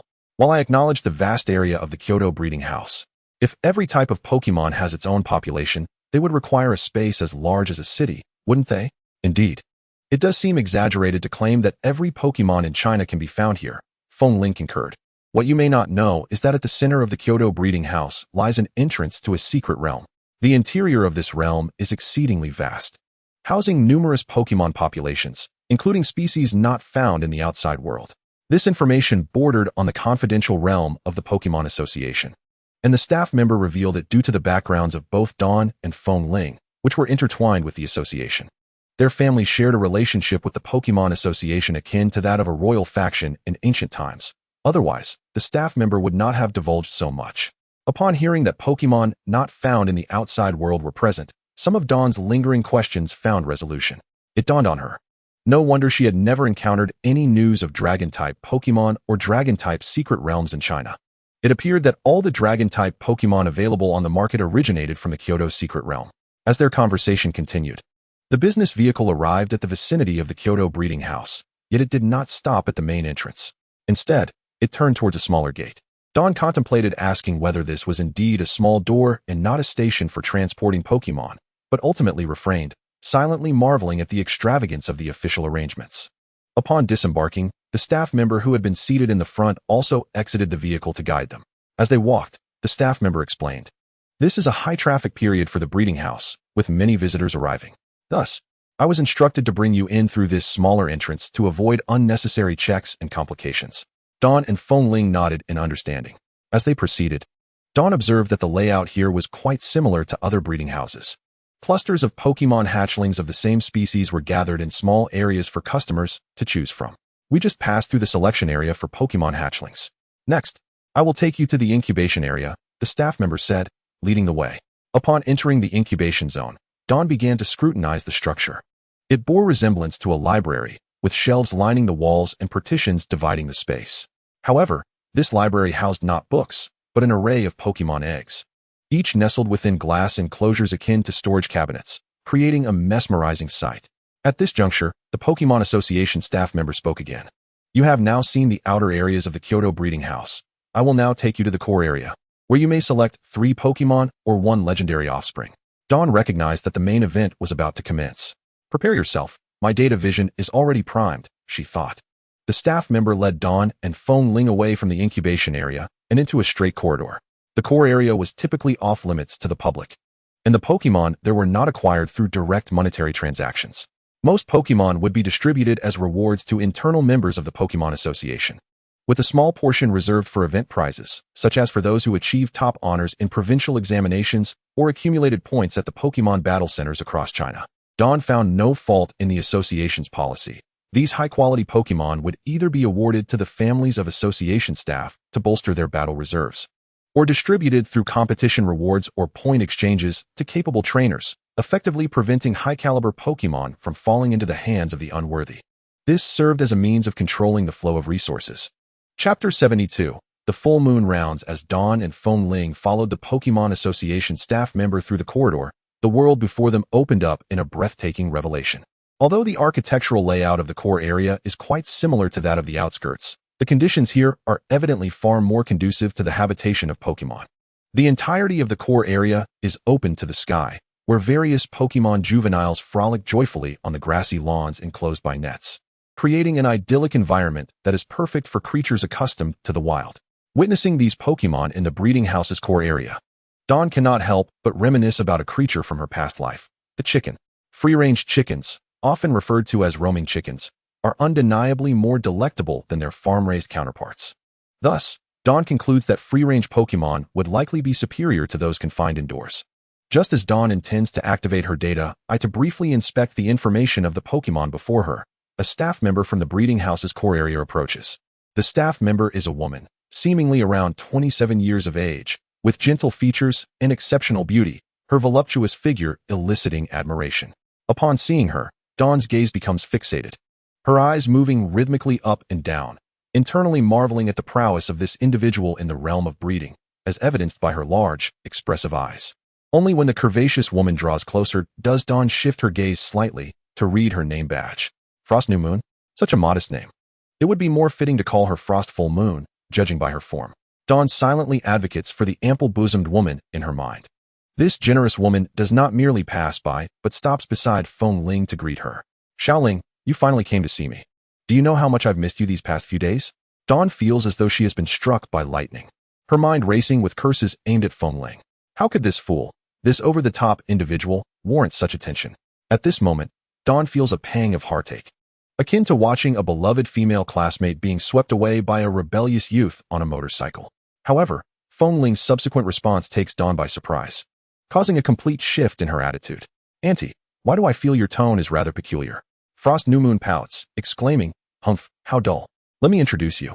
This is Dawn, my future little brother and follower. Dawn, my aunt possesses remarkable expertise in breeding. If you plead with me, I might convince her to assist you in selecting Pokemon later. Frost New Moon scrutinizes Dawn, her role as the supervisor of the Kyoto breeding house, endowing her with knowledge about the top scorers from various provinces seeking to select Pokemon. Among these esteemed individuals, there is only one surnamed Li, hailing from Shunxing in North China, revealing his identity as the son of the old fighting king, Li Ming. Recently, tales of this young master from the Li family have spread through family circles, with whispers of his capturing two exceedingly rare Pokemon, both potentially of legendary quality. One of these Pokemon has shown brilliantly in both the Academy's exchange competition and provincial entrance examinations, dominating the events. Among his peers, the boys envy him, while the girls admire him, contributing to his burgeoning reputation within the family circles. Frost New Moon steps forward, extending her right hand. Hello, young Master Li. I am Frost New Moon, Feng Ling's aunt. Dawn reciprocates with her own right hand, engaging in a brief handshake. Dawn, a friend of Feng Ling. Frost New Moon notes a hint of hesitation in Dawn's declaration of friendship, but she dismisses it, understanding that her nephew's personality tends to provoke playful banter with acquaintances. Having heard tales of the young master from the Li family capturing two Pokemon of legendary potential, she expresses her curiosity. I have been researching breeding for quite some time, but have yet to produce any noteworthy results. May I have the honor of witnessing the appearance of your legendary Pokemon? Dawn, who considers herself not one to be easily swayed, initially contemplates declining the request. Yet, after some thought, she decides it would be harmless to allow Frost New Moon a glimpse, reasoning that the fighting bear lion in her uncle's possession has likely undergone a comprehensive professional examination by the Pokemon Association, leaving little to conceal. Since Sister New Moon wishes to see, I shall not refuse. After selecting the Pokemon, we can arrange a private meeting. However, Dawn feels that New Moon is too modest. From the moment I laid eyes on you, I sensed your immense talent in breeding. I hope you can offer me some insights during the selection process. Dawn's intention in saying this lies in her desire to maintain a facade. Possessing the data eye, she hardly requires assistance. Yet, should an 18-year-old boy select Pokemon of exceptionally high quality, it would raise eyebrows. Thus, she seeks a professional to act as a shield for her endeavors. Given the hurried nature of her visit to the Kyoto breeding house, she finds herself improvising a temporary solution. Frost New Moon's spirits soar, not solely due to Dawn's acquiescence to her request, but also because Dawn's manner of speaking resonates with her. The repeated reference to Sister New Moon warms her heart. This young master possesses a sweet tongue and is quite adept in his charm. Amused, Frost New Moon chuckles. Little Ming, you certainly know how to flatter. I imagine you've charmed many young ladies at school. Haven't you? At this moment, Feng Ling interjects, feeling somewhat irked. With all this sister and brother talk, one might assume you two are relatives. If my aunt refers to Dawn as a brother, what does that make me? Resolute, Feng Ling decides to put an end to this playful banter. Sister New Moon, you've misjudged me. I am someone with a strong ambition, solely focused on my career. Hence, I've never paid attention to women lacking in ambition. And what of those who are ambitious? Well, The ambitious ones usually occupy a special place in my heart. Their banter continues, disregarding Feng Ling, who is left feeling quite ignored. Chapter 73. Who are the real relatives? Under the blazing sun, it is now midday. Observing dawn and frost new moon engrossed in conversation. A staff member from the Pokemon Association suggests they head to the breeding house's staff cafeteria for lunch, allowing for further discussion. Thus, the three, under Frost New Moon's guidance, make their way to the staff cafeteria of the Kyoto breeding house. After serving themselves, they find a place to sit. Frost New Moon takes a seat opposite Dawn, and the two engage in light-hearted conversation as they dine. However, the culinary offerings at the Kyoto breeding house leave much to be desired. Although the meals appear abundant, the flavors are rather bland, though they seem nutritionally balanced. Do you usually dine in the cafeteria, Sister New Moon? Yes, I typically have my lunch here, though occasionally I do order takeout. I find it hard to believe that your figure remains so enviable if you eat in the cafeteria daily. Is it due to some extraordinary talent you possess? Frost New Moon chuckles heartily at this, and as their conversation unfolds, the two engage in playful banter, leaving the other two individuals nearby struggling to keep up. The staff member, unable to follow the lively exchange, contemplates finding an excuse to excuse himself after the meal, seeking a quiet place to clear his ears. However, Feng Ling exhibited no reaction. As the matters discussed between Li Ming and Xian hardly grazed the sensitive areas of his psyche. At that moment, Feng Ling's mind was solely occupied with devising a way to interrupt their conversation and put an end to their dialogue. Even in his dullness, he sensed something amiss. He felt that with their incessant references to brother and sister, he might soon find himself with an additional uncle by marriage. Just then, Feng Ling overheard their discussion about weight and hastily interjected, "What good figure are you maintaining? The last time my aunt visited our grandmother, I was present, and out of boredom, she measured her weight. I glanced over, and she was nearly 120 Gene. Li Ming, tell me, what girl of your aunt's height weighs that much?" It was this particular remark that rendered the other three present, aside from Feng Ling, utterly silent. Feng Ling felt the temperature around him plummet several degrees, a chill creeping down his spine, and recognizing the awkward atmosphere, he promptly sealed his lips. A staff member, engaged in the meal, stood up and remarked, "I've finished eating. I'll step outside for a bit," before hastily exiting without a backward glance. Li Ming inwardly cursed, "You truly possess no social intelligence. For a girl, weight is a minefield. If you wish to court disaster, I can understand you treading on the minefield, but dancing within it is utterly excessive." At this juncture, Li Ming's mind raced, needing to quickly soothe Shuang Xianyu.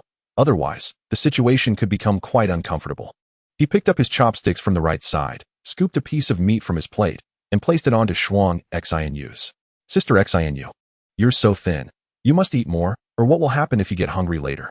With a somewhat pallid complexion, Shuang Xianyu recognized that Li Ming was attempting to comfort her in a light-hearted manner, urging her not to be upset. In truth, Shuang Xianyu had long been troubled by her weight. It was an unfortunate matter of genetics, unless she deliberately controlled her diet. Shedding weight proved to be an insurmountable challenge. During her high school years, her well-developed physique had become a subject of whispered gossip. Most girls were simply envious, while boys, in a bid to uphold their own images, claimed it was somewhat nauseating. At that time, Shuang Xianyu was navigating the turbulent waters of adolescence, a period marked by heightened sensitivity to self-esteem, and the term weight had become a forbidden phrase in her heart. Most individuals experience a similar journey, believing they have matured and reconciled with their past. Yet upon delving into memories, they realize that while the thorns embedded in their hearts may have vanished, the scars remain. Shuang Xianyu lifted her gaze to Li Ming, managing a strained smile, and noticed that he was gazing at her with a look of expectation. Lowering her head, she glanced at the piece of meat he had offered her, deftly using her chopsticks to bring it to her lips. Upon witnessing this, Li Ming let out a sigh of relief. Then he jested, "Sister Xianyu, do not pay any mind to Feng Ling. This fellow is unlike normal people. He has a coconut for a head, and when it shakes, it's filled with water. Don't engage with him on his level. How wonderful it would be if I had a brother like you." Shuang Xianyu's expression softened further as she regarded Li Ming. "What are you saying, Sister Xianyu? I shall be your biological brother from now on, right, Xiaoling?" Li Ming turned his gaze towards the still cowering Feng Ling. Just as Feng Ling was about to retort in indignation, he caught sight of his aunt's icy stare directed at him, as if his mere words had warranted a familial betrayal. Realizing this, Feng Ling offered an awkward chuckle, ultimately choosing silence and returning to his meal. After finishing their meal, the trio exited the staff canteen, at which point Shuang Xianyu's spirits had entirely lifted, and she began engaging in a friendly banter with Li Ming. Once outside the canteen, they discovered that the Pokemon Association staff member who had escorted Li Ming to the Kyoto breeding house was not waiting for them. At that moment, Shuang Xianyu's phone chimed with a message notification. She pulled out her phone to check and found that it was a group message from the Kyoto breeding house. The message indicated that the staff member who had previously guided Li Ming and Feng Ling had to return to the Pokemon Association headquarters due to an urgent matter, necessitating someone to take their place in assisting Li Ming and Feng Ling in selecting Pokemon. Shuang Xianyu relayed the message from the workgroup to both Li Ming and Feng Ling. Just as I was about to continue my conversation with Sister Xianyu, it seems we'll need your help to guide us to the core area for Pokemon selection. Come on, Xiaoming, I'll help you pick out a Pokemon. Remember to treat me to a meal the next time we meet. Shuang Xianyu remarked impatiently, casting a reproachful glance at Feng Ling. At that moment, Feng Ling felt somewhat aggrieved, sensing a sense of isolation. After all, he was his aunt's relative. Just half a day ago, she had expressed how much she missed him. Yet, now, it felt as though she had grown to disdain him, almost wishing to cast him aside in favor of Li Ming as her nephew. Chapter 72. Unexpected Joy. Under Shuang Xianyu's guidance, the trio returned to the core area of the breeding house. During the journey, Shuang Xianyu explained the general conditions of the core area to both Li Ming and Feng Ling. According to her, the core area of the breeding house was not expansive. Although it housed the fewest buildings and electronic devices, it was indeed the most capital-intensive section. Creating a nature-immersive environment within a building complex is a daunting task, and maintaining the ecological balance in this region is even more challenging. Hence, the Pokemon bred in this core area generally possess higher species values, with their final evolutionary forms seldom falling below 450. As Shuang Xianyu led the two deeper into the core area, the rarity of the surrounding Pokemon steadily increased, causing Li Ming to nearly drool at the sight of the many rare Pokemon. At that moment, he activated his data vision, and in an instant, countless information pop-ups flooded his view, prompting him to come to a complete halt. Noticing that Li Ming had stopped in his tracks, Shuang Xianyu and Feng Ling also came to a halt. What's wrong, Xiaoming? Have you spotted a Pokemon you like?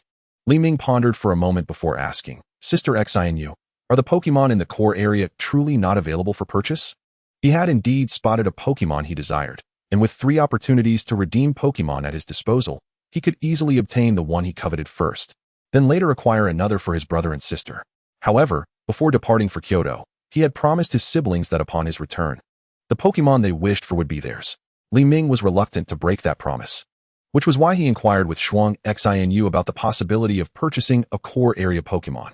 Shuang Xianyu replied succinctly, Pokemon bred in the core area cannot be sold. That is a regulation that cannot be violated. Is it that your 3 choices aren't sufficient? Li Ming sighed, indeed. The allocations are insufficient. The 3 Pokemon I had originally intended to select were meant as gifts for friends, but now I've found another I want. Yet, I do not wish to go back on my word, so I was hoping to ask Sister Xianyu if there are alternative solutions. In truth, there was not a complete lack of options. Shuang Xianyu's response quelled Li Ming's earlier disappointment. Given the Li family's influence, acquiring a Pokemon from the Kyoto breeding house was not a formidable challenge. It merely required some time. After hearing Shuang Xianyu's explanation, the flickering hope in Li Ming's heart was extinguished once more, for what he lacked most at present was time. Upon returning to Shunsheng, Li Tian, Li Yi, and Li Xiang would undoubtedly be the first to seek him out for the promised Pokemon he had assured them he would bring. Li Ming was reluctant to break his word in front of his younger siblings or to lose his standing as a leader in Li Xiang's eyes. Thus, he could not afford to utilize his privilege in selecting 3 Pokemon. Moreover, the Pokemon he had set his sights on was rather unique, and there was a possibility it would be chosen by someone else within 3 days. The Pokemon Li Ming coveted was a Pop Dolphin, or more precisely, a Dolphin Knight. This particular Pokemon was special, as the Dolphin Knight bore an identical appearance to its pre-evolution, the Pop Dolphin. According to Li Ming's memories from the game, the evolution of a Pop Dolphin into a Dolphin Knight required specific conditions. It must level up while connected with another player, provided it was above level 38. In reality, however, the method of evolution for the Dolphin Knight remained an enigma, often classified by various organizations as a probabilistic event. While Li Ming possessed memories of his past life, the precise method of evolution for the Dolphin Knight eluded him, rendering any deductions regarding its true evolution process futile. Hence, when Li Ming laid eyes on that Dolphin Knight, the desire to capture it ignited within him. A Pokemon like the Dolphin Knight, which could see its base stats soar to 650 upon activating its special traits. was a coveted treasure in the eyes of any faction. The breeding house that raised pop dolphins conducted thorough examinations at the end of each month to identify potential dolphin knights.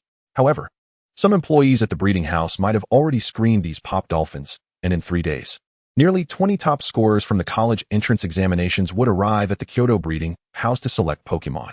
Many of these individuals were either prodigies or scions of affluent families, undoubtedly wealthy. Consequently, some avaricious staff members might exploit their positions to filter out certain Pokemon and sell them to those with selection privileges. Thus, the Dolphin Knight that Li Ming desired was at great risk of being chosen by someone else, leaving no time to leverage the Li family's connections for its acquisition. Xinhua, is there truly no quicker way? Upon hearing Li Ming's inquiry once more, Shuang Xinyue's lips curled into a slight smile, her tone teasing. You could always call your patriarch, throw a tantrum, and persuade your grandfather to play the rogue for once. Li Ming envisioned the repercussions of such an act, instinctively recoiling. Never mind, if I did that, I would likely face severe consequences upon returning home. He sighed deeply, lamenting, it seems I am fated to be without that Pokemon. Do you truly desire that Pokemon? Shuang Xinyue asked. Of course I do, but alas, it appears I shall not have the opportunity. After a moment's hesitation, Shuang Xinyue continued. Actually, each year, mid to senior level staff at the breeding house have the chance to apply for the right to capture Pokemon within the facility, excluding divine offspring. How about this? Tell me which Pokemon you wish to have, and I will use my application privilege to secure it for you. How long might the application take? Li Ming inquired immediately. If submitted today, you should have it by tomorrow, Shuang Xinyue replied, observing the delight on Li Ming's face, which only deepened her own smile. Meanwhile, Feng Ling watched her aunt in disbelief, never expecting her to offer her application privilege to Li Ming. Yet, seeing the camaraderie between her aunt and Li Ming, she ultimately refrained from commenting. Feng Ling felt a twinge of jealousy, as her aunt had never been this generous towards her. Nevertheless, possessing strong self-regulation, Feng Ling reassured herself. It's fine. After all, Li Ming is to be my future little brother. As the older sibling, I must be magnanimous. My aunt's reward to Li Ming should bring me joy. Now that the issue regarding the Dolphin Knight was resolved, Li Ming felt a surge of happiness. However, he still felt a tinge of embarrassment as he voiced, Xinhua, is it truly appropriate? Utilizing your application privilege to secure a Pokemon for me, will it not have repercussions for you? Shuang Xinyue understood the essence of his concern and replied. My career revolves around Pokemon breeding. The strength or quality of the Pokemon I capture is of little significance to me. Besides, I will likely offer my application quota to someone else this year. If I must give it away, I would rather it be to you. If you feel uncomfortable, you can always give me a Pokemon in return later. Li Ming was genuinely touched by this gesture, wishing he could present Shuang Xinyue with a human child years down the line. Alright, which Pokemon do you wish to have? Do tell. Shuang Xinyue's voice interrupted his grateful musings. Without hesitation, Li Ming pointed towards a pond. Following the direction of his finger, Shuang Xinyue spotted a pop dolphin aggressively vying for food against its companions. It was a widely accepted belief among breeders that the pop dolphin exhibiting dominance within its group was the most likely candidate to evolve into a Dolphin Knight, a notion Shuang Xinyue was well aware of. She regarded Li Ming with astonishment, questioning whether he had already deduced that particular pop dolphin was destined to evolve into a Dolphin Knight. It was understandable for her to think this way. After all, who would choose to capture a pop dolphin with a mere base stat of 315 when they already possessed 2 legendary quality Pokemon? After pondering for a moment, Shuang Xinyue suppressed her surprise and beckoned Li Ming to come closer. Feigning innocence, Li Ming approached, only to find Shuang Xinyue leaning in closer. She brought her enticing lips near his ear, whispering, Little Ming, do you know that the pop dolphin you pointed out will evolve into a Dolphin Knight? Li Ming had never encountered such a scenario before. Despite possessing 36 years of life experience, he had only lived to 18 in his previous life before the system took over. In truth, the current Li Ming was still quite naive, although he could speak confidently. When faced with a mature woman like Shuang Xinyue, he found himself at a loss. Seeing that the bashful Li Ming offered no response, Shuang Xinyue gently probed. What's the matter, little Ming? Is it too difficult to discuss? A hint of disappointment crept into her heart, as she felt Li Ming was still wary of her. I have already bestowed upon you my entire annual bonus, yet you refuse to disclose how you intend to utilize it, she mused internally, feeling akin to a child seeking answers. Fortunately, Li Ming soon regained his composure. It's not that it's inconvenient. I merely lost my train of thought. I must confess, I do not merely believe that the pop dolphin will evolve into a Dolphin Knight. I am convinced that the Pokemon I desire is indeed a Dolphin Knight. Upon realizing that Li Ming had not hidden the truth from her, Shuang Xinyue's mood brightened instantly, and she refrained from further probing into why he believed that particular Pokemon was the Dolphin Knight. Women often prioritize answers over questions. Sometimes, they only care whether you respond, rather than the content of your reply. Shuang Xinyue leaned closer to Li Ming's ear, continuing, I suggest you select that Dolphin Knight directly, while I will assist you in applying for the Pokemon you wish to gift your friend. Li Ming harbored doubts, unable to comprehend the reasoning behind such an unnecessary endeavor. Frosty New Moon discerned the doubts nestled within Dawn's heart and began to elucidate. As staff members applying for Pokemon, we must navigate a myriad of procedures and conduct thorough health examinations. Should the higher-ups discover that I am requesting the Dolphin Hero, they may very well intervene. However, your selection privilege is distinctly different. Once captured, all that remains is to register the information upon departure. Thus, I encouraged you to utilize your own selection quota to bring that Dolphin Hero with you. Upon hearing Frosty New Moon's explanation, Dawn felt profoundly touched. She had not anticipated such kindness and thoughtfulness from Sister New Moon. The desire to present Sister New Moon with a young Pokemon intensified within him. I must become a person who is grateful and appreciative, Dawn silently vowed. Let us proceed. I shall take you to acquire the specialized Pokeballs. After her explanation, Frosty New Moon led Dawn and Feng Ling towards the administrative office of the region. The architectural style of the core area's office was rather indescribable. To align with the overall aesthetic of the nursery, the office was constructed from natural timber, resembling a rustic cabin in the wilderness. Yet, the interior decor adhered to the conventional office style, which made Dawn increasingly uncomfortable. The trio had scarcely settled in the office when a female office worker approached, holding 4 Pokeballs which she presented to Dawn and Feng Ling. The two scrutinized the Pokeballs, with Dawn exclaiming, Sister New Moon. This specialized Pokeball for the nursery appears no different from a standard red and white ball, save for a row of numbers on the front. What purpose does this serve? First, go and capture the Pokemon you value. As for why the nursery employs specialized Pokeballs, I shall explain on the way. With that, Frosty New Moon rose and gestured for them to follow.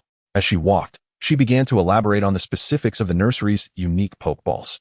Indeed, as you have observed, the specialized Pokeballs of the Capital Nursery bear a striking resemblance to the standard red and white ones. The key lies in the encoding on the Pokeball's surface. Do not underestimate this. Despite the limited number of surveillance cameras in the core area, this site boasts the highest quantity throughout the entire Kyoto Nursery.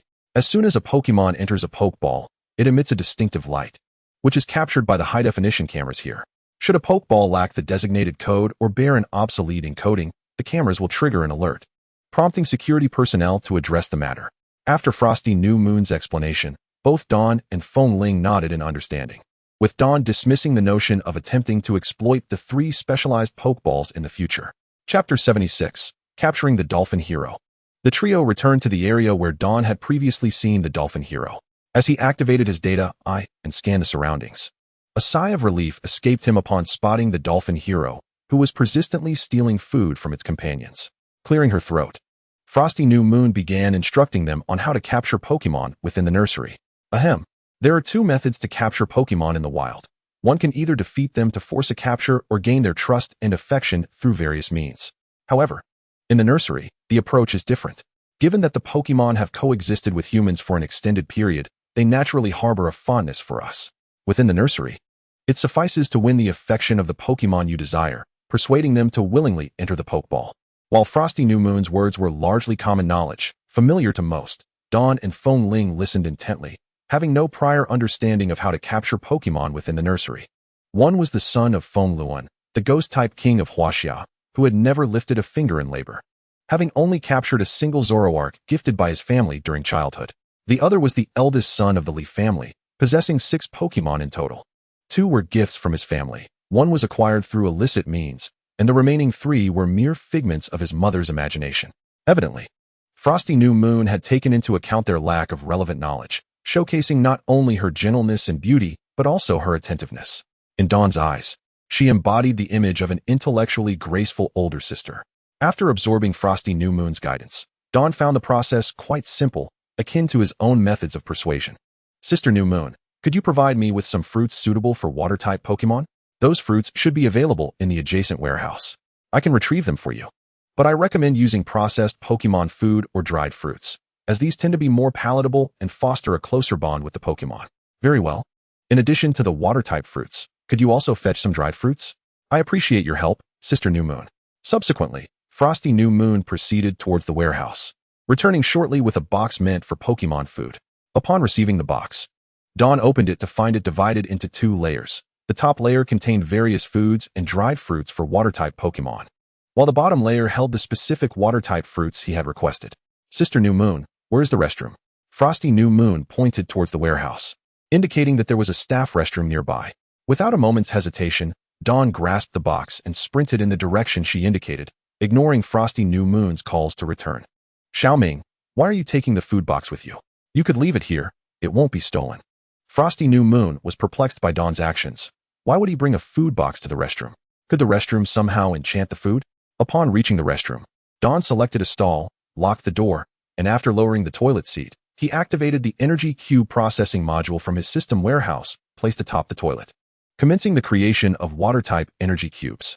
In truth, energy cubes are not particularly secretive Pokemon food, but encountering the Dolphin Hero had been entirely unexpected. Dawn could hardly produce the energy cubes in front of Frosty New Moon and Fengling. After a brief period, Dawn stowed away the processing module, preparing to return.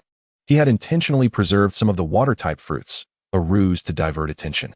Dawn planned to conceal the crafted energy cubes within his sleeve, intending to discreetly present them during the feeding opportunity with the Dolphin Hero. Returning to the pool where the Poplio were nurtured, Dawn greeted Frosty New Moon and Fengling before attempting to approach the Dolphin Hero. It was undeniable that the Pokemon nurtured within the nursery were exceptionally friendly towards humans. As Dawn waved, nearly all the Poplios swam over to him. Consequently, he activated his data eye once again to re-establish his target. Dawn commenced an enthusiastic feeding session with the Poplio. Initially, the Dolphin Hero continued to snatch food from its companions.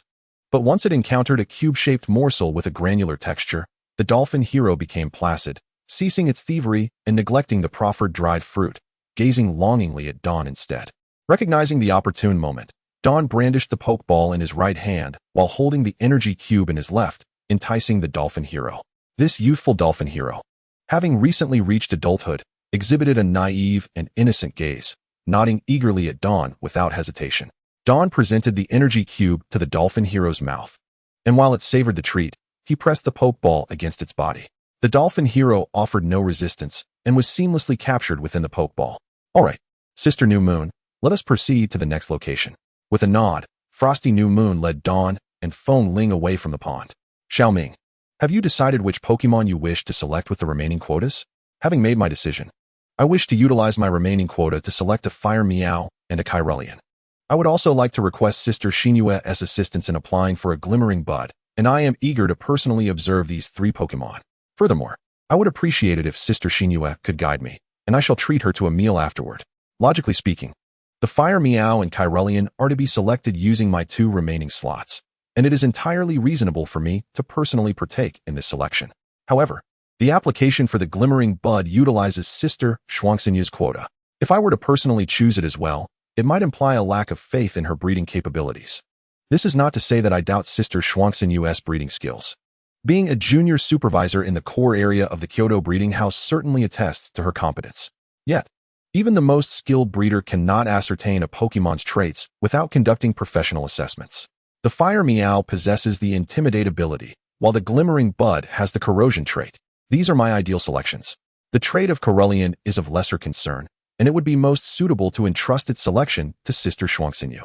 Nonetheless, given that Kyurelian's final evolution can undergo Mega Evolution, it is destined to be nurtured as a prized asset by my sister, Li, in the future. Hence, I must personally choose Kyurelian and take it with me on the spot.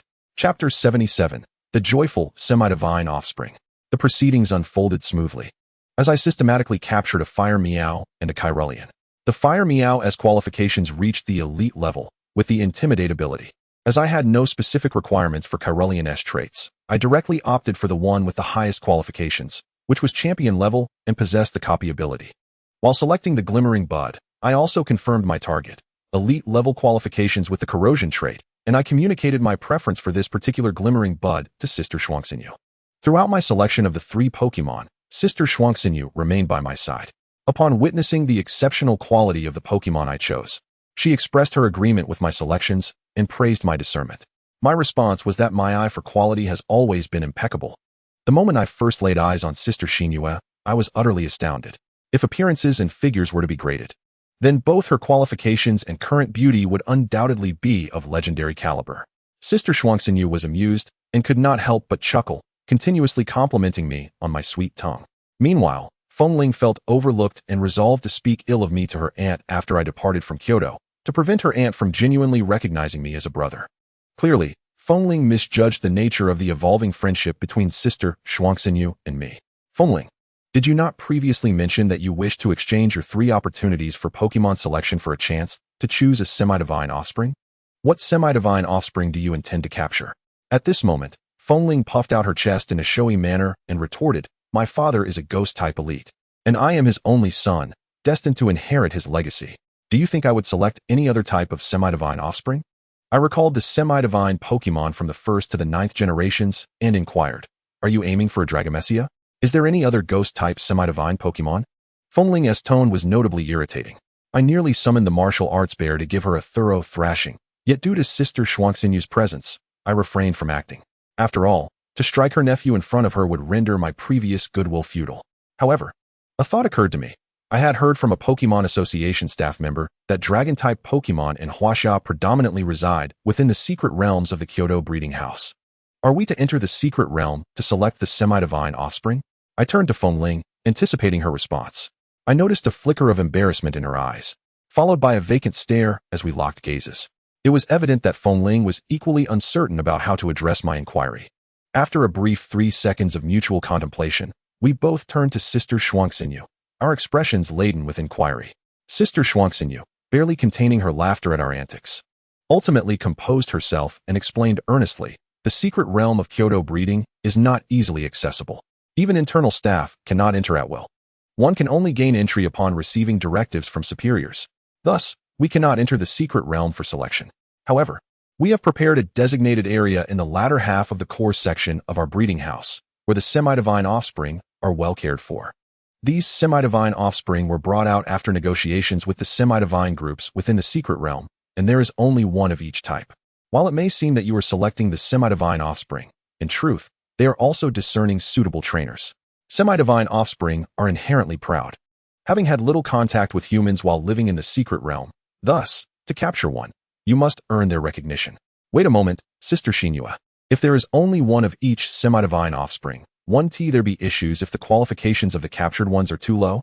Upon hearing my words, Fengling also directed her gaze toward her aunt, evidently eager for clarity. Sister Shuangxinyu lowered her voice and divulged, "Allow me to share a secret about the breeding industry. It is exceedingly rare for semi-divine Pokemon to possess low qualifications. Otherwise, they would not be referred to as semi-divine.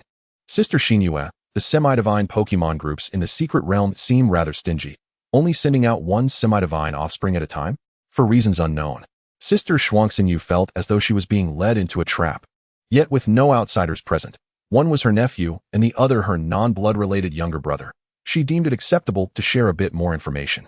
In truth, the population of semi-divine Pokemon groups is quite small. Most of the semi-divine Pokemon or their eggs you see at various auctions have been seized from other illegal factions by the Pokemon Association, which is why you perceive semi-divine Pokemon as less rare. Throughout this exchange, I gleaned a wealth of information from Sister Shuangxinyu. Of course, I am not one to take advantage without reciprocation, promptly offering my praise. Sister Shinue is truly knowledgeable and resourceful.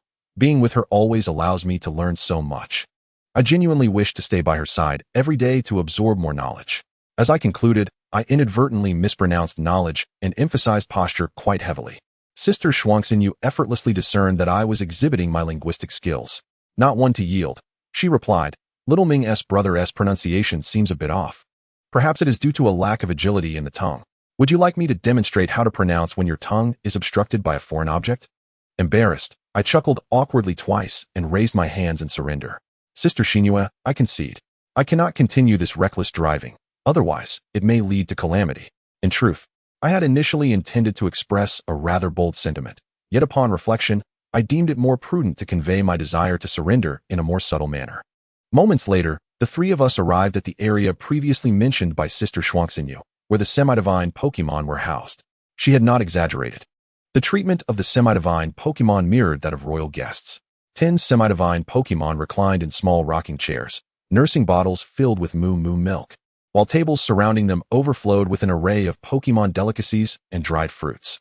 Occasionally, staff members would come to inspect the remaining food and milk, promptly replenishing any shortages.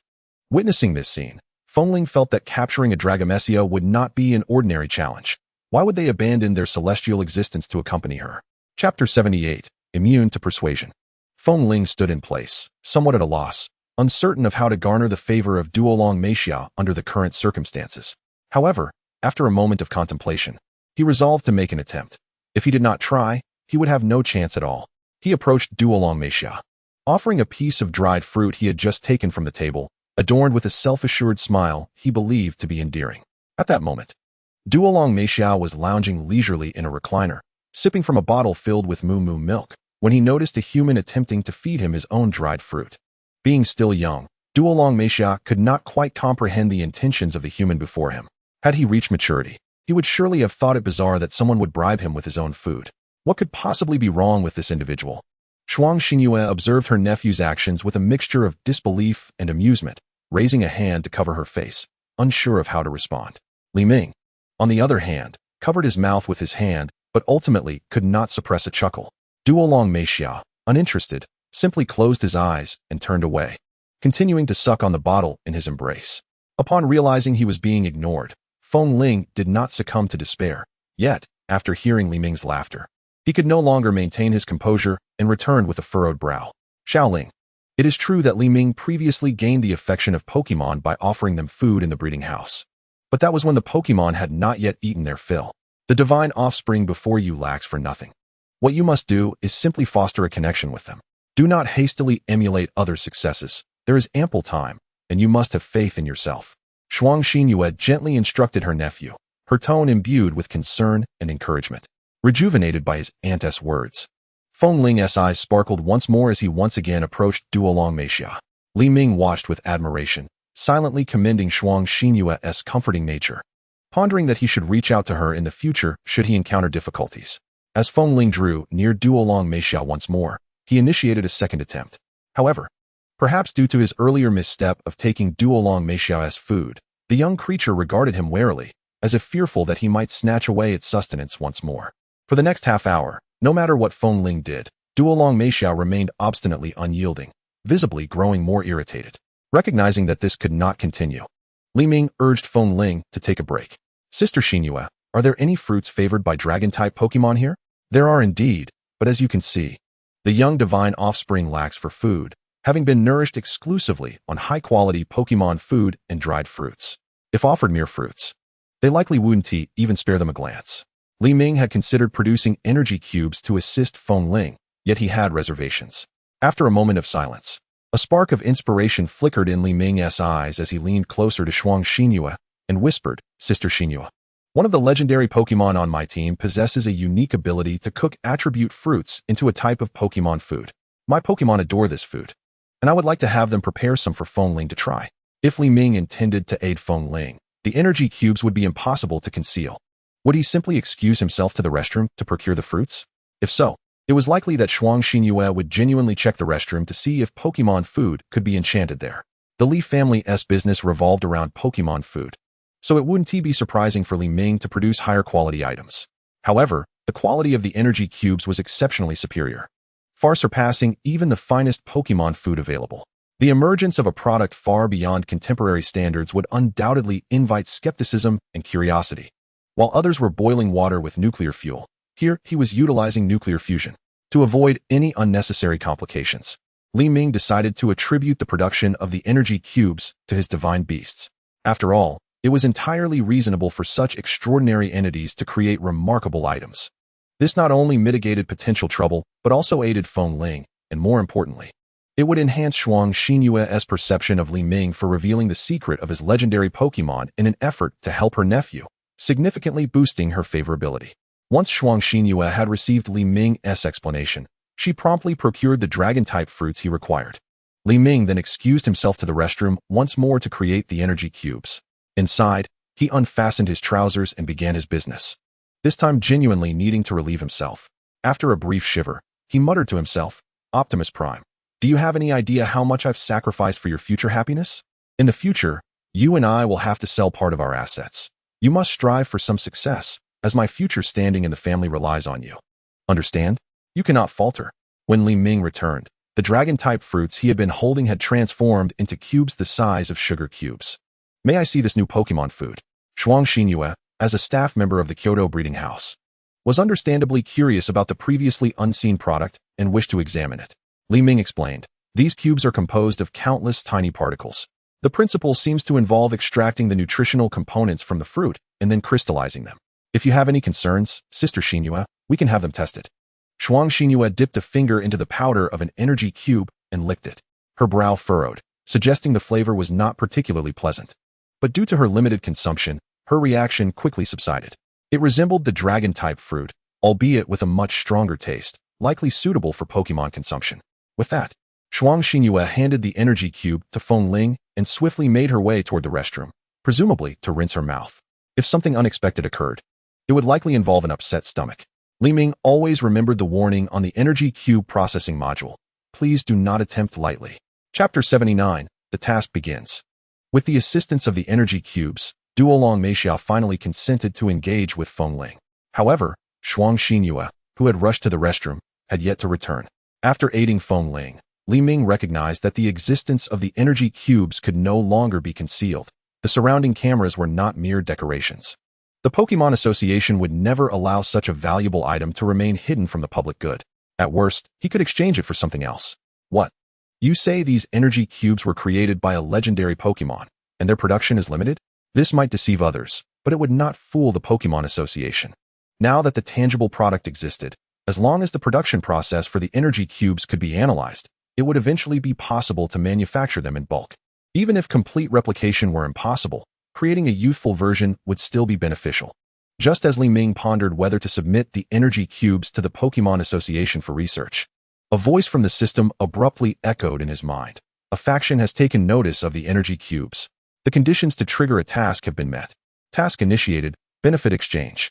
Task completion condition. The host must engage in a mutually beneficial exchange with the Huaxiao Pokemon Association based on energy cubes and request to visit the storage room at the Kyoto Pokemon Association headquarters to select an item. Task rewards. Reward 1. Attribute null, core component. Reward 2. Attribute storage disk and TH generation. The treasures of the Pokemon Association are indeed plentiful. And it seems they even possess components of attribute null, Dawn mused inwardly. Dawn was well aware of the system's tendencies. If the task reward included a core component of attribute null, it was highly probable that he would encounter other components of attribute null during the course of the task, likely within the storage room of the Pokemon Association. At this moment, Dawn contemplated how to maximize the benefits for the Leaf family in this exchange, thereby solidifying their standing in Huaxia. The Leaf family's ascent to its current position could be attributed to two primary factors. Firstly, Li Yongdong's inheritance of the Leaf family's elite position, and secondly, their lucrative business in Pokemon food. The Li family holds considerable influence in both the business and political spheres. Dawn's father, Li Yongfeng, oversees the Pokemon food enterprise within the family, and after nearly 18 years of exposure, Dawn has developed a keen acumen for commerce. After pondering for a while, Dawn had formulated a plan. It was inevitable that a portion of the energy cubes would be submitted to the Pokemon Association for research purposes. In order to expedite the replication of energy cubes, the Pokemon Association would likely release a public research report, enabling companies involved in Pokemon food production to independently explore the manufacturing process. Once those companies developed substitutes for energy cubes, the Pokemon Association would only need to collaborate with the company that produced the highest quality substitute. This approach would not only ensure the swift acquisition of the best quality substitutes, but also save substantial financial resources, a clear indication of a seasoned capitalist strategy. However, due to the energy cube processing module in Dawn's possession, he could meticulously replicate the production process of energy cubes. Thus, it was certain that the Leaf family's Dawn group would be the one to collaborate with the Pokemon Association. Coupled with his grandfather's character, the Leaf family would undoubtedly come out ahead. With this understanding, Dawn's previously anxious heart began to settle, replaced by the joy of soon capturing attribute null. At that moment, Shuang Xinyue returned, clutching her stomach, her complexion somewhat pale. It seemed the notation regarding those who had consumed energy cubes and subsequently found themselves in distress was not exaggerated. Don felt a wave of relief wash over him, thankful he had heeded the advice not to try it himself. Noticing Shuang Xinyue's pale face, Don felt an inexplicable pang of sympathy and approached her with concern. "Sister Xinyue, are you all right?" This was not a deliberate attempt to ensnare Shuang Xinyue. He had merely assumed that upon encountering the energy cube, she would conduct an examination, expecting her to seek out some equipment for testing. He had not anticipated that she would choose to consume it directly. By the time he wished to intervene, it was too late. And given that she had only ingested a small amount, Don thought it unlikely to cause any serious issues, and thus refrained from warning her. Shuang Xinyue, feeling somewhat weak, replied, "The fruits consumed by Pokemon contain attribute energy. Humans merely digest this energy. Experiencing diarrhea is a normal reaction. I just didn't expect the quality of the Pokemon food made by legendary Pokemon to be so high that even a small amount could lead to this. I just need to rest for a bit. There's no need to worry." "Glad to hear that," Don replied, finding a relatively clean spot to help Shuang Xinyue sit down. He took a seat beside her, engaging in conversation to keep her spirits up. The atmosphere was harmonious, with Feng Ling communicating with Dual Dragon Messiah, while Don worked to enhance his rapport with Shuang Xinyue, both parties remaining undisturbed by one another. However, it was evident that Shuang Xinyue was not in the mood for racing at that moment, so she began discussing Don's itinerary. "Before the end of the day, I will submit the application to capture the Pokemon. The approval should come through in about 2 days. Do you have a place to stay in Kyoto?" "I don't have any relatives in Kyoto, but fortunately, the wait for approval won't be long, so I suppose I can just find a hotel to stay in," Don replied, a hint of melancholy in his tone, though this was intentional on his part. Upon hearing his somewhat pitiful tone, Shuang Xinyue felt a twinge of sympathy and feigned anger, saying, "Who says you have no relatives in Kyoto? Don't you recognize me as your sister?" "That's not what I meant," Don quickly clarified, though internally he felt a surge of joy. "How about this? If you don't mind, you can stay at my sister's house for the next couple of days. Coincidentally, Xiaoling is also here, and I've taken a few days off. I can show you both around Kyoto. What do you think?" In truth, it is rare for any girl to invite someone they barely know to stay over at their home, as love at first sight is an unlikely occurrence. However, the day's events unfolded fortuitously. Both Feng Ling and Don arrived in Kyoto simultaneously. Don and Shuang Xinyue hit it off, and Shuang Xinyue was eager to see the legendary Pokemon Don possessed. Additionally, since Feng Ling and Don were friends, the pivotal factor remained Don's background.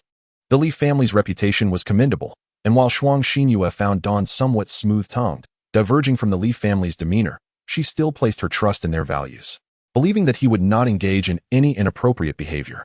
To put it another way, even if Don had ulterior motives, Shuang Xinyue was unafraid. This was an era belonging to Pokemon, a time of great power returning to oneself, and if anything were to transpire, it would likely be Don who found himself in trouble. Chapter 80, The Young Talents. Don and Shuang Xinyue sat together for nearly 20 minutes, during which Shuang Xinyue's condition improved somewhat. Her stomach no longer ached as intensely, and soon they resumed their racing banter, their driving skills evenly matched, making it difficult to determine a clear victor. With the aid of the energy cubes, Feng Ling's communication with Dual Dragon Messiah became increasingly smooth, and it was likely that soon, he would successfully persuade Dual Dragon Messiah to join him. As the workday drew to a close, Shuang Xinyue suggested, "Come along with me, little brother, to submit the application report. Once that's settled, Xiaoling's situation should be nearly resolved too." With that, Shuang Xinyue made to rise, though it was evident she still struggled somewhat. Noticing this, Don quickly stood to assist her. "Sister Xinyue, you're not fully recovered yet. Let me help you up." Thus, the two of them made their way toward the core area's office, leaving Feng Ling waiting behind. Once inside the small wooden office, Shuang Xinyue returned to her workstation to open her computer and begin editing the application report. Meanwhile, Don settled onto a sofa in the reception area, casually looking around. In truth, Don had already etched the decor style of this place in his memory when he had previously collected the Pokeballs. The reason for his curious demeanor was simply that he had nothing else to occupy himself with.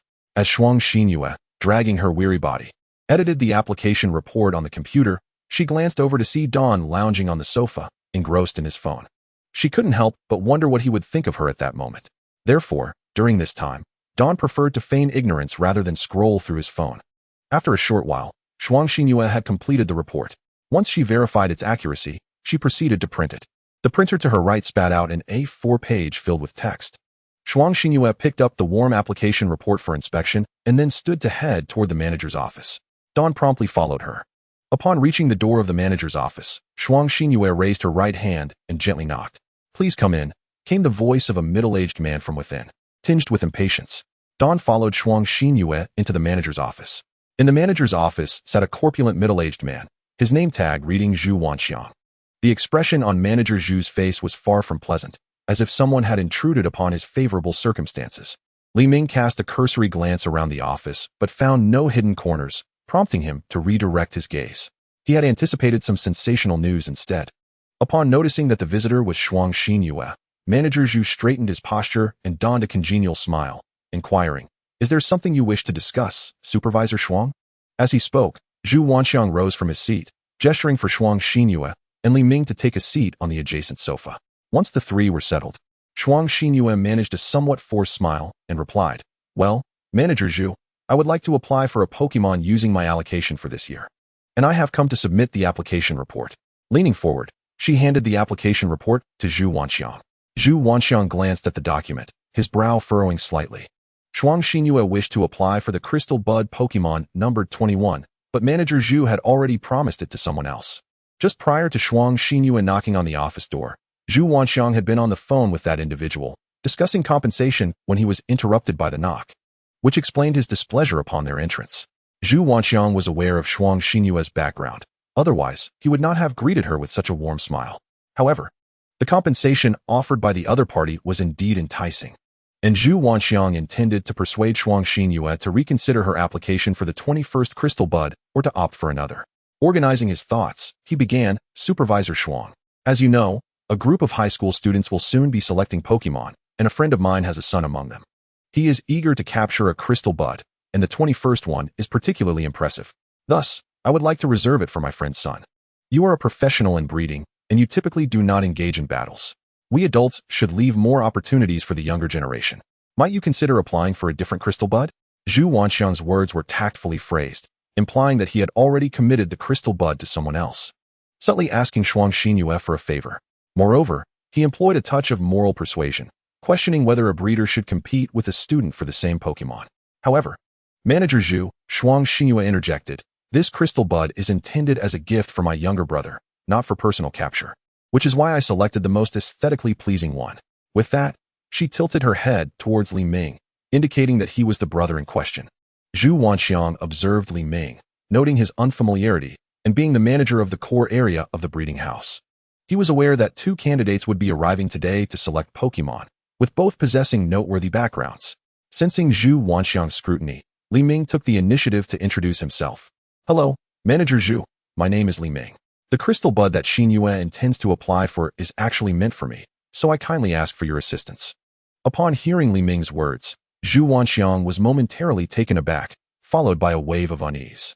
As the manager of the Kyoto breeding house, he was well acquainted with the list of top scorers from various provinces and recognized the weight of the namely.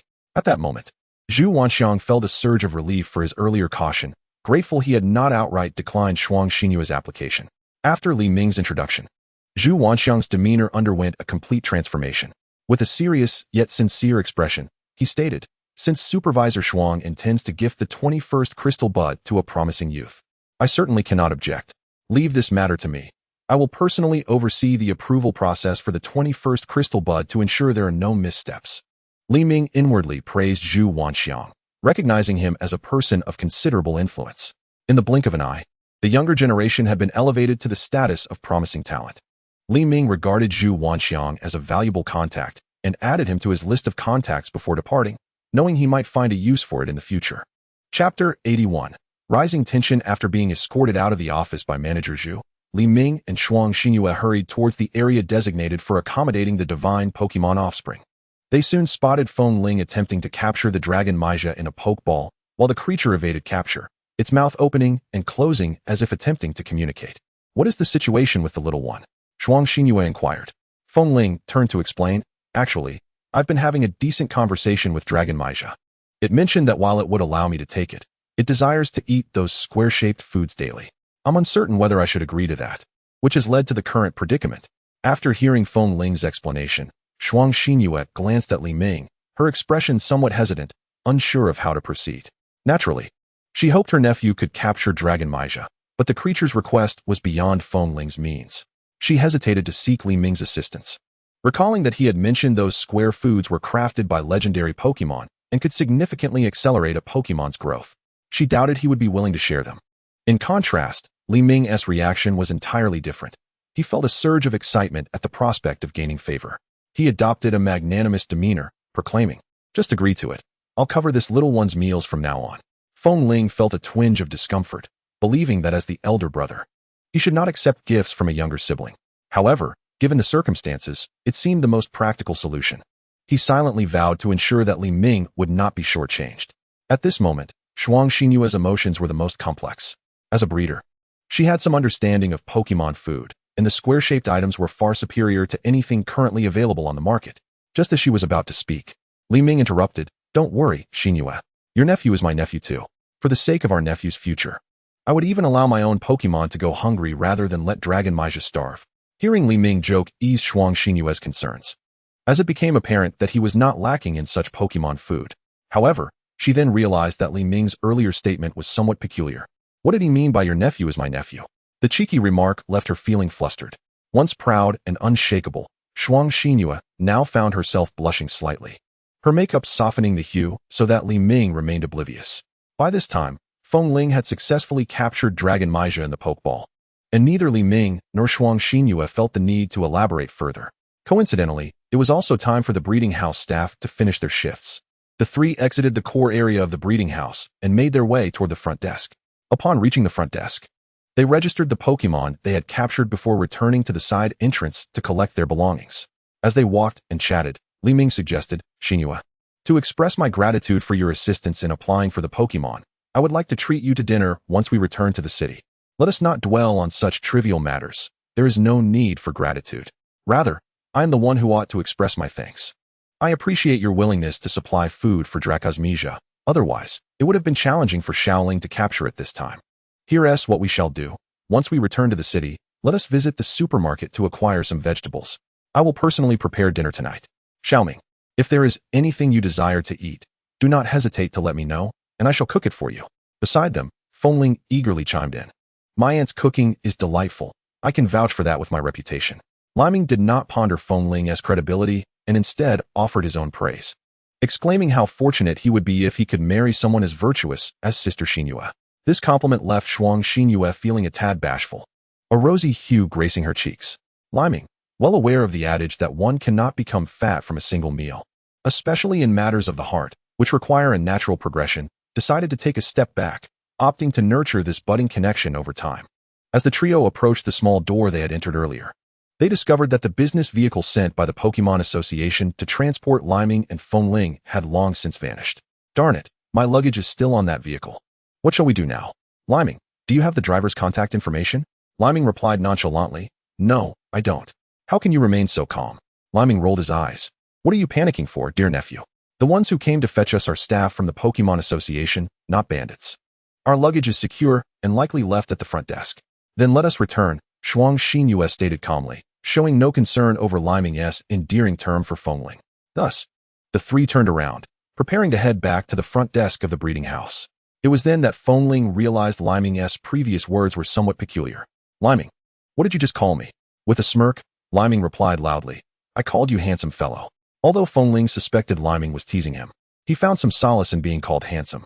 Upon their return to the front desk of the breeding house, Shuang Xinyue inquired of the receptionist whether any luggage had been left behind. After verifying Li Ming and Feng Ling's identities, the staff handed over the two suitcases. Li Ming felt that the Pokemon Association staff were rather inept, causing him unnecessary trouble. If they possessed the professional acumen of Zhu Wanxiang, they wouldn't have left Li Ming to run around like this. Li Ming produced Charizard's Pokeball from his satchel and released the mighty beast. Charizard looked around the breeding house lobby, somewhat bemused. This was hardly a battlefield. Why was it summoned? Li Ming pointed to the bags on the floor. "Charizard, please assist with the luggage." Thus, Charizard dutifully carried Li Ming and Feng Ling's bags, trailing behind the trio as they made their way to the parking area of the breeding house. Before being recalled, Charizard spat a small ember toward Li Ming, two sparks landing on the ground. Seeing this, Li Ming exclaimed, "Well done, Charizard. How do you manage to simultaneously prevent wildfires and spit on the ground?" Shuang Xinyue found Li Ming's rapport with his Pokemon quite amusing. "All right, let us hurry and get in the car. We have wasted too much time today. By the time we finish shopping and return home, it will likely be dark. A white sedan sped along the straight highway, heading towards the urban district. Chapter 82, The Comparison. A black sedan cruised along the road. The sunset's afterglow streaming through the fiery clouds, casting vibrant red reflections upon the car's surface. Seated in the passenger seat, Li Ming retrieved his phone from the inner pocket of his clothing and messaged manager Zhu Wanxiang of the Kyoto breeding house. Manager Zhu, may I inquire about the approximate duration required for the approval of my Pokemon Dream application? Rest assured, young Master Li Ming, I will personally oversee this matter. By the latest, you may collect the crystal sprout from the breeding house the day after tomorrow. No, Manager Zhu, you misunderstand. I am not urging you for haste. I intend to stay in Kyoto for a few more days, so there is no rush. Do you understand? On the road leading to Kyoto's city center, a black sedan came to a halt by the roadside, its rear lights flickering red. At that moment, Zhu Wanxiang sat in the driver's seat, leaning forward slightly. His hands cradling his phone, the seatbelt snugly fitted around his corpulent frame, presenting a somewhat comical sight. Zhu Wanxiang gazed at the message from Li Ming, feeling perplexed. He was uncertain of Li Ming's intent. Did he wish to extend the approval period? What kind of benevolent individual would make such a request? However, Zhu Wanxiang dared not inquire further, knowing he could not afford to offend Li Ming. Whatever demands he made, Zhu would acquiesce. Understood, I grasp your meaning. After replying to this message, Zhu Wanxiang did not start the car to return home. He lingered a while longer, ensuring he could respond promptly should Li Ming message him again. Indeed, it was not long before another message arrived. Manager Zhu, it is worth noting that Supervisor Shuang experienced some discomfort accompanying Fengling and me due to work obligations. This surely qualifies as a work-related injury, does it not? As a diligent manager, I trust you will grant Supervisor Shuang a few extra days off to recuperate, correct? Naturally. If Supervisor Shuang was injured due to work, the breeding house will certainly grant the leave. He may return to work whenever he fully recovers. Manager Zhu, you truly are a considerate leader. I extend my gratitude on behalf of Supervisor Shuang. Of course, it is my duty. After a moment, Zhu Wanxiang noticed Li Ming had not sent any further messages, and he breathed a sigh of relief, grateful that Li Ming did not impose any requests beyond his authority. For Zhu Wanxiang, becoming acquainted with Li Ming was not necessarily a stroke of luck. He understood that he and Li Ming operated on entirely different levels. If Li Ming required something of him, he could not refuse. While doing well might yield no personal benefit, failing would certainly lead to repercussions. Fortunately, during their previous conversation in the manager's office, Li Ming had not come across as domineering. He did not give Zhu Wanxiang a sense of superiority. Thus, Zhu Wanxiang surmised that Li Ming was an individual who understood boundaries. With this thought, Zhu Wanxiang felt a little more at ease. The black sedan resumed its journey along the straight highway. Shuang Xinyue drove Li Ming and Fengling back to her residence. It was a modest apartment complex situated on the outskirts of Kyoto. The breeding house was established outside the city, and to facilitate her commute, Shuang Xinyue had rented a place here. Her choice was commendable. Although the area was not particularly desirable, it was well equipped, featuring supermarkets, shopping malls, gyms, and swimming pools, all necessities. After purchasing groceries at the supermarket, the trio ascended to Shuang Xinyue's rented apartment. The dwelling was clean and tidy, reflecting the inhabitant's keen sense of personal hygiene. Once they changed into slippers, Shuang Xinyue took the groceries into the kitchen, while Fengling and Li Ming settled onto the couch in the living room to watch television. Feeling somewhat bored, Fengling decided to release Dracosmesia. He cradled Dracosmesia in his arms, showering it with affection, while the creature emitted occasional cries of distress. Li Ming, feeling slightly irritated by the noise, turned his expressionless gaze toward the pair. It's merely a dragon-type quasi-god. Why the excessive adoration? Fengling pouted. What do you know? A dragon-type quasi-god like Dracosmesia, with its charm and strength, is highly sought after. Once I enter university, many will surely recognize me as their elder brother. By the way, it's not too late for you to change your mind and become my little brother. Don found himself at a loss for words. He realized that engaging in a normal conversation with Fengling was exceedingly challenging. However, at that moment, the competitive spirit among the boys flared up. What was so remarkable about having a shiny Dragonite? Just wait until I unleash my Lucario to dazzle you. With this thought, Don retrieved a Pokeball from his waist and summoned Lucario, cradling it in his lap. The little creature, bewildered by its sudden release, surveyed its surroundings with wide, curious eyes. Soon, Lucario noticed a human nearby clutching a Pokemon, staring at it with an almost infatuated gaze, causing Lucario to shrink back timidly. Meanwhile, Fengling felt a pang of jealousy. A shiny Lucario. How on earth did Dawn manage to find such a treasure? He glanced down at his own Dragonite and instantaneously felt that the allure of a pseudo-legendary Pokemon had dimmed. It wasn't that Lucario's strength surpassed that of Dragonite. On the contrary, Dragonite's final evolution, Dragapult, boasted a base stat total of 600, surpassing Lucario's by 75 points. However, Lucario was undeniably more striking, especially in its shiny form. And any boy who laid eyes on it would surely feel envious. Dinner is ready. You too, go wash your hands, came the voice of Shuang Xinyue from the kitchen, interrupting the psychological musings of the two boys in the living room. By the time Dawn and Feng Ling returned to the dining table after washing their hands, a feast of delectable dishes awaited them. After finding a seat, Dawn tasted the twice-cooked pork before him. The dish not only tasted delightful, but also looked exquisite. This indicated that Shuang Xinyue took pleasure in cooking, and for someone who relished culinary endeavors, there is no greater joy than receiving affirmation for one's creations. Thus, during dinner, Dawn lavished praise upon the food, seizing the opportunity to flatter her. However, once dinner concluded, a troublesome matter arose. Chapter 83. Extracting information. The apartment rented by Shuang Xinyue was rather modest, containing only 2 bedrooms. The furniture was already quite complete upon her moving in, with a double bed in the master bedroom and a single bed in the other. Hence, the dilemma emerged: how to allocate the 2 bedrooms. Feng Ling spoke up first, suggesting, how about this? Dawn and I can take the master bedroom, and you, Auntie, can sleep in the other room. His reasoning was simple. Both he and Dawn were male, so sharing a room was not an issue. This arrangement would allow all 3 to have a bed to sleep in. However, it was evident that this was not a sound idea. Absolutely not. Dawn and Shuang Xinyue exclaimed in unison. Feng Ling was taken aback by the vehement opposition to his seemingly reasonable proposal. Shuang Xinyue opposed it because she didn't want anyone else sleeping in her room. Dawn, on the other hand, was against any male besides himself occupying Shuang Xinyue's room and equally opposed the idea of sharing a bed with Feng Ling. After a series of discussions, they ultimately decided that Feng Ling would sleep on the sofa in the living room. Dawn was indifferent. Having slept on the stones by the roadside during his time in the ghost-type realm, he was not picky. Moreover, the suggestion for Feng Ling to sleep on the sofa had originated from Shuang Xinyue, so Dawn refrained from opposing it.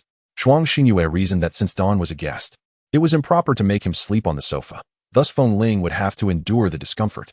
After a long day, the 3 of them felt somewhat fatigued and prepared to retreat to their respective rooms for sleep. Just then, a sudden idea struck Dawn. He retrieved a Pokeball from his waist and released Polteageist. At that moment, Polteageist was devoid of its mask, its large, star-patterned eyes darting around, observing its surroundings. As a breeder, Shuang Xinyue was certain she had never encountered this particular Pokemon before, and she stepped forward to examine it. However, she was soon captivated by Polteageist's adorable appearance. Unable to resist her impulse, she crouched down and reached out her hands to scoop it up. Polteageist, wary of the approaching stranger, instinctively attempted to retreat. At this moment, Dawn grasped the Pokeball at his waist, establishing a mental connection with Polteageist. Listen closely, little one. This woman before you is to be your future master. Forge a good relationship with her, understood? Dawn's thoughts were transmitted instantaneously into Polteageist's mind, allowing it to comprehend its trainer's intent. Polteageist blinked its watery eyes, then, in a remarkable display, relinquished its urge to retreat and leaped into Shuang Xinyue's embrace. It began to nuzzle its little head against her body, expressing affection. Witnessing this scene, Dawn couldn't help but twitch his lips in irritation, inwardly cursing. I meant for you to build rapport with Shuang Xinyue, not to take advantage of her. Wait a moment, Polteageist appears to be female. Well, that changes things. Polteageist turned to look at Dawn, seemingly questioning. Wasn't it the trainer who wanted me to do this? Am I not acting correctly? The downside of establishing a mental connection was that any thought, no matter how faint, would be received. However, Dawn would never admit to harboring such thoughts. He would sooner die than confess. After all, how could a paragon like him entertain such notions? Everything that transpired was solely Polteageist's doing, and had nothing to do with him, the gentleman. Shuang Xinyue was delighted to see this little creature grow so fond of her. Thus she paid no heed to its actions. She gently patted Polteageist's small head before looking up at Dawn. This must be a Pokemon with legendary potential, right? Dawn nodded in affirmation. Indeed, its name is Polteageist. Isn't this little one particularly adorable? Yes, Shuang Xinyue replied, lowering her head to pinch Polteageist's cheek. Seizing the moment, Polteageist made an endearing face, lifting its little face to gaze at Shuang Xinyue, its large eyes blinking cutely.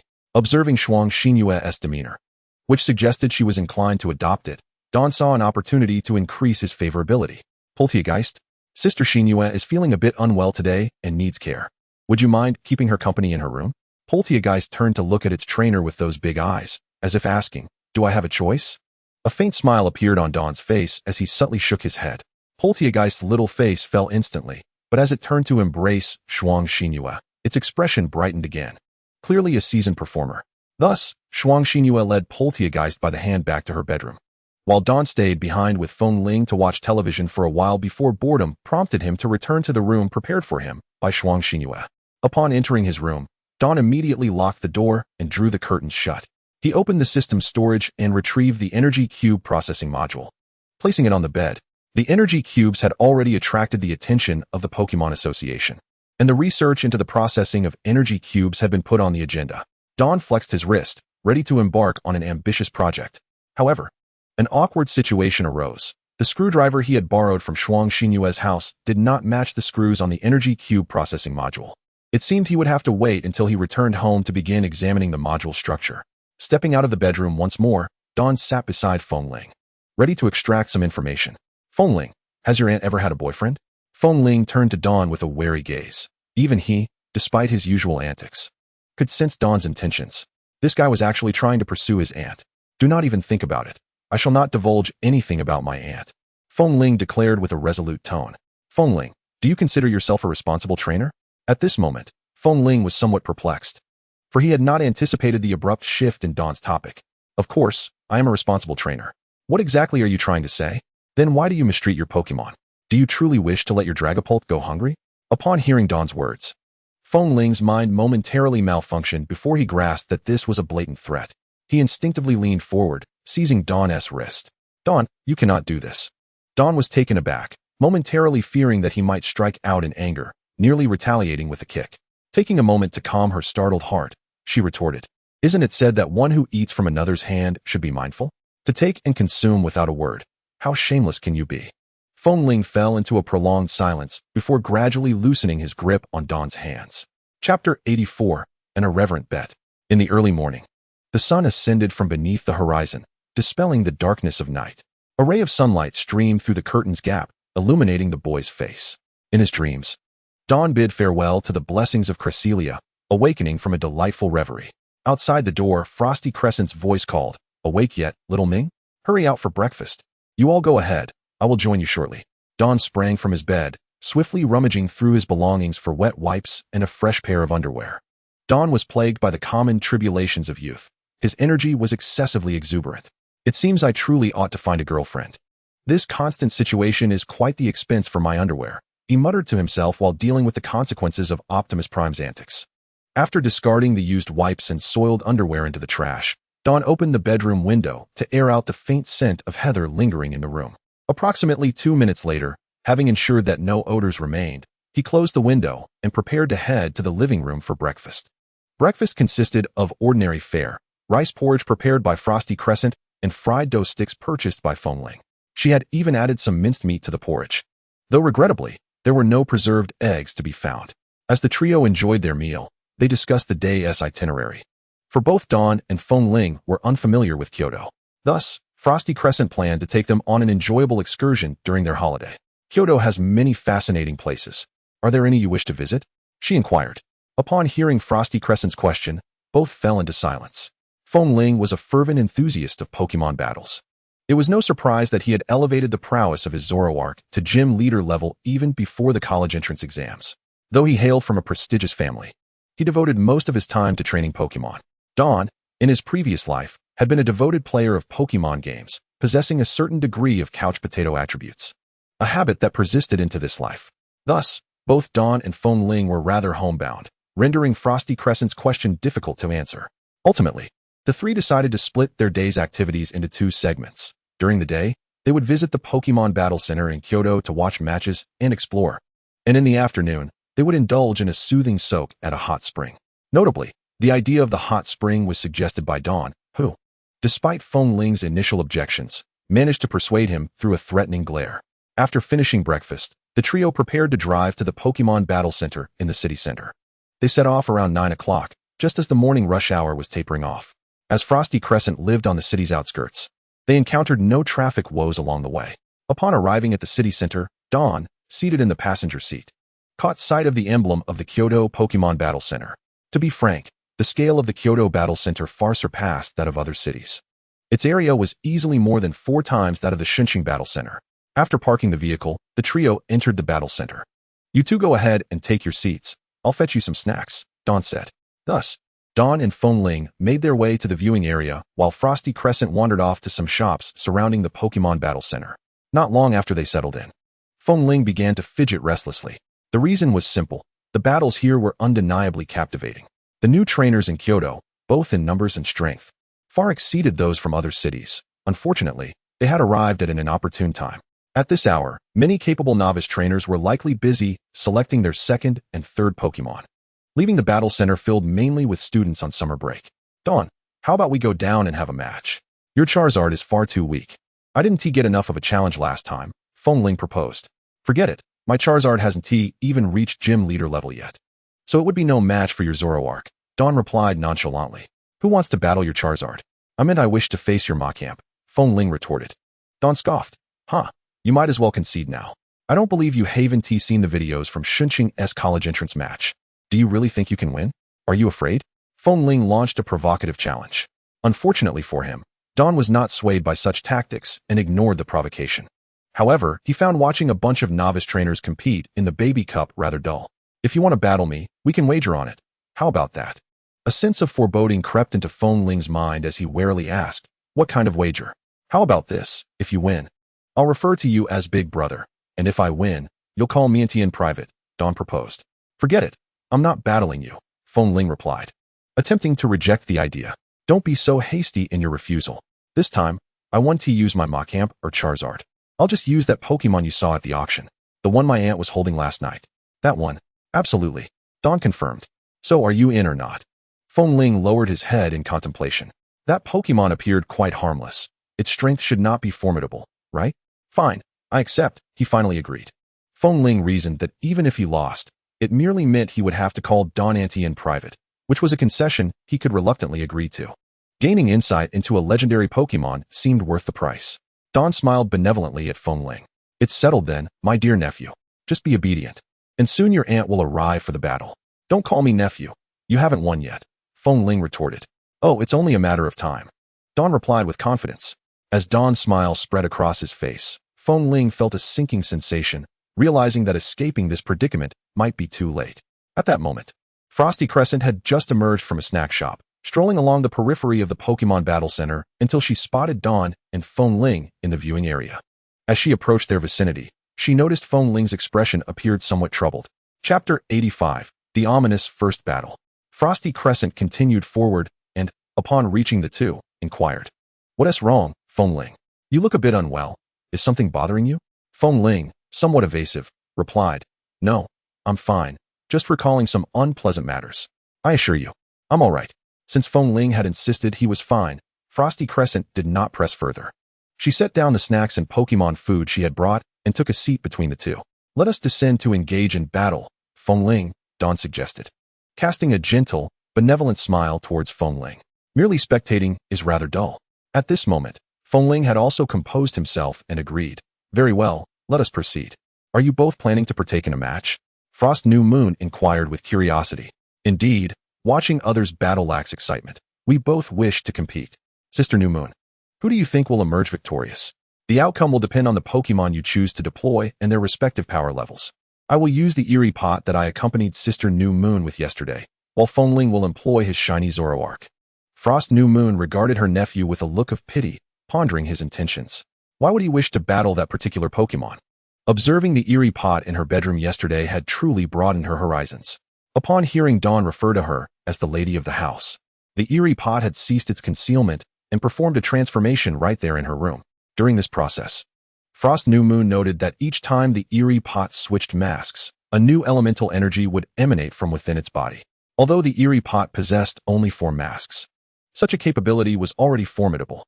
Moreover, she had a premonition that the mask-switching ability was not merely a feature of the Eerie Pot, but an inherent skill it possessed. Gazing at her nephew, Frost New Moon contemplated for a moment before saying, "Xiaoling, do not be disheartened if you lose. After all, It is a Pokemon of legendary caliber. Fengling felt speechless. The match had yet to commence, and already he was being inundated with motivational platitudes.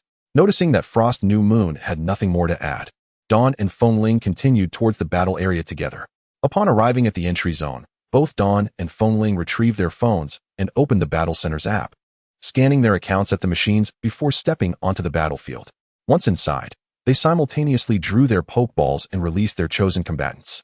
Two luminous beams, one deep teal and the other green, shot towards the arena, and as the light dissipated, two figures emerged. One was draped in a green cloak, its legs clad in black, adorned with a green demon mask, indeed, the eerie pot. The other figure was rather petite, standing approximately 50 centimeters tall, slender, and entirely deep teal. With adorably large eyes, it was none other than Dragapult. Upon seeing Dragapult, Dawn involuntarily twitched his face in disbelief. Come on, you only have two Pokemon. And you choose to deploy Dragapult in battle? Who would believe that? You cannot be serious with this illusionary nonsense. Fengling's actions incited Dawn to curse silently in his heart. This was an affront to his intelligence. In truth, Fengling had never intended to insult anyone. He merely wished to inform those present that he possessed a Dragapult. In reality, the conditions for Zoroark's illusionary ability were rather stringent. To transform into another Pokemon, it required a thorough understanding of that Pokemon, or the actual Pokemon had to be in close proximity. Fengling spoke first, but rather than commanding the disguised Zoroark to attack, he posed a question. Wait a moment, please inform me of your Pokemon's type before we begin. Otherwise, even if you win, I shall not honor our wager. Dawn pulled out his phone, opened the chat with Fengling, and proceeded to tap on the screen. After finishing, he raised his phone to indicate for Fengling to take a glance at the chat history.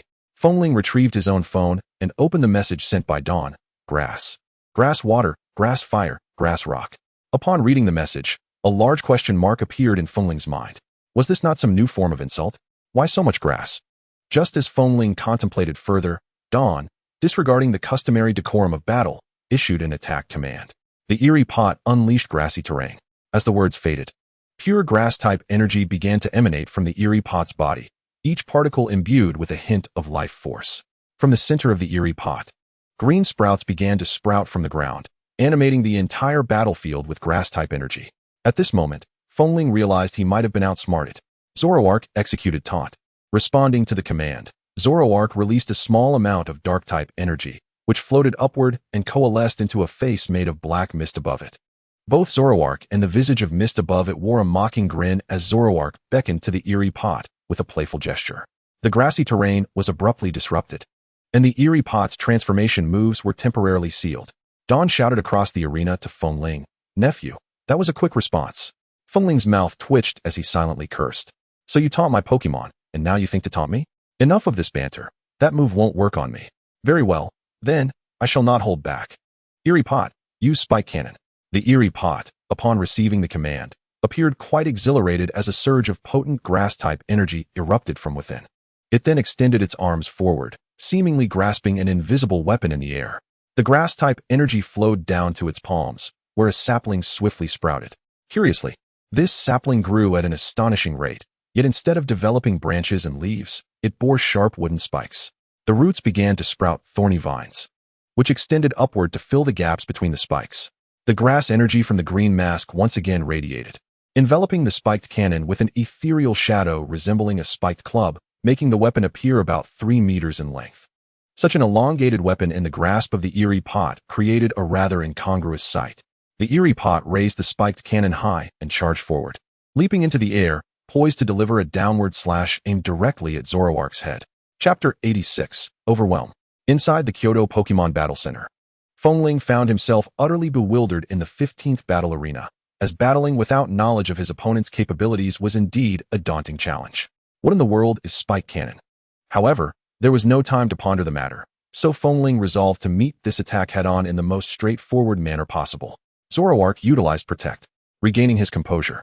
Zoroark emitted a general type of energy from its body, which it directed to the front, coalescing into a nearly transparent shield. The Protect move, known for its versatility, is a technique that any Pokemon can learn without risk. It significantly enhances a Pokemon's margin for error in battle, yet due to the risk of failure with consecutive uses, it is typically reserved as a backup, seldom employed at the onset of a battle, barring exceptional circumstances. And this was such an exceptional circumstance. Feng was unaware of the type of move his opponent was employing, nor its power, which left him feeling somewhat uncertain. However, the primary reason for his trepidation lay in the sheer presence of the opponent, a diminutive creature wielding a 3-meter-long club.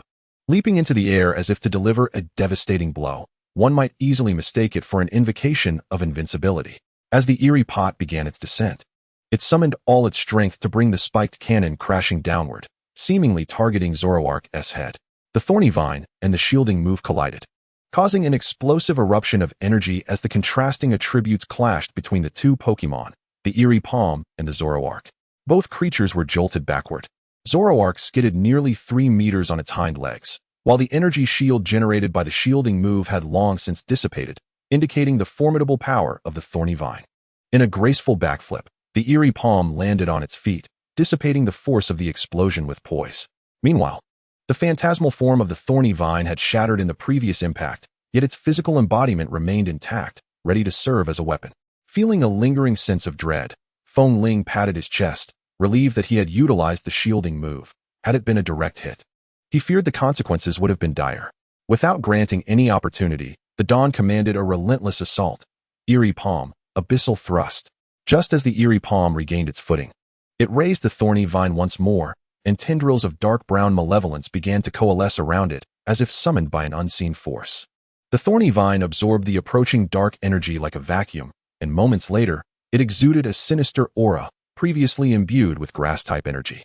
With a slight bow, the eerie palm leaned forward, tilting the thorny vine, its top spikes glimmering with a dark brown sheen.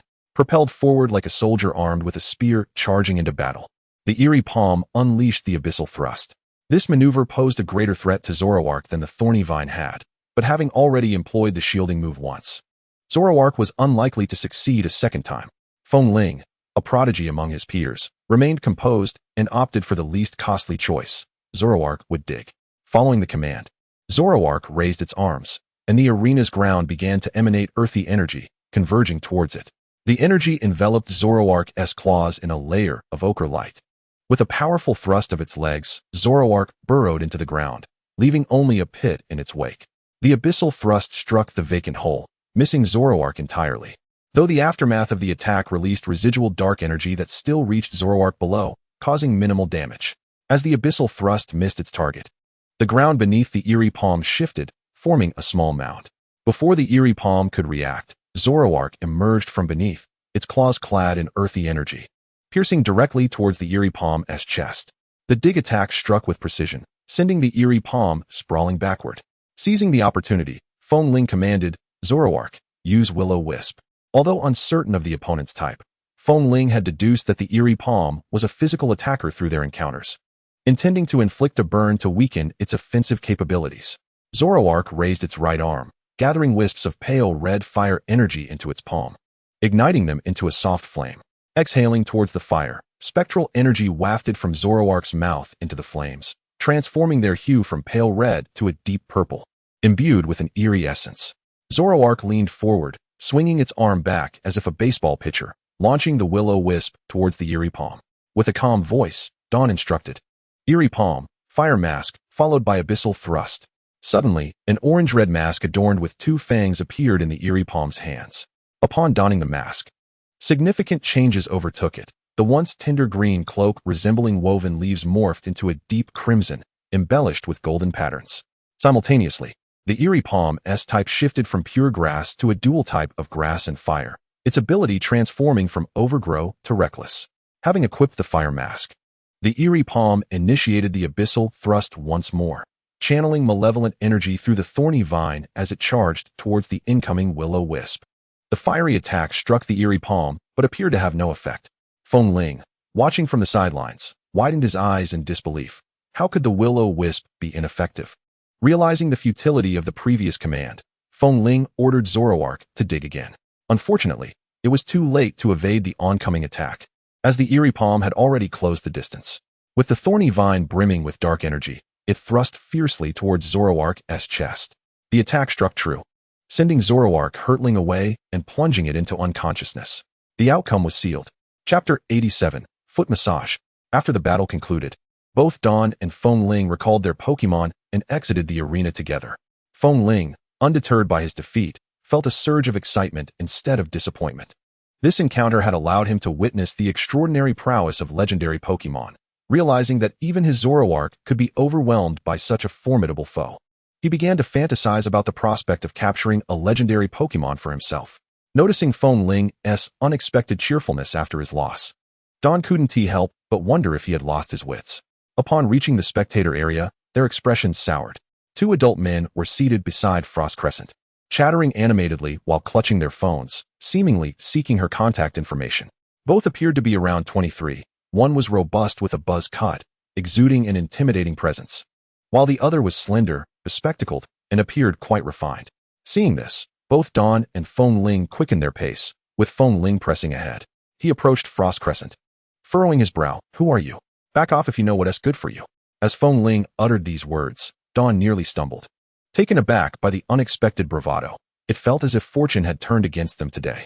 The two men, however, disregarded Feng Ling's threat entirely, prompting his irritation to rise. Just as he was about to retort, a hand clamped over his mouth. Don whispered urgently, "All right, you can stop now? If you keep it up, we might end up in trouble." He gestured for Feng Ling to step aside, then sat next to Frost Crescent, taking her hand and placing a gentle kiss upon it. Frost Crescent had intended to resist, but Dawn's swift action left her no time to react. She shot him a reproachful glance. Dawn then turned to the two men, challenging them. "Aren't you two leaving? My dog food won't pay for itself." His gesture was unmistakable. He was staking his claim. The buzz-cut man appeared uneasy, rising to leave, but was halted by the bespectacled man, and they exchanged hushed words before the buzz-cut man resumed his seat. As Dawn gripped Frost Crescent's hand, she visibly struggled against it. A moment witnessed by the bespectacled man, who deduced that the two might be feigning a scenario. The buzz-cut man glanced at Frost Crescent, then at Dawn, and provocatively remarked, "TSK, TSK, TSK, little brat, do you lack maternal love?" The words were spoken by the bespectacled man, who remarked that a mere child of around 18 could easily become overly enthusiastic in his actions if he were to unleash his Pokémon. "We could use self-defense as a pretext to teach him a lesson." Such venomous words, to put it mildly, they suggest a peculiar taste, but more harshly, they could be construed as a grave insult. Unfortunately, both interpretations struck a nerve with Dawn. She coolly replied, "It's hard to reason with a damned ghost." Everyone present heard her utter this, and both the buzz-cut man and the bespectacled one wore mocking smiles. Frostmoon tightened her grip on Dawn's left hand and softly cautioned, "Xiaoming, don't be impulsive. Engaging in a confrontation in public could lead to trouble for you. Rest assured, Sister Moon, I shall be fine." After saying this, Dawn extended his right hand towards his waist. At that moment, his right hand was suddenly restrained, and the voice of Fuig emerged from behind, urging, "Dawn, don't act rashly. Those two should be this year's graduates from the Kyoto Academy. You cannot defeat them. Let go of my hand." "No, I said let go. I refuse." Dawn's veins throbbed with anger, and after a deep breath, he replied, "Just release my hand. I never said I wanted to fight those two fools." Feng Ling paused for a moment, recalibrating her thoughts, and then asked, "They've said all this to you, and you aren't the least bit angry? Stop wasting time. If you don't let go, I swear I'll kick you." After some hesitation, Feng Ling finally loosened her grip, allowing Dawn to successfully reach for his waist and lightly tap the Pokeball. In an instant, Marshadao transformed into a slender shadow and silently emerged from the Pokeball, advancing towards the buzz-cut man and the bespectacled one from beneath the seats. Moments later, the previously mocking duo's expressions shifted drastically, their pupils glowing crimson as they simultaneously stood up, retrieving their own Pokeballs to release their Pokemon. One summoned Machoke, while the other unleashed Sizer. Both Pokemon's eyes similarly radiated a crimson light, with Machoke extending its hand to grasp the bespectacled man's neck, delivering a punch to his spine that was neither too light nor too heavy, rendering him entirely paralyzed. Meanwhile, Sizer's pincers lunged towards the buzz-cut man's groin, thankfully only causing minor damage. This scene incited a commotion within the venue, and swiftly, a patrol team from the security center arrived on the scene. A standard trio. Their Pokemon were Ninetales, Arcanine, and Exeggutor. Dawn couldn't help but marvel at Kyoto's vibrancy. Had this occurred in Shinchong, he mused, perhaps Ninetales would have been replaced by Colossal. The buzz-cut man and the bespectacled one were whisked away in an ambulance to the hospital, while Dawn, Feng, and Frostmoon were taken to the security bureau for questioning, as they were the only ones who had interacted with the two before the incident. As night fell and the city lights illuminated the surroundings, the trio was released after providing their statements, as there was no direct evidence linking the sudden madness of the two men to them. Frost Moon drove her white sedan, carrying Dawn and Fengling to a hot spring hotel. They requested a small outdoor hot spring pool, which measured about 3 meters in diameter. Fengling, under Dawn's insistence, ventured to the restaurant alone, leaving only Dawn and Frost Moon in the hot spring. Frost Moon wore a relatively modest swimsuit, her figure mostly concealed.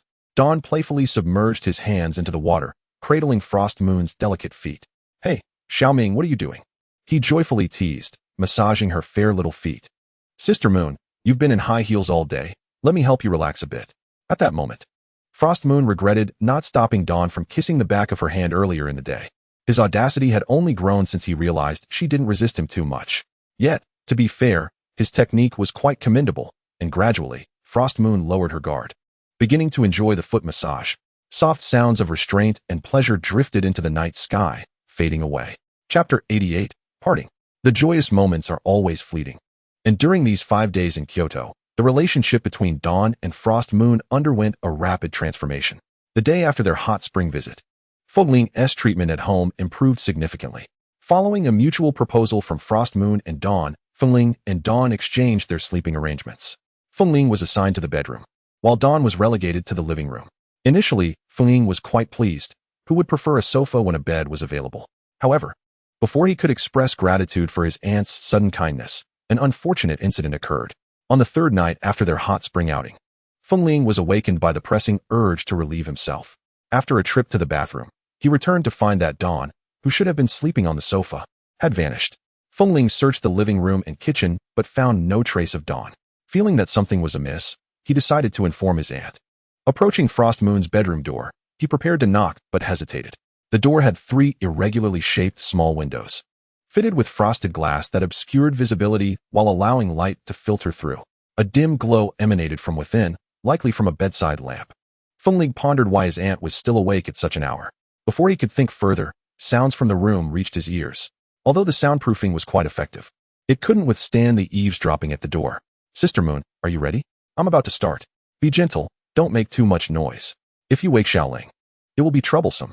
Ever since that day, Fengling had not treated Dawn kindly, and his resentment lingered until now. At this moment, Frost Moon was driving towards the airport with both Dawn and Fengling. A small suitcase rested on Dawn's lap, containing 3 Pokeballs, 2 from the breeding center 5 days ago, and 1 that Zhu Wanxiang had specially delivered today. Just as Dawn closed the suitcase, he felt a pair of piercing eyes fixed upon him.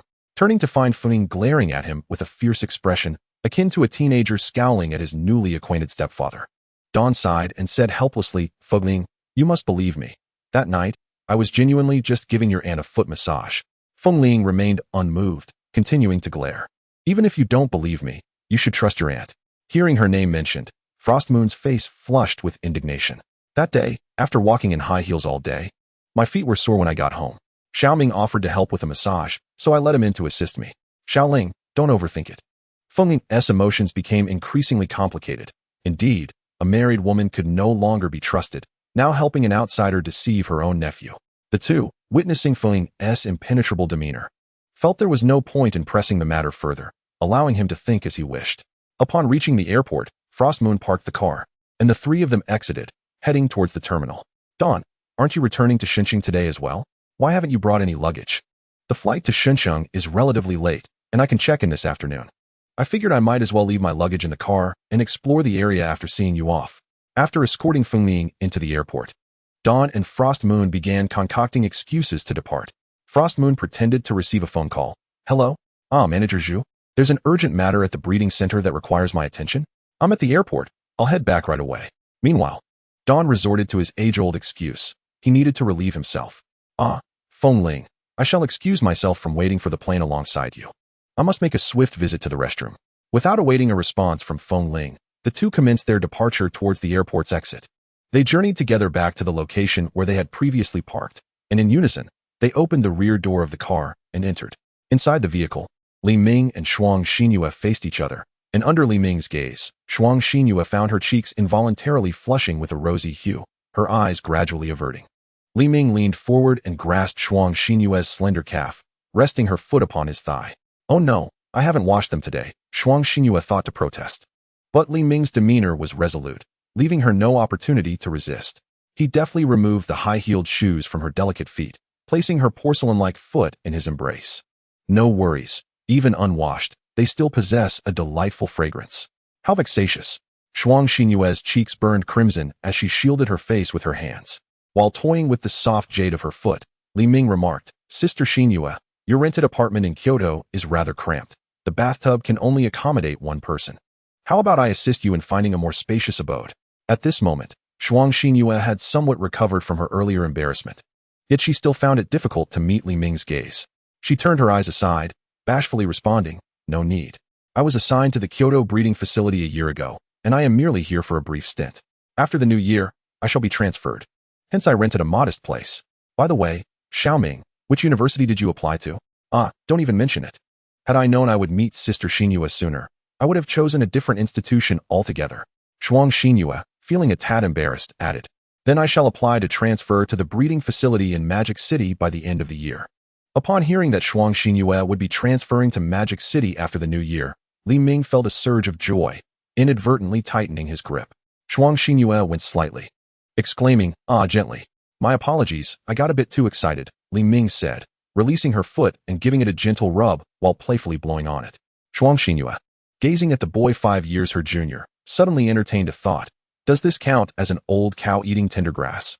Thus, the two lingered in the car for a considerable time, until the afternoon flight was nearing departure, at which point Li Ming reluctantly helped Shuang Xinyue into her shoes.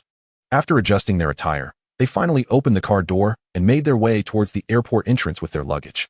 Inside the waiting hall, Shuang Xinyue grasped Li Ming's hand with a hint of reluctance, a sentiment echoed in Li Ming's heart. However, circumstances dictated that just yesterday, Li Ming's second uncle had contacted him, stating that the Pokemon Association wished to procure some items from him. It seemed the focus would be on the energy cubes. Indeed, it was time to prioritize the research on energy cube processing modules. Li Ming released Shuang Xinyue's hand, stepped forward, and planted a soft peck on her cheek. Then turned with a mischievous grin and walked towards the waiting area. Chapter 89, The Sound of the Wind. On Saturday, at 7 p.m., the steel beast soared above the clouds, its wing and tail lights blinking rhythmically, resembling a star moving slowly through the sky when viewed from the ground. On the flight to Shin City, Li Ming sat in the business class seat, feeling a bit drowsy. Darn it, had I known the flight would be delayed, I could have spent more time resting my feet in the car. Before boarding, Li Ming had already informed his brother, sister, and Li Xiang that the flight was delayed, advising them to arrive at the airport later for his pickup. By this hour, Shin City had already embraced the night. Li Tian and Li Yi would surely come to retrieve him, but he wondered whether Li Xiang would show up. If Li Xiang did not come, Li Ming would have to personally deliver the fire meow to his home, a task he dreadfully detested, as he found dealing with friends' family members quite irksome. Not to mention, failing to deliver it himself might lead them to think he was disregarding them, a truly vexing situation. At that moment, the cabin announcement indicated their imminent arrival in Shin City. This time, there were no long-legged flight attendants to remind Li Ming, nor did he find himself drooling. The embarrassment of having previously fixated on the flight attendant's long legs was still fresh in his mind. The aircraft tilted slightly forward, and after a brief bout of turbulence, it landed on the airport runway. Once disembarked, Li Ming's first action was to open his phone and inform Shuang Xinyue of his safe arrival. The conversation lasted over 10 minutes, and it wasn't until Li Ming exited the airport that he finally coaxed her into ending the call. "Sister Xinyue, I've left the airport. I will call you for a video chat once I return home." After placing his phone back into his pocket, Li Ming approached the familiar business vehicle at the roadside. After handing his luggage to the driver, he stepped into the car. Upon seeing the 4 individuals seated inside, Li Ming paused for a moment. "Fatty, what brings you here?" Wang Hu chuckled heartily. "Hee, Minggu, in our group chat, it turned out there are only 4 of us, and 3 came to the airport to meet you. I thought it wouldn't be right for me to miss out, so I took a cab to join." Li Ming chuckled inwardly, thinking, it seems Comrade Wang Hu is quite eager to advance, not wanting to be left behind in anything. "Fatty, you're quite considerate. But I invited Li Xiang and the others because of the 3rd Pokemon matter. This was arranged long ago, and there's south no place for you. Hey Minggu, I just came for the excitement." With that, Li Ming chose not to elaborate further, placing his carry-on suitcase across his lap and opening it. As he did, the 4 of them leaned forward curiously, peering into the suitcase. "Fatty, move your face. Don't get too close to my sister." Wang Hu obediently tilted his head to the left, pressing his face against Li Xiang's. Li Xiang, however, paid him no mind. his attention wholly fixated on the 3 Pokeballs within the suitcase. "Captain, which one is mine?" Li Ming retrieved the leftmost Pokeball from the suitcase, tossing it lightly in the air before tossing it to Li Xiang. "This one is yours, Fire Meow, with a king-level aptitude and the ability Intimidate, perfectly tailored to your needs." Next, Li Ming picked up the Pokeball on the right side of the suitcase and tossed it to his rebellious companion. "Jingguang Bud, also king-level, with the ability Corrosion. You can use it to counter high-defense poison types in the future." Li Tian caught the Pokeball with visible delight, promptly showering Li Ming with praise, albeit somewhat clumsily, as if he had memorized the compliments without fully internalizing them. Li Ming chose to overlook the awkward flattery of his rebellious companion and handed the final Pokeball to his sister. "Now, this is the Kairu Lulian I selected personally, with champion-level aptitude and the ability copy. Oh, and this Kairu Lulian is on the verge of evolution, so remember to purchase an Awakening Stone tomorrow." Li Yi accepted the Pokeball, but unlike Li Tian and Li Xiang, who inspected theirs closely, she merely clung to Li Ming's arm, expressing, "Thank you, brother." Yet, Li Ming had changed. He remained unperturbed by his sister's affectionate antics, akin to a monk who has renounced worldly ties. Silently, he mused, "Indeed, the one within the situation is often blinded, while the observer sees clearly." Upon reflection, Li Yi does exhibit a hint of green tea attributes. Wang Hu, watching from the side, felt a twinge of impatience and suggested, "Let us not just stare at the Pokeballs. Why not release the Pokemon for a look?" Li Ming quickly interjected, "Release them? Though they are all bred Pokemon, they have yet to be fully trained. Releasing all 3 at once might just dismantle the vehicle." Upon hearing Li Ming's words, the trio abandoned their intention to release the Pokemon, deciding instead to wait until they returned home to see them. The sleek black business vehicle navigated through the bustling city, departing once more after safely delivering Wang Hu and Li Xiang to their homes, and heading towards a grand estate in the northern part of the city. The vehicle came to a halt before an elegant villa, where Li Ming alighted and waved to his younger siblings, instructing them to convey his regards to their uncles and aunts. Inside the living room, Li Yangfeng extracted a box of cigarettes from his attire, drew one out, and placed it between his lips, retrieving a lighter to ignite it. Just as the flame flickered to life, an unexpected gust extinguished it. Turning to his wife, whose expression was notably frosty, he awkwardly discarded the cigarette into the wastebasket. At that moment, Li Ming entered the living room, drawing their attention. Wang Yun's icy demeanor instantly softened. "Xiao Ming, come over here and let your mother have a good look at you. You have been out and about without even calling. I've been rather busy these past few days, so I didn't find the time to call you back, Mom. I'm an adult now. I can take care of myself," he replied. Clearing his throat, Li Yangfeng interjected. "Xiao Ming, come here. I have something to ask you."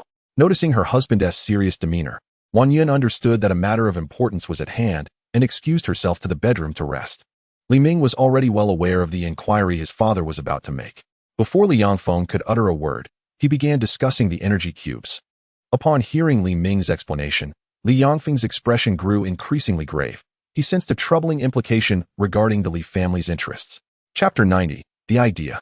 As night descended and the city lights illuminated the northern district of Shenzhen, Li Yangfeng sat on the sofa in the villa's reception area, his brow furrowed and his countenance dark. Li Ming had never witnessed such a look on his father's face. "Dad, is there something wrong with this matter?"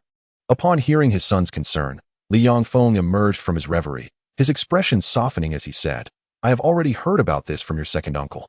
Initially, I thought it was a trivial issue, but after your description of that new type of Pokemon food, I've reassessed the situation. It poses a significant problem." Li Ming, puzzled, asked, "A significant problem? Surely it can't be that serious." Li Yangfeng regarded his son with seriousness, stating, "Xiao Ming, those in high positions must learn to think critically. Not every issue can be resolved with brute force." Li Ming shrugged. "I currently possess 2 Pokemon of legendary caliber. Once I grow stronger, anyone who creates problems for me will face the consequences." Li Yangfeng's lips twitched slightly. "Let us keep this formal and refrain from digressing." Li Yangfeng's expression regained its gravitas as he continued, "Your limited interaction with the Pokemon Association may explain your inability to perceive the underlying issues. Allow me to elucidate the intricacies of this situation. The peculiarity lies in the association's proposal to reward you." Li Ming, assuming the role of the supportive interlocutor, prompted, "Isn't that to be expected? While it is indeed customary to delineate rewards and penalties for the general populace, this scenario does not apply to us.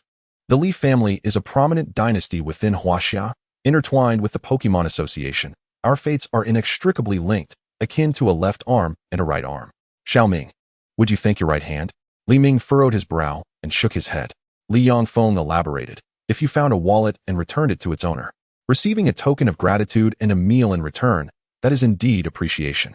However, should the owner merely hand you the cash from the wallet and keep the wallet and identification, that constitutes an exchange. These words awakened Li Ming's understanding. So, the association's intention to reward implies that this is a transaction, and any future dealings regarding the energy cubes are no longer my concern? Li Yongfeng looked at Li Ming with a look of pride. The implications of this matter extend beyond mere rewards. They are targeting the Li family. Li Yongfeng paused, anticipating his son's next inquiry. Li Ming, catching on, responded, so what you're suggesting is? Li Yongfeng, pleased, continued.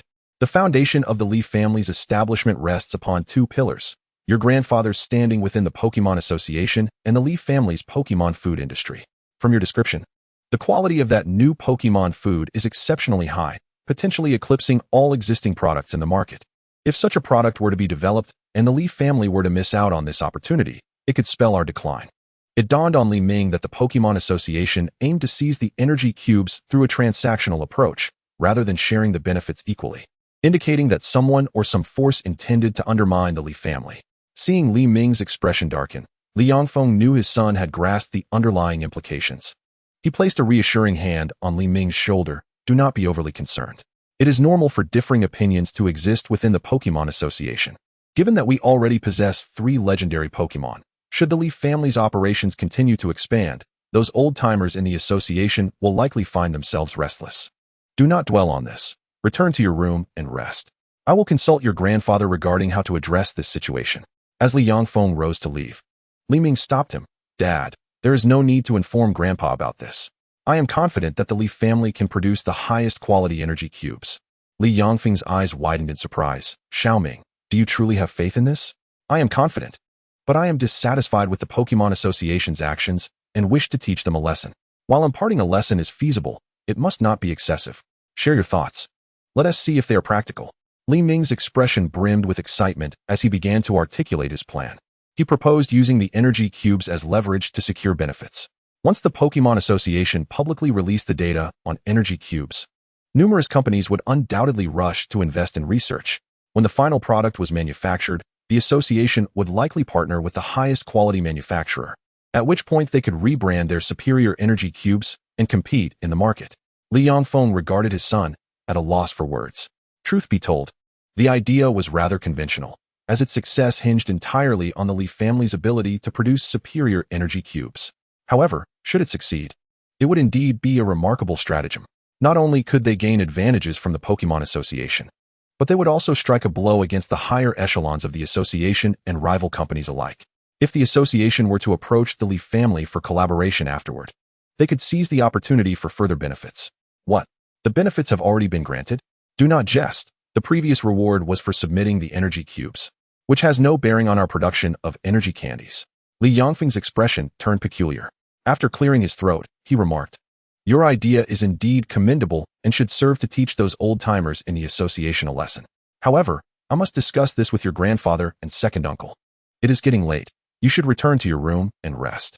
With that, Li Yongfeng stood from the sofa and made his way towards the villa's entrance. Li Ming also rose, stretching before heading towards the storage room. After rummaging through the clutter for a considerable time, he finally unearthed what he sought, a portable toolbox. Li Ming resolved to undertake a simple disassembly of the energy cube processing module that very night. After returning to his room, Don suddenly remembered something. He had promised Sister Xinhua to video call her as soon as he got home, and he nearly forgot about it. With an eager heart, he took out his phone and initiated a video call to Shuang Xinhua.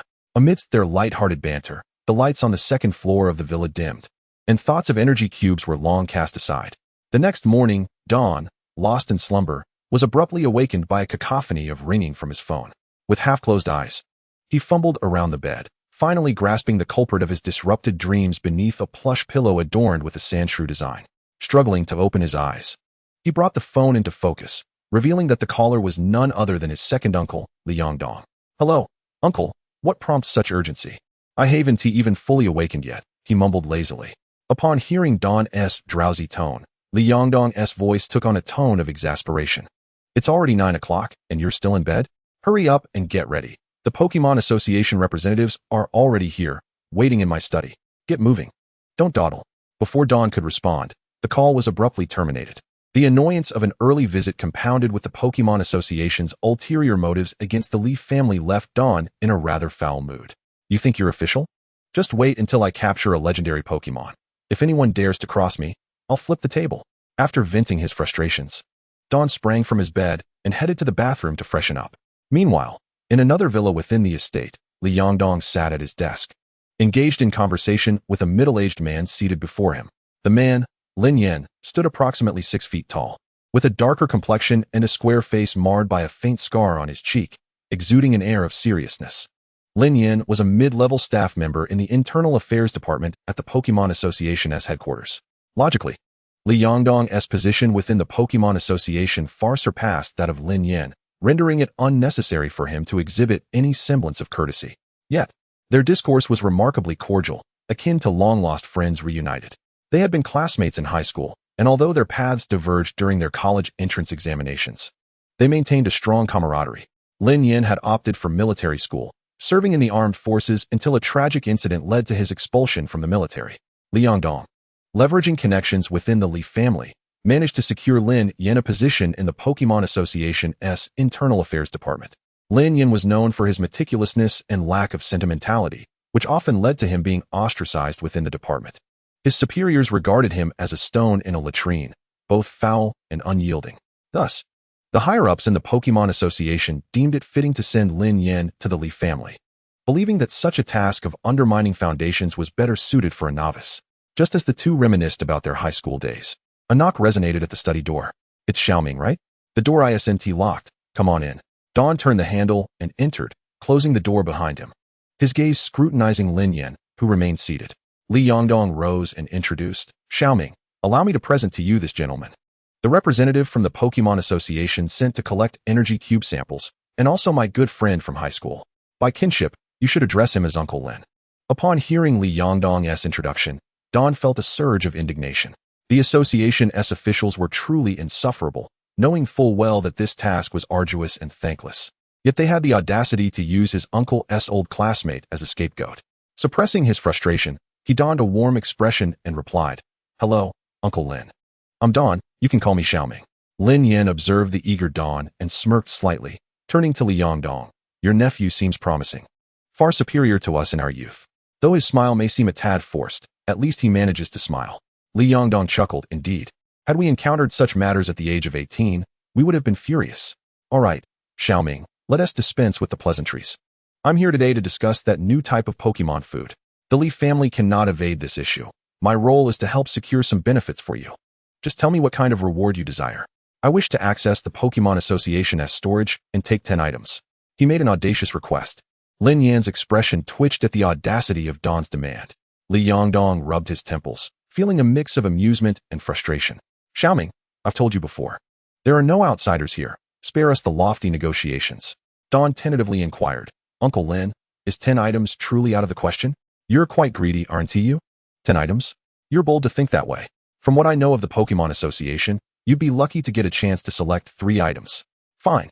3 items it is. A loss may very well be a blessing.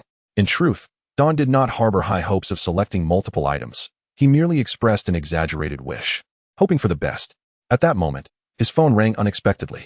Upon checking, he noticed it was a call from Shuang Xinyue. Uncle Lin. I have something to attend to, so I'll take my leave. I'll ensure the energy cubes are delivered later. With that, he hurriedly exited the study. Once outside, Dawn connected the call with Shuang Xinyue. Sister Xinyue, calling me during work hours. Are you trying to get me in trouble? On the other end, Shuang Xinyue's cheeks flushed slightly as she retorted, Stop interrupting. I called for a serious matter. Upon hearing the mention of business, Dawn straightened his demeanor. Sister Xinyue, please hold on. I'm currently in a public space. After a brief stroll around the house, he entered Li Tian's room, noting its emptiness, before speaking again. All right. Sister Xinyue, what is the serious matter? It's about Feng Ling's father. He has learned that you used that special Pokemon food to help Feng Ling capture Dialga, and he recognizes the benefits of that food for Pokemon development, so he wishes to propose a transaction with you. Chapter 92, The Transaction. In Qing Province, Yu City. Within a villa far removed from the bustling city, Feng Ling burst through the front door, rushing into the living room and plopping down on the sofa. Across from him sat a handsome middle-aged man, resembling Feng Ling, with striking features and a composed demeanor. "Dad, why the sudden urgency to summon me?" Feng Ling inquired. Eyeing the man, Feng Luan took a sip of coffee from the table, leisurely replying. "I called you here to inform you that I've arranged for you to attend Magic City Academy after the semester begins." Feng Ling was taken aback by the news. "Dad, why Magic City Academy? Didn't we agree that I would go to Imperial City Academy instead? Previously, I had contemplated enrolling you in the esteemed academy of the capital, as its proximity to home would allow for familial support in times of need. However, circumstances have shifted. I now intend to send you to the academy in the magical metropolis, especially since your future uncle is also applying there." Upon hearing this, Feng Ling appeared bewildered. "Uncle? Where did that come from? You previously mentioned that the Pokemon food you provided to the hyperactive Melcia was sourced from that lad from the Li family, didn't you?" After conducting some research, I discovered that such Pokemon food significantly aids in Pokemon development. Thus, I considered striking a deal with that boy. However, given the private nature of this transaction, it would be inappropriate to approach it through the ties between our families. Hence, I recalled your previous visit to the Kyoto breeding house together, which led me to reach out to your aunt to establish contact with that boy. At this point, Feng Luan paused, letting out a sigh before continuing. "Alas, I called your aunt, and during our conversation, I noticed that she became somewhat anxious whenever Li Ming was mentioned. I asked her for his contact information, but she refused to share it. Consequently, I could only ask your aunt to convey my message." After hanging up, I pondered for quite some time and ultimately concluded that your aunt must be in love. Feng Ling, however, was oblivious to his father's later remarks, fixating instead on the word transaction. "Dad, are you negotiating with Li Ming?" "Indeed. May I inquire about the nature of this transaction?" Feng Luan cast a bemused glance at his rather unfocused son. "I can tell you, but remember, you must not speak of it to anyone. Otherwise, your father could find himself in a predicament." Feng Ling was somewhat taken aback. It was rare for his father to feel troubled by anything. His curiosity regarding the transaction intensified. Feng Luan instinctively lowered his voice. "Previously, during a mission to dismantle a smuggling organization, we seized a batch of rare Pokemon. Among them, I encountered a peculiar Pokemon that I initially believed to be a divine beast. I secretly brought it home, intending for you to capture it. However, after a series of inspections, I discovered that this Pokemon might not be a divine beast. Its potential, while considerable, has not reached the legendary level, and its attributes are even lower than those of semi-divine Pokemon. I deduced that although this Pokemon is not a divine beast, it must bear some connection to them. Coincidentally, I remembered you feeding that hyperactive Melcia with that Pokemon food, which led me to wonder if I could exchange this Pokemon for that special food, as that boy has had considerable exposure to legendary Pokemon and might be interested in it." Upon hearing about the connection to legendary Pokemon, Feng Ling's interest peaked. "Where is this Pokemon related to the divine beasts?" "Dad, I want to see it." Feng Luan gestured behind him. "That Pokemon is in the basement. You may go and see for yourself." With his father's consent, Feng Ling made his way to the basement of the villa in Liaoning Province, Xinjiang. After listening to Frost New Moon's explanation, Li Ming understood Feng Luan's intent. "So, you mean that as long as I provide sufficient energy cubes for all of Feng Ling's Pokemon, he will give me a Pokemon related to the divine beasts?" "Precisely. A Pokemon related to divine beasts? Sister New Moon, do you know what that Pokemon looks like?" "I am merely the messenger. I have no knowledge of the Pokemon's appearance." "Understood, Sister New Moon. I will contemplate this matter. Li Ming, make your own decision. If you feel this transaction is unsuitable, do not feel compelled to agree due to my involvement." Frost New Moon's tone shifted to one of seriousness. Feeling touched by Frost New Moon's words, Li Ming mused. Who could refuse such a gentle and considerate older sister? "Don't worry, Sister New Moon. I have a clear understanding." After the serious discussion, the two exchanged light-hearted banter until, with the lunch break drawing to a close, Frost New Moon reluctantly ended the call. After Frost New Moon hung up, Li Ming opened his contacts and removed Feng Ling from the blacklist, dialing his number. The phone rang for about 10 seconds before being answered. "Hello, who is this?" "It's me, Li Ming." "Li Ming? What brings you to call me?" "I heard from your aunt that your father intends to make a deal with me." "Are you aware of this?" "Yes, my dad mentioned sending me to the Magical Metropolis Academy, saying you are also applying there." Upon hearing Feng Ling's words, Li Ming's eyes lit up. "That's excellent. My team is currently short a member, and your skills are quite commendable. Would you consider joining me?" "Not a chance. Don't even think about it. I will join the school team and form my own group. I won't be joining yours." Li Ming did not wish to waste further words on this matter. As long as Feng Ling attended the Magical Metropolis Academy and desired to participate in the National Pokemon Academy League, he would need to join his team. Otherwise, he would miss the chance to participate in the preliminaries. All right, I didn't call to discuss this today. Since you are aware of your father's transaction with me, you should know its content. I called to ask if you know what the Pokemon related to divine beasts looks like. I do. That Pokemon is right next to me, and it seems to be under the influence of my father's Pokemon's hypnosis.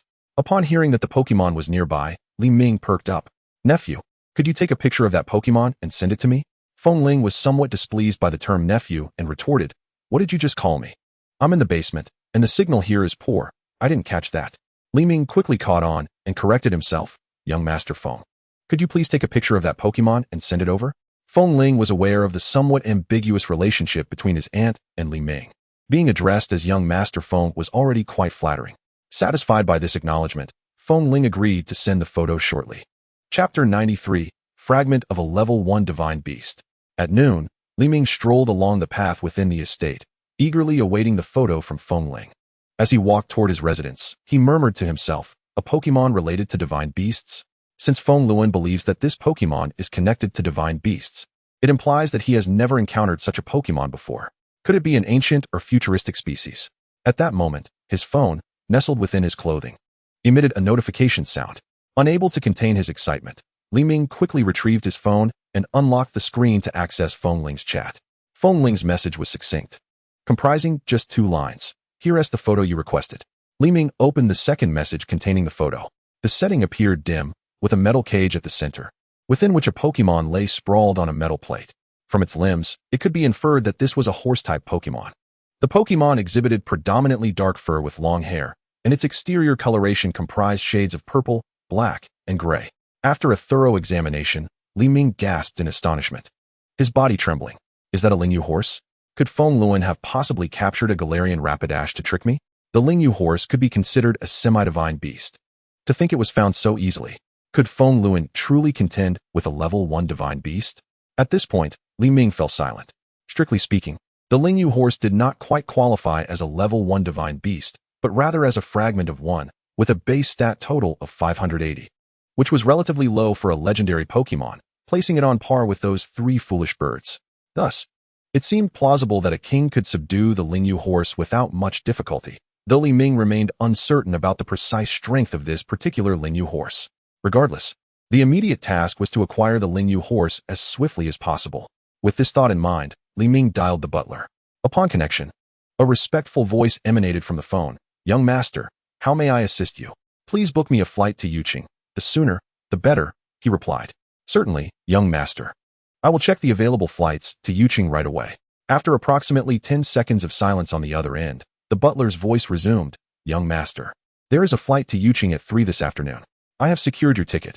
You need only arrive at the airport by 2:30. Understood, said Dawn, concluding the call. With a sigh, he murmured to himself, there are still about 4 hours left. I should return to studying the energy block processing module. Last night, due to a video call with Shuang Xinyue, Dawn had completely forgotten about his research on the processing module. Indeed, women can be quite the distraction. He silently vowed that if such a situation arose again, he would not be so easily swayed. Upon returning to his room, Dawn commenced his study of the energy block processing module. Though to call it research might be a stretch, he merely disassembled the outer casing to observe the basic internal structure. After all, this was a product of the system, and should he inadvertently damage it, he genuinely had no idea whom to approach for repairs. However, such a simple disassembly revealed little. When in doubt, consult the system, he reminded himself. After some introspection, he began to summon the system within his mind. System, do you possess the design schematics for the energy block processing module? The voice of the system resonated in his mind. Yes. Then please provide me with a copy promptly. The system, designed for Pokemon tasks, required the completion of missions to unlock rewards.